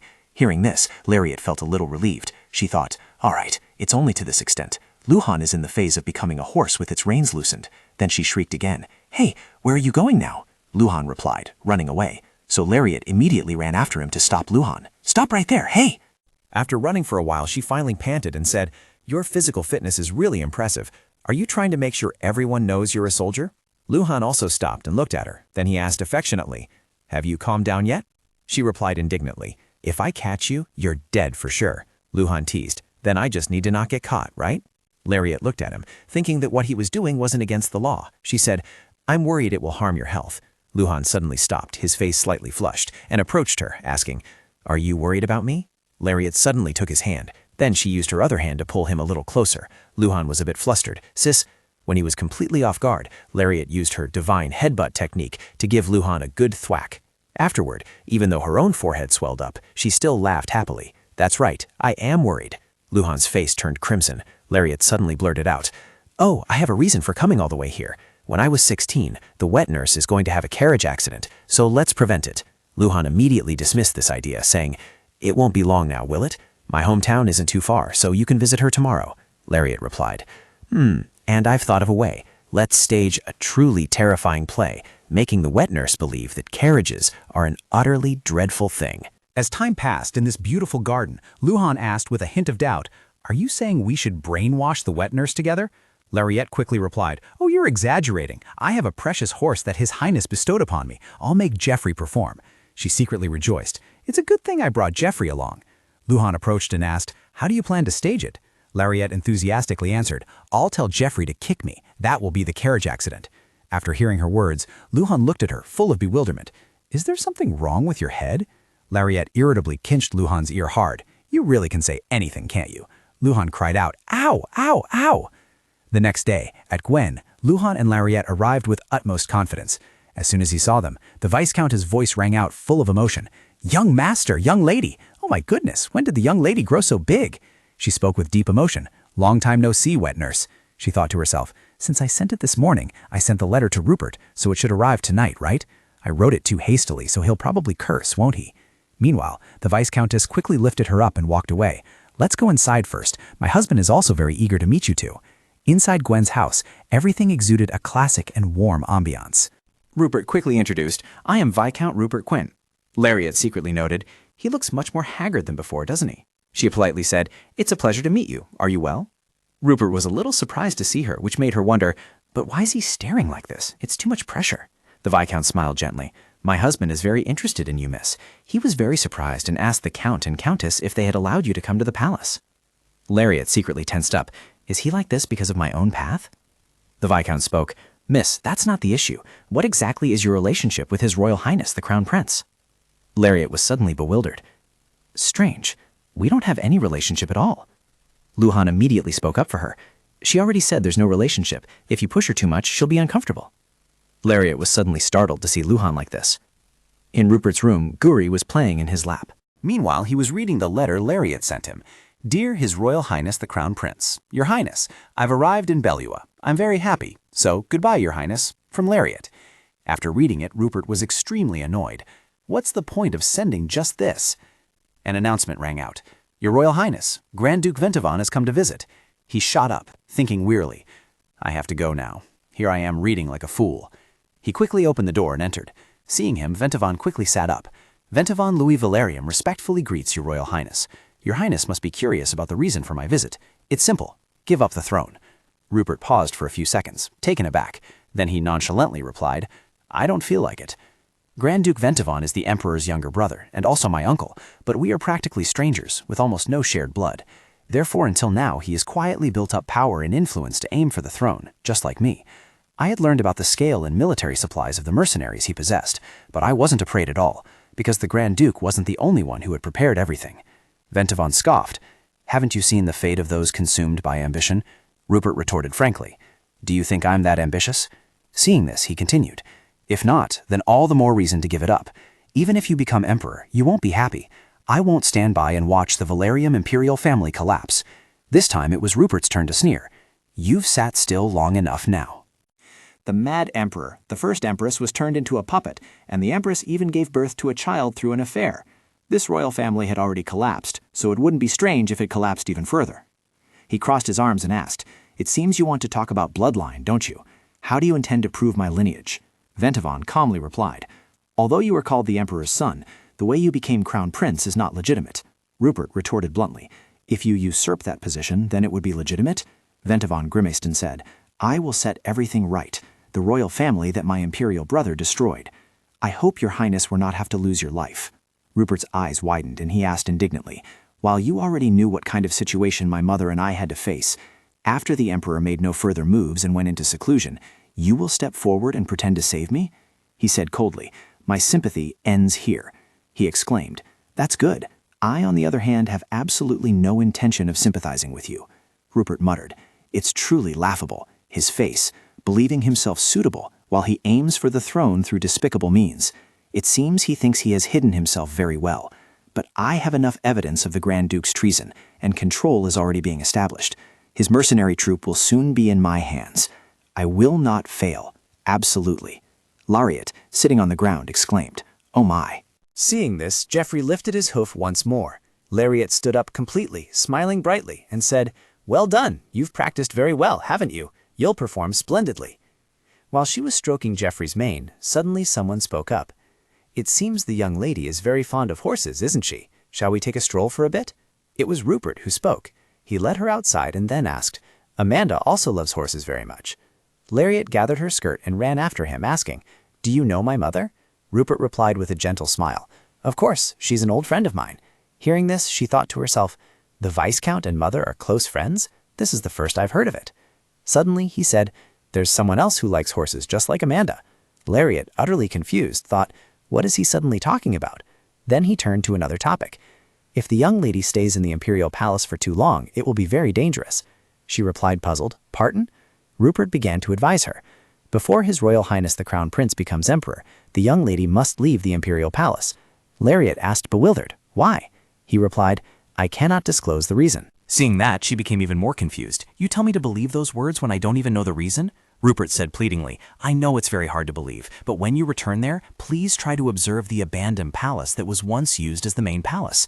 After saying that, he turned his head away and said, "Truly, I've been lost in memories and said too much. That's not something I can casually get involved in. Just pretend you didn't hear anything. So I'll go first." Lariat politely said, "Yes." Watching Rupert's retreating back, she wondered to herself, did he just say what he wanted and then leave? The next day, the Viscountess asked sadly, "Lady, do you have to return to the imperial palace already?" Lariat happily hugged her and said, "Yes, when I get back to the capital, I'll send Prow's carriage as a gift. Nanny knows its advantages, right?" The Viscountess hugged her back and replied, "Of course, I've heard so much about it my ears are practically worn out, but such a sophisticated item is very difficult to use." Hearing that, she smiled even brighter and said, "Even if it's difficult to use, it's still safer than a normal carriage." On the other hand, Lariat raised an eyebrow and thought, "I've persuaded them a lot lately, but it seems it's still not enough. Knowing it would be like this, I had to prepare that play." Thinking that, she quickly walked towards the carriage and waved. "Well, I'm leaving now." Only then did the Viscountess ask Luhan, "Aren't you going, young master?" He stood beside her and cried out, "Sister, you're abandoning me!" Just then, Geoffrey reared up, and the carriage shook violently. Both Luhan and the Viscountess were startled, and she covered her mouth and screamed, "Lady!" Lariat simply fell out of the carriage. "Ah!" Geoffrey's hoof lifted in front of her, then it lowered gently, and Lariat pretended to cry out in pain. "Oh, good heavens, I'm going to die!" Although her acting was quite convincing, both the Viscountess and Luhan rushed over in a panic. "Lady," Luhan came closer and asked, "what if you're really hurt?" Lariat continued to focus on crying out in pain. Ooh, Nanny, I'm in so much pain." Seeing her crying and complaining of pain, the Viscountess shed tears and said, "Oh my goodness, lady, because you have to return home, the carriage is too dangerous, so it won't do." Then Lariat turned and smiled, saying, "In that case, let Luhan carry me home." He gave a forced laugh. Then both of them got into the carriage. Lariat sat still in the carriage. Although she was bandaged, she was actually completely fine. Luhan looked out the window mockingly. "You really look like you're actually hurt, don't you? You're truly only good at acting." Lariat immediately sat up straight and retorted, "I'm confident about that. You have to help me see this through, got it?" He nodded and said, "We're here." Then Luhan helped Lariat out of the carriage. Just then, someone asked worriedly, "Why are you back so late?" Rupert had come out to meet her. Lariat was stunned, mumbled to herself, "Rupert, why are you here?" Seeing her injured, Rupert asked worriedly, "Does it hurt a lot? Are you unable to move at all?" Seeing this, Lariat thought to herself, Rupert had never even been to Bellowa once, even in her previous life, when he ordered the massacre of her family. After recalling that horrific scene, Lariat thought with a slight shiver, now I know he's not the same person he used to be. But while she was lost in thought, Rupert approached, touching her face and asking, "It seems you're quite injured, aren't you?" Lariat blushed, pulled away, and replied, "Why are you here?" Rupert withdrew his hand and said, "I came to visit. I heard you were about to die, something about a fatal risk." Hearing this, she was bewildered. "When did I say that?" Rupert then held up a letter and said, "The letter sent from Bellowa says so." Lariat quickly snatched the letter and said, "Let me see." The content of the letter is as follows. To the youngest and most radiant son of the Empire, Crown Prince Rupert Edgar Rasper Vinium. Our young lady is currently serving as the chief lady-in-waiting in His Highness's Crown Prince's palace. I have received news that Lady Lariat was involved in a carriage accident and is in critical condition. Abridged. Nellie Rafkin, who holds my deepest respect, from the Bellowa earldom. The image of Nellie excitedly giving a thumbs up appeared in her mind. I've done something big, Lariat muttered to herself. Nellie. Rupert, seeing her annoyance, merely crossed his arms and said, "You're still in one piece, aren't you?" Lariat bristled. "Of course, I'm not hurt anywhere." Seeing this, he smiled and said, "It's a relief you're not hurt." This made her pause and think, did he come here because he was worried about me? In just one day? No way. At this moment, Amanda pushed out a wheelchair and said worriedly, "What should we do, Larry? The guest room is under renovation, so there are no good rooms left now." She quickly grabbed Rupert's sleeve and replied, "Then I'll use the living room, and your highness can use my room." "Your highness, are you leaving today?" Rupert frowned and asked, "Are you already chasing me away?" Lariat's face also scrunched up. "No, that's not what I meant." Luhan, who had been silent until now, suddenly interjected, "If your highness finds it inconvenient, you can use my room." Rupert said nothing more, only nodded. Seeing him turn his back and leave, Lariat followed behind chattering. "On second thought, your highness, what about your work?" Rupert calmly replied, "I've already called Louis." The two of them entered Lariat's house together. Rupert looked up at the comment. "The house really resembles you." She heard that and wondered, "What are you saying, your highness?" He thought to himself, "Though small, it's very warm and comfortable." Then Rupert frowned and said, "Give Geoffrey back to me. If you can't make him obey, why are you bringing him along?" Lariat's face flushed red as she protested. "No, I don't want to. He listens to me very well." He frowned and asked, "Then why are you injured?" Lariat stammered an explanation. "I was looking at the scenery outside when I rolled out of the window, so I just fell." Hearing this reason, Rupert was stunned. "Is your head really that heavy? I guess I'll have to get rid of all the windows." "Why do you keep getting injured and running all over the place, making others tired?" She retorted, not to be outdone. "What if I want to do that? More importantly, is it okay for your highness not to be in the palace? What if Her Royal Highness the Crown Princess or the Grand Duke causes trouble?" Rupert smiled faintly and said, "If that happens, all the better. Then I'll have a reason to deal with him." Looking at him, Lariat thought to herself, "Now I understand. Rupert is someone who wouldn't harm others without any reason. Certainly father must have done something wrong, but whether death is a fitting punishment is another matter. Since when did I start trusting him so much?" Thinking this, she grabbed his sleeve and asked, "Your Highness, are you planning to kill His Royal Highness Aknaf or Her Royal Highness the Crown Princess?" Rupert calmly replied, "If you keep saying such things, you'll be arrested for slandering the royal family. Well, yes, I will kill them." Hearing this, Lariat tried to dissuade him. "Please don't do that. I hope your highness will become a wise king, an emperor beloved by his people. I believe you can become such a person." Rupert just smiled gently at her words. "What you're saying is so absurd that I don't even know where to begin refuting it." Suddenly, Count Bellowa pushed the door open from behind. Lariat immediately pulled away from Rupert, her heart nearly leaping out of her chest. He bowed to him and asked, "I heard that your highness went all the way to Bellowa out of concern for my daughter. Regardless, I must express my gratitude to you." He replied naturally, "Why are you thanking me for that? In reality, that girl doesn't feel grateful at all. Her face looks as if to say, 'Why is this guy here? Isn't that right?'" Lariat pushed him inside, trying to explain. "No, I am grateful, of course. Well, first I'll lead you to my room." Rupert frowned and said, "You're changing the subject." She immediately snapped back, "Be quiet for a moment." The three remaining people stood dumbfounded. Amanda turned pale and asked, "Did she just push His Highness?" Count Bellowa replied, It seems so." Both Lariat and Rupert went into the room together. She calmly explained, "This is the room. You'll be returning soon anyway, so even if you find it inconvenient, please bear with it." Rupert looked around and mumbled, "I probably won't find it inconvenient at all. On the contrary, I find it quite comfortable." His handsome face, illuminated by the sunlight streaming through his window, mesmerized her. Suddenly, Rupert noticed something. He walked over to her bed and asked, "Who made this bed?" Lariat replied as he touched it, "I heard my grandfather loved my grandmother so much that he specially commissioned this bed for her." Suddenly, Rupert exclaimed, "This is an antique." This made Lariat's eyes widen. "Huh? I've been using it for over 10 years and there's never been any problem." Rupert suddenly pulled back the bed curtain, revealing a large mirror reflecting the two of them. The mirror? Lariat's face flushed crimson, and she stammered, "Grandma, Grandpa, what exactly is this bed?" Rupert looked at her with a profound gaze. She shyly wondered to herself, What kind of look is that? Rupert, still innocently, pointed at the mirror and asked, "What is this?" Lariat, embarrassed, ran off. "I don't know. I'm going outside." As she ran out and closed the door, her face was as red as a tomato. Suddenly, Luhan's voice rang out. "Sister!" Lariat, flustered, asked, "Luhan, what are you doing here?" He calmly replied, "His Highness came here empty-handed, so I brought him some clothes." Luhan, full of questions, approached her. "Sister?" Lariat looked down at the ground and asked him, "Now that I think about it, your hair is really long. Aren't you going to cut it short anymore?" Luhan replied, "Isn't it a bit late for you to be asking that?" She said, flustered, "You're right. I've been looking at it all this time, and yet—" Hearing this, Luhan sadly said, "You said long hair was beautiful before." Lariat heard it like a thunderclap and thought, "I said that? When? I don't even remember. And you've been growing your hair all this time?" Luhan brushed his hair up and asked, "Is it not beautiful?" Lariat quickly changed her expression and said, "No, it's very beautiful. You're handsome, so any style looks good on you." Seeing this, Luhan smiled brightly and said, "Thank you." Then she took the clothes Luhan was carrying and said, "Oh, as for the clothes, I'll deliver them to His Highness." Luhan refused. "I can deliver them myself." But she was firm. "Shh, listen to me." After taking over Luhan's task, Lariat peeked out from Rupert's room door. He was sitting on the bed and saw her, then asked, "You were going to come back in, so why did you run out just now?" Lariat explained, "I brought clothes for you." He didn't let her off the hook and continued to ask, "Are you not happy to see me?" She walked over, placed the clothes on the bed, and replied, "Of course I'm happy, super happy. But do you want me to happily welcome you?" He replied, "Yes." Seeing this, she wondered, "Why?"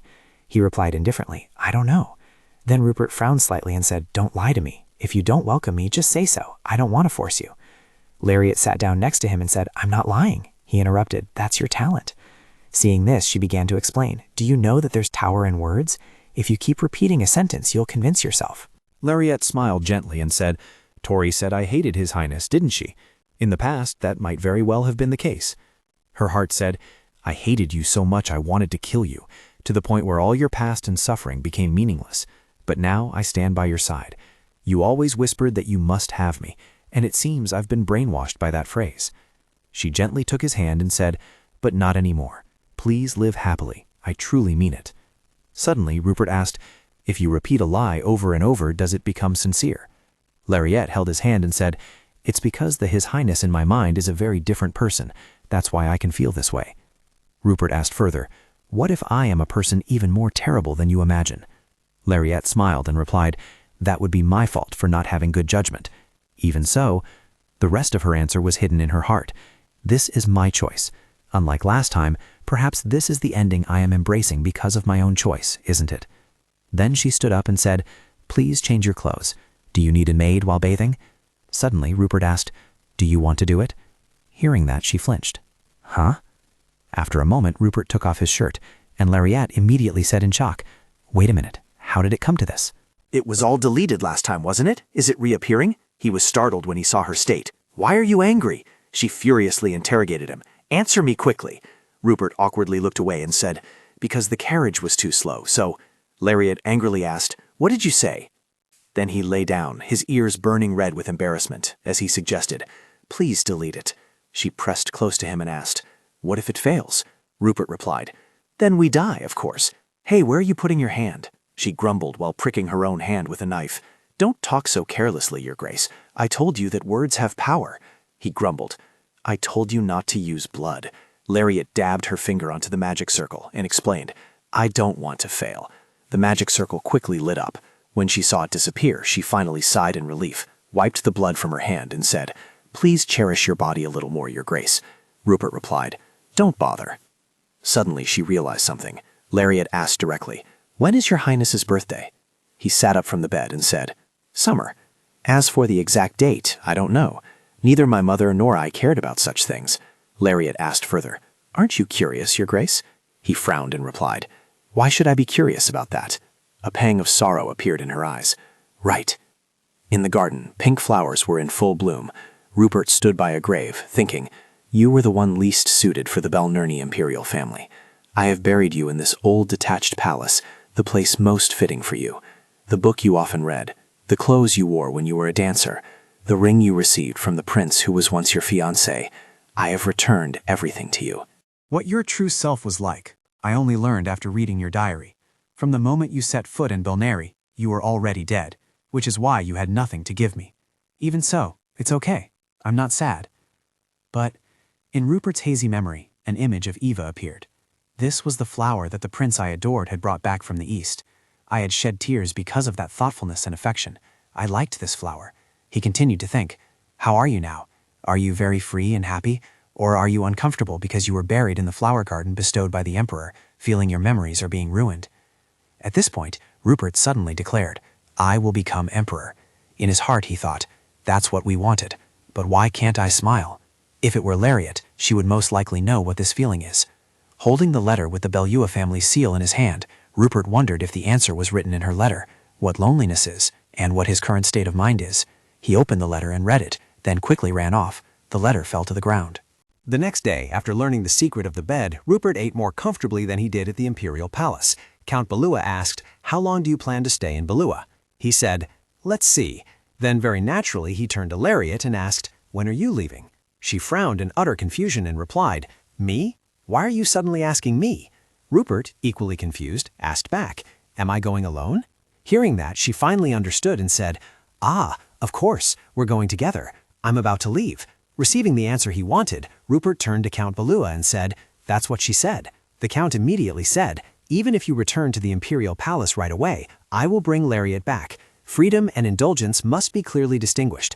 Lariat has reached marriageable age, and quite a few families wish to propose, so it will likely be faster than initially planned.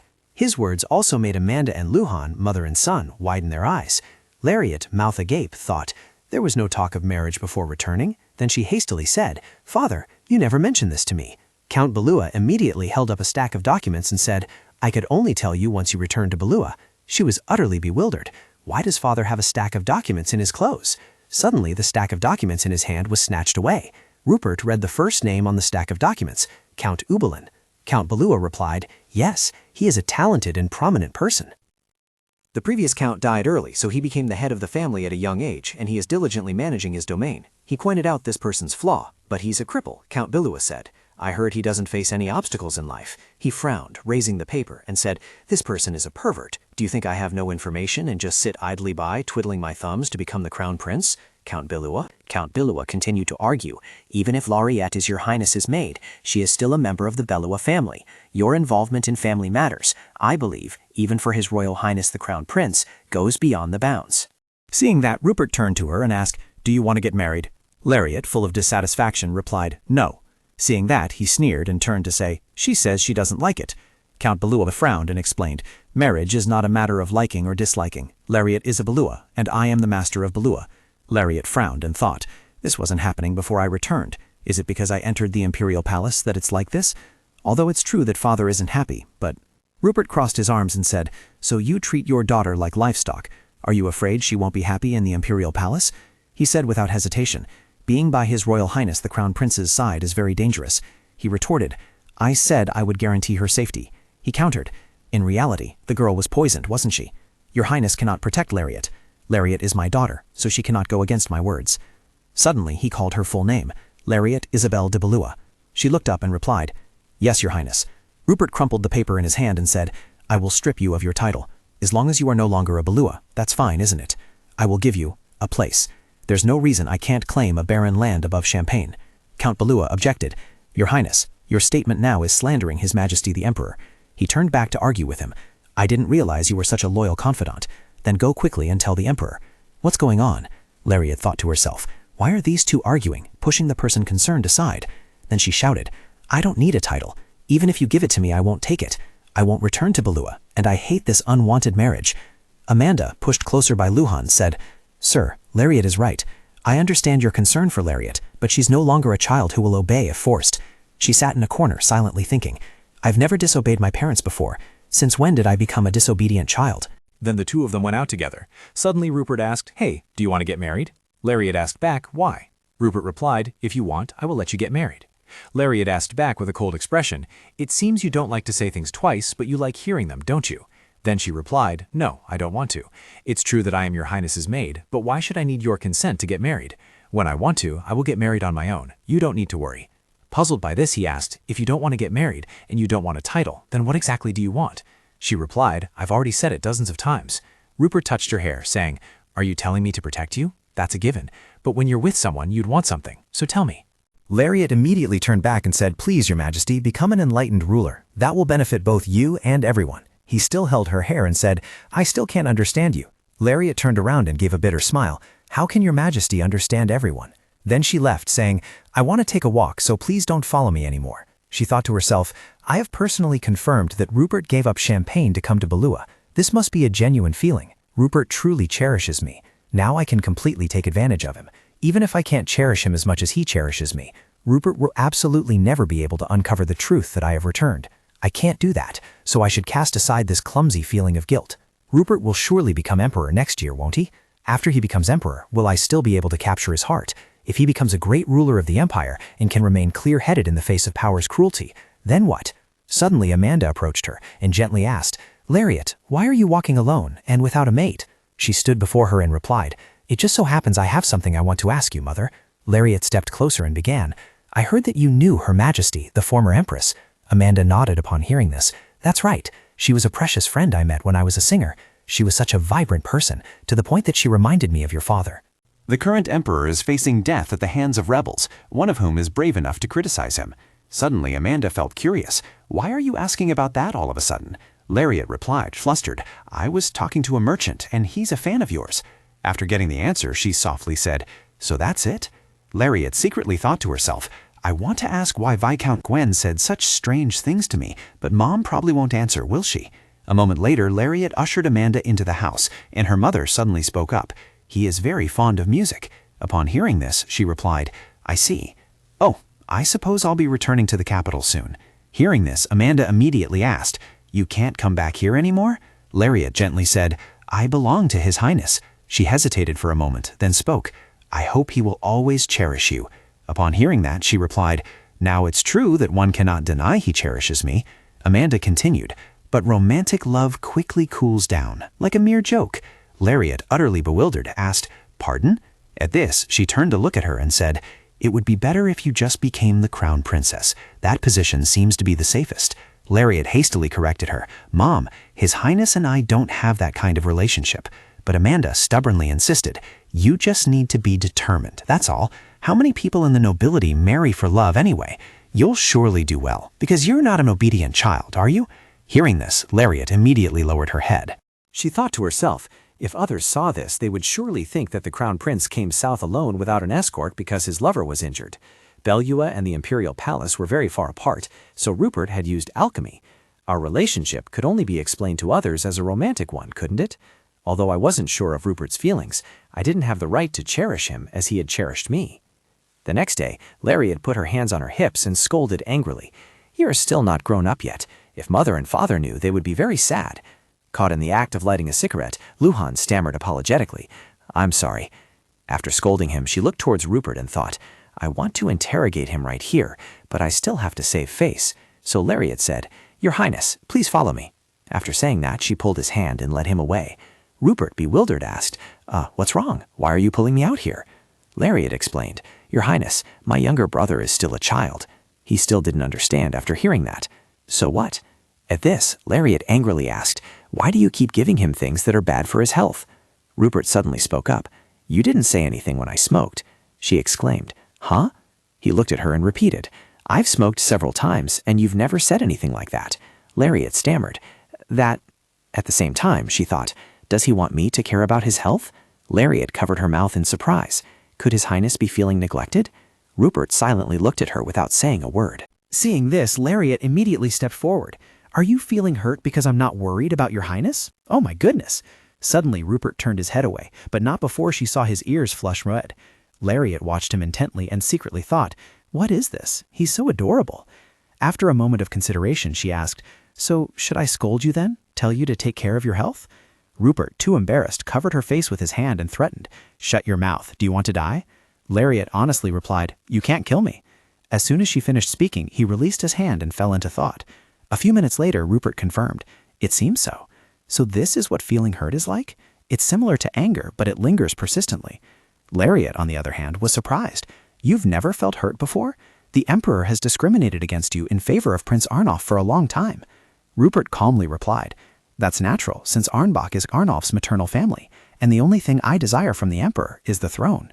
Hearing this, Lariat immediately asked, What about me?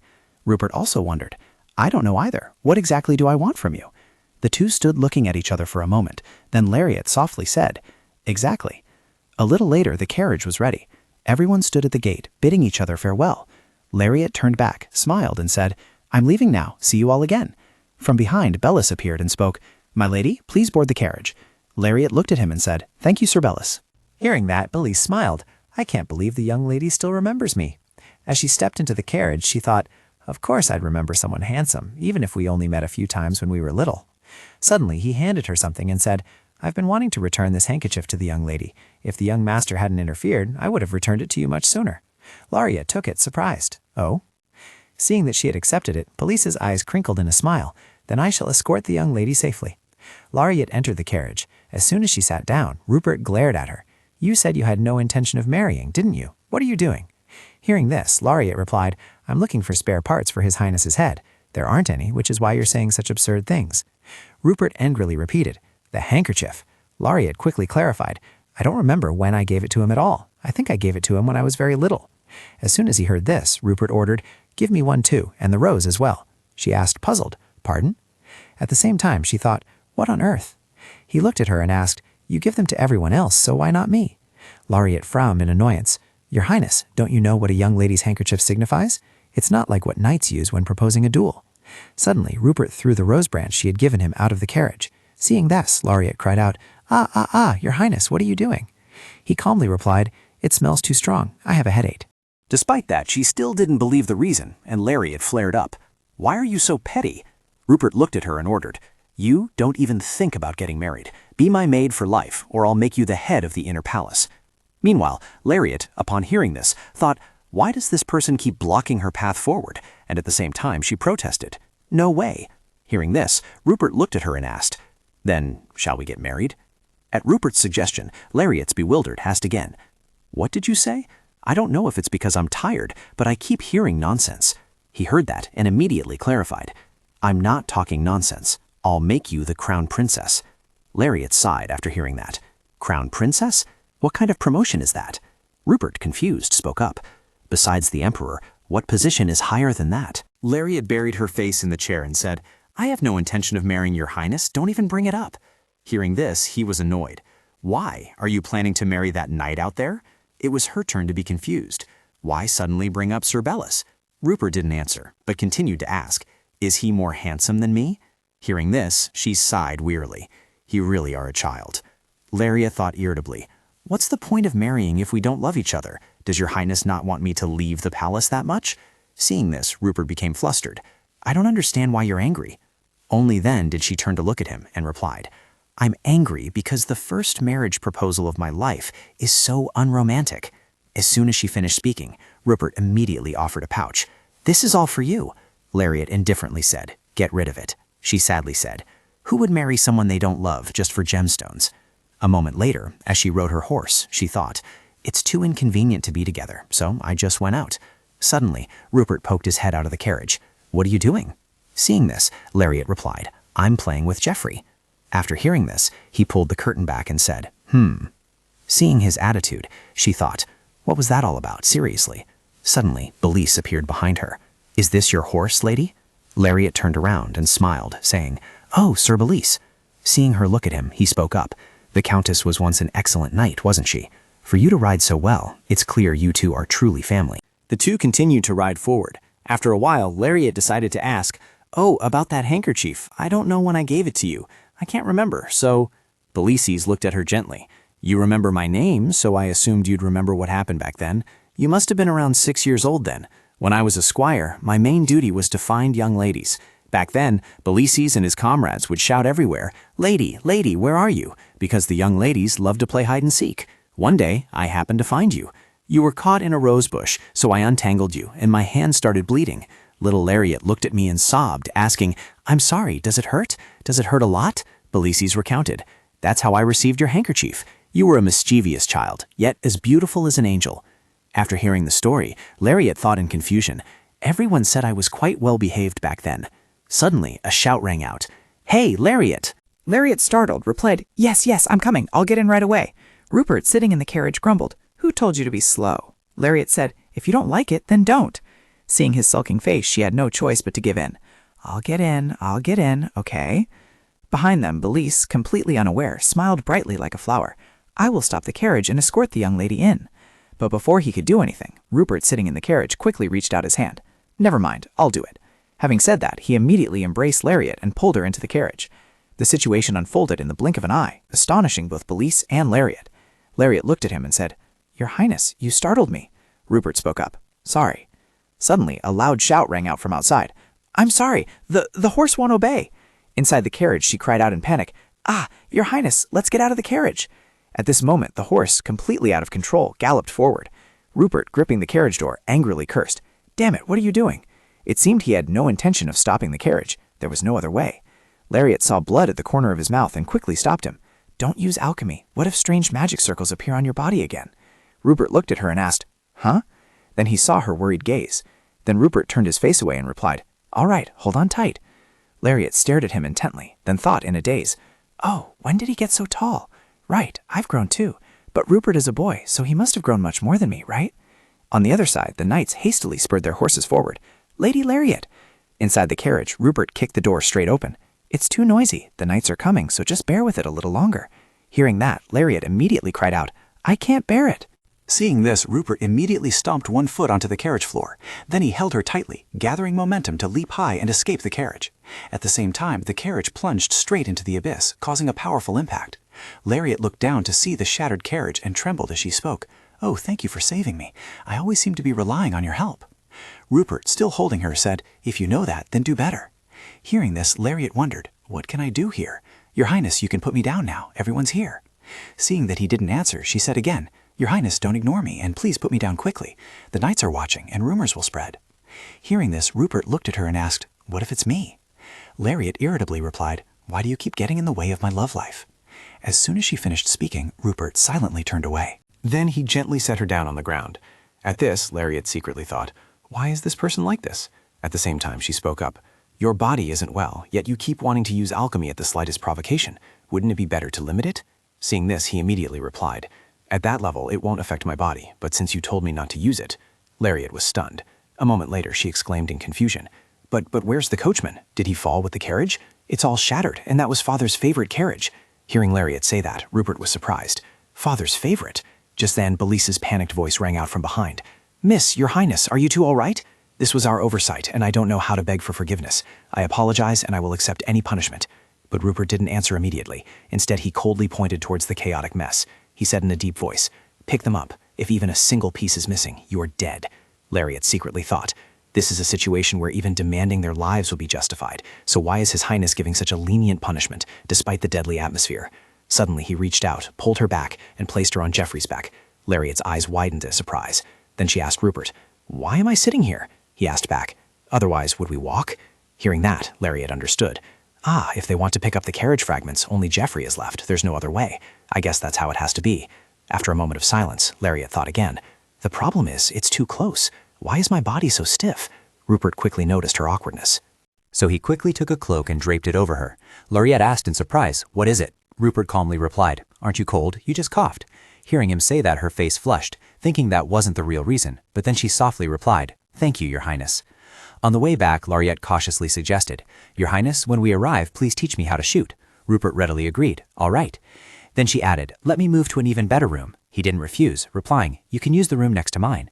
Hearing that, Lariat immediately wondered, Isn't that the Crown Princess's room? But Rupert calmly stated, It's empty right now. So she continued to ask curiously, Do you have any intention of getting married yet? After asking, Lariat pondered, In her previous life, the two of them had married, so it would probably be the same in this life, wouldn't it? Perhaps they had already made preparations, and now she knew.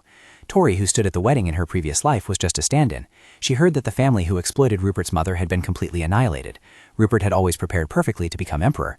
Unexpectedly, Rupert said indifferently, Marriage, if it's useful. These words made Lariat gasp in disbelief. Had she overestimated him? Seeing her reaction, he became curious. What's wrong? Are you really going to marry me? Lariat immediately raised her voice. No way. I will have a truly romantic wedding with someone I love so much that just looking at them is enough to bring tears to my eyes. Before she could finish speaking, Rupert replied bluntly, "Quite a big dream, isn't it?" But Lariat wasn't angry and said, "Just you wait and see." As night deepened, she curled up in her blanket, muttering to herself, "Ah, again. He came back covered in blood again today. What's more, she came to observe me again. How many times has that happened today?" Just like that, time passed quickly while I maintained a strange relationship with Tori. Rupert was about to ascend the throne, so he was very busy. After that, it became very difficult to see Tori. As for me, I monitored the movements of the Grand Duke and Gordon, sometimes even having to handle Rupert's documents, so I spent very busy days. I thought if time continued to pass like this, my survival plan would be complete. Then that night, Lariat asked Elaine in surprise, "Oh, am I turning 17 tomorrow?" Hearing that, she immediately said, "Did you forget? Many letters have arrived from Belua. We should celebrate a little tomorrow, shouldn't we? See you tomorrow." Saying that, Elaine left, while Lariat just smiled and replied, "Yeah, see you tomorrow." A moment later, she went out to the balcony alone to get some fresh air. So I've returned to this point in time, huh? What a strange feeling. When I died, snow wasn't falling like this. I guess I'm doing quite well. Suddenly, someone appeared from nowhere and grabbed Lariat's hand. She screamed in fright. "Ah!" Seeing this, Rupert quickly withdrew his hand and asked, "What are you doing?" Lariat's voice trembled as she didn't answer, but instead asked, "Why are you there, Your Highness? Why have you come here?" But he still said nothing, instead leaping inside. Lariat also quickly closed the door and followed him into the room. As soon as they were inside, Rupert took off his cloak and complained, "It's too cold." Seeing him like this, Lariat couldn't help but worry. "You've just been outside, so of course it's cold. Your hands are so cold. Here, put this blanket on." To her surprise, Rupert said, "It's not my body that's cold." She looked doubtful. "Then what is it?" His eyes were lifeless as he replied, "I don't know anymore." Seeing Rupert's current state, Lariat grew even more worried. "Your Highness, if you continue like this, you'll get frostbite. Please take a warm bath." But he suddenly blurted out, "He's dead." She was stunned. "Huh?" Soon Rupert's eye sockets turned red. He repeated, "The Emperor, I killed him." Lariat, confused, asked again, "What do you mean?" Rupert didn't hide anything. "He told me to kill him, so I did." These words couldn't help but terrify her. No, in her previous life, the Emperor's funeral was in spring, not winter, and Rupert was the crown prince until then. The reason for the Emperor's death was unclear, and Rupert became Emperor in the summer. Only then did Rupert notice Lariat's reaction, asking, "Why are you so surprised?" She hesitated. "Of course you're joking, right?" But Rupert calmly replied, "You know, the Emperor is not my biological father." Hearing this, Lariat immediately asked, "Then what will happen?" Suddenly Rupert reached out and pulled her towards him. He looked straight into her eyes and answered, "I will become Emperor." Lariat stared blankly at Rupert. He smiled faintly and continued, "Just as you've always believed." These events left Lariat at a loss, her heart filled with panic. What should she do? Had the future always been this distorted? Could Rupert cultivate his power in such a short time as before, and could he keep this person's hands free of blood? As if knowing what she was thinking, Rupert asked, "Why aren't you happy?" Lariat retorted, "Should I be happy? Your Highness, are you all right?" He replied wearily, "Is there any reason for me to be unwell?" She quickly reassured him, "This is too sudden and you haven't even prepared perfectly." Unexpectedly, Rupert turned his face away. So tired, like I'm about to die." Lariat quickly reached out and gently embraced him, saying, "Please rest for a bit, just for a few days." But Rupert still tried to refuse. "Not now. After all, this is something that has to happen." Hearing that, Lariat immediately asked, "Aren't you happy about becoming Emperor?" His voice, devoid of emotion, replied, "The person who would have been happy about me becoming Emperor is no longer here. Even you aren't happy, are you? You're scared, aren't you?" Lariat said firmly, "No." But this time Rupert saw right through her. He said, "You are the biggest liar among the people I know. You're afraid of me gaining power, aren't you?" At this, she cautiously spoke her true feelings, "Because it's very possible you will change." But Rupert didn't look at her, replying, "I am not so emotional that you need to fear such a thing." Suddenly, his cold, emotionless face appeared in Lariat's mind. She then looked again at the dejected figure sitting in front of her. A moment later, Lariat spoke. "Throughout history, many people have changed their nature after gaining power." Rupert, still lost in his emotions, heard her words and asked, "Do you wish for me to become a wise ruler?" Lariat replied frankly, "I hope your Highness does not become a tyrant. What meaning does power hold if it is built upon the lives of countless people? Those lives are individuals living their own lives, not just names on your Highness's documents." She wondered, "Will your Highness be happy after killing me? After killing my family, everything I have? Will your Highness live comfortably?" Lariat then stared blankly at Rupert, unconsciously clutching the bedsheet. At this, he slowly spoke, I am used to enduring. I had to endure my mother, and tried to endure the emperor. Now what else must I endure?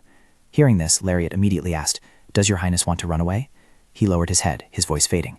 No, my sole goal in life is to become emperor. Hearing this, she scrambled closer to Rupert. I, however, wish your highness a better life. He asked, Do you have a plan? Lariat said, Shall we start by being lenient with the empress and Prince Arnefe? This answer couldn't help but make Rupert burst out laughing. Looking at him, she became pensive again, but previously, killing those people had become the reason for the nobles to turn their backs on Rupert. As long as there was evidence that they were plotting rebellion, even without killing them, the root cause could be severed.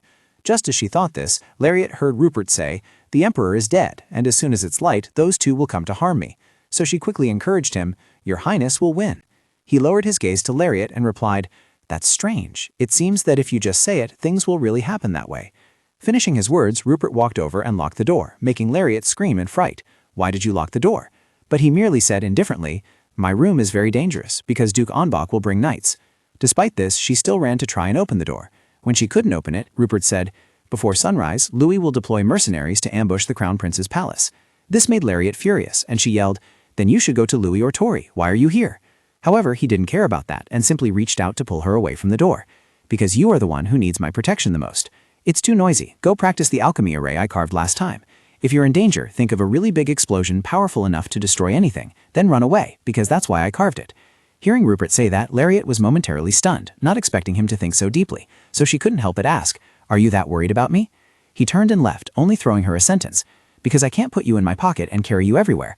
I've blocked the door, so don't worry about anything and just sleep. Lariat frowned, wondering what if Duke Anbach or the Grand Duke destroyed the palace, though it was fortunate she had no special marks. This anxiety is killing me. If Duke Anbach acts, her father will also notice. As soon as I wake up, I must send a message. Seeing Lariat pacing back and forth in the room, Rupert asked, Why aren't you sleeping? She replied irritably, How can I sleep? Besides, I haven't even bathed yet. But he merely said indifferently, Go bathe. Lariat looked at him warily, then sighed softly and said, Your highness is here. To her surprise, Rupert said without the slightest embarrassment, I don't mind. Hearing him, Lariat angrily turned and walked away. Oh really? Well, I don't care either. Internally, she couldn't help but feel annoyed. I suddenly feel so angry. A moment later, Lariat was relaxing in the bathtub, thinking to herself, Being alone, I feel less stressed now. I just keep feeling scared. Just as she thought this, Lariat's face turned pale, and she shrieked, Ah! Hearing the sound, Rupert quickly pushed the door open and rushed in, asking, What's wrong? As soon as he burst in, Rupert's face went blank. Lariat stared at him in horror, and even Gary froze. The atmosphere became incredibly awkward. Seeing this, Rupert awkwardly turned his head away. It was then that she finally reacted, her face flushing as she yelled, Ah, get out! Rupert couldn't dodge in time and was drenched head to toe by Lariat's splash.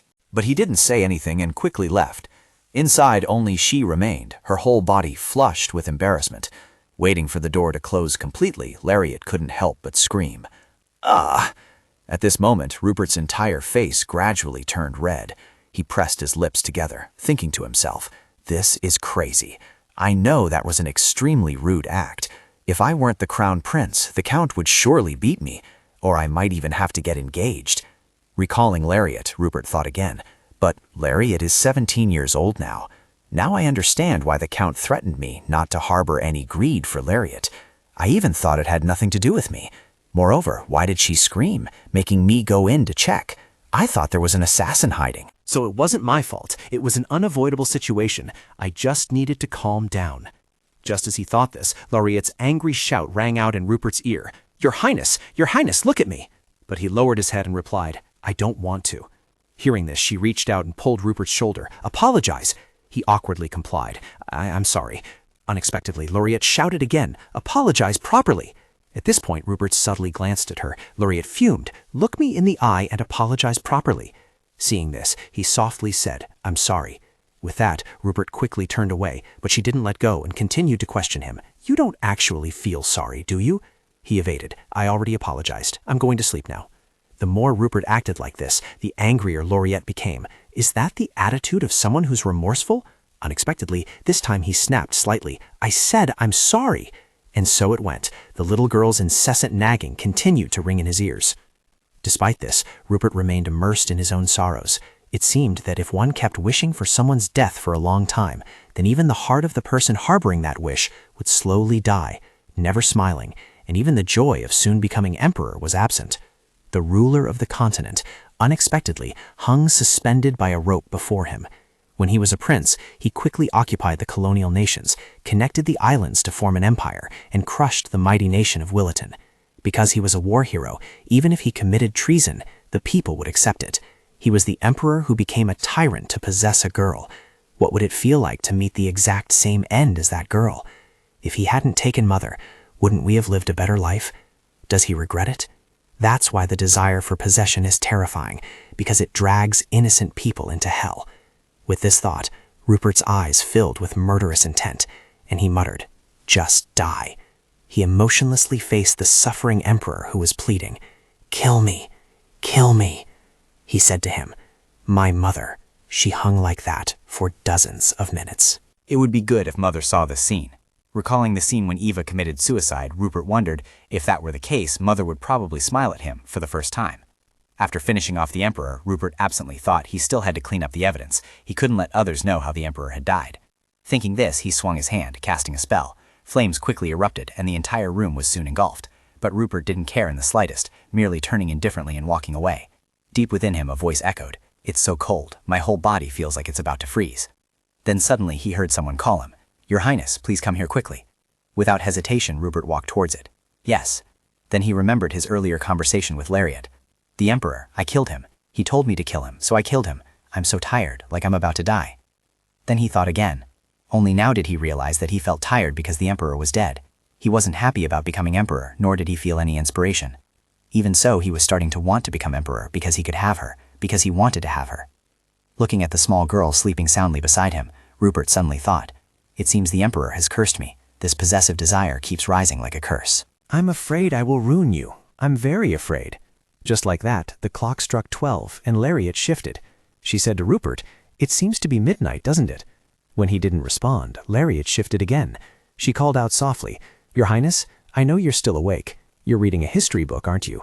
Only then did Rupert slowly speak up. "What is it?" She then said, "Today is my birthday." But he still asked, indifferently, "So what?" Noticing Rupert's nonchalant attitude, Lariat was a little flustered. "No, well, you could at least wish me verbally." Only then did he turn his head to look at her, and coldly said 2 words, "Congratulations." Hearing that, Lariat pouted in distaste. There was no sincerity at all. Then she suddenly moved closer to Rupert, making him startle and stammer, Why are you coming here?" But Lariat didn't care about Rupert's reaction, and continued, "I've given it some thought. Give me money." Hearing her words, he couldn't help but ask helplessly, "Is your family really poor?" Lariat's eyes crinkled as she smiled and replied, "No, because lately I have a lot of things I want to buy." Having said that, she sat there, her eyes sparkling as she looked at Rupert. Seeing what he offered, Lariat was curious. "What is this?" Rupert explained, "It's the emblem of the head of the Pansabender Trading Guild. Go ahead and buy whatever you want." Taking the emblem, she stared blankly at him. Why would His Majesty so openly declare that he controls Pansabender? Pansabender became a renowned trading guild across the continent after he became emperor, she thought. Thinking this, Lariat couldn't help but wonder, "Why are you giving this to me?" Rupert immediately said, "This is better than money. No matter where you go, just show them this and tell them to give you what you want." She continued, "It can do anything by mortgaging the trading guild. I know that, but what if I sell the trading guild?" Despite this, Rupert didn't seem bothered at all. Instead, he asked with a hint of indulgence, "Is what you want that expensive?" Lariat replied, "No." Hearing this, Rupert ignored her and continued reading his book.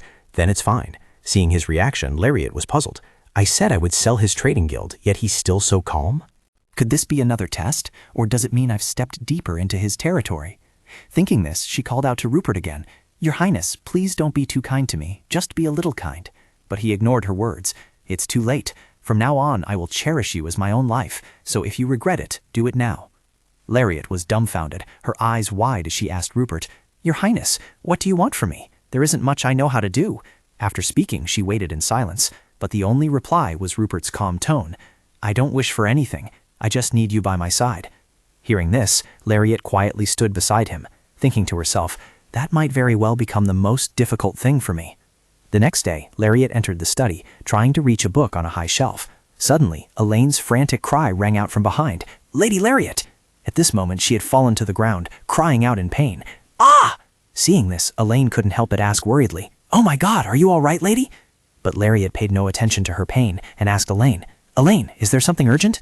Hearing this, Elaine quickly stammered, "I'm sorry, your Highness was looking for you, so I rushed." As soon as she heard Rupert's name, she thought, "Rupert has been a bit strange lately, hasn't he?"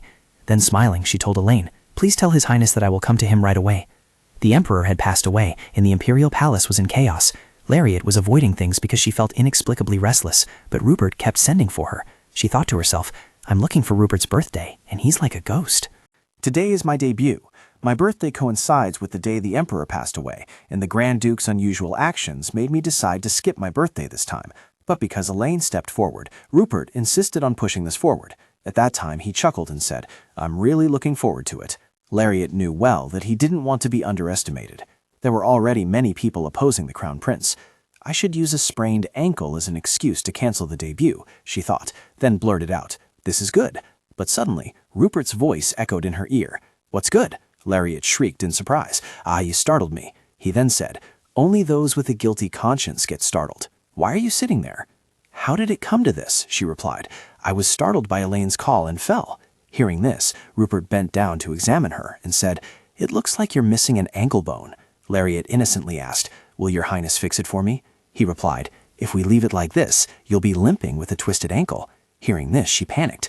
"Ah, no, I don't want that. Please call a doctor. I'm so scared." Seeing her pouting expression, Rupert couldn't help but laugh. Then he bent down to treat Lariat, and she, taken by surprise, shrieked, "Ah!" Rupert quickly stopped and asked with concern, "Does it hurt?" Lariat awkwardly replied, "No, no." Lariat stood up. "It doesn't hurt, does it?" she asked. Then, feigning pain, she added, "It still seems to hurt a little." But Rupert brushed it aside. Liar. Caught, she asked in surprise, "How did your highness know?" He didn't answer, but asked for the reason. "Why are you pretending to be hurt?" Lariat mumbled in reply, "Because of the debut." If no one invites her to dance, it will become a shameful memory forevermore. Saying this, she sadly recalled her debutante ball in her previous life, where something similar had already happened. Miss Amelia hadn't wholeheartedly helped her debut in high society, so she had been very ashamed, mocked, and pitied. Rupert seemed to see through Lariat's worries once more, saying, "I'll invite you, so don't worry." These words unexpectedly stunned her. Seeing this, Rupert then continued, "So let's consider that matter resolved. What about the other thing?" Lariat honestly replied, "Because I'm curious when your highness's birthday is." He asked, "Why exactly are you curious about that?" She obediently replied, "Because you held the debutante ball for me. You even hosted a ball and celebrated my birthday. I can't just keep receiving." Hearing Lariat say that, Rupert quickly explained, "I didn't host the ball to celebrate your birthday." She wondered, "Then why?" He then gently stroked Lariat's cheek and replied, "To let everyone know you are mine, because your father is too noisy." At this, she couldn't react in time, absent-mindedly asking again, "Whose is who?" Rupert chuckled softly, repeating each word, "You are mine." Lariat's cheeks flushed crimson, her lips pressed tightly, clearly showing embarrassment and shyness. Rupert smiled softly, looking at her with warm and affectionate eyes. Rupert then turned and walked away, while Lariat's face grew hotter and hotter. She thought in confusion, What was that? Why did he suddenly do that? I just need to get this done. To find Rupert's birthday, I tried searching the royal records, but in the summer when Rupert was born, no special content was recorded. Even though Eva was pregnant, she was always exposed to violence, and because she was imprisoned in the imperial palace, she took care of flowers and plants. That was all. And then, right before Rupert was born, the book ended. There were no records after that, so where on earth could I find his birth date? Lariat was still fumbling around searching for the record book when suddenly Elaine's voice called out to her, "Lady Lariat, it's time for you to go to the salon now. Be careful not to fall. Madame Abe is quite arrogant, so if you're late, she won't be able to prepare your dress. His Highness is paid to invite Madame Abe, as well as for the jewelry and dresses you will wear. To prepare for you, Rupert spent a lot of gold. Take it, poor Bellua." Lariat was utterly surprised to hear this. Rupert! After that, Elaine immediately took her to the fitting room. From dress styles to colors, there were many choices, and every outfit she tried on looked beautiful and elegant on her. After trying them all on, Lariat felt dizzy and lightheaded, as if she might faint. She thought tiredly, good heavens, it's one thing to arrive in a luxurious carriage, but there were also 13 dresses, and I tried on every single one of them. Madame Abe said excitedly, "It seems Lady Lariat isn't like her mother, is she? Amanda and charm are still miles apart." As soon as you finished speaking, she immediately pulled down the shoulder of Lariat's dress, revealing a glimpse of her ample bosom. Lariat cried out in alarm. "Oh, ah!" She quickly stepped back and covered herself with her hands.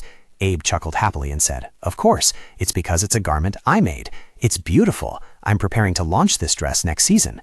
Lariat looked at herself in the mirror, secretly thinking, "It's beautiful indeed, but isn't it a bit too much?" Then she said shyly, "I feel a bit pressured." Abe smiled contentedly. "It needs to be at this level to become fashionable, and I haven't found a model yet. How lucky." Immediately, the maids rushed over to take her for the next stage of preparation, which was makeup. Finally, everything was ready, from her hair to her outfit. Before Lariat got into the carriage, Abe said, "Wait a moment. It's beautiful. It suits you perfectly, Lady Lariat." Lariat asked shyly, "Isn't it a bit too much?" Abe chuckled and said, "Everything you're wearing now belongs to Lariat, because His Highness has already paid for it." Lariat stammered, asking, Do I really look all right? Abe replied, "Just all right. I, Madam Abe, personally did your makeup. You are the guest of honor at tonight's party. Take your confidence with you to the Imperial Palace. Lady Balua, congratulations on your coming of age, and good luck." After they said their goodbyes, it was already late afternoon, and the twilight had fallen. Lariat got into the carriage, thinking to herself, "This is all too extravagant. At this rate, even if I were to die for wasteful spending, it wouldn't be unfair." Upon arrival, Belize warmly welcomed her. "Congratulations on your coming of age, young lady." She thought to herself, "Since the capital is very dangerous, I told my parents not to come." Lariat stepped out of the carriage and replied, "Thank you, sir." Belize took her hand and escorted her into the Imperial Palace, saying, "Young Master Luhan asked me to come in his stead." Lariat asked in surprise, "Luhan? Where is he now?" Belize replied, "He was chosen as an outstanding student and has been deployed to the southern border as a deputy commander." Lariat thought worriedly, "This is a good thing, but with frequent wars with neighboring countries, I feel a bit anxious. This kind of thing didn't happen before I returned." When it was time for the ceremony to begin, the Master of Ceremonies began to speak. "Today, the only daughter of the Balua family has come of age. Please welcome Lariat Isabel de Balua." Belize smiled and said, "There's no turning back now." Lariat asked in confusion, "Am I really all right? I can't check my own appearance." Belize leaned down and whispered in her ear, "You'll know just by looking at His Royal Highness the Crown Prince's face. But first and foremost, in my eyes, young lady, you are incredibly beautiful." Lariat immediately looked up at Rupert, seeing his annoyed grimace.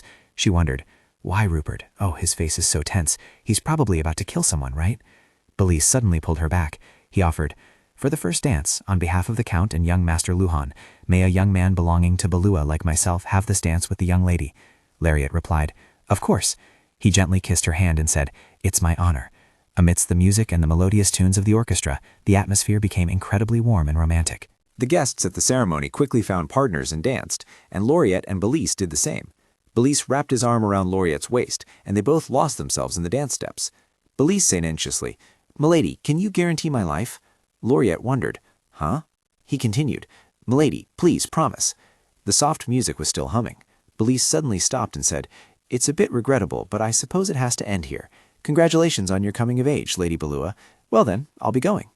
After Belize left, another young man approached and introduced himself to Lariat. "I am Hessin Lefrancois Albinassien, Dietrich's senior at the military academy." Lariat replied, "Ah yes." He blushed and asked, "May I have the honor of dancing a tune with Milady?" Suddenly, an irritated voice replied, "Get lost." Rupert cut in between the two of them, glared at Hessin and asked, "That's enough." Hessin immediately replied, yes." Lariat immediately reminded him, "Your Highness, that is rude." Rupert said, "What do you expect me to do?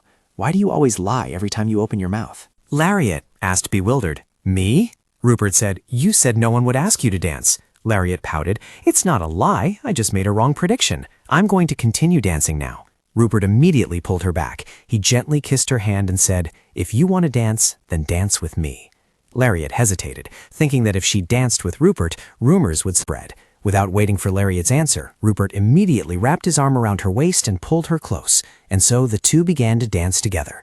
Lariat thought to herself, "He dances so well, I never would have expected it." While dancing, Lariat said, "Thank you for the dress. I didn't expect you to prepare something like this for me." Rupert coldly replied, "It's nothing." Lariat nervously said, "Your Highness also looks very dashing today. How was your day?" Rupert replied, "Too noisy."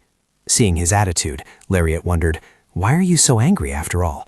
Rupert pressed his lips together, staring at her without saying a word. Lariat felt awkward, her inner self screaming fiercely, "Why is this song so long? He keeps making me feel so awkward." The music gradually faded, ending the dance, and Rupert gently bowed and kissed her hand. He said, "Wait a moment, don't bow." Lariat, with a frown, said, "How am I supposed to curtsy then?" She wondered, what is he suddenly talking about? Rupert angrily asked, "Why is this dress like this? Don't you have enough money?" Lariat felt confused. Huh? The men around them were all looking at her and whispering.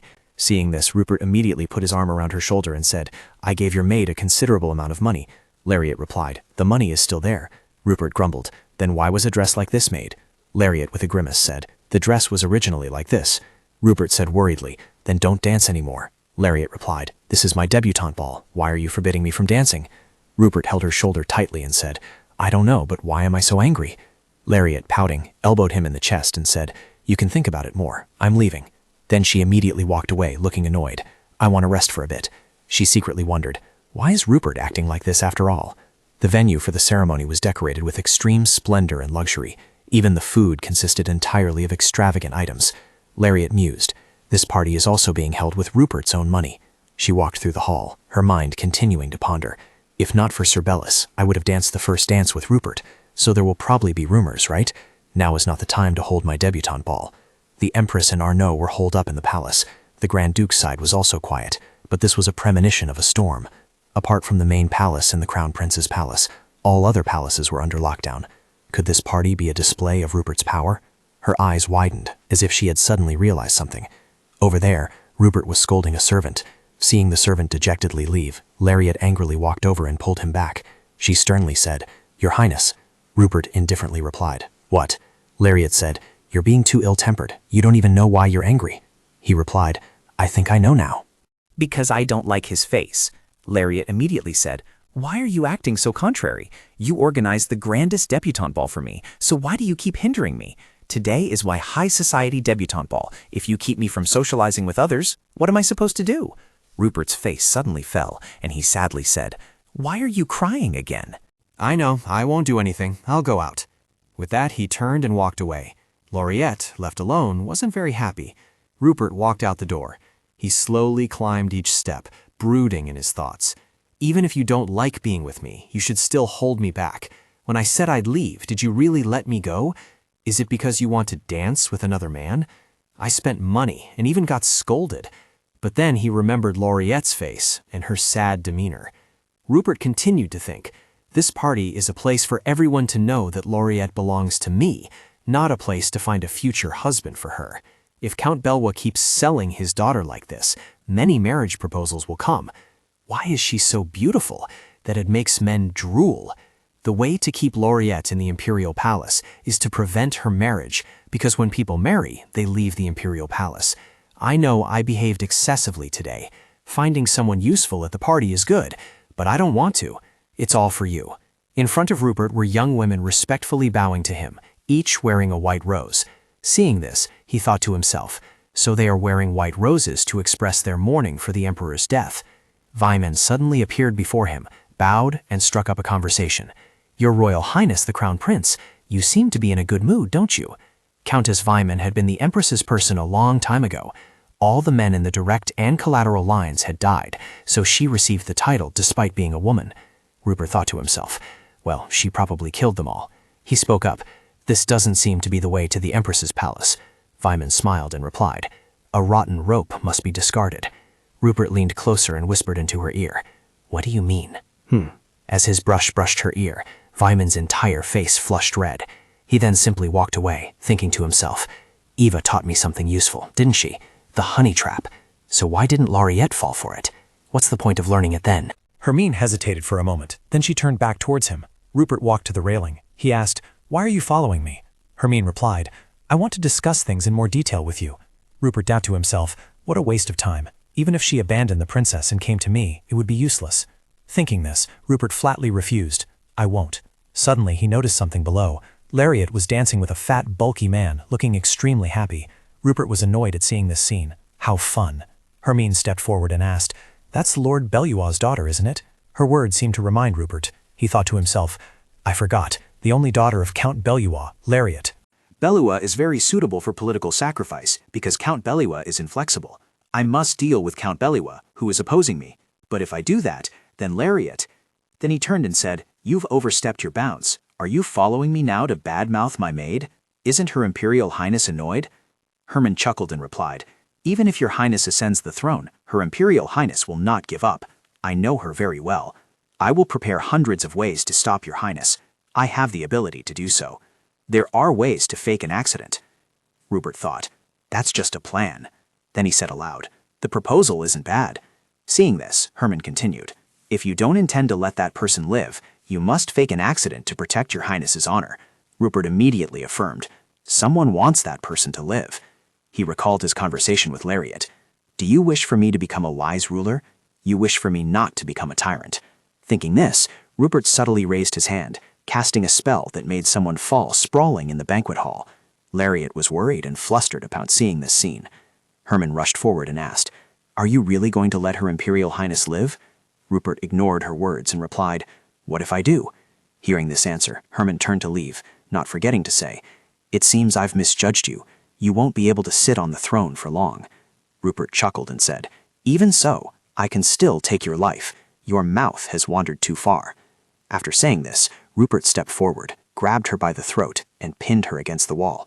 Then he softly said, I don't take in dogs that others have discarded. Rupert thought to himself, I thought you and Arnulf always lived as puppets due to your mother's greed. How similar. But he was different. The Empress incited her husband to rebel, while Arnulf did everything to become emperor. But in the end, Eva won. Then Rupert released his hand and said, Now, get out. Herman still tried to say, I am not a discarded dog. Rupert looked at her coldly and replied, Oh, really? Herman thought to himself, The Emperor is also a madman, but this one is different. If I make a mistake, I might actually die. By now, Rupert had shifted his gaze elsewhere, seeing something that displeased him. Her mind noticed Rupert's gaze and wondered, who is he looking at? Then she turned to look in the direction of Rupert's gaze and realized, this person with Belua's daughter. As if a realization dawned on her, she immediately smiled. Then her mind spoke up, I will prove it to you. Rupert replied indifferently, Whatever, but don't take too long. I thought to myself, if only I could find something to tame that cruel wild beast, I could make it do my bidding. Another person fell sprawling in the hall, a victim of Rupert's magic. Lariat, her face flushed with anger, thought, This is the 5th time. How can someone fall while dancing with me? Only Rupert could do something like this. She looked up and immediately saw Rupert standing on the balcony, so he was there. Then Lariat hurried up towards him. Even so, she had received something. One of the people she had just danced with had said, I found the body of the Belua family's coachman on our territory. You should be careful. Lariat thought to herself, the imperial family is a place where no one can be trusted. It's very possible someone is targeting Rupert. Just as she was about to go up, someone suddenly appeared in front of her. Rishé approached and said, Lariat, congratulations on your debut in high society. It's good to see you well and unharmed. Lariat replied, Princess Nigel went on vacation to a small island in Heron, so I thought you had also returned to your hometown. Rishé gave a faint smile. Because there's still something I want to do. I plan to stay in the capital for a while longer. Lariat politely responded, Oh, is that so? I heard Luhan went to the border. With a hint of sadness on her face, she said, I know. At this moment, both of them looked as if they were wearing fake smiling masks. Finally, Lariat spoke.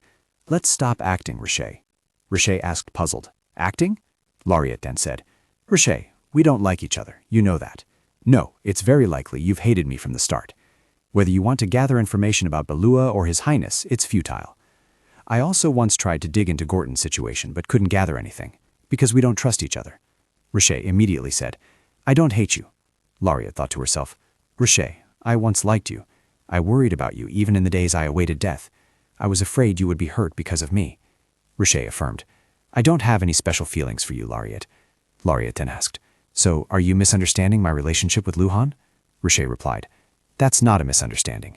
The one misunderstanding is you, Lariat Isabel de Belua. I despise your naivety, even though living in ignorance like that would be more comfortable for you. Lariat thought puzzled. What does he mean? I've tried so hard to be wiser.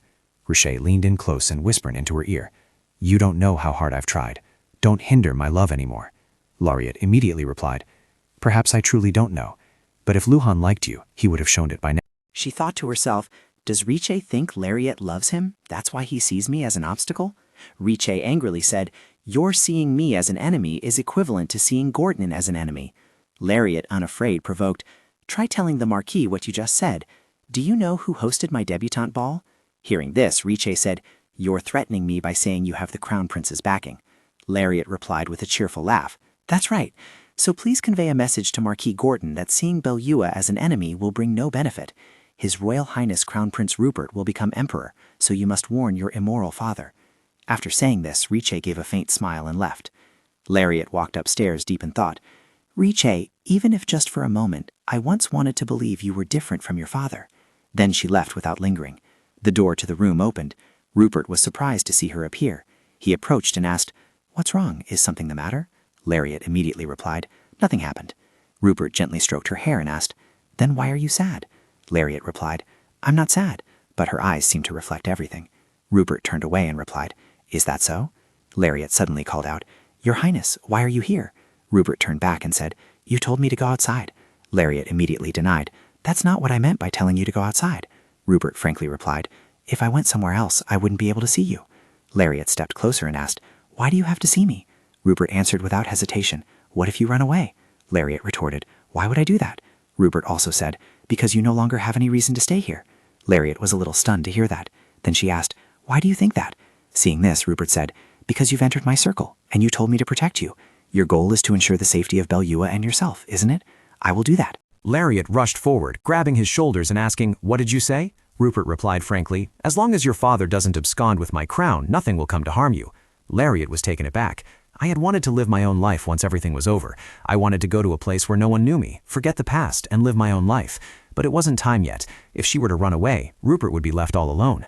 Thinking this, Lariat promptly said, "Even so, I will not leave your highness." Rupert asked curiously, "Why?" Lariat replied without hesitation, "I sincerely hope your highness comes to feel that this life is truly worth living. Truly. Your highness, please trust me a little. Until your highness finds happiness, I will not leave your side." Rupert, hearing these words that were beyond his expectation, was stunned and said, "You—" He gently lifted her chin and said, "You shouldn't speak such words so casually." He added, "Be a little more cautious." Suddenly a voice called out, "Lariat!" Lariat turned around and saw Tori standing outside the door. Lariat hastily pushed Rupert away, her face flushing as she exclaimed, "How long have you been standing there?" Tori answered without hesitation, "This whole time." Lariat greeted, "Long time no see, Tori." Tori replied indifferently, "Oh, I just got back from dealing with some people in Aden." It really has been a long time since we last met, Lariat thought to herself. Even though I've already discovered her true nature, isn't she deliberately not hiding it? Tori spoke up. "Now I'm wondering whether or not to deal with the woman named Hermione." Lariat asked in surprise, "Why deal with Countess Hermione? Will she be an obstacle?" Tori then said cheerfully, "I really like Lariat, so be careful." Lariat felt a little scared hearing that. Was she telling me not to make Rupert change? But Rupert must change, because he must become happy. Thinking this, Lariat asked, "Tori, are you going to kill me?" Tori replied, "I don't know." Lariat continued to ask, "Why are you afraid of His Highness changing? Do you think His Highness will abandon you?" Tori cut her off, saying, "Stop it, Larry."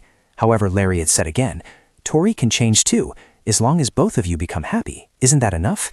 But Tori gently gripped the string and said, "Metal will not change. Even if Lariat dies and turns to dust, I will remain the same." In the dark room, the curtains were moldy, as if the place had been abandoned for a very long time. Seeing a picture of Rupert as a child on the table, Lariat thought to herself, "Thank goodness I came to the abandoned palace without being discovered by anyone."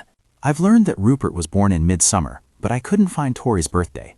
Lariat recalled Tori's words, metal wouldn't change. At that, she bravely declared, "If you put it in a furnace and hit it hard with a hammer, it will change. If it still doesn't change, then we can ask His Highness to use alchemy. He's very good at it."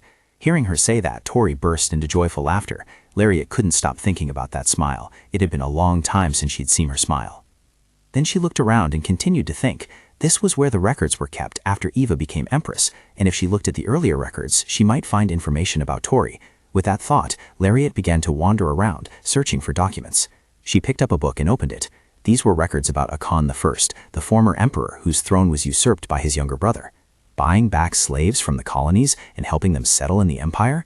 If this were revealed, it would expose the emperor's shortcomings. So they erased Akan I from history to silence everyone.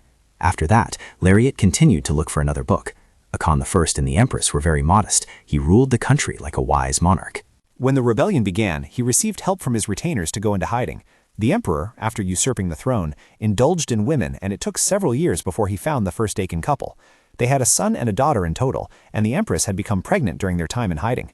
However, immediately after the child was born, it fell ill and died. The remaining children were then locked up with the empress in a secret room and died. That was a shocking move because the emperor didn't care about the first Akan couple. His subordinates openly protested this, but they were dealt with quietly. Only nobles who kept silent or flattered survived. Lariat remembered the image of Count Belua.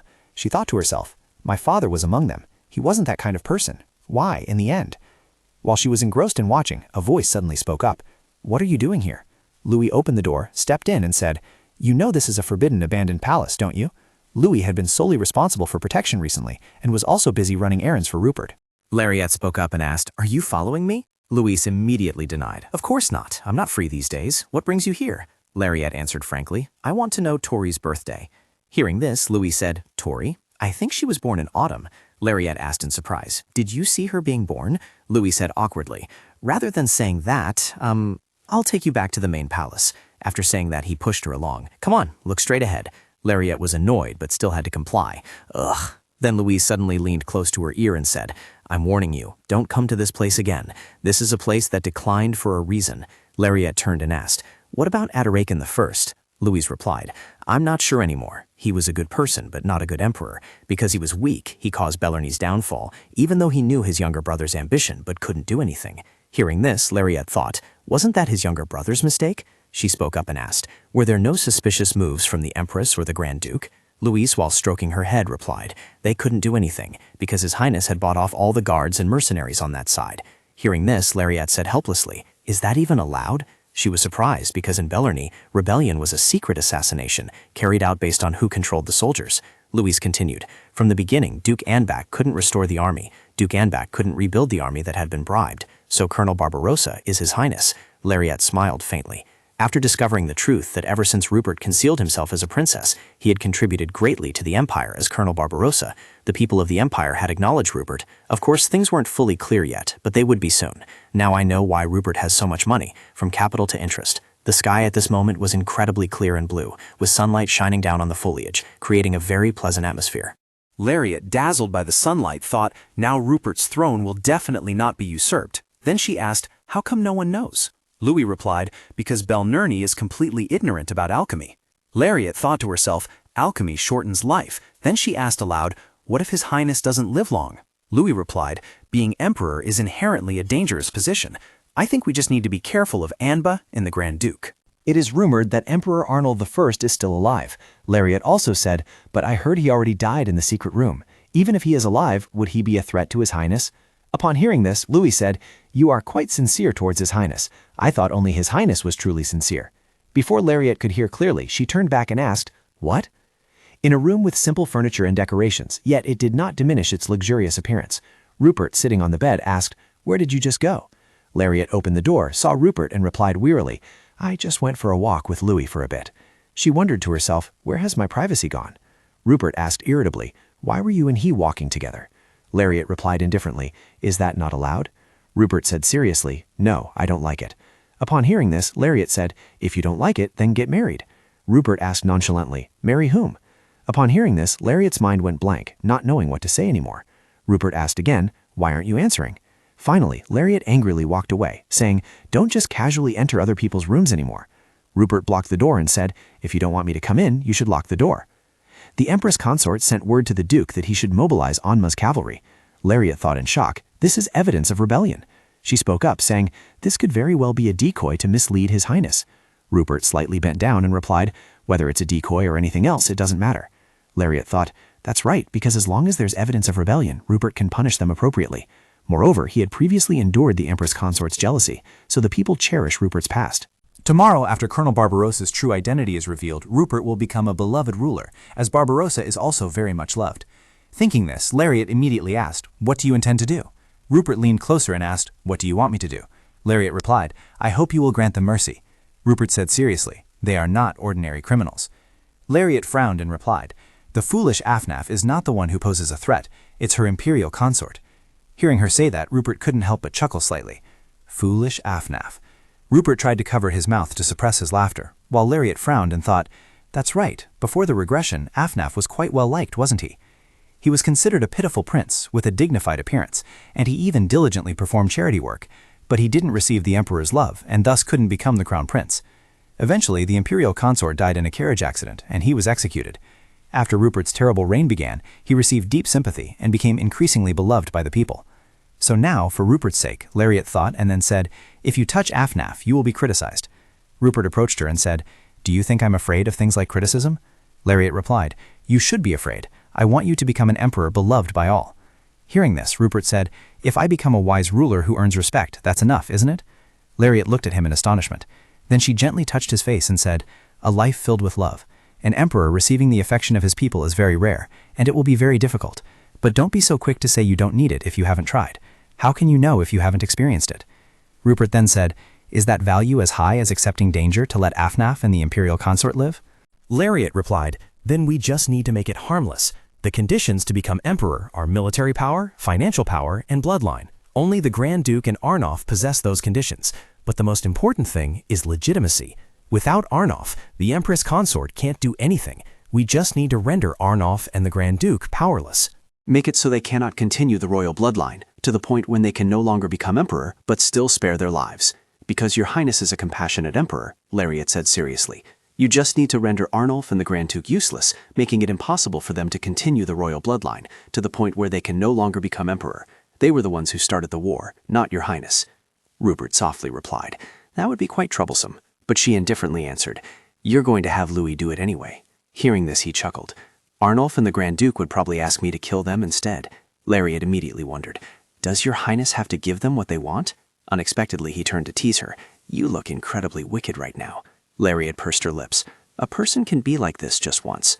Then she gently tugged Rupert's sleeve. After that, she asked, do I seem wicked, so you're disappointed? Looking at Lariat's expression, he was momentarily embarrassed. No, who's complaining? Hearing this, she continued, I hope your highness will become a wise ruler. Even if it's troublesome and dangerous, please be lenient with your enemies. At this moment, Rupert secretly glanced at her. He lowered his voice and replied, all right, I will do so. Unexpectedly, Lariat felt suspicious. Why has he become so agreeable? I put so much effort into thinking of an explanation for him. At the same time, in the study, Kyrian awkwardly called out Hermine's name.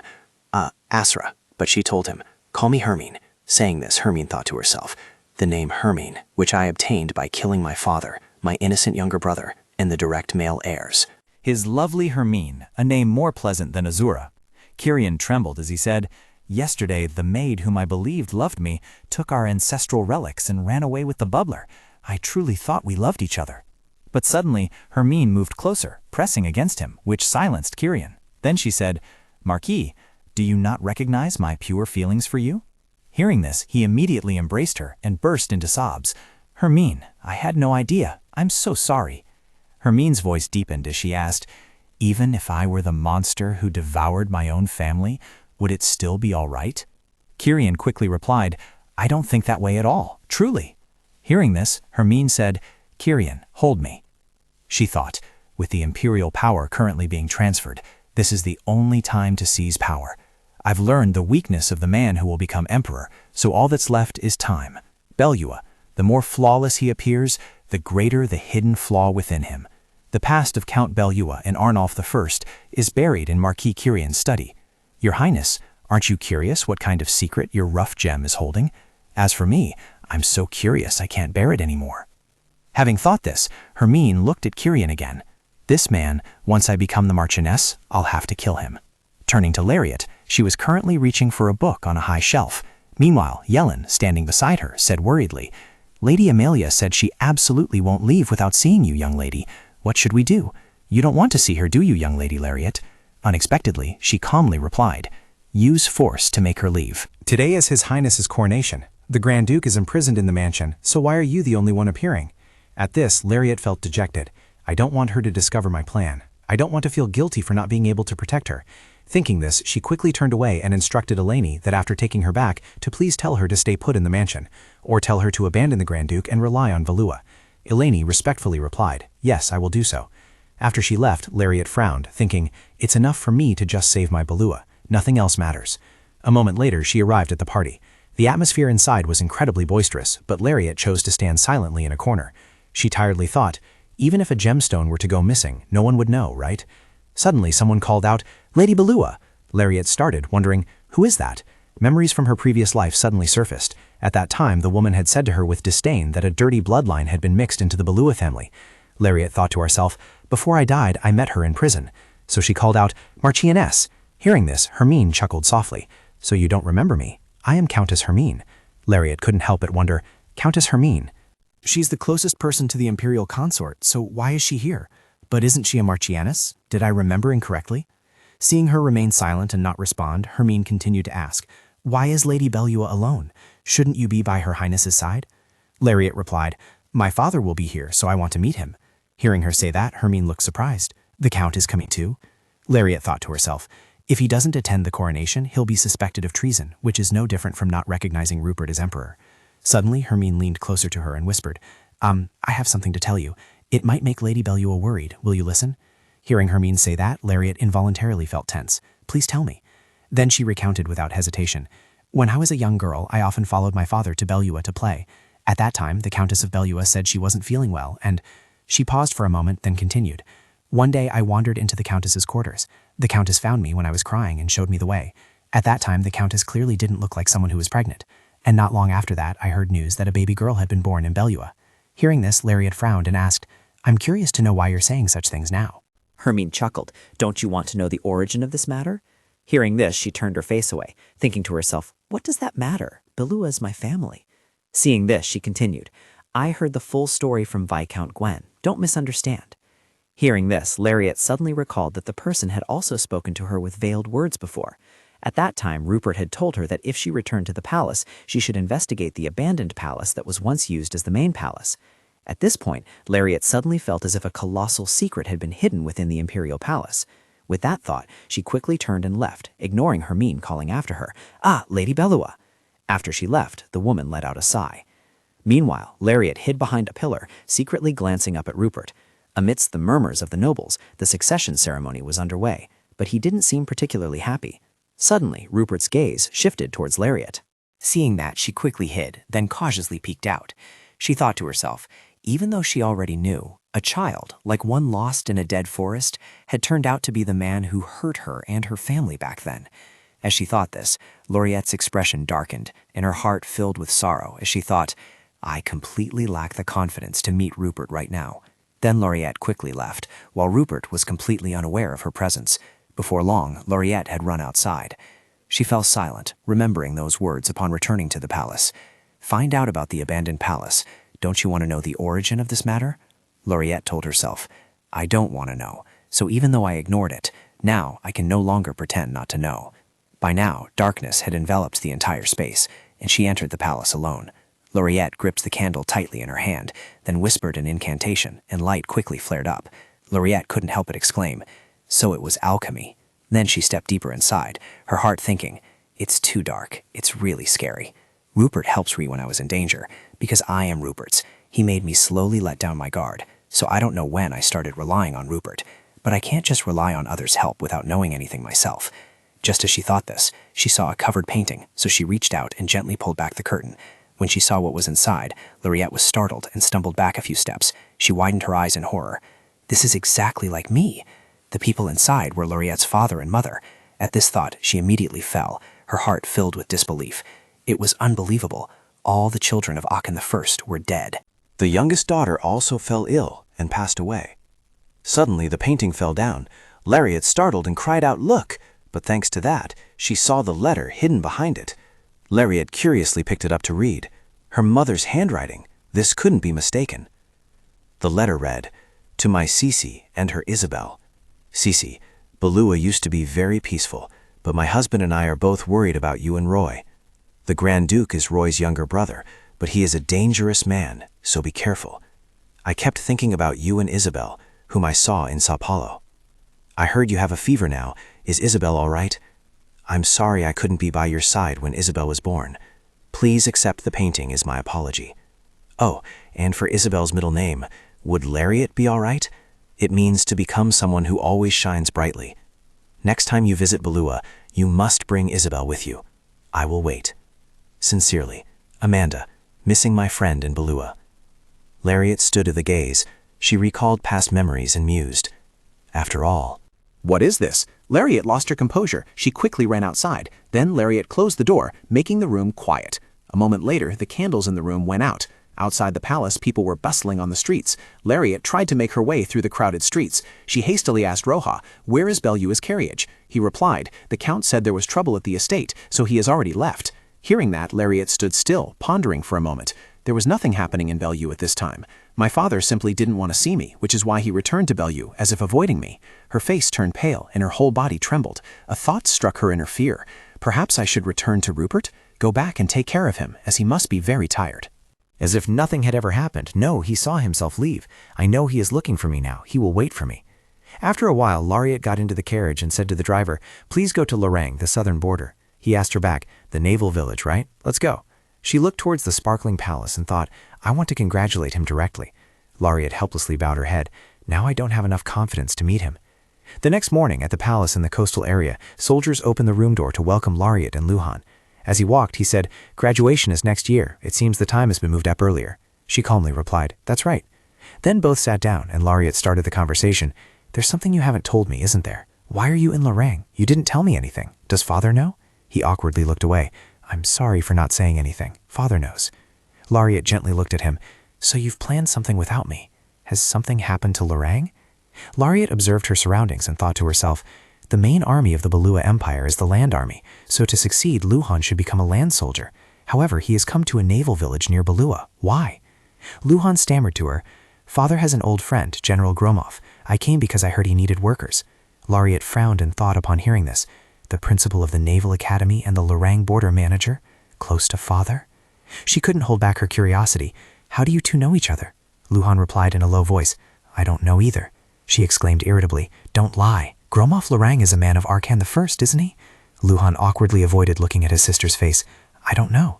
Lariat added, "Don't lie to me anymore. I can tell just by looking into your eyes, Luhan." He obeyed and looked into her eyes. At this moment, he remembered his memories of himself, her, and Rupert.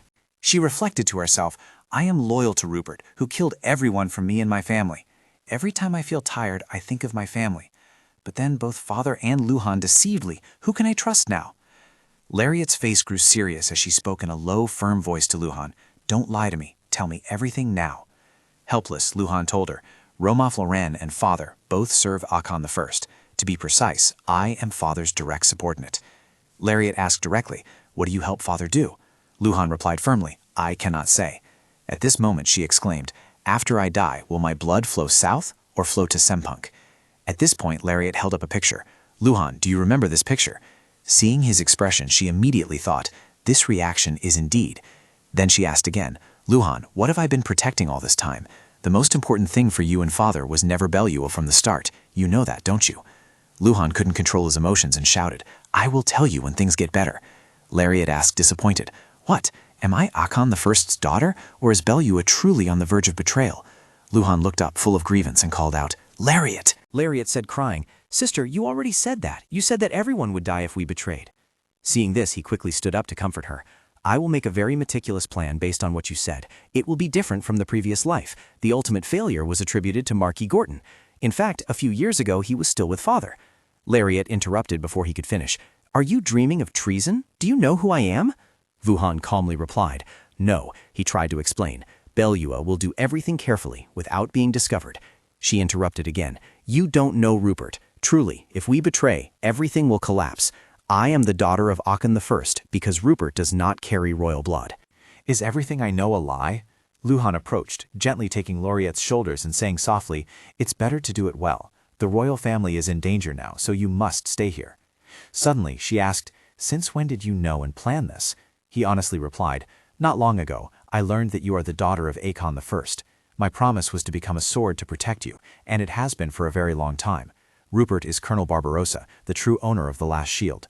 Taming the Knights of Albak and the mercenaries of Gorton, I know you've done very well. Therefore, stay here before your identity is discovered." Lariat tried to wipe away her tears and said, "Perhaps he already knows everything." Luhan immediately reassured her. He might not suspect Belua right now. Lariat silently thought, "Unless it's a threat to the throne, he still values her. I must save myself. He cares about me, but not enough to entrust the throne to me." Then Luhan took Lariat's shoulders again and said, "Our opinions no longer matter." Even though she was crying, Lariat became clear-headed. Luhan was right. "As long as I exist, I will destroy Belua. I don't know the truth that everyone else knows. Why didn't father tell me?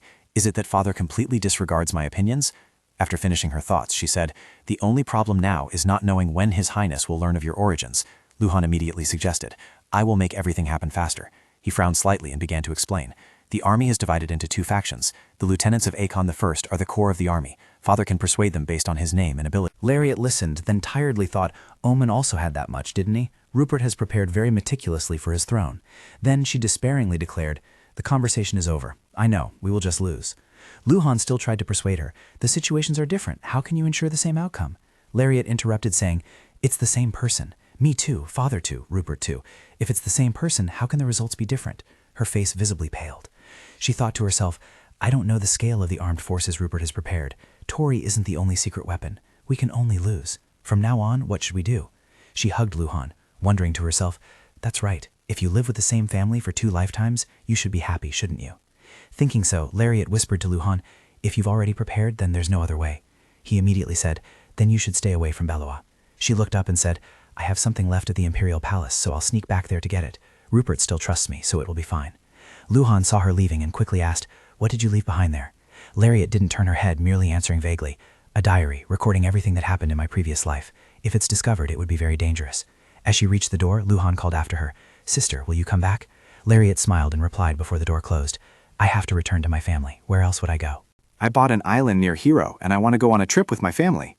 Luhan replied, "I'll go prepare." She, Lariat, coldly said, "Thank you." Lariat thought to herself, Rupert once displayed Luhan's corpse to insult Bellois. Thinking about it now, it feels like I'm warning my own family. I've saved money, and I want to go to the island with my family. It's been a long time since we met. I want to know how they've been living these past days. I'm truly exhausted. I want to let go of everything and smile brightly. The pitch-dark night cast a gloomy atmosphere. The diary, buried underground for a long time, was dug up. Lariat hugged it, thinking, "Even so, I came from the future to change everything. The Empress and Arnulf are still alive, and I didn't make Tori an Empress, leading her to a tragic end." Suddenly, Tori called out to her from a distance, "Lariat, His Majesty has been looking for you everywhere. That diary, you found it, even though Tori had tried to bury it back in its original spot. But I heard Rupert killed Tori." Lariat quickly turned her head. "Huh?" She continued to approach and asked, "Is Tori really dead?" She asked again in confusion, "Why are you suddenly saying that?" Tori bowed her head and said, "If it were His Majesty, he might really kill Tori." "Would His Majesty kill someone?" Lariat turned pale. "His Majesty? You've read it already?" Tori answered frankly, "No, because I can't read." Tori didn't read it. "Can someone who isn't worried about the girl named Hermine know the secret?" Lariat said, "I've decided. The secret just needs to disappear." Tori asked in confusion, "What do you mean by that?" She stroked Tori's head and said, "I don't regret knowing Tori." She gritted her teeth and said, "Tori regrets it. You will ruin His Majesty." Lariat gently replied, "I'm sorry." A letter was thrown down at the base of the tree. Tori covered her face and sobbed. "Ah, regret. Tori regrets it. Tori regrets ever knowing you. If I had known I would lose this, I wouldn't have wanted it." Lariat continued walking, thinking to herself, "Just disappear like this." She asked herself, "You picked up items belonging to Aachen and the Empress. Why didn't you hide them to erase the traces? The result is that I am everyone's plaything. It was my mistake to think I could change someone. For Father, do my words truly hold any value? Don't think like that anymore. Father and Luhan, simply put, my relationship with them has become useless. Rupert, I'm sorry. You said you would take responsibility for me until the end, but you couldn't take care of me either." After Lariat lit the fire, the room began to burn. The flames spread wider and wider, engulfing her. Lariat crouched down and mumbled, "Don't think anymore. Don't regret." In her heart, she thought, "Although I'm scared, tears are falling. Even if I went back to being 12 and convinced Rupert, the outcome would still be my death. After dozens of reincarnations, we have to kill each other. I realize that this continuous reincarnation has also come to an end." Lariat whispered, "We will never have a happy ending together." Some time passed. Rupert, covered in injuries, crossed his arms and asked worriedly, "Why hasn't she woken up yet? She's been in a coma for so long." The doctor, hearing this, replied, "Her lungs were severely affected from being in the fire for so long, but Your Majesty rescued her immediately after the fire, so she will be fine. Your Majesty should go and rest. You haven't eaten enough meals and haven't gotten enough sleep either." Rupert interrupted, "I am resting." The doctor, still uneasy, said, "But..." At this, Rupert impatiently ordered, "Get out." Seeing this, he could only reply, "Yes, Your Majesty." When only the two of them remained in the room, he quietly climbed onto the bed. As Rupert lay down beside Lariat, he thought to himself, "I should be angry with you, but I don't know how to beg for you to wake up. Did you really want to die like that?" Count Bellois truly was a man without flaws, but Tori had gathered evidence and brought it to me. That's why I knew beforehand. There was no way I wouldn't know. If you supported Bellois and betrayed me, I would handle everything and wouldn't harm you, and I had already planned to save your mother and sister. Suddenly, Rupert felt a pang of discomfort. Even so, you still didn't trust me. Bellois was very selfish towards you, and you were selfish towards me. It's truly terrible. After a while, Lariat slowly looked at the scene before her, gradually regaining consciousness and realizing where she was. Lariat suddenly sat up and thought, I can't die such a peaceful death. Just then, a voice rang out. You're awake? Seeing Rupert in front of her, Lariat softly called, Your Highness. He heard her and immediately corrected her. It's Your Majesty now. Lariat immediately understood. Ah, Your Majesty, congratulations on your ascension to the throne. Suddenly, Rupert spoke up and asked, Why is this happening? Why do you want to die like this? Hearing this, she wondered, Didn't you receive the letter? He immediately replied, I read it. After getting the answer, Lariat sadly looked down, avoiding his gaze. I'm the one who should be asking why this is happening. Why did you save me? She gently clenched her hands and thought, He saved me again. Even though he's become emperor, he still didn't hesitate to save me. Rupert said frankly, Because I don't want you to die. Because I want you. If you die, you can't cause trouble. That's why I want you by my side to bother me. All of it. A little while later, she tremblingly spoke. I am a Khan's daughter. Rupert immediately replied, So what does that have to do with your death? Belua has been found guilty of treason. I suppose that's what you're thinking? Hearing this, Lariat looked at him and exclaimed, Even so, I cannot abandon Belua. Rupert then said, I know. I know, family is very important to you. That goes without saying. Lariat looked at him in silence for a moment. Then she spoke, You should have told me. Upon hearing this, Rupert grabbed her shoulders and yelled, Damn it, what was I supposed to do then? If I told you to abandon Belua, would you have listened to me? Lariat said emotionlessly, You're horrible. You killed my entire beloved family. Rupert couldn't bear to see her like that. He frowned, weakly compromising. I'll hold your hand, and you won't have to do anything. Would that be all right with you? Lariat's hand lifted slightly. She hugged Rupert tightly. Then she said in a reassuring voice, It's not Your Majesty's fault. Things were always going to be this way, so don't say that. It's only right that you let me go. Rupert immediately replied, No. Lariat quickly said, My father will not abandon his beliefs. He bluntly replied, I don't care. Lariat continued, I will never abandon Belua. I cannot make you happy as I promised. I cannot be on Your Majesty's side. Rupert insisted, I already told you I don't care. Lariat threatened, Don't make me deceive you. Rupert took her hand, pleading, If the only way for you to be by my side is to deceive me, then do it. Hate me. Be weary of me. Hit me. Do whatever you want. Just do as you like. I won't say anything, even if you take everything and leave nothing behind. Lariat felt incredibly guilty. Your Majesty. Rupert looked at her with pity. If doing so means having you by my side, then I believe everything is worth it. Lariat was secretly afraid. This is too sinful. He'll kill me. She spoke with determination. If I stay by your side, Your Majesty's life will not improve. Rupert replied, I don't think so, and neither should you. Lariat's eyes welled up with tears. Please don't pity me, Your Majesty. A thought surfaced in Rupert's mind. I want you. It took me a long time, and I denied it a lot, confused, but I have to admit it. I know some people despise me, but I cannot forgive desertion. I thought that person and I were very similar. You made me understand the agony of being cornered you. What's the difference between my mother and you? Peace of mind and fear, pity and obsession. Did both of you want me to volunteer to do that? I ruined you, but you are truly cunning. I manipulated you in the most cowardly and despicable way. You took my heart. I'm angry because you toyed with my life, but most of all, I'm annoyed that you don't trust me. After a moment of reflection, Rupert spoke sadly. I don't know what you want from me. Lariat immediately avoided his gaze. I don't want anything. Rejected like that, Rupert's tears flowed unconsciously. If you don't want to, it's okay. You must be very tired. That's fine. I'll give you what you want, as long as you stay by my side. Lariat shook her head repeatedly. Life is nothing but lies. I'm sorry. She thought to herself, Today I destroyed someone's life. I ruined Rupert, cruelly avenging everything. Is that what I wanted? Thinking this, tears immediately streamed down her flushed cheeks. Lariat said with remorse, I'm sorry. Rupert couldn't help but raise his hand. Don't apologize to me. Lariat suddenly asked, Do you love me? Rupert wondered in return. What is love? Can you do things I don't know? Lariat let him wipe away the tears from the corners of her eyes. Of course I can. Do you know what it feels like to die?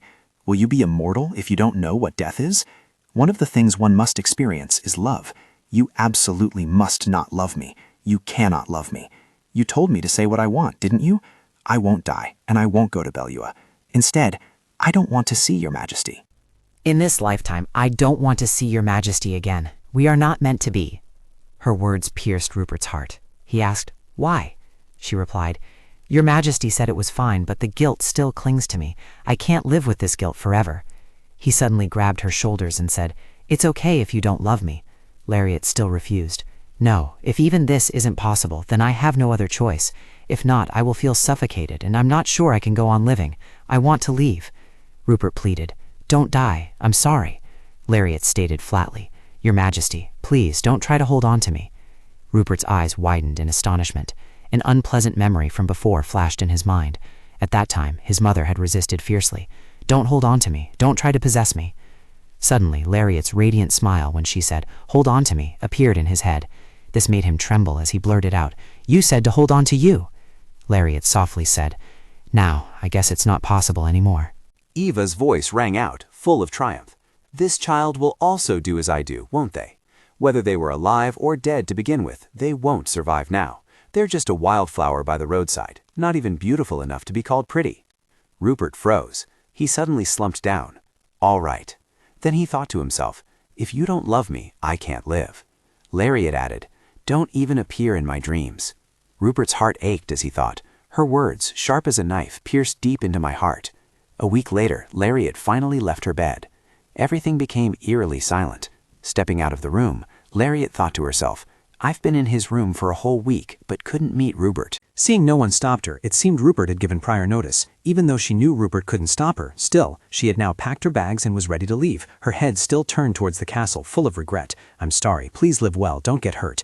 Not wanting to hesitate any longer, she turned away, her heart secretly reminding her, Don't take any more, these aren't feelings I dare to hold on to. Lariat quickly walked away. A chariot seemed to have been waiting for her. As she approached, a gentle voice called out, Lady Belua. Seeing the noblewoman sitting inside the carriage, Lariat was utterly surprised. Countess Hermine. She gently offered, The road at night is very dangerous. May I give you a ride? Seeing Lariat about to leave, she said, Although I don't know your destination, the Count must know, right?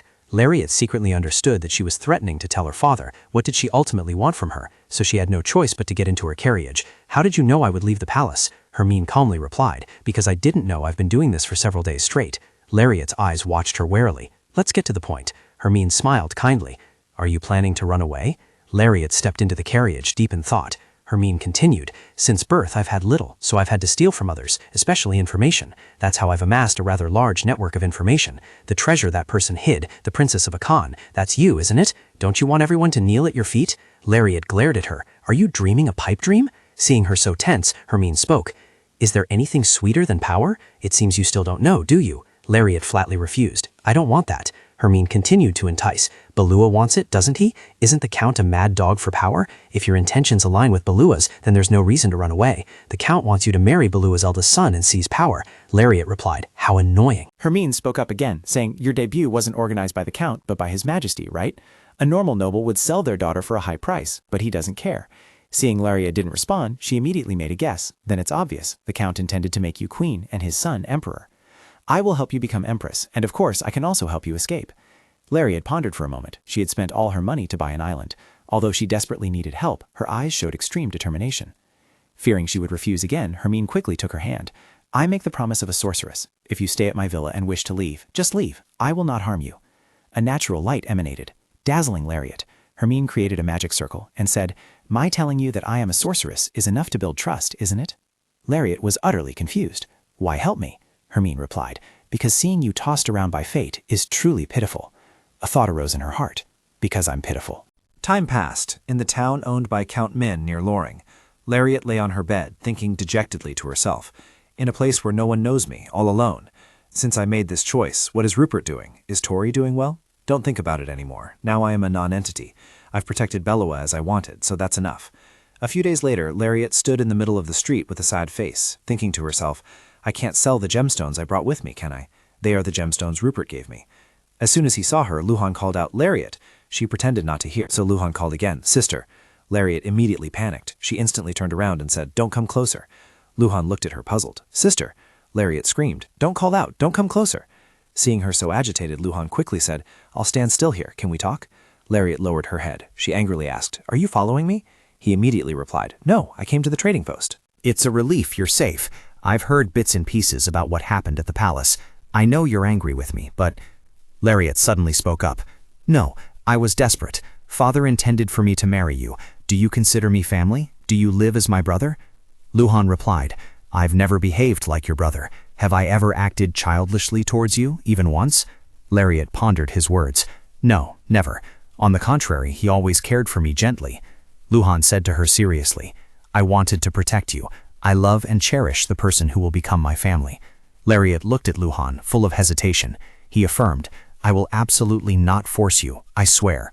This made Lariat ponder for a while, then she softly replied, I understand. Luhan was extremely surprised to see her leave. He hastily followed her. Lariat asked, What did you want to tell me? Luhan calmly replied, Father is preparing a rebellion. Lariat immediately said, You should have told me sooner. He replied, Because you trust the Emperor too much. Lariat sadly retorted, So what? His Majesty is more trustworthy than you are now. Rupert can't harm me, and neither can Balua now. Do you know why? Because I was determined to die. He's afraid of me dying. He said that when he imagined a world without me, it felt like it was collapsing. On the other hand, what you and Father care about is my bloodline. Seeing her so sad, Luhan immediately comforted her. That's not true. Father and I value you. Lariat spoke up again. Tell Father that I no longer exist, so there will be no rebellion because of me. Rupert is more qualified for the throne than I am. A bitter smile involuntarily formed on her lips, her heart aching silently. He will become an even better emperor than before. Luhan's eyes looked at her affectionately. If that's the case, can you clear up the misunderstanding about me and Balua? Seeing Lariat look displeased, Luhan quickly said, Since you don't want to, I haven't met you today. I promise not to tell anyone. Lariat didn't believe it and said disappointedly, That's betraying Father. You promise too easily, don't you? Luhan quickly turned her around. I've never found it easy. What could be more important than your life? Lariat was stunned by Luhan's face. After a moment, she finally said, All right, well, I'm leaving now. He immediately asked curiously, Where are you going? Lariat quickly gave him an answer. I don't know either, and it's better if you don't know. So Luhan had no choice but to let her leave, his heart filled with remorse. Before blending into the crowd, Lariat spoke up. Deirdrick, take care of your health. With that, she walked out and disappeared from his sight. A sense of guilt overwhelmed Luhan's mind. A moment later, Lariat walked back alone, her heart secretly relieved, feeling refreshed.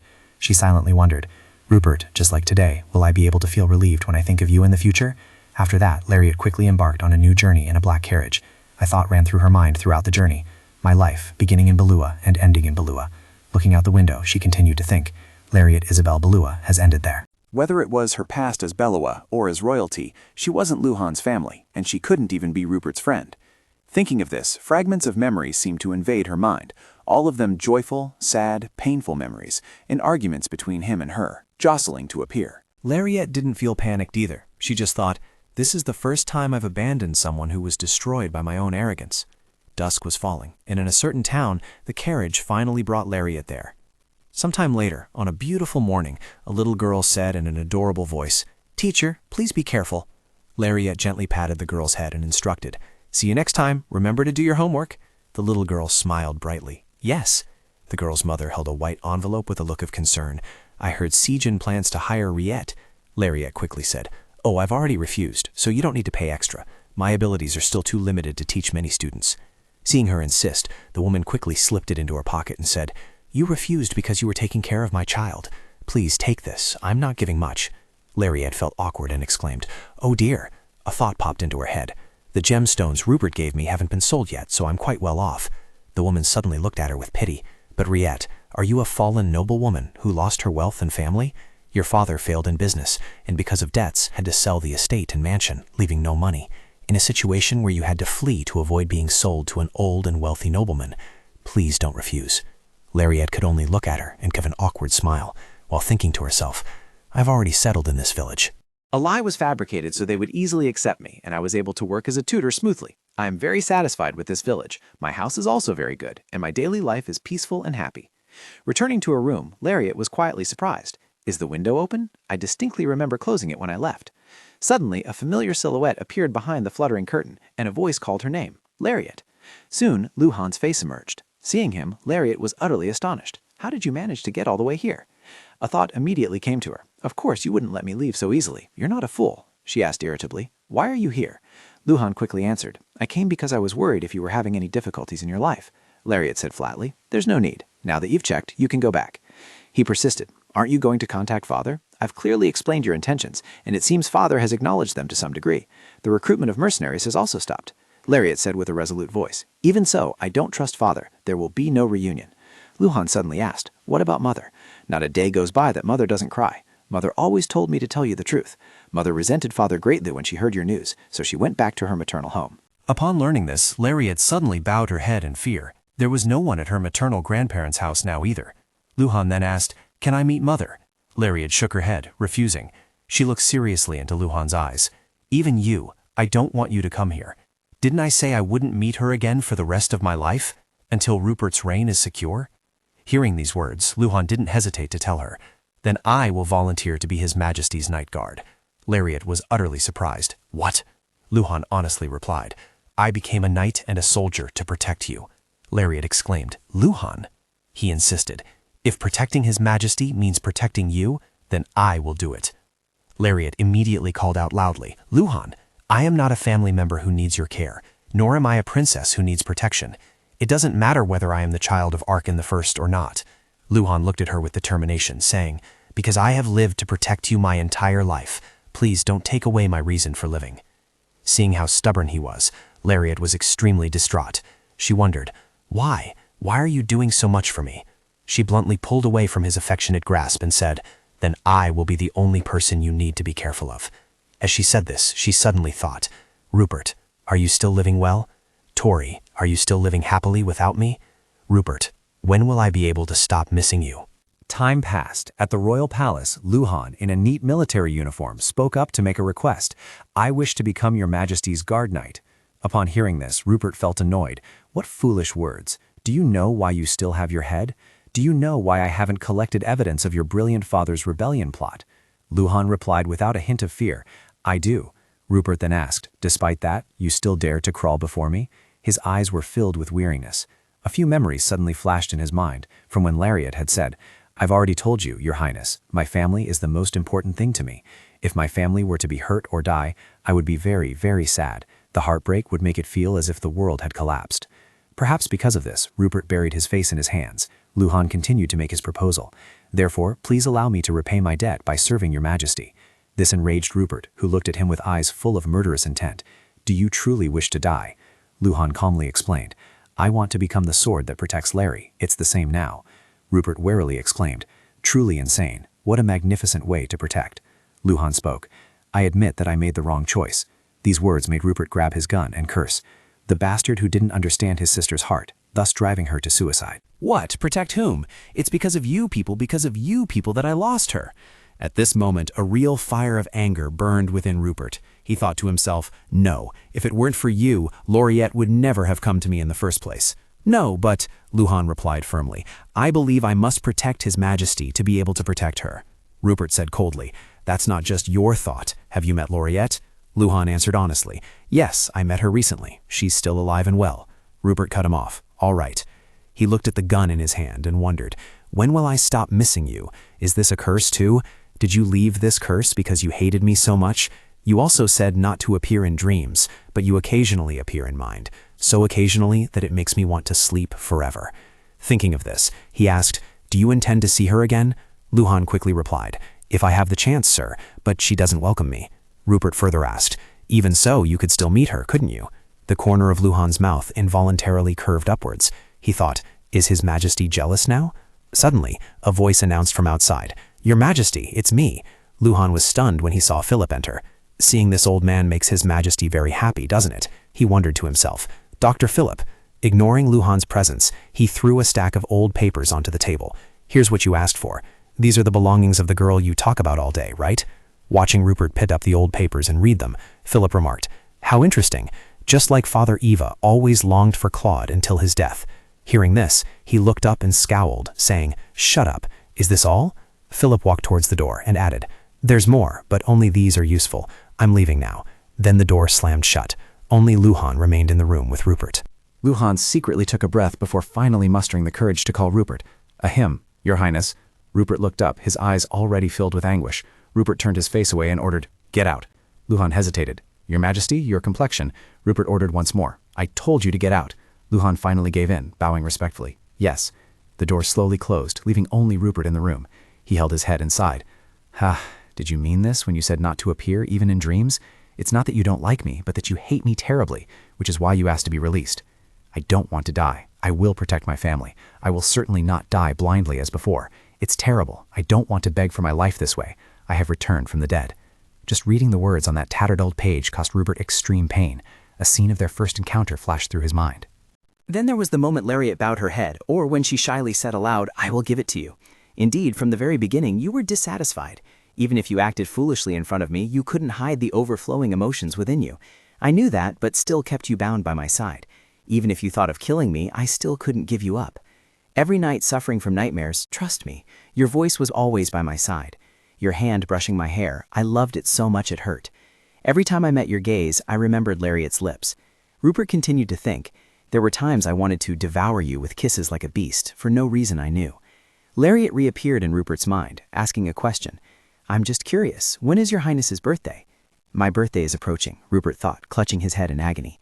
"So can I just look at your face for a moment? I won't touch you. Just show me how to live without liking you anymore. This ambition to live intensely is ridiculously killing me. Even so, it's fine if in a previous life I had cruelly killed you." As he was lost in thought, a voice startled him. "Your Highness." Every image and word of Lariat appeared like a mirage. She smiled and asked, "How about putting a large sofa in the study? If Tori and I sit there, it'll be cramped, but since His Highness will also be sitting next to us, we need a big sofa. Your Highness, have you read all these books? Please don't decorate with guns anymore. It's truly frightening every time I come in." Lariat smiled brightly at him. "Your Highness." Just then, Tori spoke up. "That's why I warned her. She hid that diary because she was afraid you'd be sad after reading it. The gentle lady deliberately burned it. Why are you looking for it again?" She looked up with lifeless eyes and asked, "Are you sad?" Rupert turned his head away and said, "I don't know." Tori asserted again, "Now you know." Rupert gritted his teeth and said, "That's why I warned you not to come near." Tori hugged him and said, "I understand His Majesty is angry with me, but your loss of Lariat is not my fault." Then Rupert pulled Tori away from him and asked, "You know about Lariat, don't you?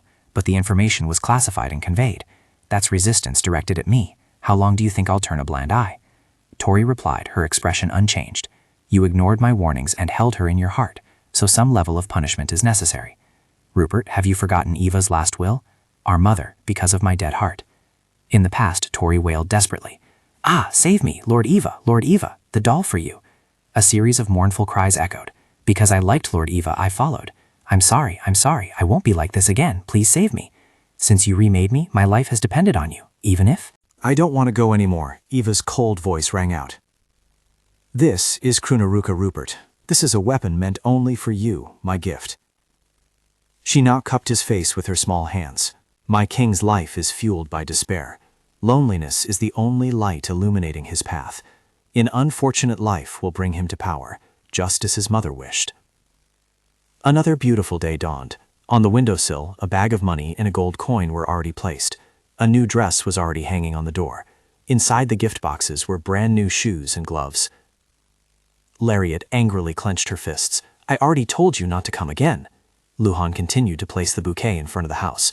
Just then, Lariat appeared and caught him red-handed. "Got you, you rascal." He suddenly looked up, puzzled. "Lariat, how?"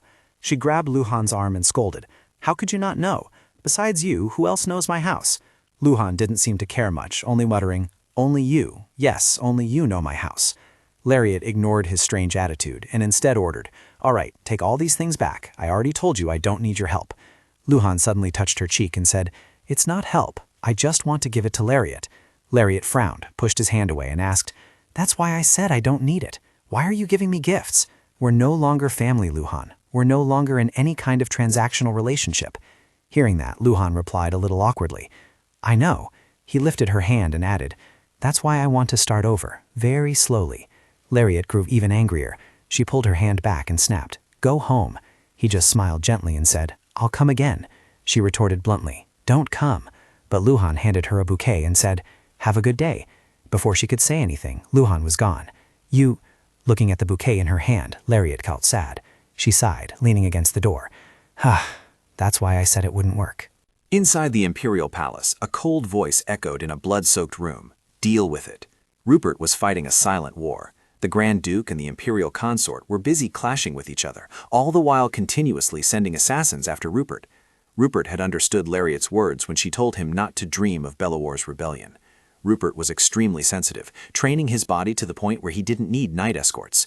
Luhan stood at the door, warning Rupert, "Your Highness, please be careful. There have been strange rumors that you've gone mad with blood." He then let out a heavy sigh. He continued to remind him. And about finding servants, several people have already quit this month. Rupert, hearing this, clutched his forehead in a headache and said, Guards don't need mouths. You talk too much. Luhan, with a cold expression, continued to remind him, I hope your highness does not forget the virtues of an emperor. Hearing this, Rupert turned his back and said, You sound just like your sister. Suddenly, Rupert turned back and asked, Are you leaving today too? It seems there's still time. Luhan replied, If you're jealous, just say you're jealous. Rupert also said coldly, Oh, if you want to die, just say you want to die. Replied to in such a way, Luhan thought in confusion, That way of speaking doesn't suit an emperor, does it? At the same time, Rupert asked again, Doesn't she hate it when you go there? Hearing this, Luhan countered, Does your highness want to meet her that much? Rupert feigned ignorance. Meet whom? Seeing his attitude, Luhan turned and said, Then I'll be going. His footsteps gradually faded away from Rupert's room. The sky today was incredibly clear, and so it was in the city where Lariat lived. A book lay open on the ground, with a few ribbons beside it. Luhan was having his hair tied by a little girl, which made Lariat burst into laughter. Ha ha ha, she said shyly, raising her voice. That's why I said I'm living very well, so don't come here. Luhan stood up and explained, I just came to see you, because even if I sent letters, you don't reply. Lariat looked up and retorted, Why should I reply? He smiled as he untied the ribbons from his head and said, Yes, please don't continue like this, so I'll have an excuse to come see you whenever I want. After removing all the ribbons from his head, he handed them back to the little girl and said, I'm leaving now. I'll be back. Next time I'll come when you're not teaching. Lariat angrily yelled, Don't come again! Even after leaving the house, Luhan could still hear his sister's voice. Hey! He stepped outside the house when Luhan suddenly froze. A dark shadow descended beside him. The shadow quickly dodged away from Luhan, but he had already noticed and asked, Why are you here, your majesty? Rupert slowly raised his head. Luhan stepped forward and questioned, Why are you following me? What if you're discovered? He discontentedly pushed Luhan's hand away and said, Your sister only said not to let her see me, not that I shouldn't look at her. Luhan insisted, I'm asking you for a reason. Rupert bit his lip, clearly showing his displeasure. He turned his face away hesitantly and said, Because I miss her. Because if I don't see her, I feel like I'm dying. Your sister is living well, but I'm suffocating to death because of her. Rupert looked at Lariat, who was smiling brightly inside the house. Then he gave a self-deprecating laugh. Because of her, even if I were to die, it probably wouldn't matter. Lariat, meanwhile, remained oblivious, enjoying herself inside the house. Inside the classroom, children's voices rang out. Teacher Lariat! Lariat picked up the little girl and praised her. You're so cute today, too. The little girl also smiled brightly and complimented back. Teacher is beautiful, too. The bakery owner, seeing this, suddenly blushed. Lariat noticed it. She put the little girl down and asked, Is Aunt Isareth okay, Fernan? Seeing this, the little girl answered for him. Auntie is still sick, so Uncle hasn't come to the bakery for 2 days. Lariat replied with concern. Is that so? Then Lariat turned to Fernand and asked, Is there anything I can do to help? I can look after the shop, too. He immediately stood up. Really? Lariat smiled brightly and replied, Anyway, besides tutoring, I don't do anything else in this village, so when can I start? Fernand, trembling with shyness, stammered, Tomorrow morning would be fine. Lariat took the shop keys and replied, Yes. She then wondered to herself, Is it because I'm a noble that they find me unapproachable? Well, once we get to know each other, it'll be more comfortable. The next morning, Lariat sat watching the bakery, thinking, There's not much to do, it's really leisurely. She gazed thoughtfully outside. Looking at the fresh scenery outside, Lariat quietly remarked, It's already summer, and it's Rupert's actual birthday today. I really want to wish him a happy birthday. The bakery door was suddenly pushed open. Luhan entered, leading Rupert, who was completely covered by a hood. Lariat. She stood up, dissatisfied, and asked, Why? Why are you here again? Suddenly, Lariat realized something new. Rupert's face under the hood looked up again. He, in his disguise, looked straight at her with sadness. Lariat asked curiously, Who is this? Luhan extended his hand and introduced him to her. He's a junior officer I happened to meet earlier. She stepped closer and said cheerfully, Nice to meet you. My name is Lariat. Rupert remained silent, not responding. Suddenly, he reached out and took her hand, then abruptly kissed the back of her hand. This made Lariat's face flush crimson. He immediately said, I didn't mean to startle you. You must really like bread, don't you? Hearing this, Lariat thought to herself, From the way he speaks, he seems to be a noble. She looked up, smiling brightly. Did you buy bread? A nostalgic look appeared in Rupert's eyes, and he lowered his head. She immediately blushed and exclaimed, What is it? But Rupert only placed a hand on her head and ruffled her hair, leaning close to her with a gentle smile. Rupert took out a piece of paper and asked, I'm sorry, I didn't know you were so scared. Lariat's face flushed with embarrassment, while while Rupert noticed the paper flower she had folded on the table. He approached and asked, "Who are you planning to give this to?" Lariat denied, "No one." Rupert then asked, "Then could you give me one?" She gently agreed, "All right." Lariat gathered all the flowers into a vase. She handed them to him and said, "They don't have an owner, so you can take them all." Rupert gave a wry smile as he accepted them. "Thank you." Suddenly, a tray of pastries was pushed between the two of them. Luhan very naturally asked, "Aren't you going to pay?" Seeing Luhan casually interrupt, Rupert was furious but couldn't say anything. Watching the two argue with their eyes, Lariat thought, so Luhan likes to tease his juniors. From that day on, although it was said to be only 2 days, because Fernand had a reason, I continued to look after the store, and the man I thought wouldn't return became a regular customer of the store. Rupert asked curiously, "What's wrong?" Lariat, who was about to pour tea, immediately replied, "Well, your hair color is really beautiful. You come here often. What's your name?" Rupert looked at the teacup and gave a wry smile. "I won't tell you." Seeing this, Lariat put her hands on her hips in annoyance. "Hey!" Suddenly, she saw a glimpse of Rupert in this person. "Oh!" Lariat placed her hand on the table and immediately asked, "Have we met somewhere before?" Because she was so engrossed and observing, the distance between them was now extremely close. Rupert reached out, wanting to grab her waist, and said, "If you keep getting this close, it's dangerous." Lariat blushed with embarrassment and exclaimed, "What's wrong with you? Let me go." He held her tightly and said in an imploring voice, "Just for a moment, just for a little while." Rupert's hand holding her waist trembled. Lariat's whole body stiffened. She finally embraced him. Rupert closed his eyes, deeply saddened. He slowly released her, then suddenly pulled Lariat away and ran off, leaving her bewildered, wondering what just happened. Rupert ran outside, gasping for breath. His hair returned to its original golden color. He wondered, "Why are you like this? Why are you close to someone who isn't me? Is it because I killed you? Is it because I still hold the throne despite not having Bellowa blood and have hurt you and your family? I would be like that if I didn't have you by my side." The Empress, Arnap, and the Crown Prince were torn to death to punish Bellowa, who had hidden Akin's daughter. They must have eradicated any trace of the family, even those with the slightest connection to Bellowa's bloodline. Because I am myself, I understand myself very well. I am exactly that kind of person, because without you, I am just such a despicable person. If I don't have you, I wouldn't even be able to exist. How agonizing it is to be unable to live without you. Winter arrived, and Fernand was still busy caring for Israel's illness. That's why I was still working at the bakery. Due to being too busy, I requested to reduce my tutoring hours at home. Luhan became the commander of the Royal Knights. I started writing letters to my mother. Luhan said that Arnap was disabled, and the Crown Prince had contracted an incurable illness. It seems they are secretly vying for the throne. What will happen if the Empress cannot leverage Arnulf? Passing by a shop, Lariat noticed a piece of jewelry that caught her eye. It was so beautiful. The shopkeeper gave a forced smile. "You just need to give me 3 silver coins." Lariat clasped her hands together and pleaded, "That's too expensive. Please lower the price a bit for me." But someone else had already paid for it and bought it. The shop owner took the money and said, "Thank you." Lariat looked at the jewelry with regret. "I was still planning to buy it." Then she recognized the buyer as an acquaintance and exclaimed, "Ah, it's Luhan's junior." But he suddenly ran off, startling Lariat. "Ah, where are you going?" She frantically chased after him. When Rupert turned his head, he asked in confusion, "Why are you following me?" Lariat, with her hands on her hips, casually said, "It's good to see you. I haven't seen you around lately. I thought you might come, so I saved some good tea leaves."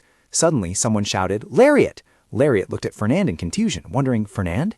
He panted and asked, "Do you know this man?" Lariat smiled brightly and replied, "He's a guest of mine. It's been a long time since I last saw him." Fernand grabbed her hand and said, "If you're done greeting him, come with me." She asked in confusion, "What?" And just like that, he pulled her away. Lariat wondered to herself, what a shame, meeting after so long only for this. Rupert only then realized. He stepped forward, grabbed Fernand's hand and broke it. His screams echoed, "Ah, ah, ah." After he was done, Rupert turned to her and asked, "Shall I kill him?" Fernand groaned in pain. "My hand! Ah!" Lariat said with a cold expression, "No." Rupert understood immediately and nodded. Then he left. She quickly called out, "Wait!" Seeing her run after him, Fernand cried out in pain, "Lariat! Lariat! Help me!" Lariat ignored him and continued to chase after Rupert. She kept calling out, "Wait! Hey, you!" When she had grabbed his cloak, she asked, "Who are you?" Rupert stood still for a long time, and then Lariat realized, "Your Majesty." Rupert no longer maintained that form. He honestly said, "I'm sorry." Lariat thought distractedly, this is getting more and more suspicious. Why am I not angry at all? Rupert deceived me, changed his face, yet still came to find me countless times. Why can't I hate your Majesty? Then she asked with loving eyes, "Why did your Majesty seek me out?" She said to herself, "Why am I so flustered?" Rupert replied, "Because I missed you. I didn't come to find you myself because I was worried about whether you were okay." Lariat exclaimed in surprise, "Your Majesty?" Rupert continued, wondering if he could still appear before her, even in a different form. Lariat looked at him gently, "But thankfully it seems your Majesty isn't injured anywhere." Rupert frowned and said, "I'm very injured. Why wouldn't I be? Don't pretend to be worried about me." Lariat felt a great deal of sympathy for him. She walked closer to him and exclaimed, "Your Majesty, please be careful with Tori." Rupert looked at her with regret. That's right. I should have listened to Tori when he told me to be careful with you. If I had, I wouldn't have known such a terrible feeling. But I was like a fool who couldn't stay away from you. I'm furious. Lariat could only silently look at him. Then she turned her face away. Rupert looked at her sadly, as if he had understood her meaning. After that, he immediately turned and walked away, leaving her standing alone, watching his retreating back. Fernand was in pain because Rupert had his arm broken, so he asked me to work at the bakery for a while longer. And was Rupert's action a trigger for something? Fernand also started acting very strangely. Suddenly, he ran towards her and shouted, "Lariat!" Lariat was annoyed by his words. She wasn't married yet, so it wouldn't look good if she was seen with many men. "This is my gift. Your hands are truly beautiful. Isabel isn't feeling better yet, so the bakery is relying entirely on you," she thought irritably. "You created this mess. What am I supposed to do?" Fernand grabbed her arm. "Lariat, talk to me for a bit." Lariat turned, showing her reluctance. "No way." Fernand still pleaded with her. "I apologize if my words bothered you, although I don't know what bothered you when I said you would raise my child well. Lariat, you know I like you as a woman, don't you? Now quit your job there and marry me." Lariat immediately protested vehemently. "I don't want to," he delusionally exclaimed. "Acting like this doesn't make you charming at all." She irritably gritted her teeth and pushed Fernand's hand away. "You're really annoying me. I won't come to the bakery anymore after this." He still tried to follow her. "Don't you like me?" She coldly replied, "Not at all." Fernand stubbornly called out to her, "Let's talk properly for a bit. Wait for me." Suddenly the ground rose up and Fernand immediately tripped over it, falling onto the road with a cry of, "Ah!" He trembled as he thought, "Why would she leave me alone like this?" Not long after, Lariat approached the wall. She raised her hand to the middle of the wall and exclaimed, "Rebi!" At this, the wall gradually disappeared. Suddenly, Rupert appeared before her. "What is it? How did you know?" Lariat blushed and said, "Because this wall just looked a bit strange, and lately I've also been practicing alchemy." He frowned and asked her, "What was that scoundrel doing following you again?" Lariat then explained to Rupert, "He followed me and said he liked me and wanted to marry me." Rupert furrowed his brows, thought for a moment, then decided, "Let me kill him."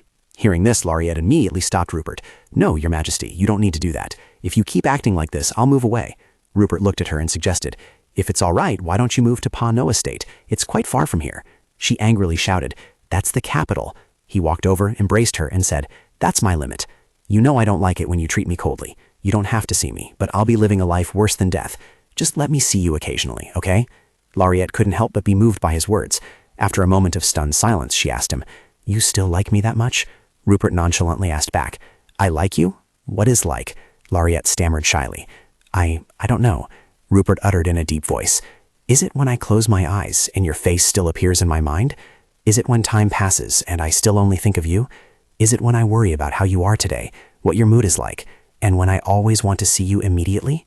Many times I tried to endure. No, it must have been dozens of times a day. At some point, even though I wanted to endure, I missed you so much that I couldn't bear it anymore, and I felt that if I didn't see you, I would die, and I want to live.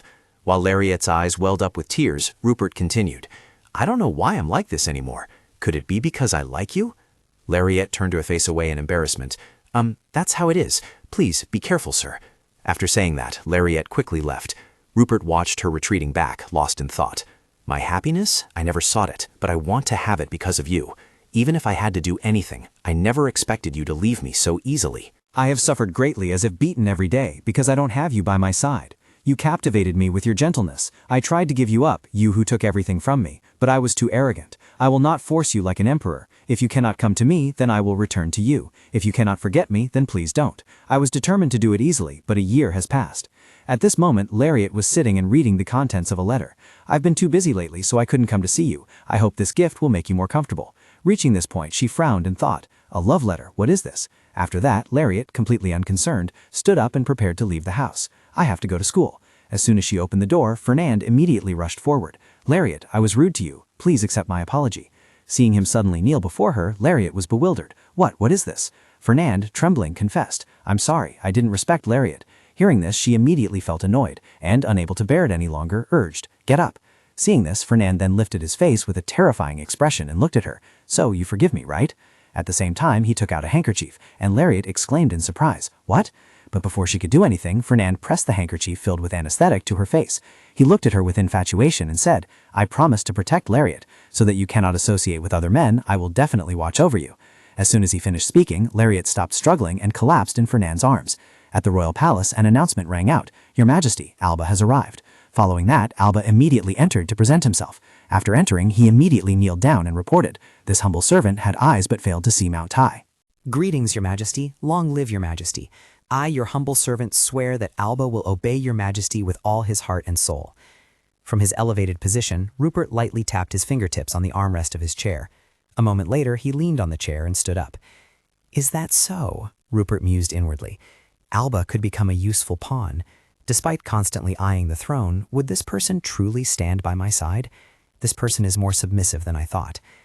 After hearing his words, Alba immediately spoke. All of Alba's military and financial resources, including its talents and wealth, I beg your majesty to use them as you see fit. At the same time, he thought, my daughter and empress, along with all those in this imperial palace, were indeed cruel to the abandoned Princess Rupert, yet he still does not seek revenge by abusing his power. If we want to overthrow that benevolent emperor, we must, on the contrary, distance ourselves. First, we must protect our family. Suddenly, Rupert walked past him, causing Alba to ask in confusion, Your Majesty, where are you going? Rupert did not turn his head. He replied, I've said all I needed to say, so I'm leaving. The company of knights I brought will receive you. As soon as he finished speaking, Rupert's figure completely disappeared, leaving Alba still kneeling there with a bewildered expression. Time passed and night gradually fell. Rupert went to the small house where Lariat lived and found the door wide open. He thought to himself, she's not here either. He searched for her everywhere but was disappointed to realize she wasn't here either. A few minutes later, as Rupert stepped out of an alley, he suddenly had a premonition. At this moment, Fernand's voice echoed from an old warehouse. I even worked as a slave trader to make money. I've done many professions. Due to the decline of the aristocracy, the men who used to come to me have now disappeared. Who will come to help me now? Lariat slowly regained consciousness, thinking to herself, that's right, that's his voice. Now there's no one beside me. Meanwhile, Fernand continued to ramble. So my becoming your husband is only a matter of time. After saying that, he reached his hand towards her lips. At the same time, Lariat suddenly remembered someone. How could I even dare to think of Rupert? Do I still have the right to seek him out? I know what he thinks of me, and I understand how much Rupert's love for me means, but something has completely changed and ruined this life. There's nothing left to be ashamed of. If I could see him again, I would want to apologize to him once. For my selfishness that caused him suffering, I am truly sorry. After Fernand slapped her face before he could do anything further, Rupert appeared. I thought I was coming to pick you up. Fernand saw him and immediately cried out in panic. Who are you? How did you get in here? To his furious attitude, Rupert indifferently replied, although this has happened many times, I have never been this angry. Even after slamming Fernand's head against the wall, knocking him unconscious instantly, Rupert still wasn't appeased. He tossed Fernand's body aside, then approached Lariat and said, Since I've conceded so much to you already, you must give up one of the two. Upon hearing this, Lariat could no longer hold on and collapsed. Rupert quickly embraced her, gently stroked her head and said, You can blame me or hate me to your bones, for I will always be by your side. Chapter 121. Rupert embraced Lariat tightly. In her unconscious state, she called his name, Rupert. He listened silently, wondering what she wanted to say, but then realized she had fainted. A moment later, Rupert tightened his embrace, holding her close, and softly replied, A perilous night passed, and a new day dawned. Sparkling sunlight streamed through the window frame. Suddenly, Lariat sat up in a fright. Why am I in the imperial palace? Rupert reached out a hand and gently pushed her back onto the bed. You should rest more. Lariat was confused. What's wrong? Is this a dream? Rupert crossed his arms, looked at her and said, You answer me first. Why did you call my name? She asked back, bewildered. When did I call you?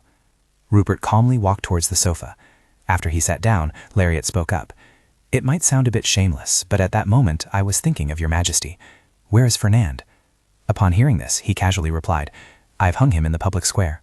There was something I overlooked when I let you leave. I didn't do all this just for it to end this way. I will create a city that is absolutely safe for women living alone. You can leave when it's finished. Until then, I won't let you go anywhere. Lariat sat up, confused. What? Rupert looked at her intently and announced, I will confine you to the imperial palace. Seeing his disheveled clothes, she exclaimed in alarm, First, please put your clothes on. But Rupert didn't listen to her. Instead, he completely removed his cloak, revealing his muscular overbody, his eyes seemingly captivating her. Do you know that hundreds of love letters have been sent to me? Since I'm this handsome, you should admire me a bit. Faced with this situation, Lariat couldn't maintain her composure. She felt hot all over and stammered, Sir, what on earth are you doing? Honestly. Rupert moved closer to her and replied indifferently, I'm charming you. I like you, but you don't, and that truly breaks my heart, which is why I said you couldn't be by my side, so I just need to make you like me. Lariat was completely bewildered, thinking, what on earth is he talking about? Nevertheless, she was still drawn to his beauty, her gaze falling upon his body, but in an instant she shyly turned her face away. I cannot stay in the imperial palace if my father finds out. She thought to herself, perhaps father would gather his forces and attack here. At the same time, Rupert leaned close to her ear and asked softly, "Do you still cherish Ben Loa that much? Even after all that has happened, you still don't want to be with me? If I let you face such a dangerous situation again, I will wipe Ben Loa off the map of the Balnerni Empire." Just as you are threatening my life, I will do the same. Do you understand? Lariat stared at him intently, then fell into thought. Was he angry? Was he only enduring this because I just woke up? Seeing her not respond, he stood up and left. But before he could leave the door, Rupert threatened, "If you die, Belloa will also be destroyed." After he left, she softly called out, "Your Majesty." Lariat thought to herself, I haven't been able to leave His Majesty's bedroom. I haven't even seen Rupert for days. All I've received is a threatening letter telling me not to escape. One day, Louis, with dark circles under his eyes, was still very cheerful when he saw Lariat. "I thought you would run away. Luckily you didn't." Lariat changed the subject and said, "Please tell me about the work situation recently. As I've been away for quite a while, it's hard for me to understand the atmosphere in the palace." Louis was surprised after hearing this. "Huh? I thought you weren't leaving? It's a good thing. If you plan to escape, please go somewhere near the Chancery. Otherwise, Belloa will be destroyed." Hearing this, she immediately became curious. "Why?" Louis immediately replied, "His Majesty doesn't care much about politics and only chases after Miss Lariat. Now there are so many documents to process that I can't even leave my office." Anyway, lately his subsequent words didn't register with her. At this moment, Lariat was lost in thought. The Arba situation had been relatively resolved, so only her father and the crown prince remained as thorns in her side. After a moment of contemplation, she heard Louis's voice ring out. "I haven't seen Tori lately. Lord Dietrich has also been dispatched far away by His Majesty's command." Given this situation, Lariat didn't know how to respond. She hesitated and spoke. "I don't even know if I made the right choice anymore." Upon hearing this, Louis said, "For you, Lariat, that is the correct answer. It doesn't matter to anyone else anymore. I have to go now." Seeing him stand up, she replied, "Oh, all right." With that, he left. Now alone in the room, she decided to stand up. Suddenly, a maid appeared behind her and offered, "I will help you." Lariat looked at her, thinking to herself, "They say that when Rupert became emperor, he replaced all the servants, so she probably doesn't know who I am either. Although I've been mistaken for the emperor's woman, I haven't been hiding to this extent, and besides, Rupert is still single." Meanwhile, after careful consideration, the maid asked, "I don't know if His Majesty will come today, but I'll prepare anyway." Hearing this, Lariat blushed and refused. "No, there's no need."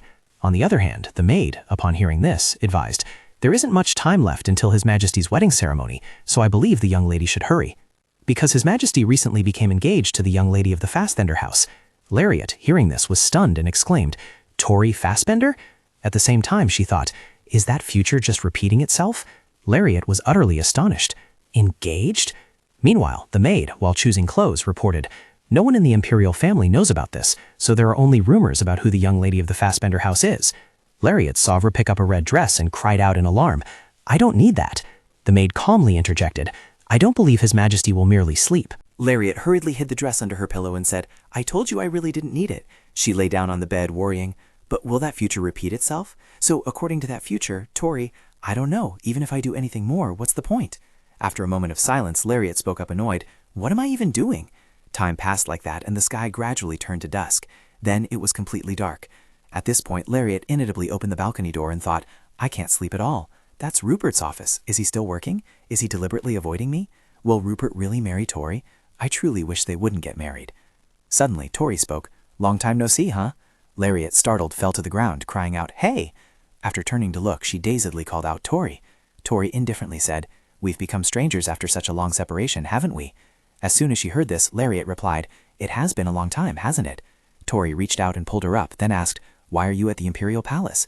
Lariat honestly replied, "I have some business. I'll be leaving soon."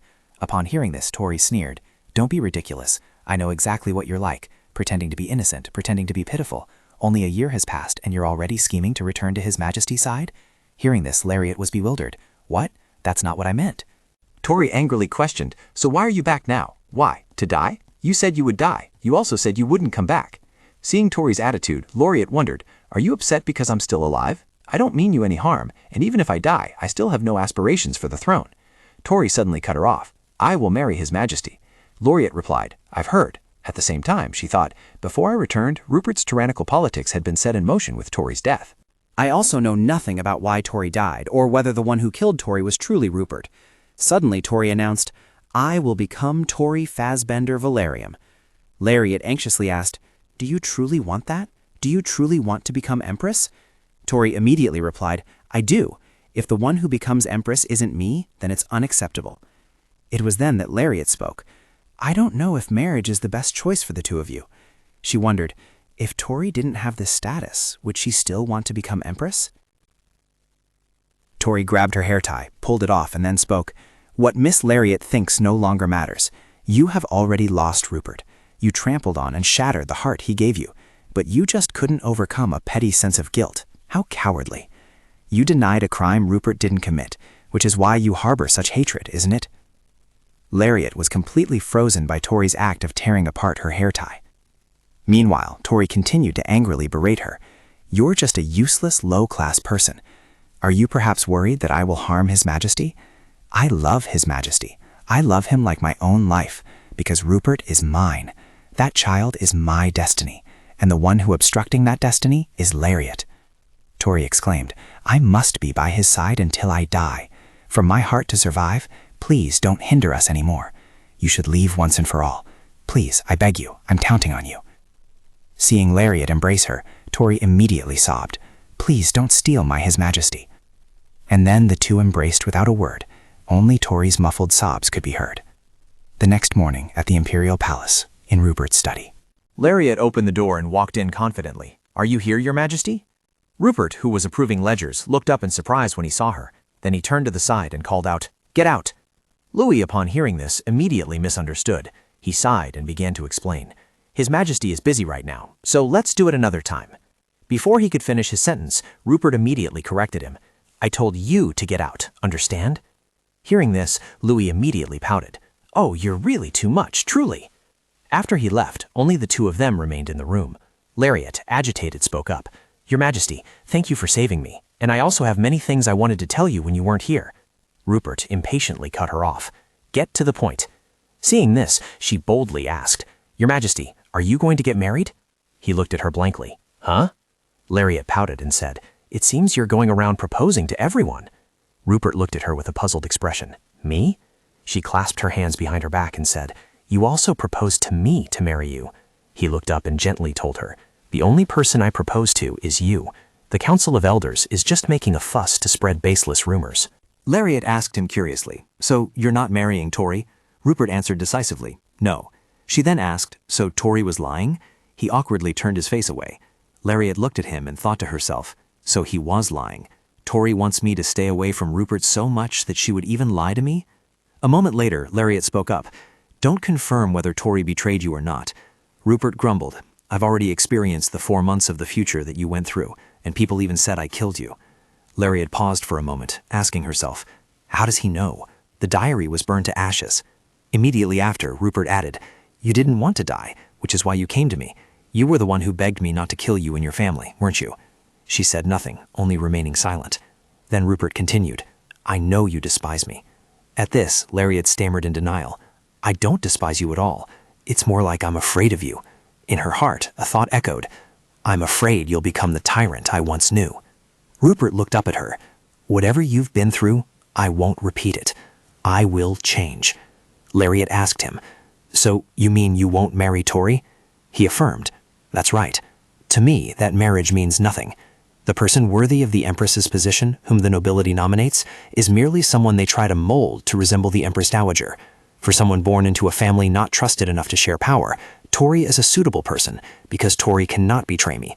But you ask why I'm not marrying?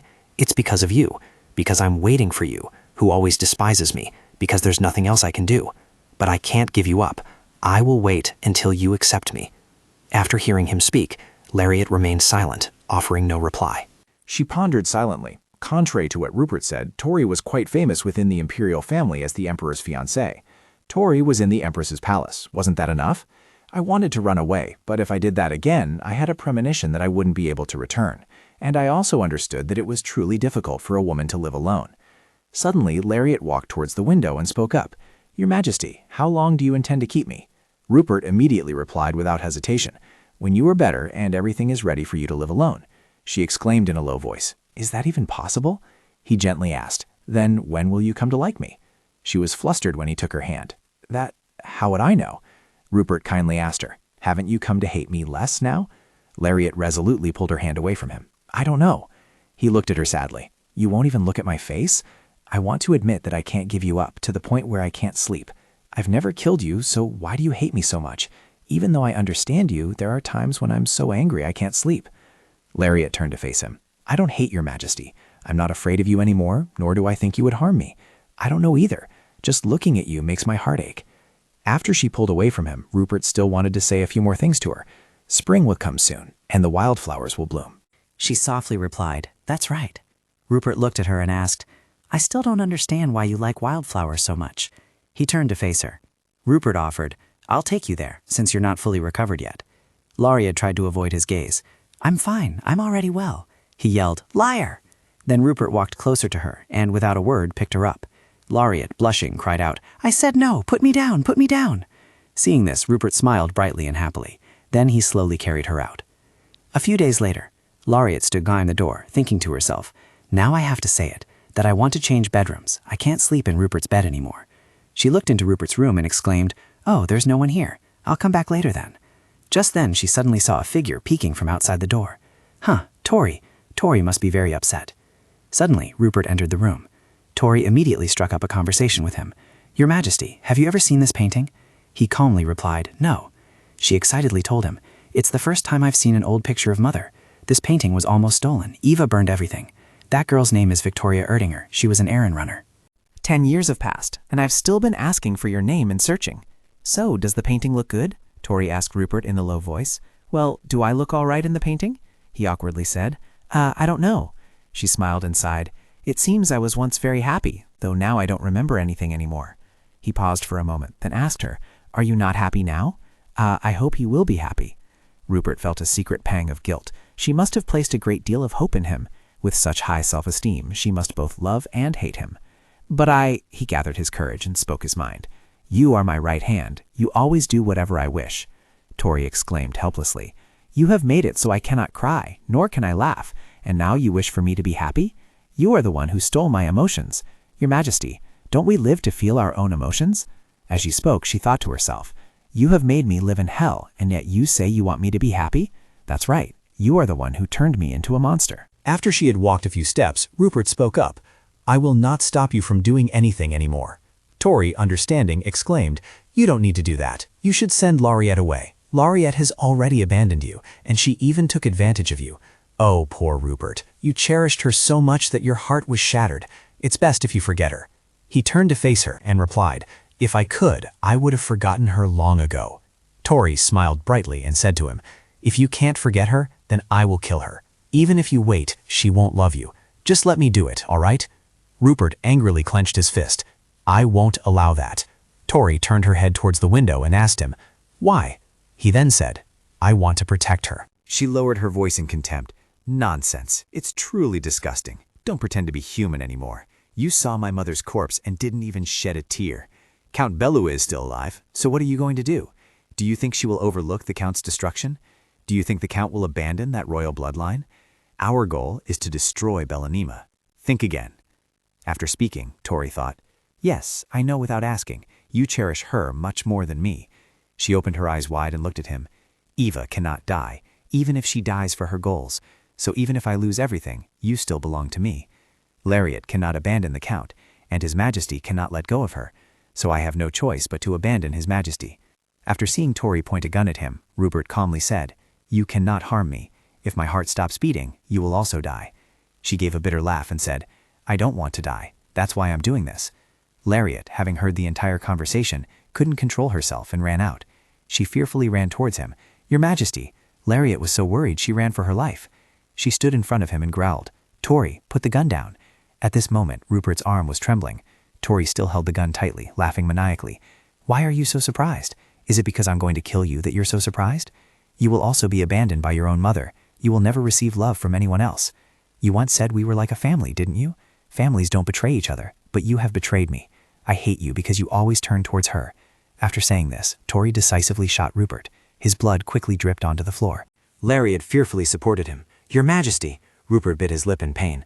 I'm fine, step back. She tremblingly looked at his wound. No, you mustn't. Seeing Tori raise the gun again, Lariat hastily activated the magic circle on her hand and shouted, Stop it, Tori! Ignoring Lariat's words, Tori pulled the trigger again, and a bullet flew out. The bullet shot directly into the magic circle, then deflected to the side. Screams immediately echoed in the room. Ah! Tori uttered in a low voice. Why did you stop me? Lariat wants you dead even more than I do. I know you worry every night about whether I'll kill her or not. Lariat silently wondered, why? Why after all? The people I love are always so cruel to me. Even though I yearn for the warmth of love, and if trying to hold on to it, they always trample it so easily. Tori still held the gun barrel straight in her hand and asked in an emotionless voice, Am I wrong? Rupert stood up and said, Stop it. You know very well that you can't kill me. That's why I told you to wait. That damned metal thing, I will destroy it. Tori laughed and said, So you still haven't come to your senses, have you? Only I. Just like that. Then Tori disappeared for a few seconds. Now the room was filled with glass shards and was a mess. Rupert looked as if he had lost something incredibly precious, his face visibly haggard. Lariat gently embraced him and comforted him. Your Majesty, it's not your fault. Please don't grieve too much. Rupert weakly asked, I couldn't do anything for you. Why? While Rupert was blaming himself, Lariat held him tightly and thought, he doesn't know what his childhood shortcomings and wounds are, having lived this way until now. He wants to fill his empty heart with other things, which is why the only goal in his life is the throne. But can he wait for the day his aspirations come true? Will he get what he desires? A moment passed. After cleaning Rupert's wounds, Lariat bandaged them while asking, Does it hurt? He turned his head to the side and replied, It hurts. It hurts so much I could die. Then his voice suddenly dropped. My mother used to tell me that she never truly valued anyone. But Tori isn't human. I think at least she's not like them. Lariat thought silently. After learning my father had betrayed me, I was also very distressed. That day I was betrayed by my mother, and now I'm betrayed by my father. We were both exploited and deceived by our family members. After a moment of somber silence, Rupert lowered his gaze and said, Forget it. You'll leave eventually too, and you'll hate me. Lariat bowed her head and remained silent for a few seconds. Then she spoke up, Even if you ask me why I've changed my mind now, I have nothing to say. I won't leave you anymore, really. You think no one will ever love you. That way of thinking is too absurd. I will change your mind. Rupert asked, Why? As soon as he finished speaking, he changed his tone. No, you don't have to answer. I don't care. I want to kiss you. May I? After saying that, he reached out and touched Lariat's lips with his hand, then gently kissed her. Lariat blushed and thought, He didn't even wait for my answer. How can Rupert's kissing technique be so good? The kiss lasted for a long time, then Lariat suddenly struggled and pushed Rupert away. He asked in surprise, What's wrong? Don't you like this? Your face is red. Lariat raised her hand to wipe her lips, and at the same time replied, I know. Your ears are also very red. Rupert immediately denied. They're not. Looking at his face, she curiously asked, Do you like me that much? Rupert nodded. Very, very much. Hearing that, Lariat sighed.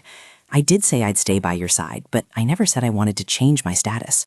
Rupert patted his thigh and said, Who said you're my lover? Come here. Lariat, sweating, replied, I don't want to. Wait, then why do you want to kiss me? Rupert said frankly, Because I want to kiss you. How dare I define your status?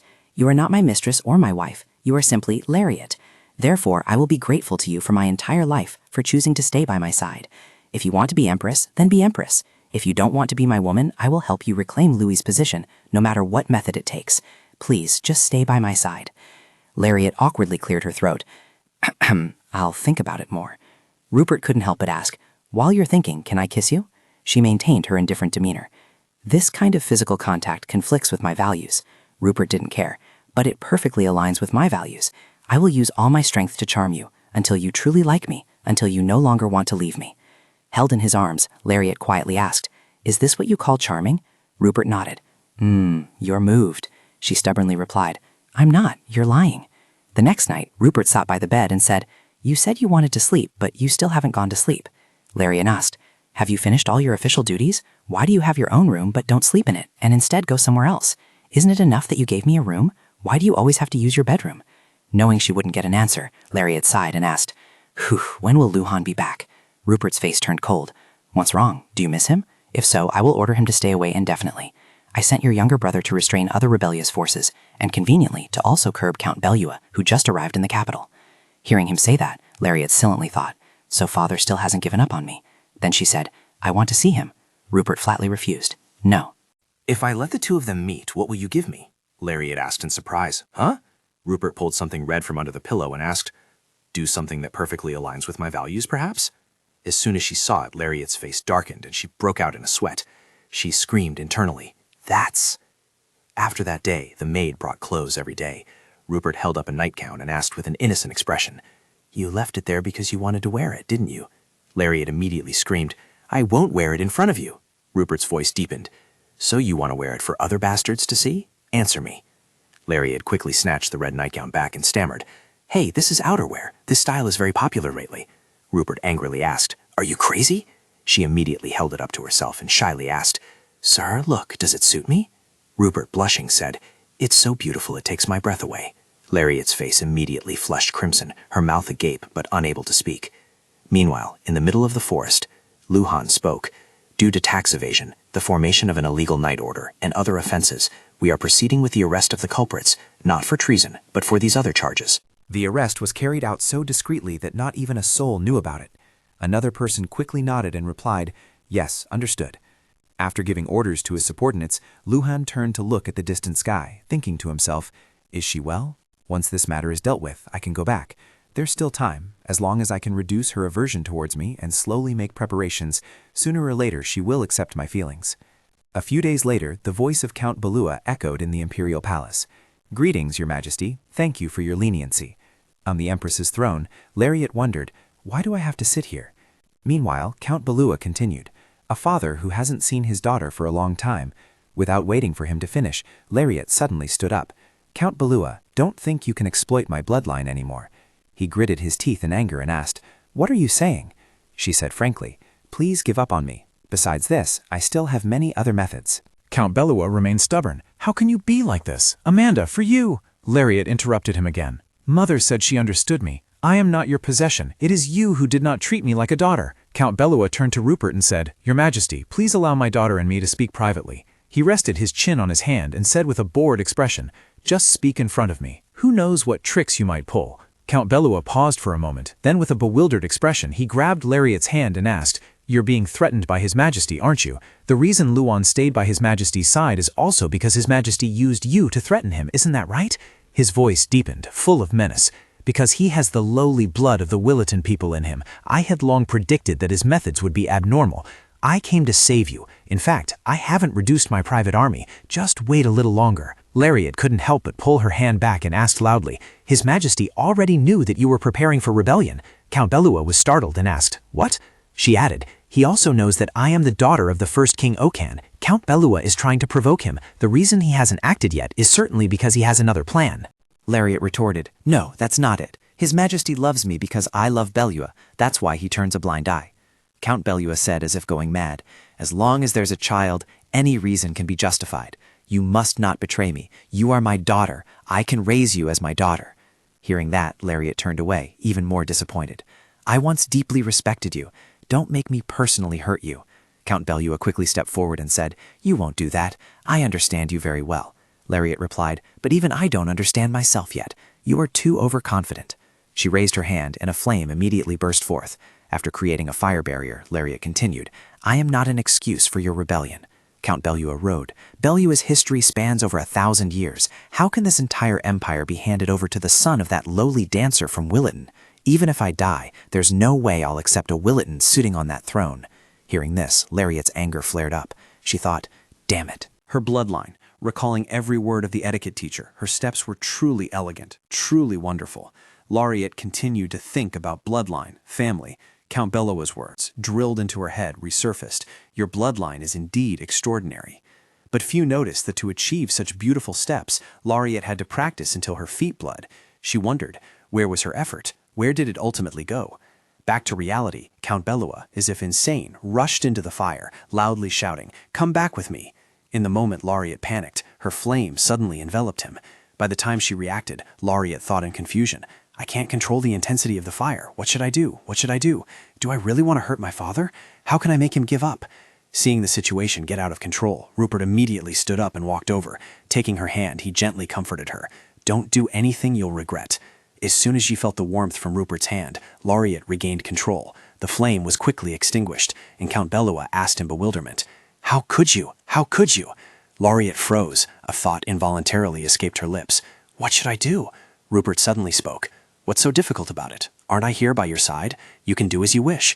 Lariat looked at him for a few seconds, then turned her head and said, I am not an object. My life is my own, and I want to stay by your majesty's side. Count Belua angrily asked, Do you want a Willetan to be your consort? Lariat immediately retorted, No, absolutely not. This cannot happen. Rupert, meanwhile, quietly said, That doesn't sound bad. Hearing that, she immediately asked loudly, Why are you chiming in? Rupert said, Then you be the empress. Lariat asked loudly, Do you think this is a joke? Rupert maintained his teasing attitude. You don't have to either. I just think it would be better if you were empress. Count Belua suddenly slumped his head. Lariat was bewildered for a few seconds. Then she bowed her head and laughed, before her laughter suddenly turned into a sigh. This is utterly bothersome. Rupert hugged her and said, I'm sorry. Lariat replied, I wasn't talking about you. He answered, I know, but I was wrong. After a while, Lariat let out a soft complaint. I'm so tired. Count Belua has been imprisoned. In the room, Rupert's voice rang out. I didn't think you would refuse the Count. After saying that, he thought again. No, more than that. I didn't expect her to abandon her family and side with me. Seeing Lariat sitting gloomily beside him, Rupert was silent for a few seconds. Then he took her hand and pulled her along. It's time for bed. Let's go to sleep. Lariat startled and cried out, Hey, how can I sleep with you? Rupert laid down, resting his head on his arm, and looked at her saying, I thought you slept quite well before. Lariat didn't bother arguing anymore. She sat up and thought, They really don't give anyone any privacy. Seeing her about to leave, Rupert immediately lay on top of her. Then he said, How did I help you before? Lariat replied, You're taking me to the execution block. After all, that is the fate of a traitor. Rupert thought silently, I should do that. I never thought that now she would be everything to me. In my previous life, I cruelly killed her. In the end, I was still a monster who would stop at nothing to protect the throne. Then suddenly she asked, Didn't I say I wasn't rebelling? Lariat gave a self-deprecating laugh. Ignorance is also a crime. Seeing her tears, Rupert said apologetically, I'm sorry. Lariat silently turned her head away. You don't need to apologize. If I can't convince my father, you don't need to worry about me. Go do what you need to do. She added, The rumor that you are from Willetan is baseless. How could such a thing spread? You haven't even been to that country. How could it be your homeland? Rupert thought, Although I've never been there, when I turn it into a colony, I will have avenged Eva. Thinking this, he slowly closed his eyes. In a dark dream, Rupert held Lariat in his arms, her entire body covered in blood. As he was panting, suddenly someone's voice echoed. Why are you startled? Did you kill her? Rupert weakly called out. Physician! The voice echoed again. You killed her too. Rupert didn't give up. Someone come here! Quickly save her! That voice rang out again. You've killed them all, including the palace maid and that little girl. You killed them all. In his arms, Lariat opened her eyes wide and asked, Why did you kill me? Did I commit murder? Did I commit murder? Did I commit murder? Her words were like a sharp knife stabbing into Rupert's heart. He trembled and retorted, No, I couldn't kill you. Now I only have you left. Tori appeared from nowhere, taking Lariat's place. So what about me? Was I killed because I wasn't important? Rupert frantically threw Tori down. She continued, Lariat said you killed me. Rasprick, you killed me. Rupert, trembling, turned his head away. No, it wasn't me. I didn't do it. Lariat appeared again, collapsing right there. Her head was locked in a guillotine and the blade was falling. Blood immediately spurted out and Rupert fell back in terror. Then he woke up with a start, seeing Lariat curled up beside him. Rupert immediately threw himself into her arms, his body trembling. Rupert sobbed, thinking, She's still alive. Lariat opened her eyes, asking groggily, Your Majesty, why did you run over here? Rupert replied, I have a feeling you'll suddenly disappear because you hate me so much, disgusted, and afraid to be by my side. Lariat lifted his face, softly saying, I told you many times, I don't hate you. What do I have to do for you to believe me? Rupert seized the opportunity and said, Kiss me. The air in the room seemed to freeze for a moment. Seeing this, Rupert thought, I must be crazy. She won't agree to this. Just as he was about to turn away, Lariat suddenly pulled his shirt. Then she gave him a passionate kiss.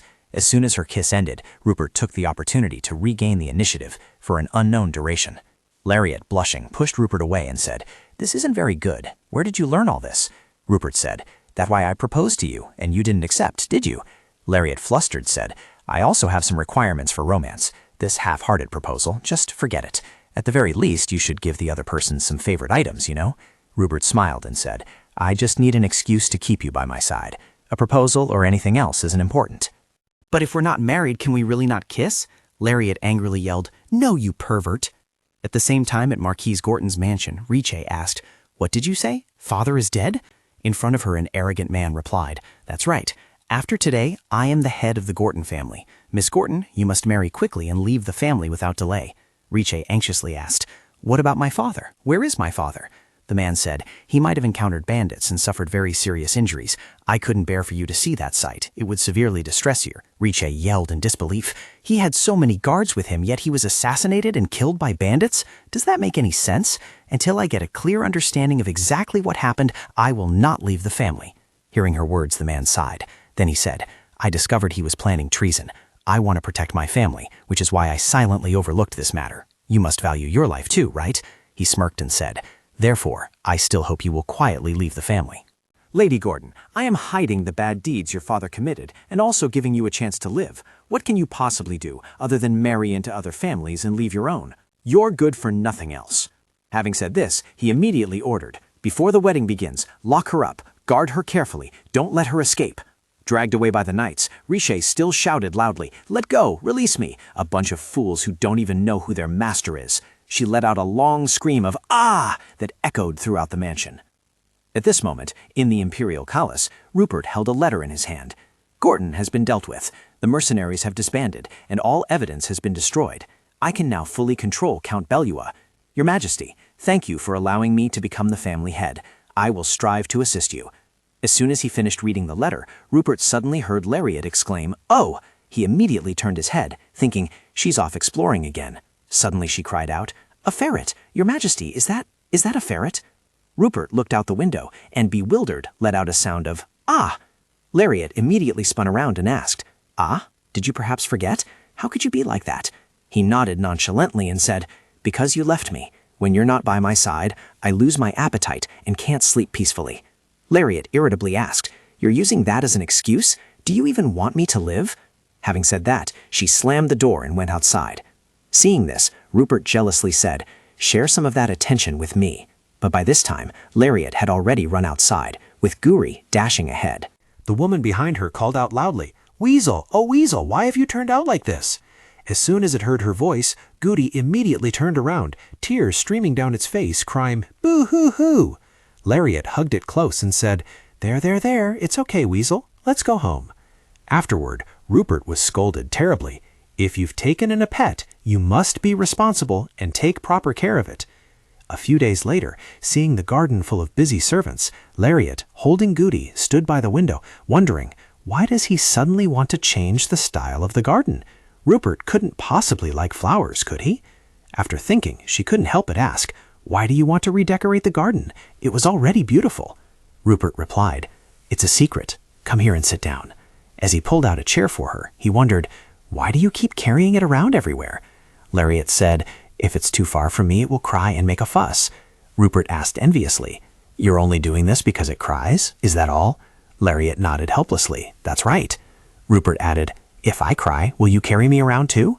Lariat rolled her eyes. "What kind of talk is that, sir, huh?" He stubbornly insisted, "I'm asking if you would or not." Lariat sighed resignedly. "We're already inseparable as it is." Rupert disagreed, saying, "But we can't sleep together, and we even have to bathe separately." Lariat yelled, "Of course it has to be this way. You think there's no problem with it? That's what's ridiculous." Hearing that, Rupert sulked, turning his head with a snort. Then he instructed, "After dinner, go to the study. You don't need to go outside." Lariat asked, "Why?" He replied, "Don't go out until I allow you to." Lariat thought with annoyance, "He won't tell me anything. What on earth does he want to do?" Despite thinking that, she obediently sat in the study, huddled in a corner. From dawn until deep night, when not even a trace of the sun could be seen, Lariat was finally allowed to go outside.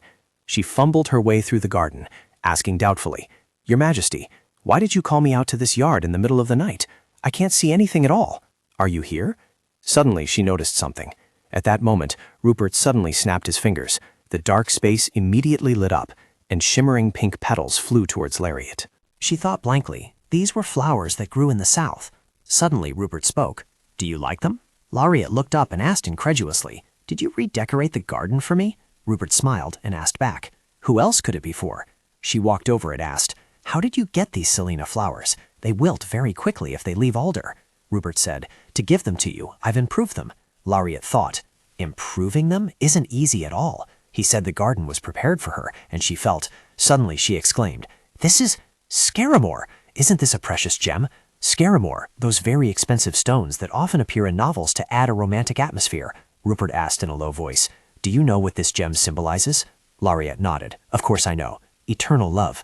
A love that makes one anxious, one that even death cannot make you forget the beloved you yearn for. Rupert smiled, looking at her with affectionate eyes. That's right. To me, you mean the same. Rupert gently spoke the words from deep within his heart.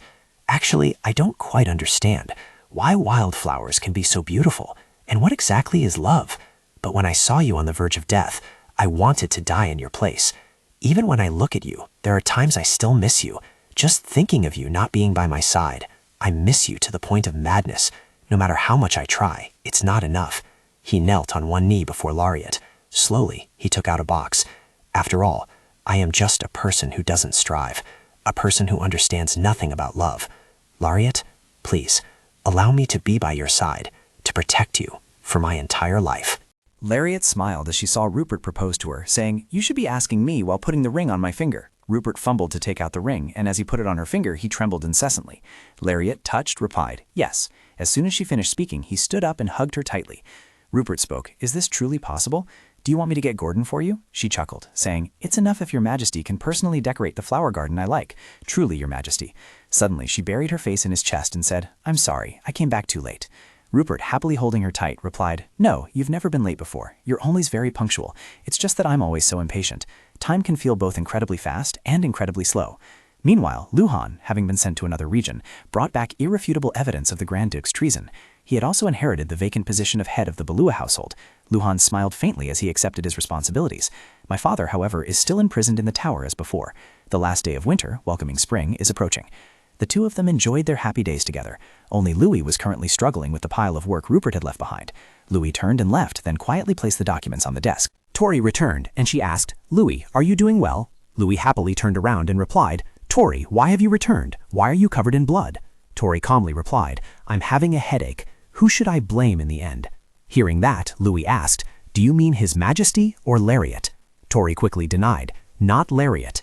Then she handed him a photo and said, "Louis, can you help me keep this safe? I hope I can hold on to this item." Louis looked at the photo and hesitated. "This?"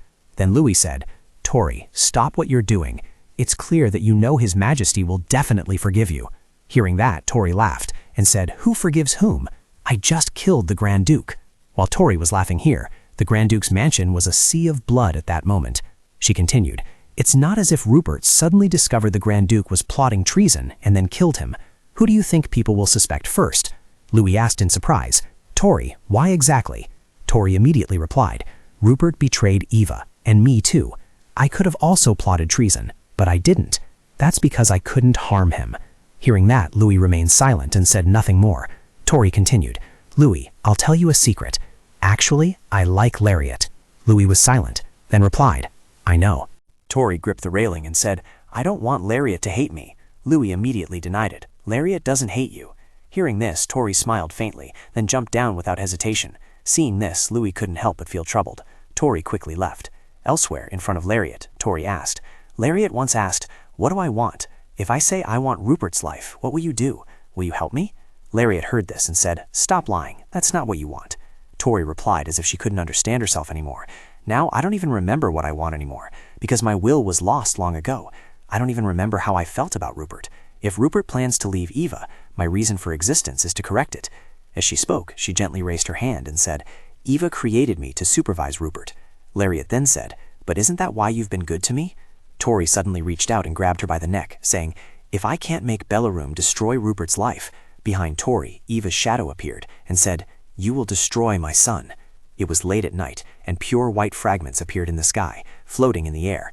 Tori pushed her down and said, "If you die, Rupert will be finished too." Lariat didn't resist at all. She just asked, "So you're letting me live because you want to destroy His Majesty? Just because you want him to fall into an abyss? You didn't treat me well for that purpose." This statement seemed to strike directly at her conscience. Tori continued, "If Rupert dies, I will stop acting. If he disappears, I won't need to take action anymore." Lariat replied, "You don't trust anyone. Only loneliness is by your side." Tori said indifferently, "Do you want me to abandon you to live the life of the monster that terrorized the Empire?" Lariat gently removed Tori's hand and said, "You never intended to harm me. Because you like me, I believe that." Saying this, she raised her hand and touched her face. Then she gently caressed it. Tori spoke, "Gentle Lady Lariat, actually, I am not the hand of darkness. My master's son values me even more than my master does. I know he is inherently a kind young man. He is not suited to be a cruel ruler. The first day I met him, he apologized to me. He clearly knew that one day I would kill him, yet he still made dolls for me." At this point, Tori suddenly asked, "Lariat, you said you were ready to believe that I liked you, didn't you?" "You were right. I like you." Seeing Tori retreating further and further, Lariat fearfully stepped forward. Tori smiled cheerfully as she fell backward, not forgetting to say, "You are more beautiful than spring flowers, warmer than spring sunshine, gentle like the spring breeze. You are a gentle lady." The very moment Lariat ran forward, Tori had already fallen. She could only stand by the balcony and shout, "Tori, no, don't, no, don't." Lariat cried and thought, "My instincts tell me that I might never be able to see Tori again." She collapsed, crying loudly, "No, don't, no, don't." Deep down, her heart was filled with endless pain, a harsh and cruel farewell. Tori was gone. She cried out for Tori, then continued to think that before she had left words more gentle and imbued with affection than anything else. Afterwards, the Grand Duke, who was preparing a rebellion, was found dead in his mansion along with his aunt. Rupert presented the evidence of rebellion that Luhan had brought back, publicly proving that the Grand Duke was preparing a rebellion, and blamed it on ordinary people who held grudges against the Grand Duke, ending everything with an act of revenge.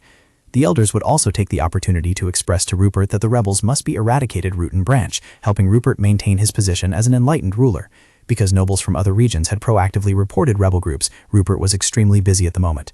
Lariat was always by his side, helping him. "Your Majesty, my father—" Rupert interrupted, saying, "Wait a moment. Releasing him now would make everyone suspicious." Hearing this, Lariat denied, "You don't have to do that. My father was also once guilty of a similar offense." Rupert looked up and said, "It's awkward, but shouldn't I still greet him a little? Tell him I want to marry his daughter?" Hearing this, Lariat hesitated slightly. That... Rupert paused his work and approached, asking, "Is it that you don't want to marry me?" Lariat turned her face away and replied, "Yes." Seeing this, Rupert said, "I knew it would be like this. Do you still find me scary? Do you despise me? I don't know what I can give you to make you accept me. Or should I offer you the throne?" Hearing this, Lariat lightly slapped his mouth. Then, displeased, she said, "I've told you many times, I don't dislike you, nor am I afraid of you. How could I hit someone I'm afraid of?" Rupert seized the opportunity to feign a pitiful, weak expression. "Why did you hit me? It hurts so much." Seeing this, Lariat quickly cupped his face, worried. "Does it hurt a lot? I'm sorry." Rupert suddenly said, "Then blow on it for me." Immediately after, Rupert reached out and kissed her. Lariat said, "Is this what you call blowing on it?" Rupert defiantly replied, "To me, it is blowing on it." She helplessly replied, "You're too whimsical." Chronolu is the shadow hand that always serves the king. In Tori's heart, there is a sparkling sapphire. Rupert spoke, "This doesn't belong to Belarum, which is why it has never been taken out." He thought, "This belongs to Duke Sultan, the one who sold my mother, the blue one." Thinking this, Rupert angrily said, "I can't even recognize a low-grade magical item." Lariat gently approached and comforted him. As if finding a place to lean on, he turned and hugged her tightly. Lariat spoke up and asked, "Your Majesty, where has Tori gone?" Rupert replied, "She must have returned to her original state." Hearing this, Lariat said, "Can't we find the person who crafted this gem? That person might know a few things." Rupert curiously asked, "Do you want Tori to come back?" Lariat asked back, "What about your Majesty? Don't you want to see Tori again?" Rupert vaguely replied, "I don't know. "I don't want to bind her." As she said this, Lariat suddenly burst into tears. "I miss Tori. And what's more, just because she was your mother's maid, she ended up living such a life. It bothers me greatly." Rupert thought to himself, "If she truly resents us, I hope this nation is destroyed. On the contrary, it would be even better if the people of this nation also lived such lives, suppressing their inner selves, merely following the established path, planning their lives based on their differing bloodlines. Count Lemire once mentioned that if I became the ruler, I could change a few things. Now I truly understand." Lariat gently stroked his face, as if to comfort him. Rupert embraced her, secretly resolving, "I must go see Count Lemire." In the room, everything was neatly and tidily arranged. Lariat's voice rose. "Your Majesty wishes to build a village where single women can live safely, but I want a world without social hierarchy." Lemire immediately replied, "I don't know why you're looking for me. Do you think I have a way to solve these problems?" Lariat stated her purpose directly. "Lemire, I want to be a judge. I want to amend the Empire's laws." Her mind said, a little surprised, "You mean you want to be the Grand Judge? Do you know how long that position has been vacant? Although the Grand Judge can threaten the Emperor, once the elders cause trouble, the Grand Judge can't do anything. That's why this position has been vacant for so long." Hermione asked her, "Has His Majesty agreed?" No, the Council of Elders certainly won't stand by and do nothing. Lariat replied firmly, I will handle this. So, Hermione, if I can become a judge, would you be interested in leaving your Count's family to help me? Although it might not be easy at first, during the preparation phase, I hope you can secretly assist me. I desperately need a secretary who understands the geography of Bellorum and can enter the Council of Elders to help me. Hearing this offer, a silence fell between the two. From the moment her teacup was full until it was empty, she said nothing. Finally, Hermione spoke. If you truly become a judge, then it would be my honor to help you. Hearing this, Lariat smiled happily and replied, Excellent, then I look forward to your continued support. After that, Lariat said to Rupert, Therefore, I want to reform the imperial laws. Seeing this, Rupert squeezed her cheek and said, What then? Lariat cautiously asked, Is that all right? Rupert calmly replied, Yes, you can do whatever you want. I can fulfill all your requests. Hearing this, Lariat blushed shyly. A gaunt and haggard Louis walked over and said, Lariat, since you're here, if you could help, I would be truly grateful. Lariat casually replied, Ah, all right. Rupert immediately hugged her tightly and said, Who are you ordering to do that? Do you want to die? Lariat quickly pushed him away and said, Don't listen to him, Baden, I'll help you. Hearing this, he was moved to tears and said, You truly are an angel. After that, all three worked together to help. During the imperial meeting, a nobleman slammed his hand on the table and shouted, Your Majesty, what is the meaning of this? Rupert calmly replied, I said that untitled nobles are permitted to serve as judges. Upon hearing this, everyone immediately protested. Lady Lariat is not just an untitled noble, she is about to become the empress. How can she serve as a judge? There's no precedent for this. Lariat then spoke up. I do not intend to become a judge immediately. Naturally, this matter will only be considered after I have fully mastered the law and my qualifications surpass those of the current incumbent judges. Wouldn't you agree? Count, you are currently serving as the judge for the Central Region, are you not? Have you ever reviewed the imperial law books? The man paused, speechless at the question. Lariat understood immediately. You haven't, have you? There is a set of law books in St. Beaux-Art that, let alone being copied, has never even been officially published. I dare say there isn't a single judge in this entire empire who truly understands imperial law. A nobleman, hearing this, shouted loudly, Surely this young lady who has merely shone in social circles cannot shoulder such a great responsibility. Another person scoffed, saying, Noble women can only realize their greatest value in society. After all, society is just another word for the battlefield. Lariat calmly smiled and replied, As far as I know, you have never been to a battlefield. Perhaps you would care to navigate society in my stead. A clamor of arguments erupted. Rupert interjected, Regardless of whether it's a judge or a chief judge, the power of appointment still rests in the hands of the emperor. Do you think I am now soliciting unnecessary consent by convening the Senate? A nobleman began to argue loudly. The Grand Judge is a crucial position that determines the prosperity and decline of the empire. You reject the person the Senate has chosen and instead let a brat who understands nothing take office? You might as well appoint me. With a bang, a bullet whizzed past his face.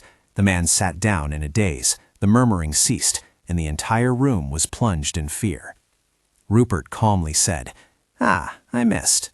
Then he growled, Did you just call the person who was about to become empress a brat?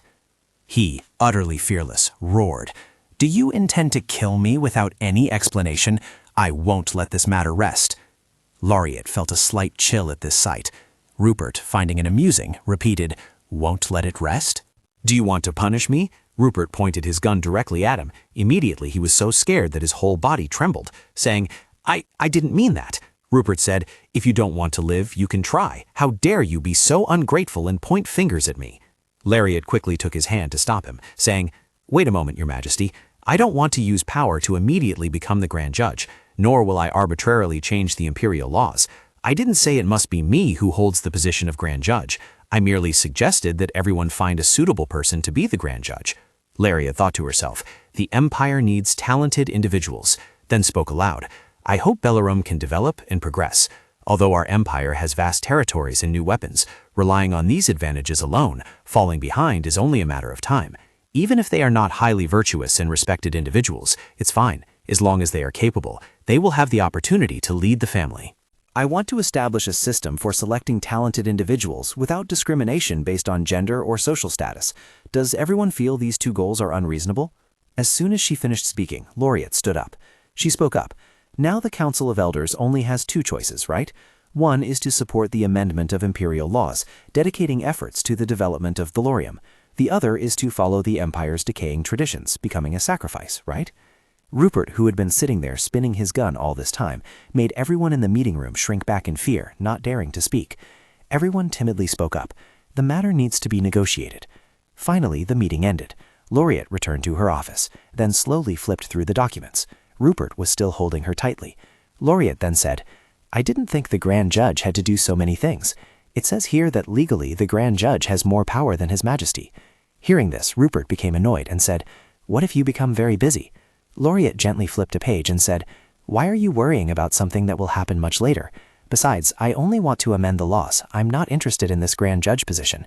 If there's a suitable talent, I'll let that person be the Grand Judge." Rupert happily asked, "So you won't be busy anymore?" Lariat replied, "Of course I won't be busy. But the first question is whether I can even take on the Grand Judge position.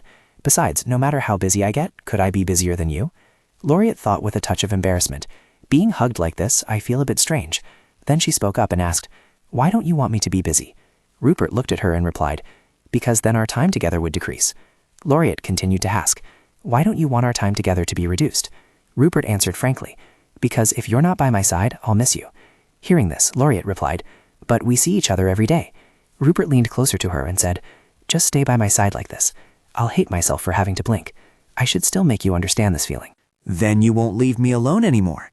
Lariat hastily pushed him away, saying, "We're not even married yet." Rupert replied nonchalantly, "Getting married tomorrow will be fine." Lariat thought in surprise, "A proposal like this? How could it be so casual?" Lariat pushed him away, then stood up and said, "Before we even talk about my father, you must obtain my mother's official consent."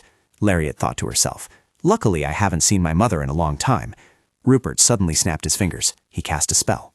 Immediately, Louis was teleported to him while he was still bathing. Seeing this, Lariat quickly screamed, "Ah!" Louis also screamed in surprise, "Ah!" Rupert calmly ordered, "Hey, you're going to Bellowa for a trip."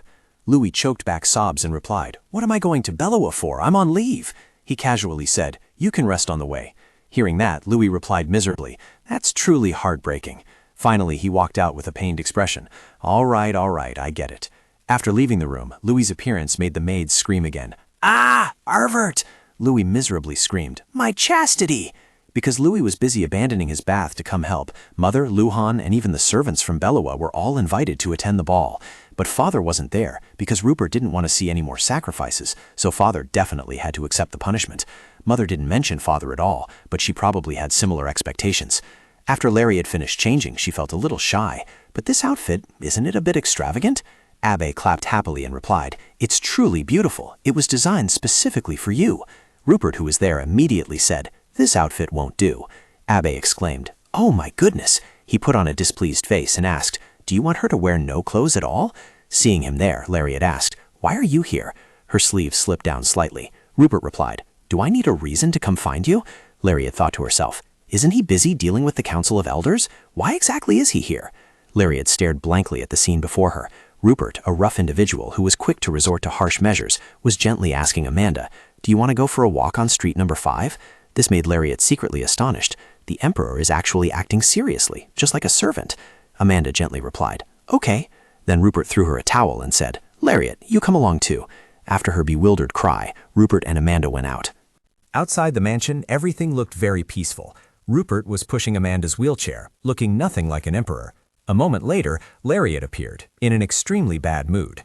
"Don't you have anything to do? Why are you here?" He replied very casually, "Because I missed you so much. I couldn't focus on work. I've already handled all urgent matters, so I came here." Amanda laughed joyfully. Lariat was easily embarrassed, and Rupert gently replied, "Is that so?" His expression sent shivers down Lariat's spine, and the thought popped into her head, Rupert is actually speaking so politely.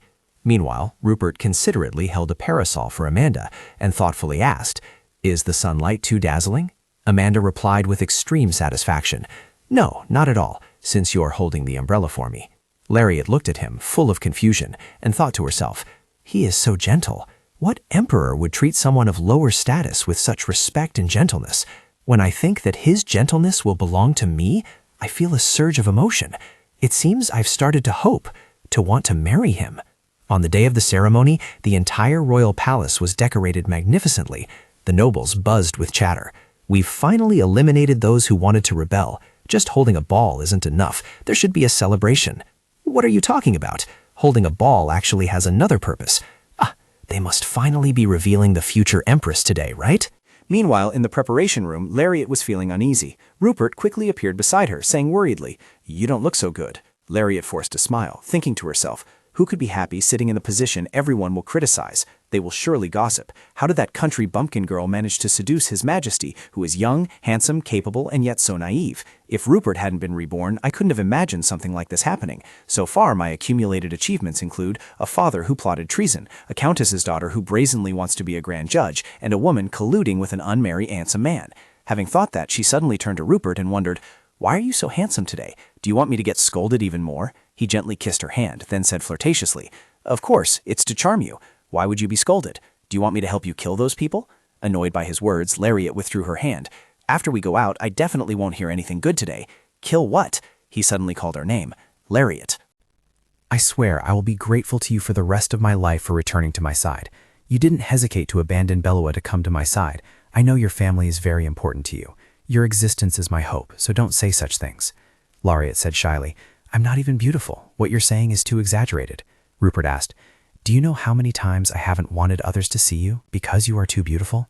Upon hearing this, Lariat's face turned completely red. She quickly turned away from Rupert, saying, "You should look in the mirror yourself and see who the truly beautiful one is." After saying that, she quickly walked away. Rupert suddenly spoke in a serious tone. "I hate it when other men look at you." She shyly asked, "Anyway, have you found the people I told you about?" Rupert calmly replied, "Most of them have been found." A thought suddenly crossed Lariat's mind. The Council of Elders has always been not only the center of power, but also its core, and they resisted reforms with all their might.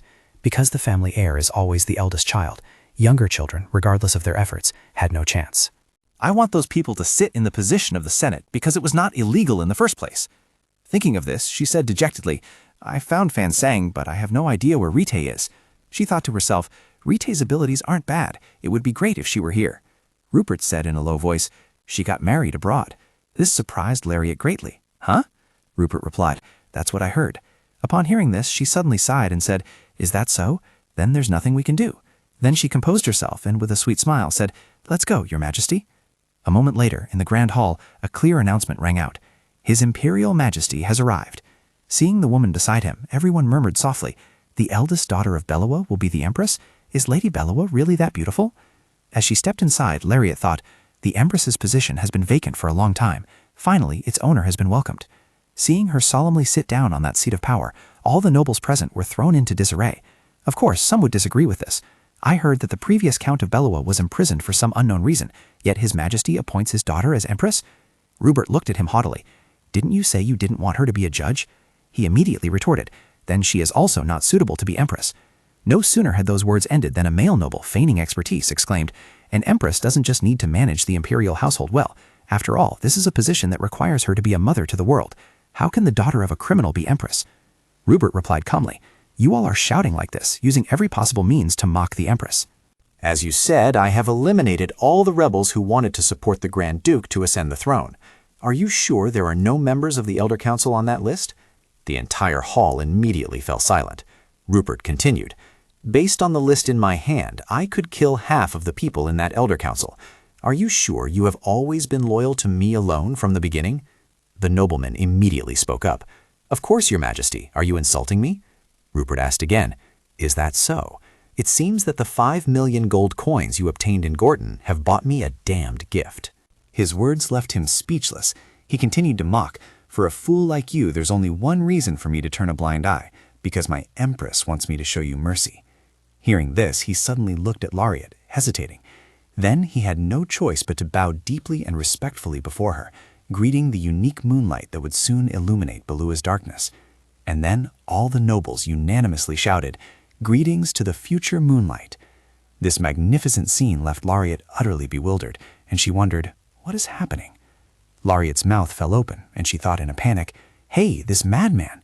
As if sensing her thoughts, Rupert slowly looked over. At this moment, the entire room fell silent. Suddenly, someone spoke in a low voice. "So the Empress should still come from Belua. If you want to live, quickly acknowledge this Empress." Then the nobles continued to discuss amongst themselves to the melodious music. Afterwards, they fell silent again, with only the sound of the music playing. Rupert suddenly stood up, then approached Lariat and extended an invitation. May I have the honor of dancing the first song with you? Lariat felt a slight hesitation in her heart. Really, she thought, then raised her hand and replied, yes. Their first dance began under the watchful eyes of all the nobles. The affection between them made everyone marvel. However, Lariat was secretly puzzled. Isn't the person who dances the first song with the emperor supposed to be the empress?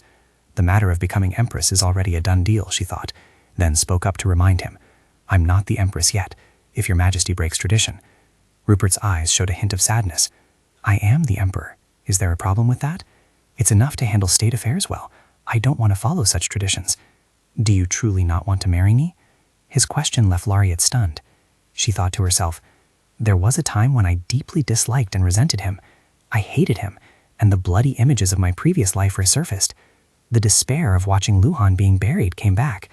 Lariat continued to think, I hope he meets with misfortune. I hope he has a painful end, just like me. Just then, Rupert's words suddenly came to her mind. Because you are not me, you once said you wouldn't leave me. She replied, but I am also your maid, aren't I? You just need to assign me tasks. Rupert replied, didn't I say I would cherish you? Lariat gently said, you once said you would cherish your own possessions, didn't you? Then please take everything of mine, and then cherish them.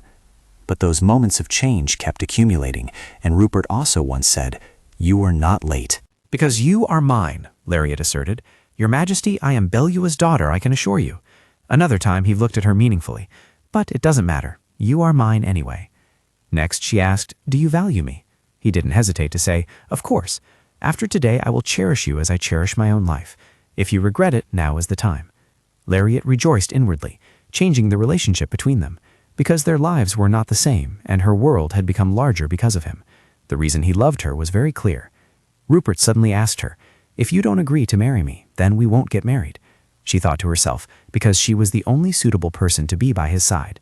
Lariat replied gently, if we don't get married, will you want another empress? A question arose in her heart. What about me? Do I love him? Rupert's face was tinged with confusion. Am I crazy? Then I will be alone. Besides you, I need no one else.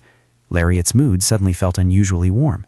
She told herself she liked his gentleness, she liked his kindness. Even though she clearly hadn't made the same mistakes as in her previous life, she felt a pang of self-reproach upon this realization. She liked him because he gave up his great ambition for her small suggestion, and she liked that he hadn't turned into a monster. She had always worried and feared that she wouldn't be able to repay his blind love. She was like an idiot, not realizing she had already fallen in love with him. She suddenly proposed, how about having the Grand Minister choose an auspicious day to hold the ceremony? Hopefully that day will be a beautiful sunny day. Rupert asked blankly, what ceremony? Rupert froze for a long moment, then his eyes widened in astonishment. Overcome with emotion, he instinctively gave her a kiss. This scene made the surrounding nobles quite embarrassed. Lariat hastily pushed him away. Your Majesty! Rupert immediately asked, what's wrong? She pouted, you're hateful. Rupert couldn't wait any longer. He asked, can't we get married today, huh? Or how about now, just when all the ministers are here? You're already so beautiful now, and if you wear a wedding dress, he'll be even more beautiful. Lariat was confused by his words. What nonsense are you talking about? Rupert immediately replied, I can't bear to let others see you in a wedding dress. At that time, I might just gouge out the eyes of everyone who sees you in a wedding dress. Lariat immediately covered his mouth. You haven't officially announced the marriage yet, so of course we need to properly prepare for the wedding, she asked, right? Without further delay, Rupert immediately took her hand, raised it high and announced, she is my empress. The entire ballroom quickly froze in astonishment. Amanda was also extremely surprised by Rupert's blunt announcement.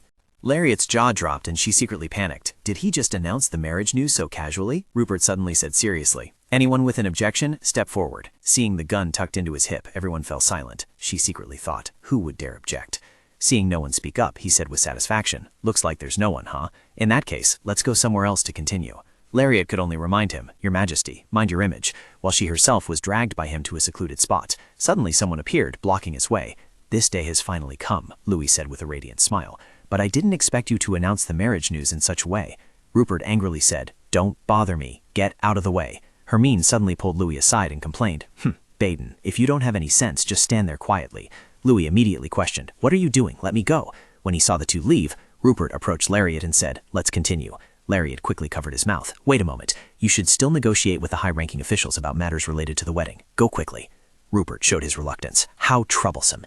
Even if I have to threaten the gods, that day must be a beautiful sunny day, and the ceremony must be held as quickly as possible. Even tomorrow would be fine. Lariat was extremely embarrassed, feeling that the groom was very disgraceful. A moment later, she dared to sigh and think, what was that all about? Suddenly, Luhan's voice rang out, "Lariat!" Seeing his sad face, Lariat immediately became worried. Luhan softly asked, "Do you really have to get married?" Lariat thought, puzzled, what is he talking about? Surely no one heard that, right? And when she was sure no one was paying attention to them, Lariat let out a relieved sigh. Phew. She took Luhan's hand and pulled him along. Let's go outside to talk. Now on the balcony outside, Lariat asked again, "What do you mean? Why are you asking if I absolutely have to get married? Could it be that you, like the Council of Elders, feel that I cannot be empress because I am Belua's daughter?" Luhan bowed his head and denied, "No, it's not." After hearing this, Lariat seriously asked again, "Then what is the reason?" "Are you perhaps dissatisfied with the legitimacy of Rupert's lineage?" Luhan bowed his head and replied indifferently, "It's not that. He silently lowered his head, his body trembling continuously. After a while, Luhan finally revealed the real reason. "Lariat, I just don't hope you'll get married." Lariat asked doubtfully, "Why not?" Luhan explained, "Because for a very long time now, I have always loved you." Lariat said coldly, "A long time ago you said you wanted to become family with me, didn't you?" I said I didn't agree. You haven't forgotten that, have you? Luhan replied, Therefore, I have always been waiting for an opportunity. Even if I have to wait a very long time, it's fine." Lariat said, "Luhan, I have forgiven you and accepted you as family, but if you still harbor these feelings for me, then I will never see you again." Upon hearing this, Luhan reached out his hand and pleaded tremblingly, "I beg you, Lariat. Before you entered the palace blindly, running away without a word. Then you returned to the imperial palace. Do you intend to give me no chance at all, just like before, and leave me once more?" Lariat pulled her hand back and called, "Luhan, I never thought of giving you a chance. I'm waiting for you to let go of these feelings. When you can calmly see me as family, then we can talk again. Having said that, she turned and went inside. I knew Luhan's feelings for me. How could I not know? It still ended up like this. I only felt a little something. A voice full of joy rang out, "My lady, congratulations on your upcoming marriage. Belua's fairy. I knew you two would eventually get married." Lariat was certain of one thing. Luhan would become my family, and he would return with his usual gentle face. Until then, I will do what I need to do, and at the same time wait for him to return. She looked at Rupert and called, "Your Majesty." Rupert replied doubtfully, "What is it?" Lariat said, "We are officially engaged and have announced our marriage." Rupert asked, "So?" Lariat blushed and whispered to him, "From today onwards, can we sleep together now? It must be uncomfortable for you to sleep in the study, right?" Rupert's face immediately turned crimson. He started making things up. "Very, very uncomfortable. Truly uncomfortable. My back hurts a lot." Lariat was extremely surprised. "Oh, okay. Is it that serious?" When Rupert picked her up, Lariat gasped. "Ah!" Rupert quickly said, "Let's go to bed." After the crowd outside immediately erupted. Oh my God, how exciting, how exciting." Lariat, however, felt extremely confused. "Why so fast?" Rupert replied, "I'm tired." Lariat immediately exposed the lie, saying it was all nonsense. As Rupert gently placed her on the bed, he said, "If you already know, then don't expose it." Lariat agreed to the request without hesitation. "All right, it is your command after all." Then Rupert leaned down and kissed her lips. Lariat reached out and embraced the man above her. Blushing, she reminded Rupert, "Please, don't be too rough. Be a little gentler." Rupert leaned in and replied, "I have always been this way with you." A while later, Lariat, looking displeased, tiredly thought, "It's hard to breathe. My waist hurts so much. I'm so thirsty, and I'm all sticky. I need to take a bath first." But before she could leave, Rupert held her back. "Don't go." Held tightly, Lariat let out a cough. She tried to reach for her clothes and said, "I want to take a bath, and there are other things I need to do." Rupert asked, "Do you have to do them now?" She picked up the robe from the floor and explained to Rupert, "My becoming a grand judge is a symbol. It can make people understand that even if one is not the eldest child in a family, they can still join the Council of Elders. Regardless of one's status, as long as they have the ability, they can hold a high position. Most importantly, I'm afraid you'll change your mind." Hearing this, Rupert sat up and asked, "Are you afraid that if I change my mind, I'll send you away? I haven't even truly had you yet. How could I despise you? I've told you, you are not my possession. In this life, I will devote everything to protecting you by your side." After saying this, he kissed Lariat's lips again. Rupert affirmed, "I will use my entire life to prove it, so you just need to watch." Dawn broke again over Saint Bawat. At this moment, Hermine was speaking, regarding the imperial law, which had not changed for 1,000 years. After all, the imperial law had always been revered in Saint Bawat, and copying it was not permitted. Given that, there was naturally no way to change it. Upon hearing this, Lariat responded gravely. Indeed. Therefore, I considered accepting the Williton envoy's proposal to change the system first and wait until the system is stable before gradually reforming the imperial law. That wouldn't be too late. We also need to increase staff and reorganize the system. Suddenly, the door burst open, and Rupert entered, sweeping Lariat into his arms, startling her. Ah! He frowned and asked, "What took you so long?" Lariat looked at him and replied, "Before confirming the law book, I had to review many other things." Hearing this, he said with a hint of displeasure, "After today's wedding, I have to go back." To his surprise, she was blunt. "Then go back." Rupert quickly asked, "Aren't you coming back with me?" She immediately said, "I will return this week." As soon as she finished speaking, he pouted and said, "You still shouldn't be a judge anymore." These words couldn't help but make Lariat furious. "Didn't you say before that I could do whatever I wanted?" Rupert immediately retorted, "You also said you would stay by my side." She asked, "Can't you wait a few days?" He snapped, "Yes, I didn't think you would be so busy." Seeing Rupert like that, Lariat was a little flustered. "But I did it so I could see you often." Before she could finish speaking, he directly kissed her. Seeing this, Min quickly covered his eyes. The wedding is about to start in an hour, so what the eyes don't see won't bother them. Or perhaps you two should go for a walk. And so Rupert decisively picked Lariat up and left. "Good idea," he said. Despite her strong resistance, what's good about it? Outside, the lake surface sparkled, reflecting the sunlight. The clear blue water shimmered like a giant crystal. Lariat thought to herself, as soon as they arrived at Sunboat, he had thrown Tori into the lake. The gemstone seemed to have found its own place, disappearing after emitting light. Then suddenly she saw Rupert burst into tears. This scene made Lariat even more pensive. I still don't understand why that gentleman killed Tori before his rebirth. For a little girl who suffered because time was stopped, did he try his utmost to achieve everything within his grasp, and in the end chose a way to offer her a final act of tenderness, bearing the agony of loneliness alone, sacrificing himself for his only beloved? Although there's no way to know the past, this is my speculation. A moment later, she heard him ask in a low voice, "What should I have done then?" So Lariat gently stroked Rupert's cheek and replied, "You didn't need to do anything." Even so, he continued to blame himself. "If I had known earlier that Tori was merely a divine artifact, perhaps I could have saved her." She continued to comfort him. "But you didn't know that. This isn't your fault. It's a matter of the past. You can't change anything." Saying this, Lariat hugged Rupert, telling herself, "That's right. Because of bloodline. That's why Eva became empress, why Rupert had to become emperor, and also why Tori had no choice but to become a tool. That's why I want to amend the laws. We have suffered so much just because of status and bloodline." Returning to reality, Lariat leisurely played with the water and mused. The color of the lake seems to have become even bluer. Suddenly, Rupert took her hand and said, "It's probably because it's absorbing divine power." Seeing his action, Lariat wondered, "Can I wipe my hands with your clothes? These are what you have to wear for the wedding." But he didn't care at all. "So what? Clothes aren't important. I heard the most important thing at a wedding is for the bride to be the most beautiful. The problem is you're too beautiful. I can't wait until the wedding ceremony. I want to be by your side all day." These gentle words unexpectedly left Lariat stunned. In her ear, Rupert's voice, full of happiness, kept ringing, "We'll do well, as always, no matter what." At this, Lariat briefly thought that his eyes used to be very harsh, like a knife cutting through snow and ice in a harsh winter. But now, at least, when he looks at her, they are warm like the melancholic light of spring, making it unimaginable. So she unconsciously called out, "Your Majesty," then thought that although his life was extremely miserable before her reincarnation, she too had lived a life worse than death day after day. Thinking of this, Lariat seriously looked at him and said, "I love you." Saying this, she stood on tiptoe, wrapping her arms around Rupert's neck, her mind still racing. If he hadn't killed me, if I hadn't reincarnated, then I would absolutely never have known what kind of life I wanted to live. Faced with Lariat's enthusiasm, he didn't refuse, but said in a low voice, "Now I'm so happy I could die. There are times when I just look at you and I shed tears, because it's truly hard to believe that you've come to my side. My heart has been stirred, that's why it's like this." But she didn't reply, instead immersing herself in her own thoughts. "I sometimes feel the same way. There are times when I also find it hard to believe that I chose to be with him." Just like in his previous life, his title changed to Raspuliche I. Although from the moment we were born, fate dictated that we were to oppose each other, our relationship was never simple. Before, we didn't trust each other, sometimes even looking down on the scars left by our wounds.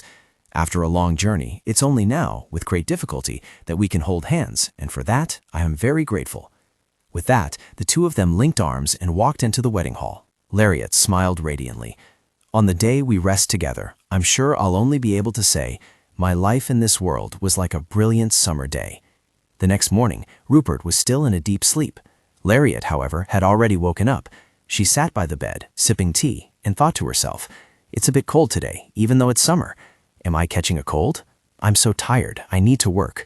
Just then, a sleepy Rupert turned to her and asked, "What's that wonderful smell?" Lariat was surprised. "You're awake?"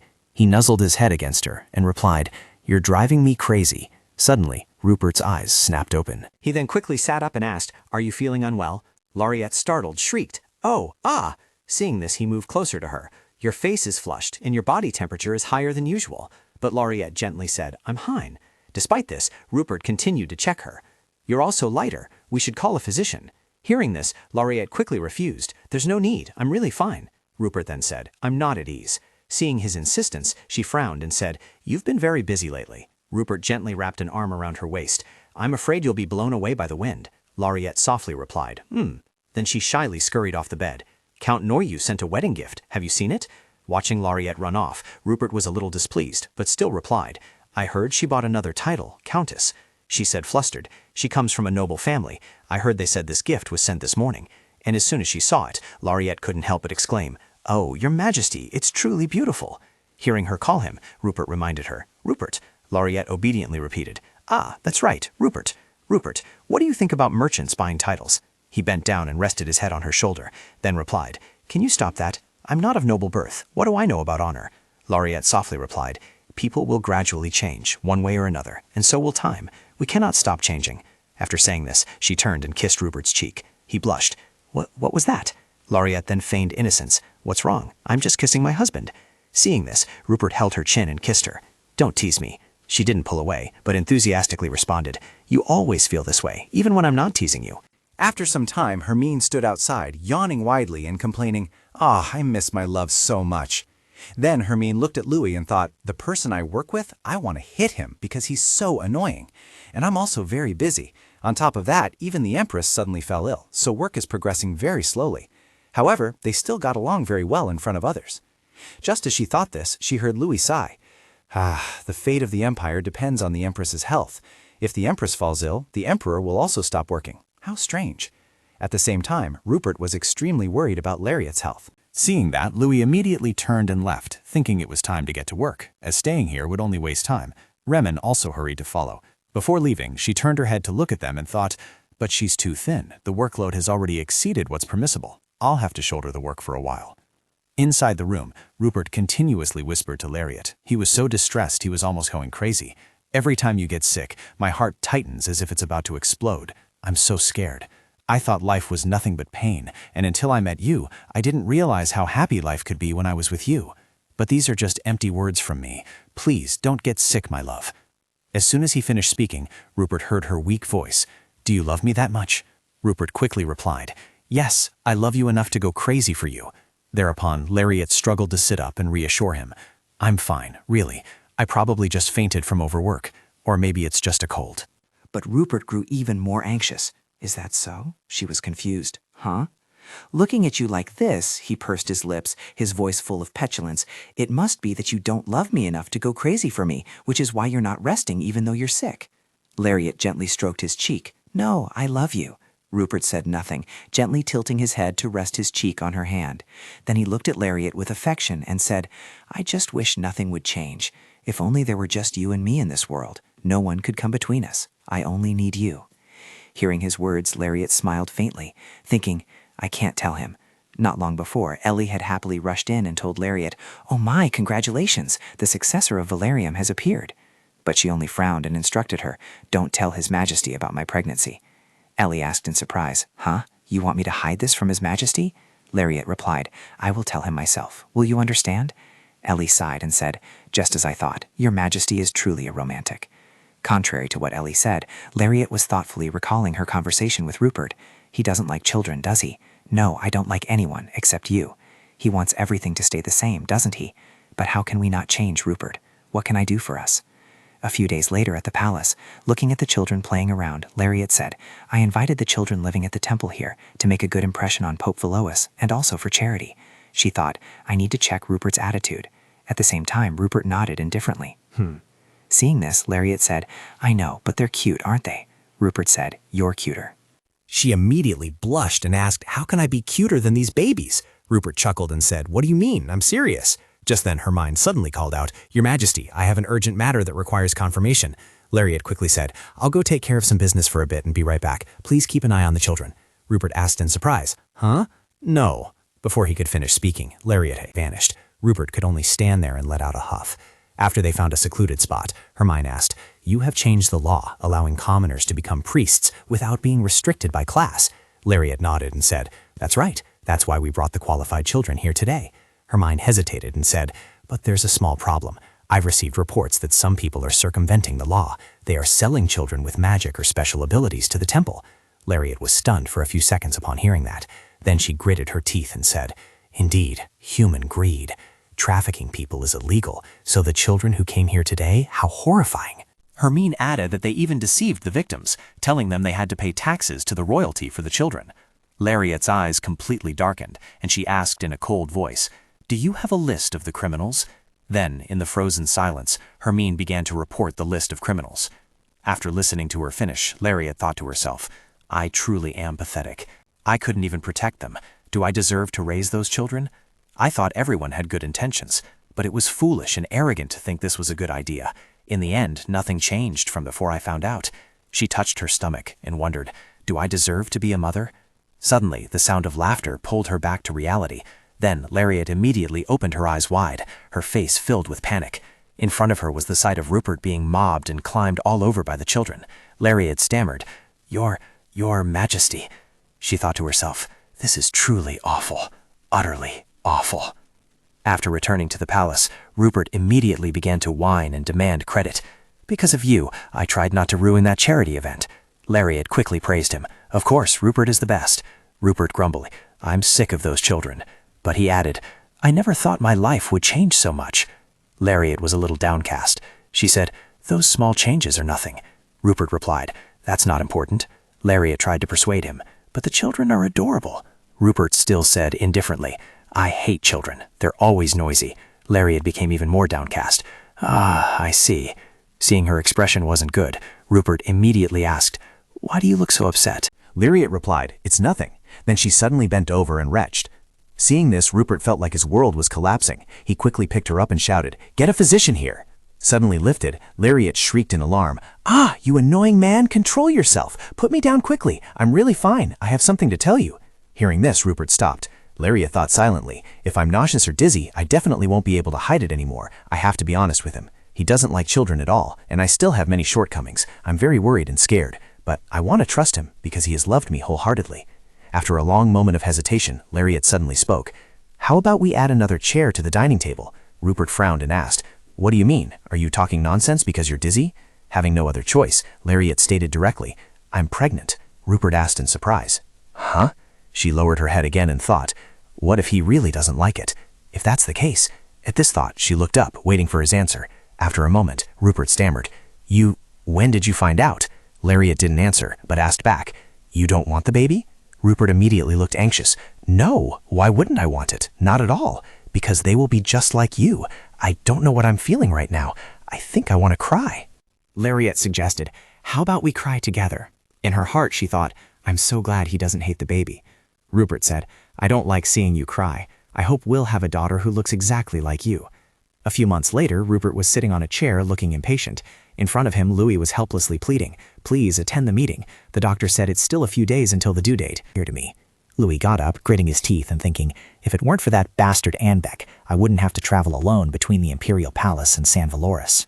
Upon hearing the news of the Empress's pregnancy, Anbach plotted a rebellion, preparing meticulously. He timed the attack to coincide with the Emperor and Empress's discreet return to the palace from St. Volorast.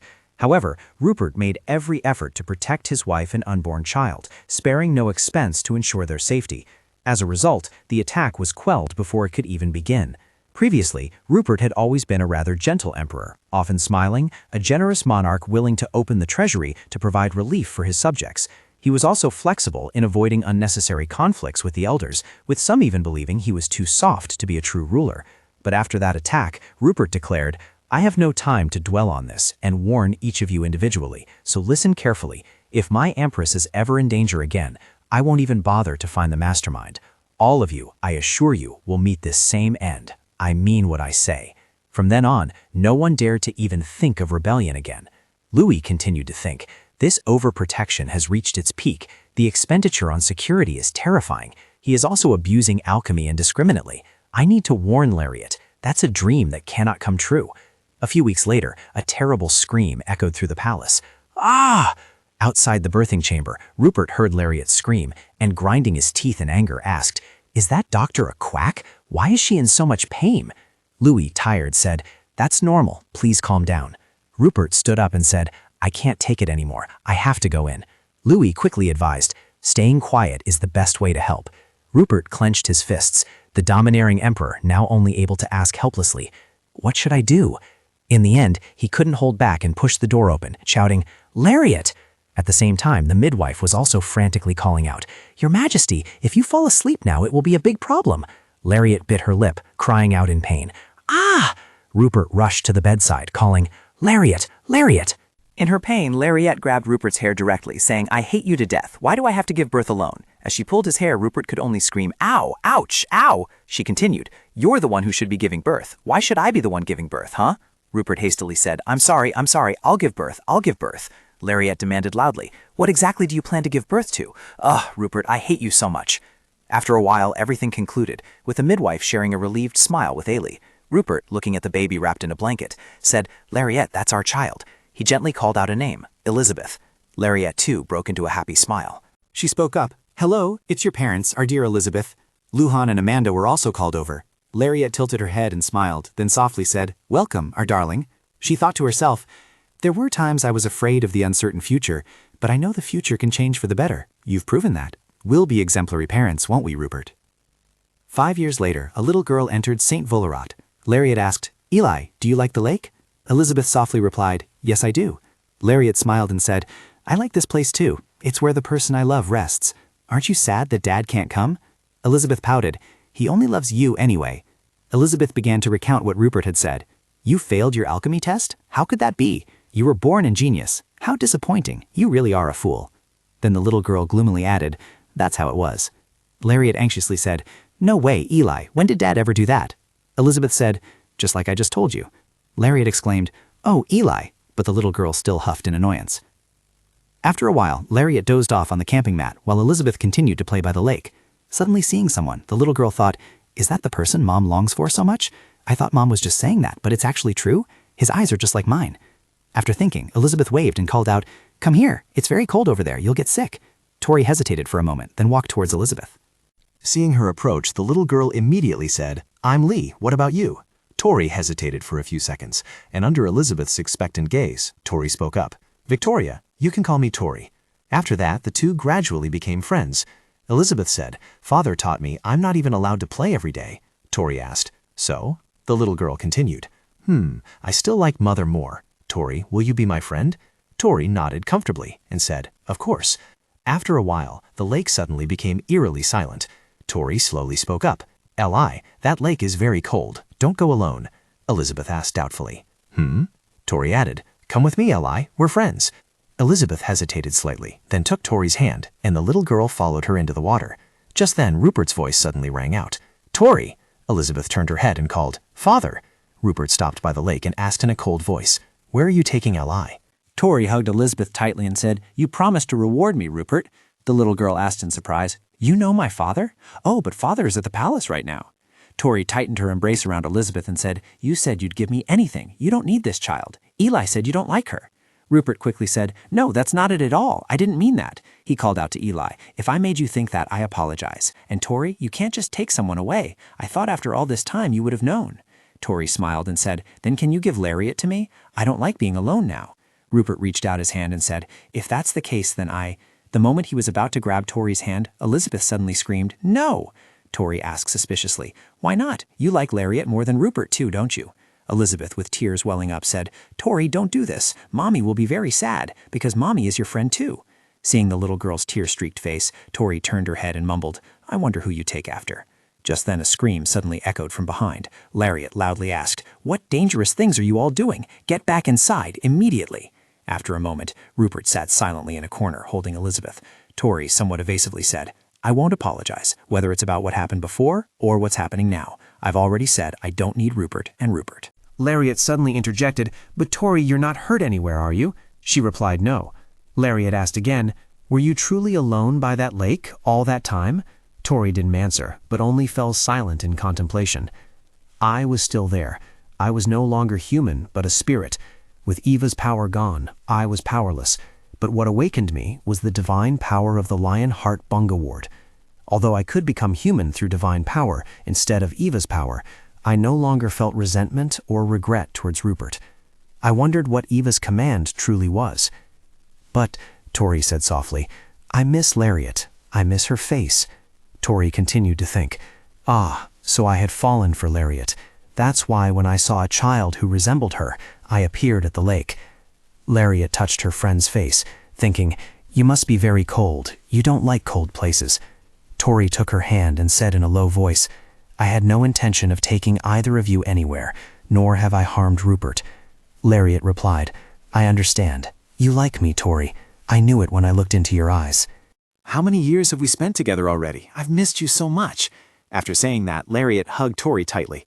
Tori also nodded vigorously. Lariat added, Welcome back. Tori smiled and said, I'm back. In the evening, as dusk fell, in the royal dining room, Louis asked bewildered, She's back? Why is Tori here? Rupert replied simply, To have dinner. Lariat smiled and said, Louis, you should eat dinner too. He didn't agree immediately, but turned to look at Tori. Then he spoke up. Oh, it seems Tori has grown taller, hasn't she? Tori laughed and replied, Lariat already measured me. I'll probably be taller than Louis soon. Lariat seized the opportunity to say, In that case, you should eat plenty of vegetables. Elizabeth quickly chimed in. That's right, big sister. Eat mine too. Lariat turned back and said, Eli, you have to eat too. Rupert smiled and softly said, Chew your food thoroughly. A wonderfully joyful and happy atmosphere filled the dining table. One morning at the royal palace, Elizabeth held a piece of paper in her hand. After that, Elizabeth was appointed royal princess. As always, it was thanks to Rupert's initiative. Furthermore, under the leadership of Count Min, the wise individuals demonstrated their talents. Anyone with ability has an opportunity. Elizabeth ran through the hall, then opened Lariat's room door. As soon as she saw the girl, Lariat immediately said, Be careful not to fall. You need to be careful. Rupert, who was holding his wife, also looked up and said, Our daughter is truly excited. Elizabeth clutched the paper in her hand and excitedly announced, It's a letter from Tori. Rupert frowned and said, Tell her to come home. Elizabeth ignored him and casually said, She said she's arrived in Kapsa. Tori has started traveling around the world. Occasionally, she still appears at the imperial palace, but we mostly keep in touch through letters. Elizabeth added, This time, it's a sword. If we combine it with the poison that Dad and I concocted, it will become the strongest weapon, won't it? Lariat was speechless and said, Collecting weapons? How are you so much like your father? Rupert, on the other hand, seriously praised, She is indeed my daughter. Elizabeth quickly ran to hug Lariat's belly and said, My sibling will be like Mom, and that would be great. So Elle will have a sibling. The girl happily said, When my sibling is born, I'll protect them. Lariat silently fought. The future we intended to change is like a scorching summer. Perhaps life is just like that. Thank you for watching today's video. And so we have reached the conclusion of this captivating series. See you in the next video, which will feature an even more dramatic and exciting series. Don't forget to like and subscribe to our channel to support us and not miss any new videos. We sincerely thank you for watching. We wish you a wonderful day.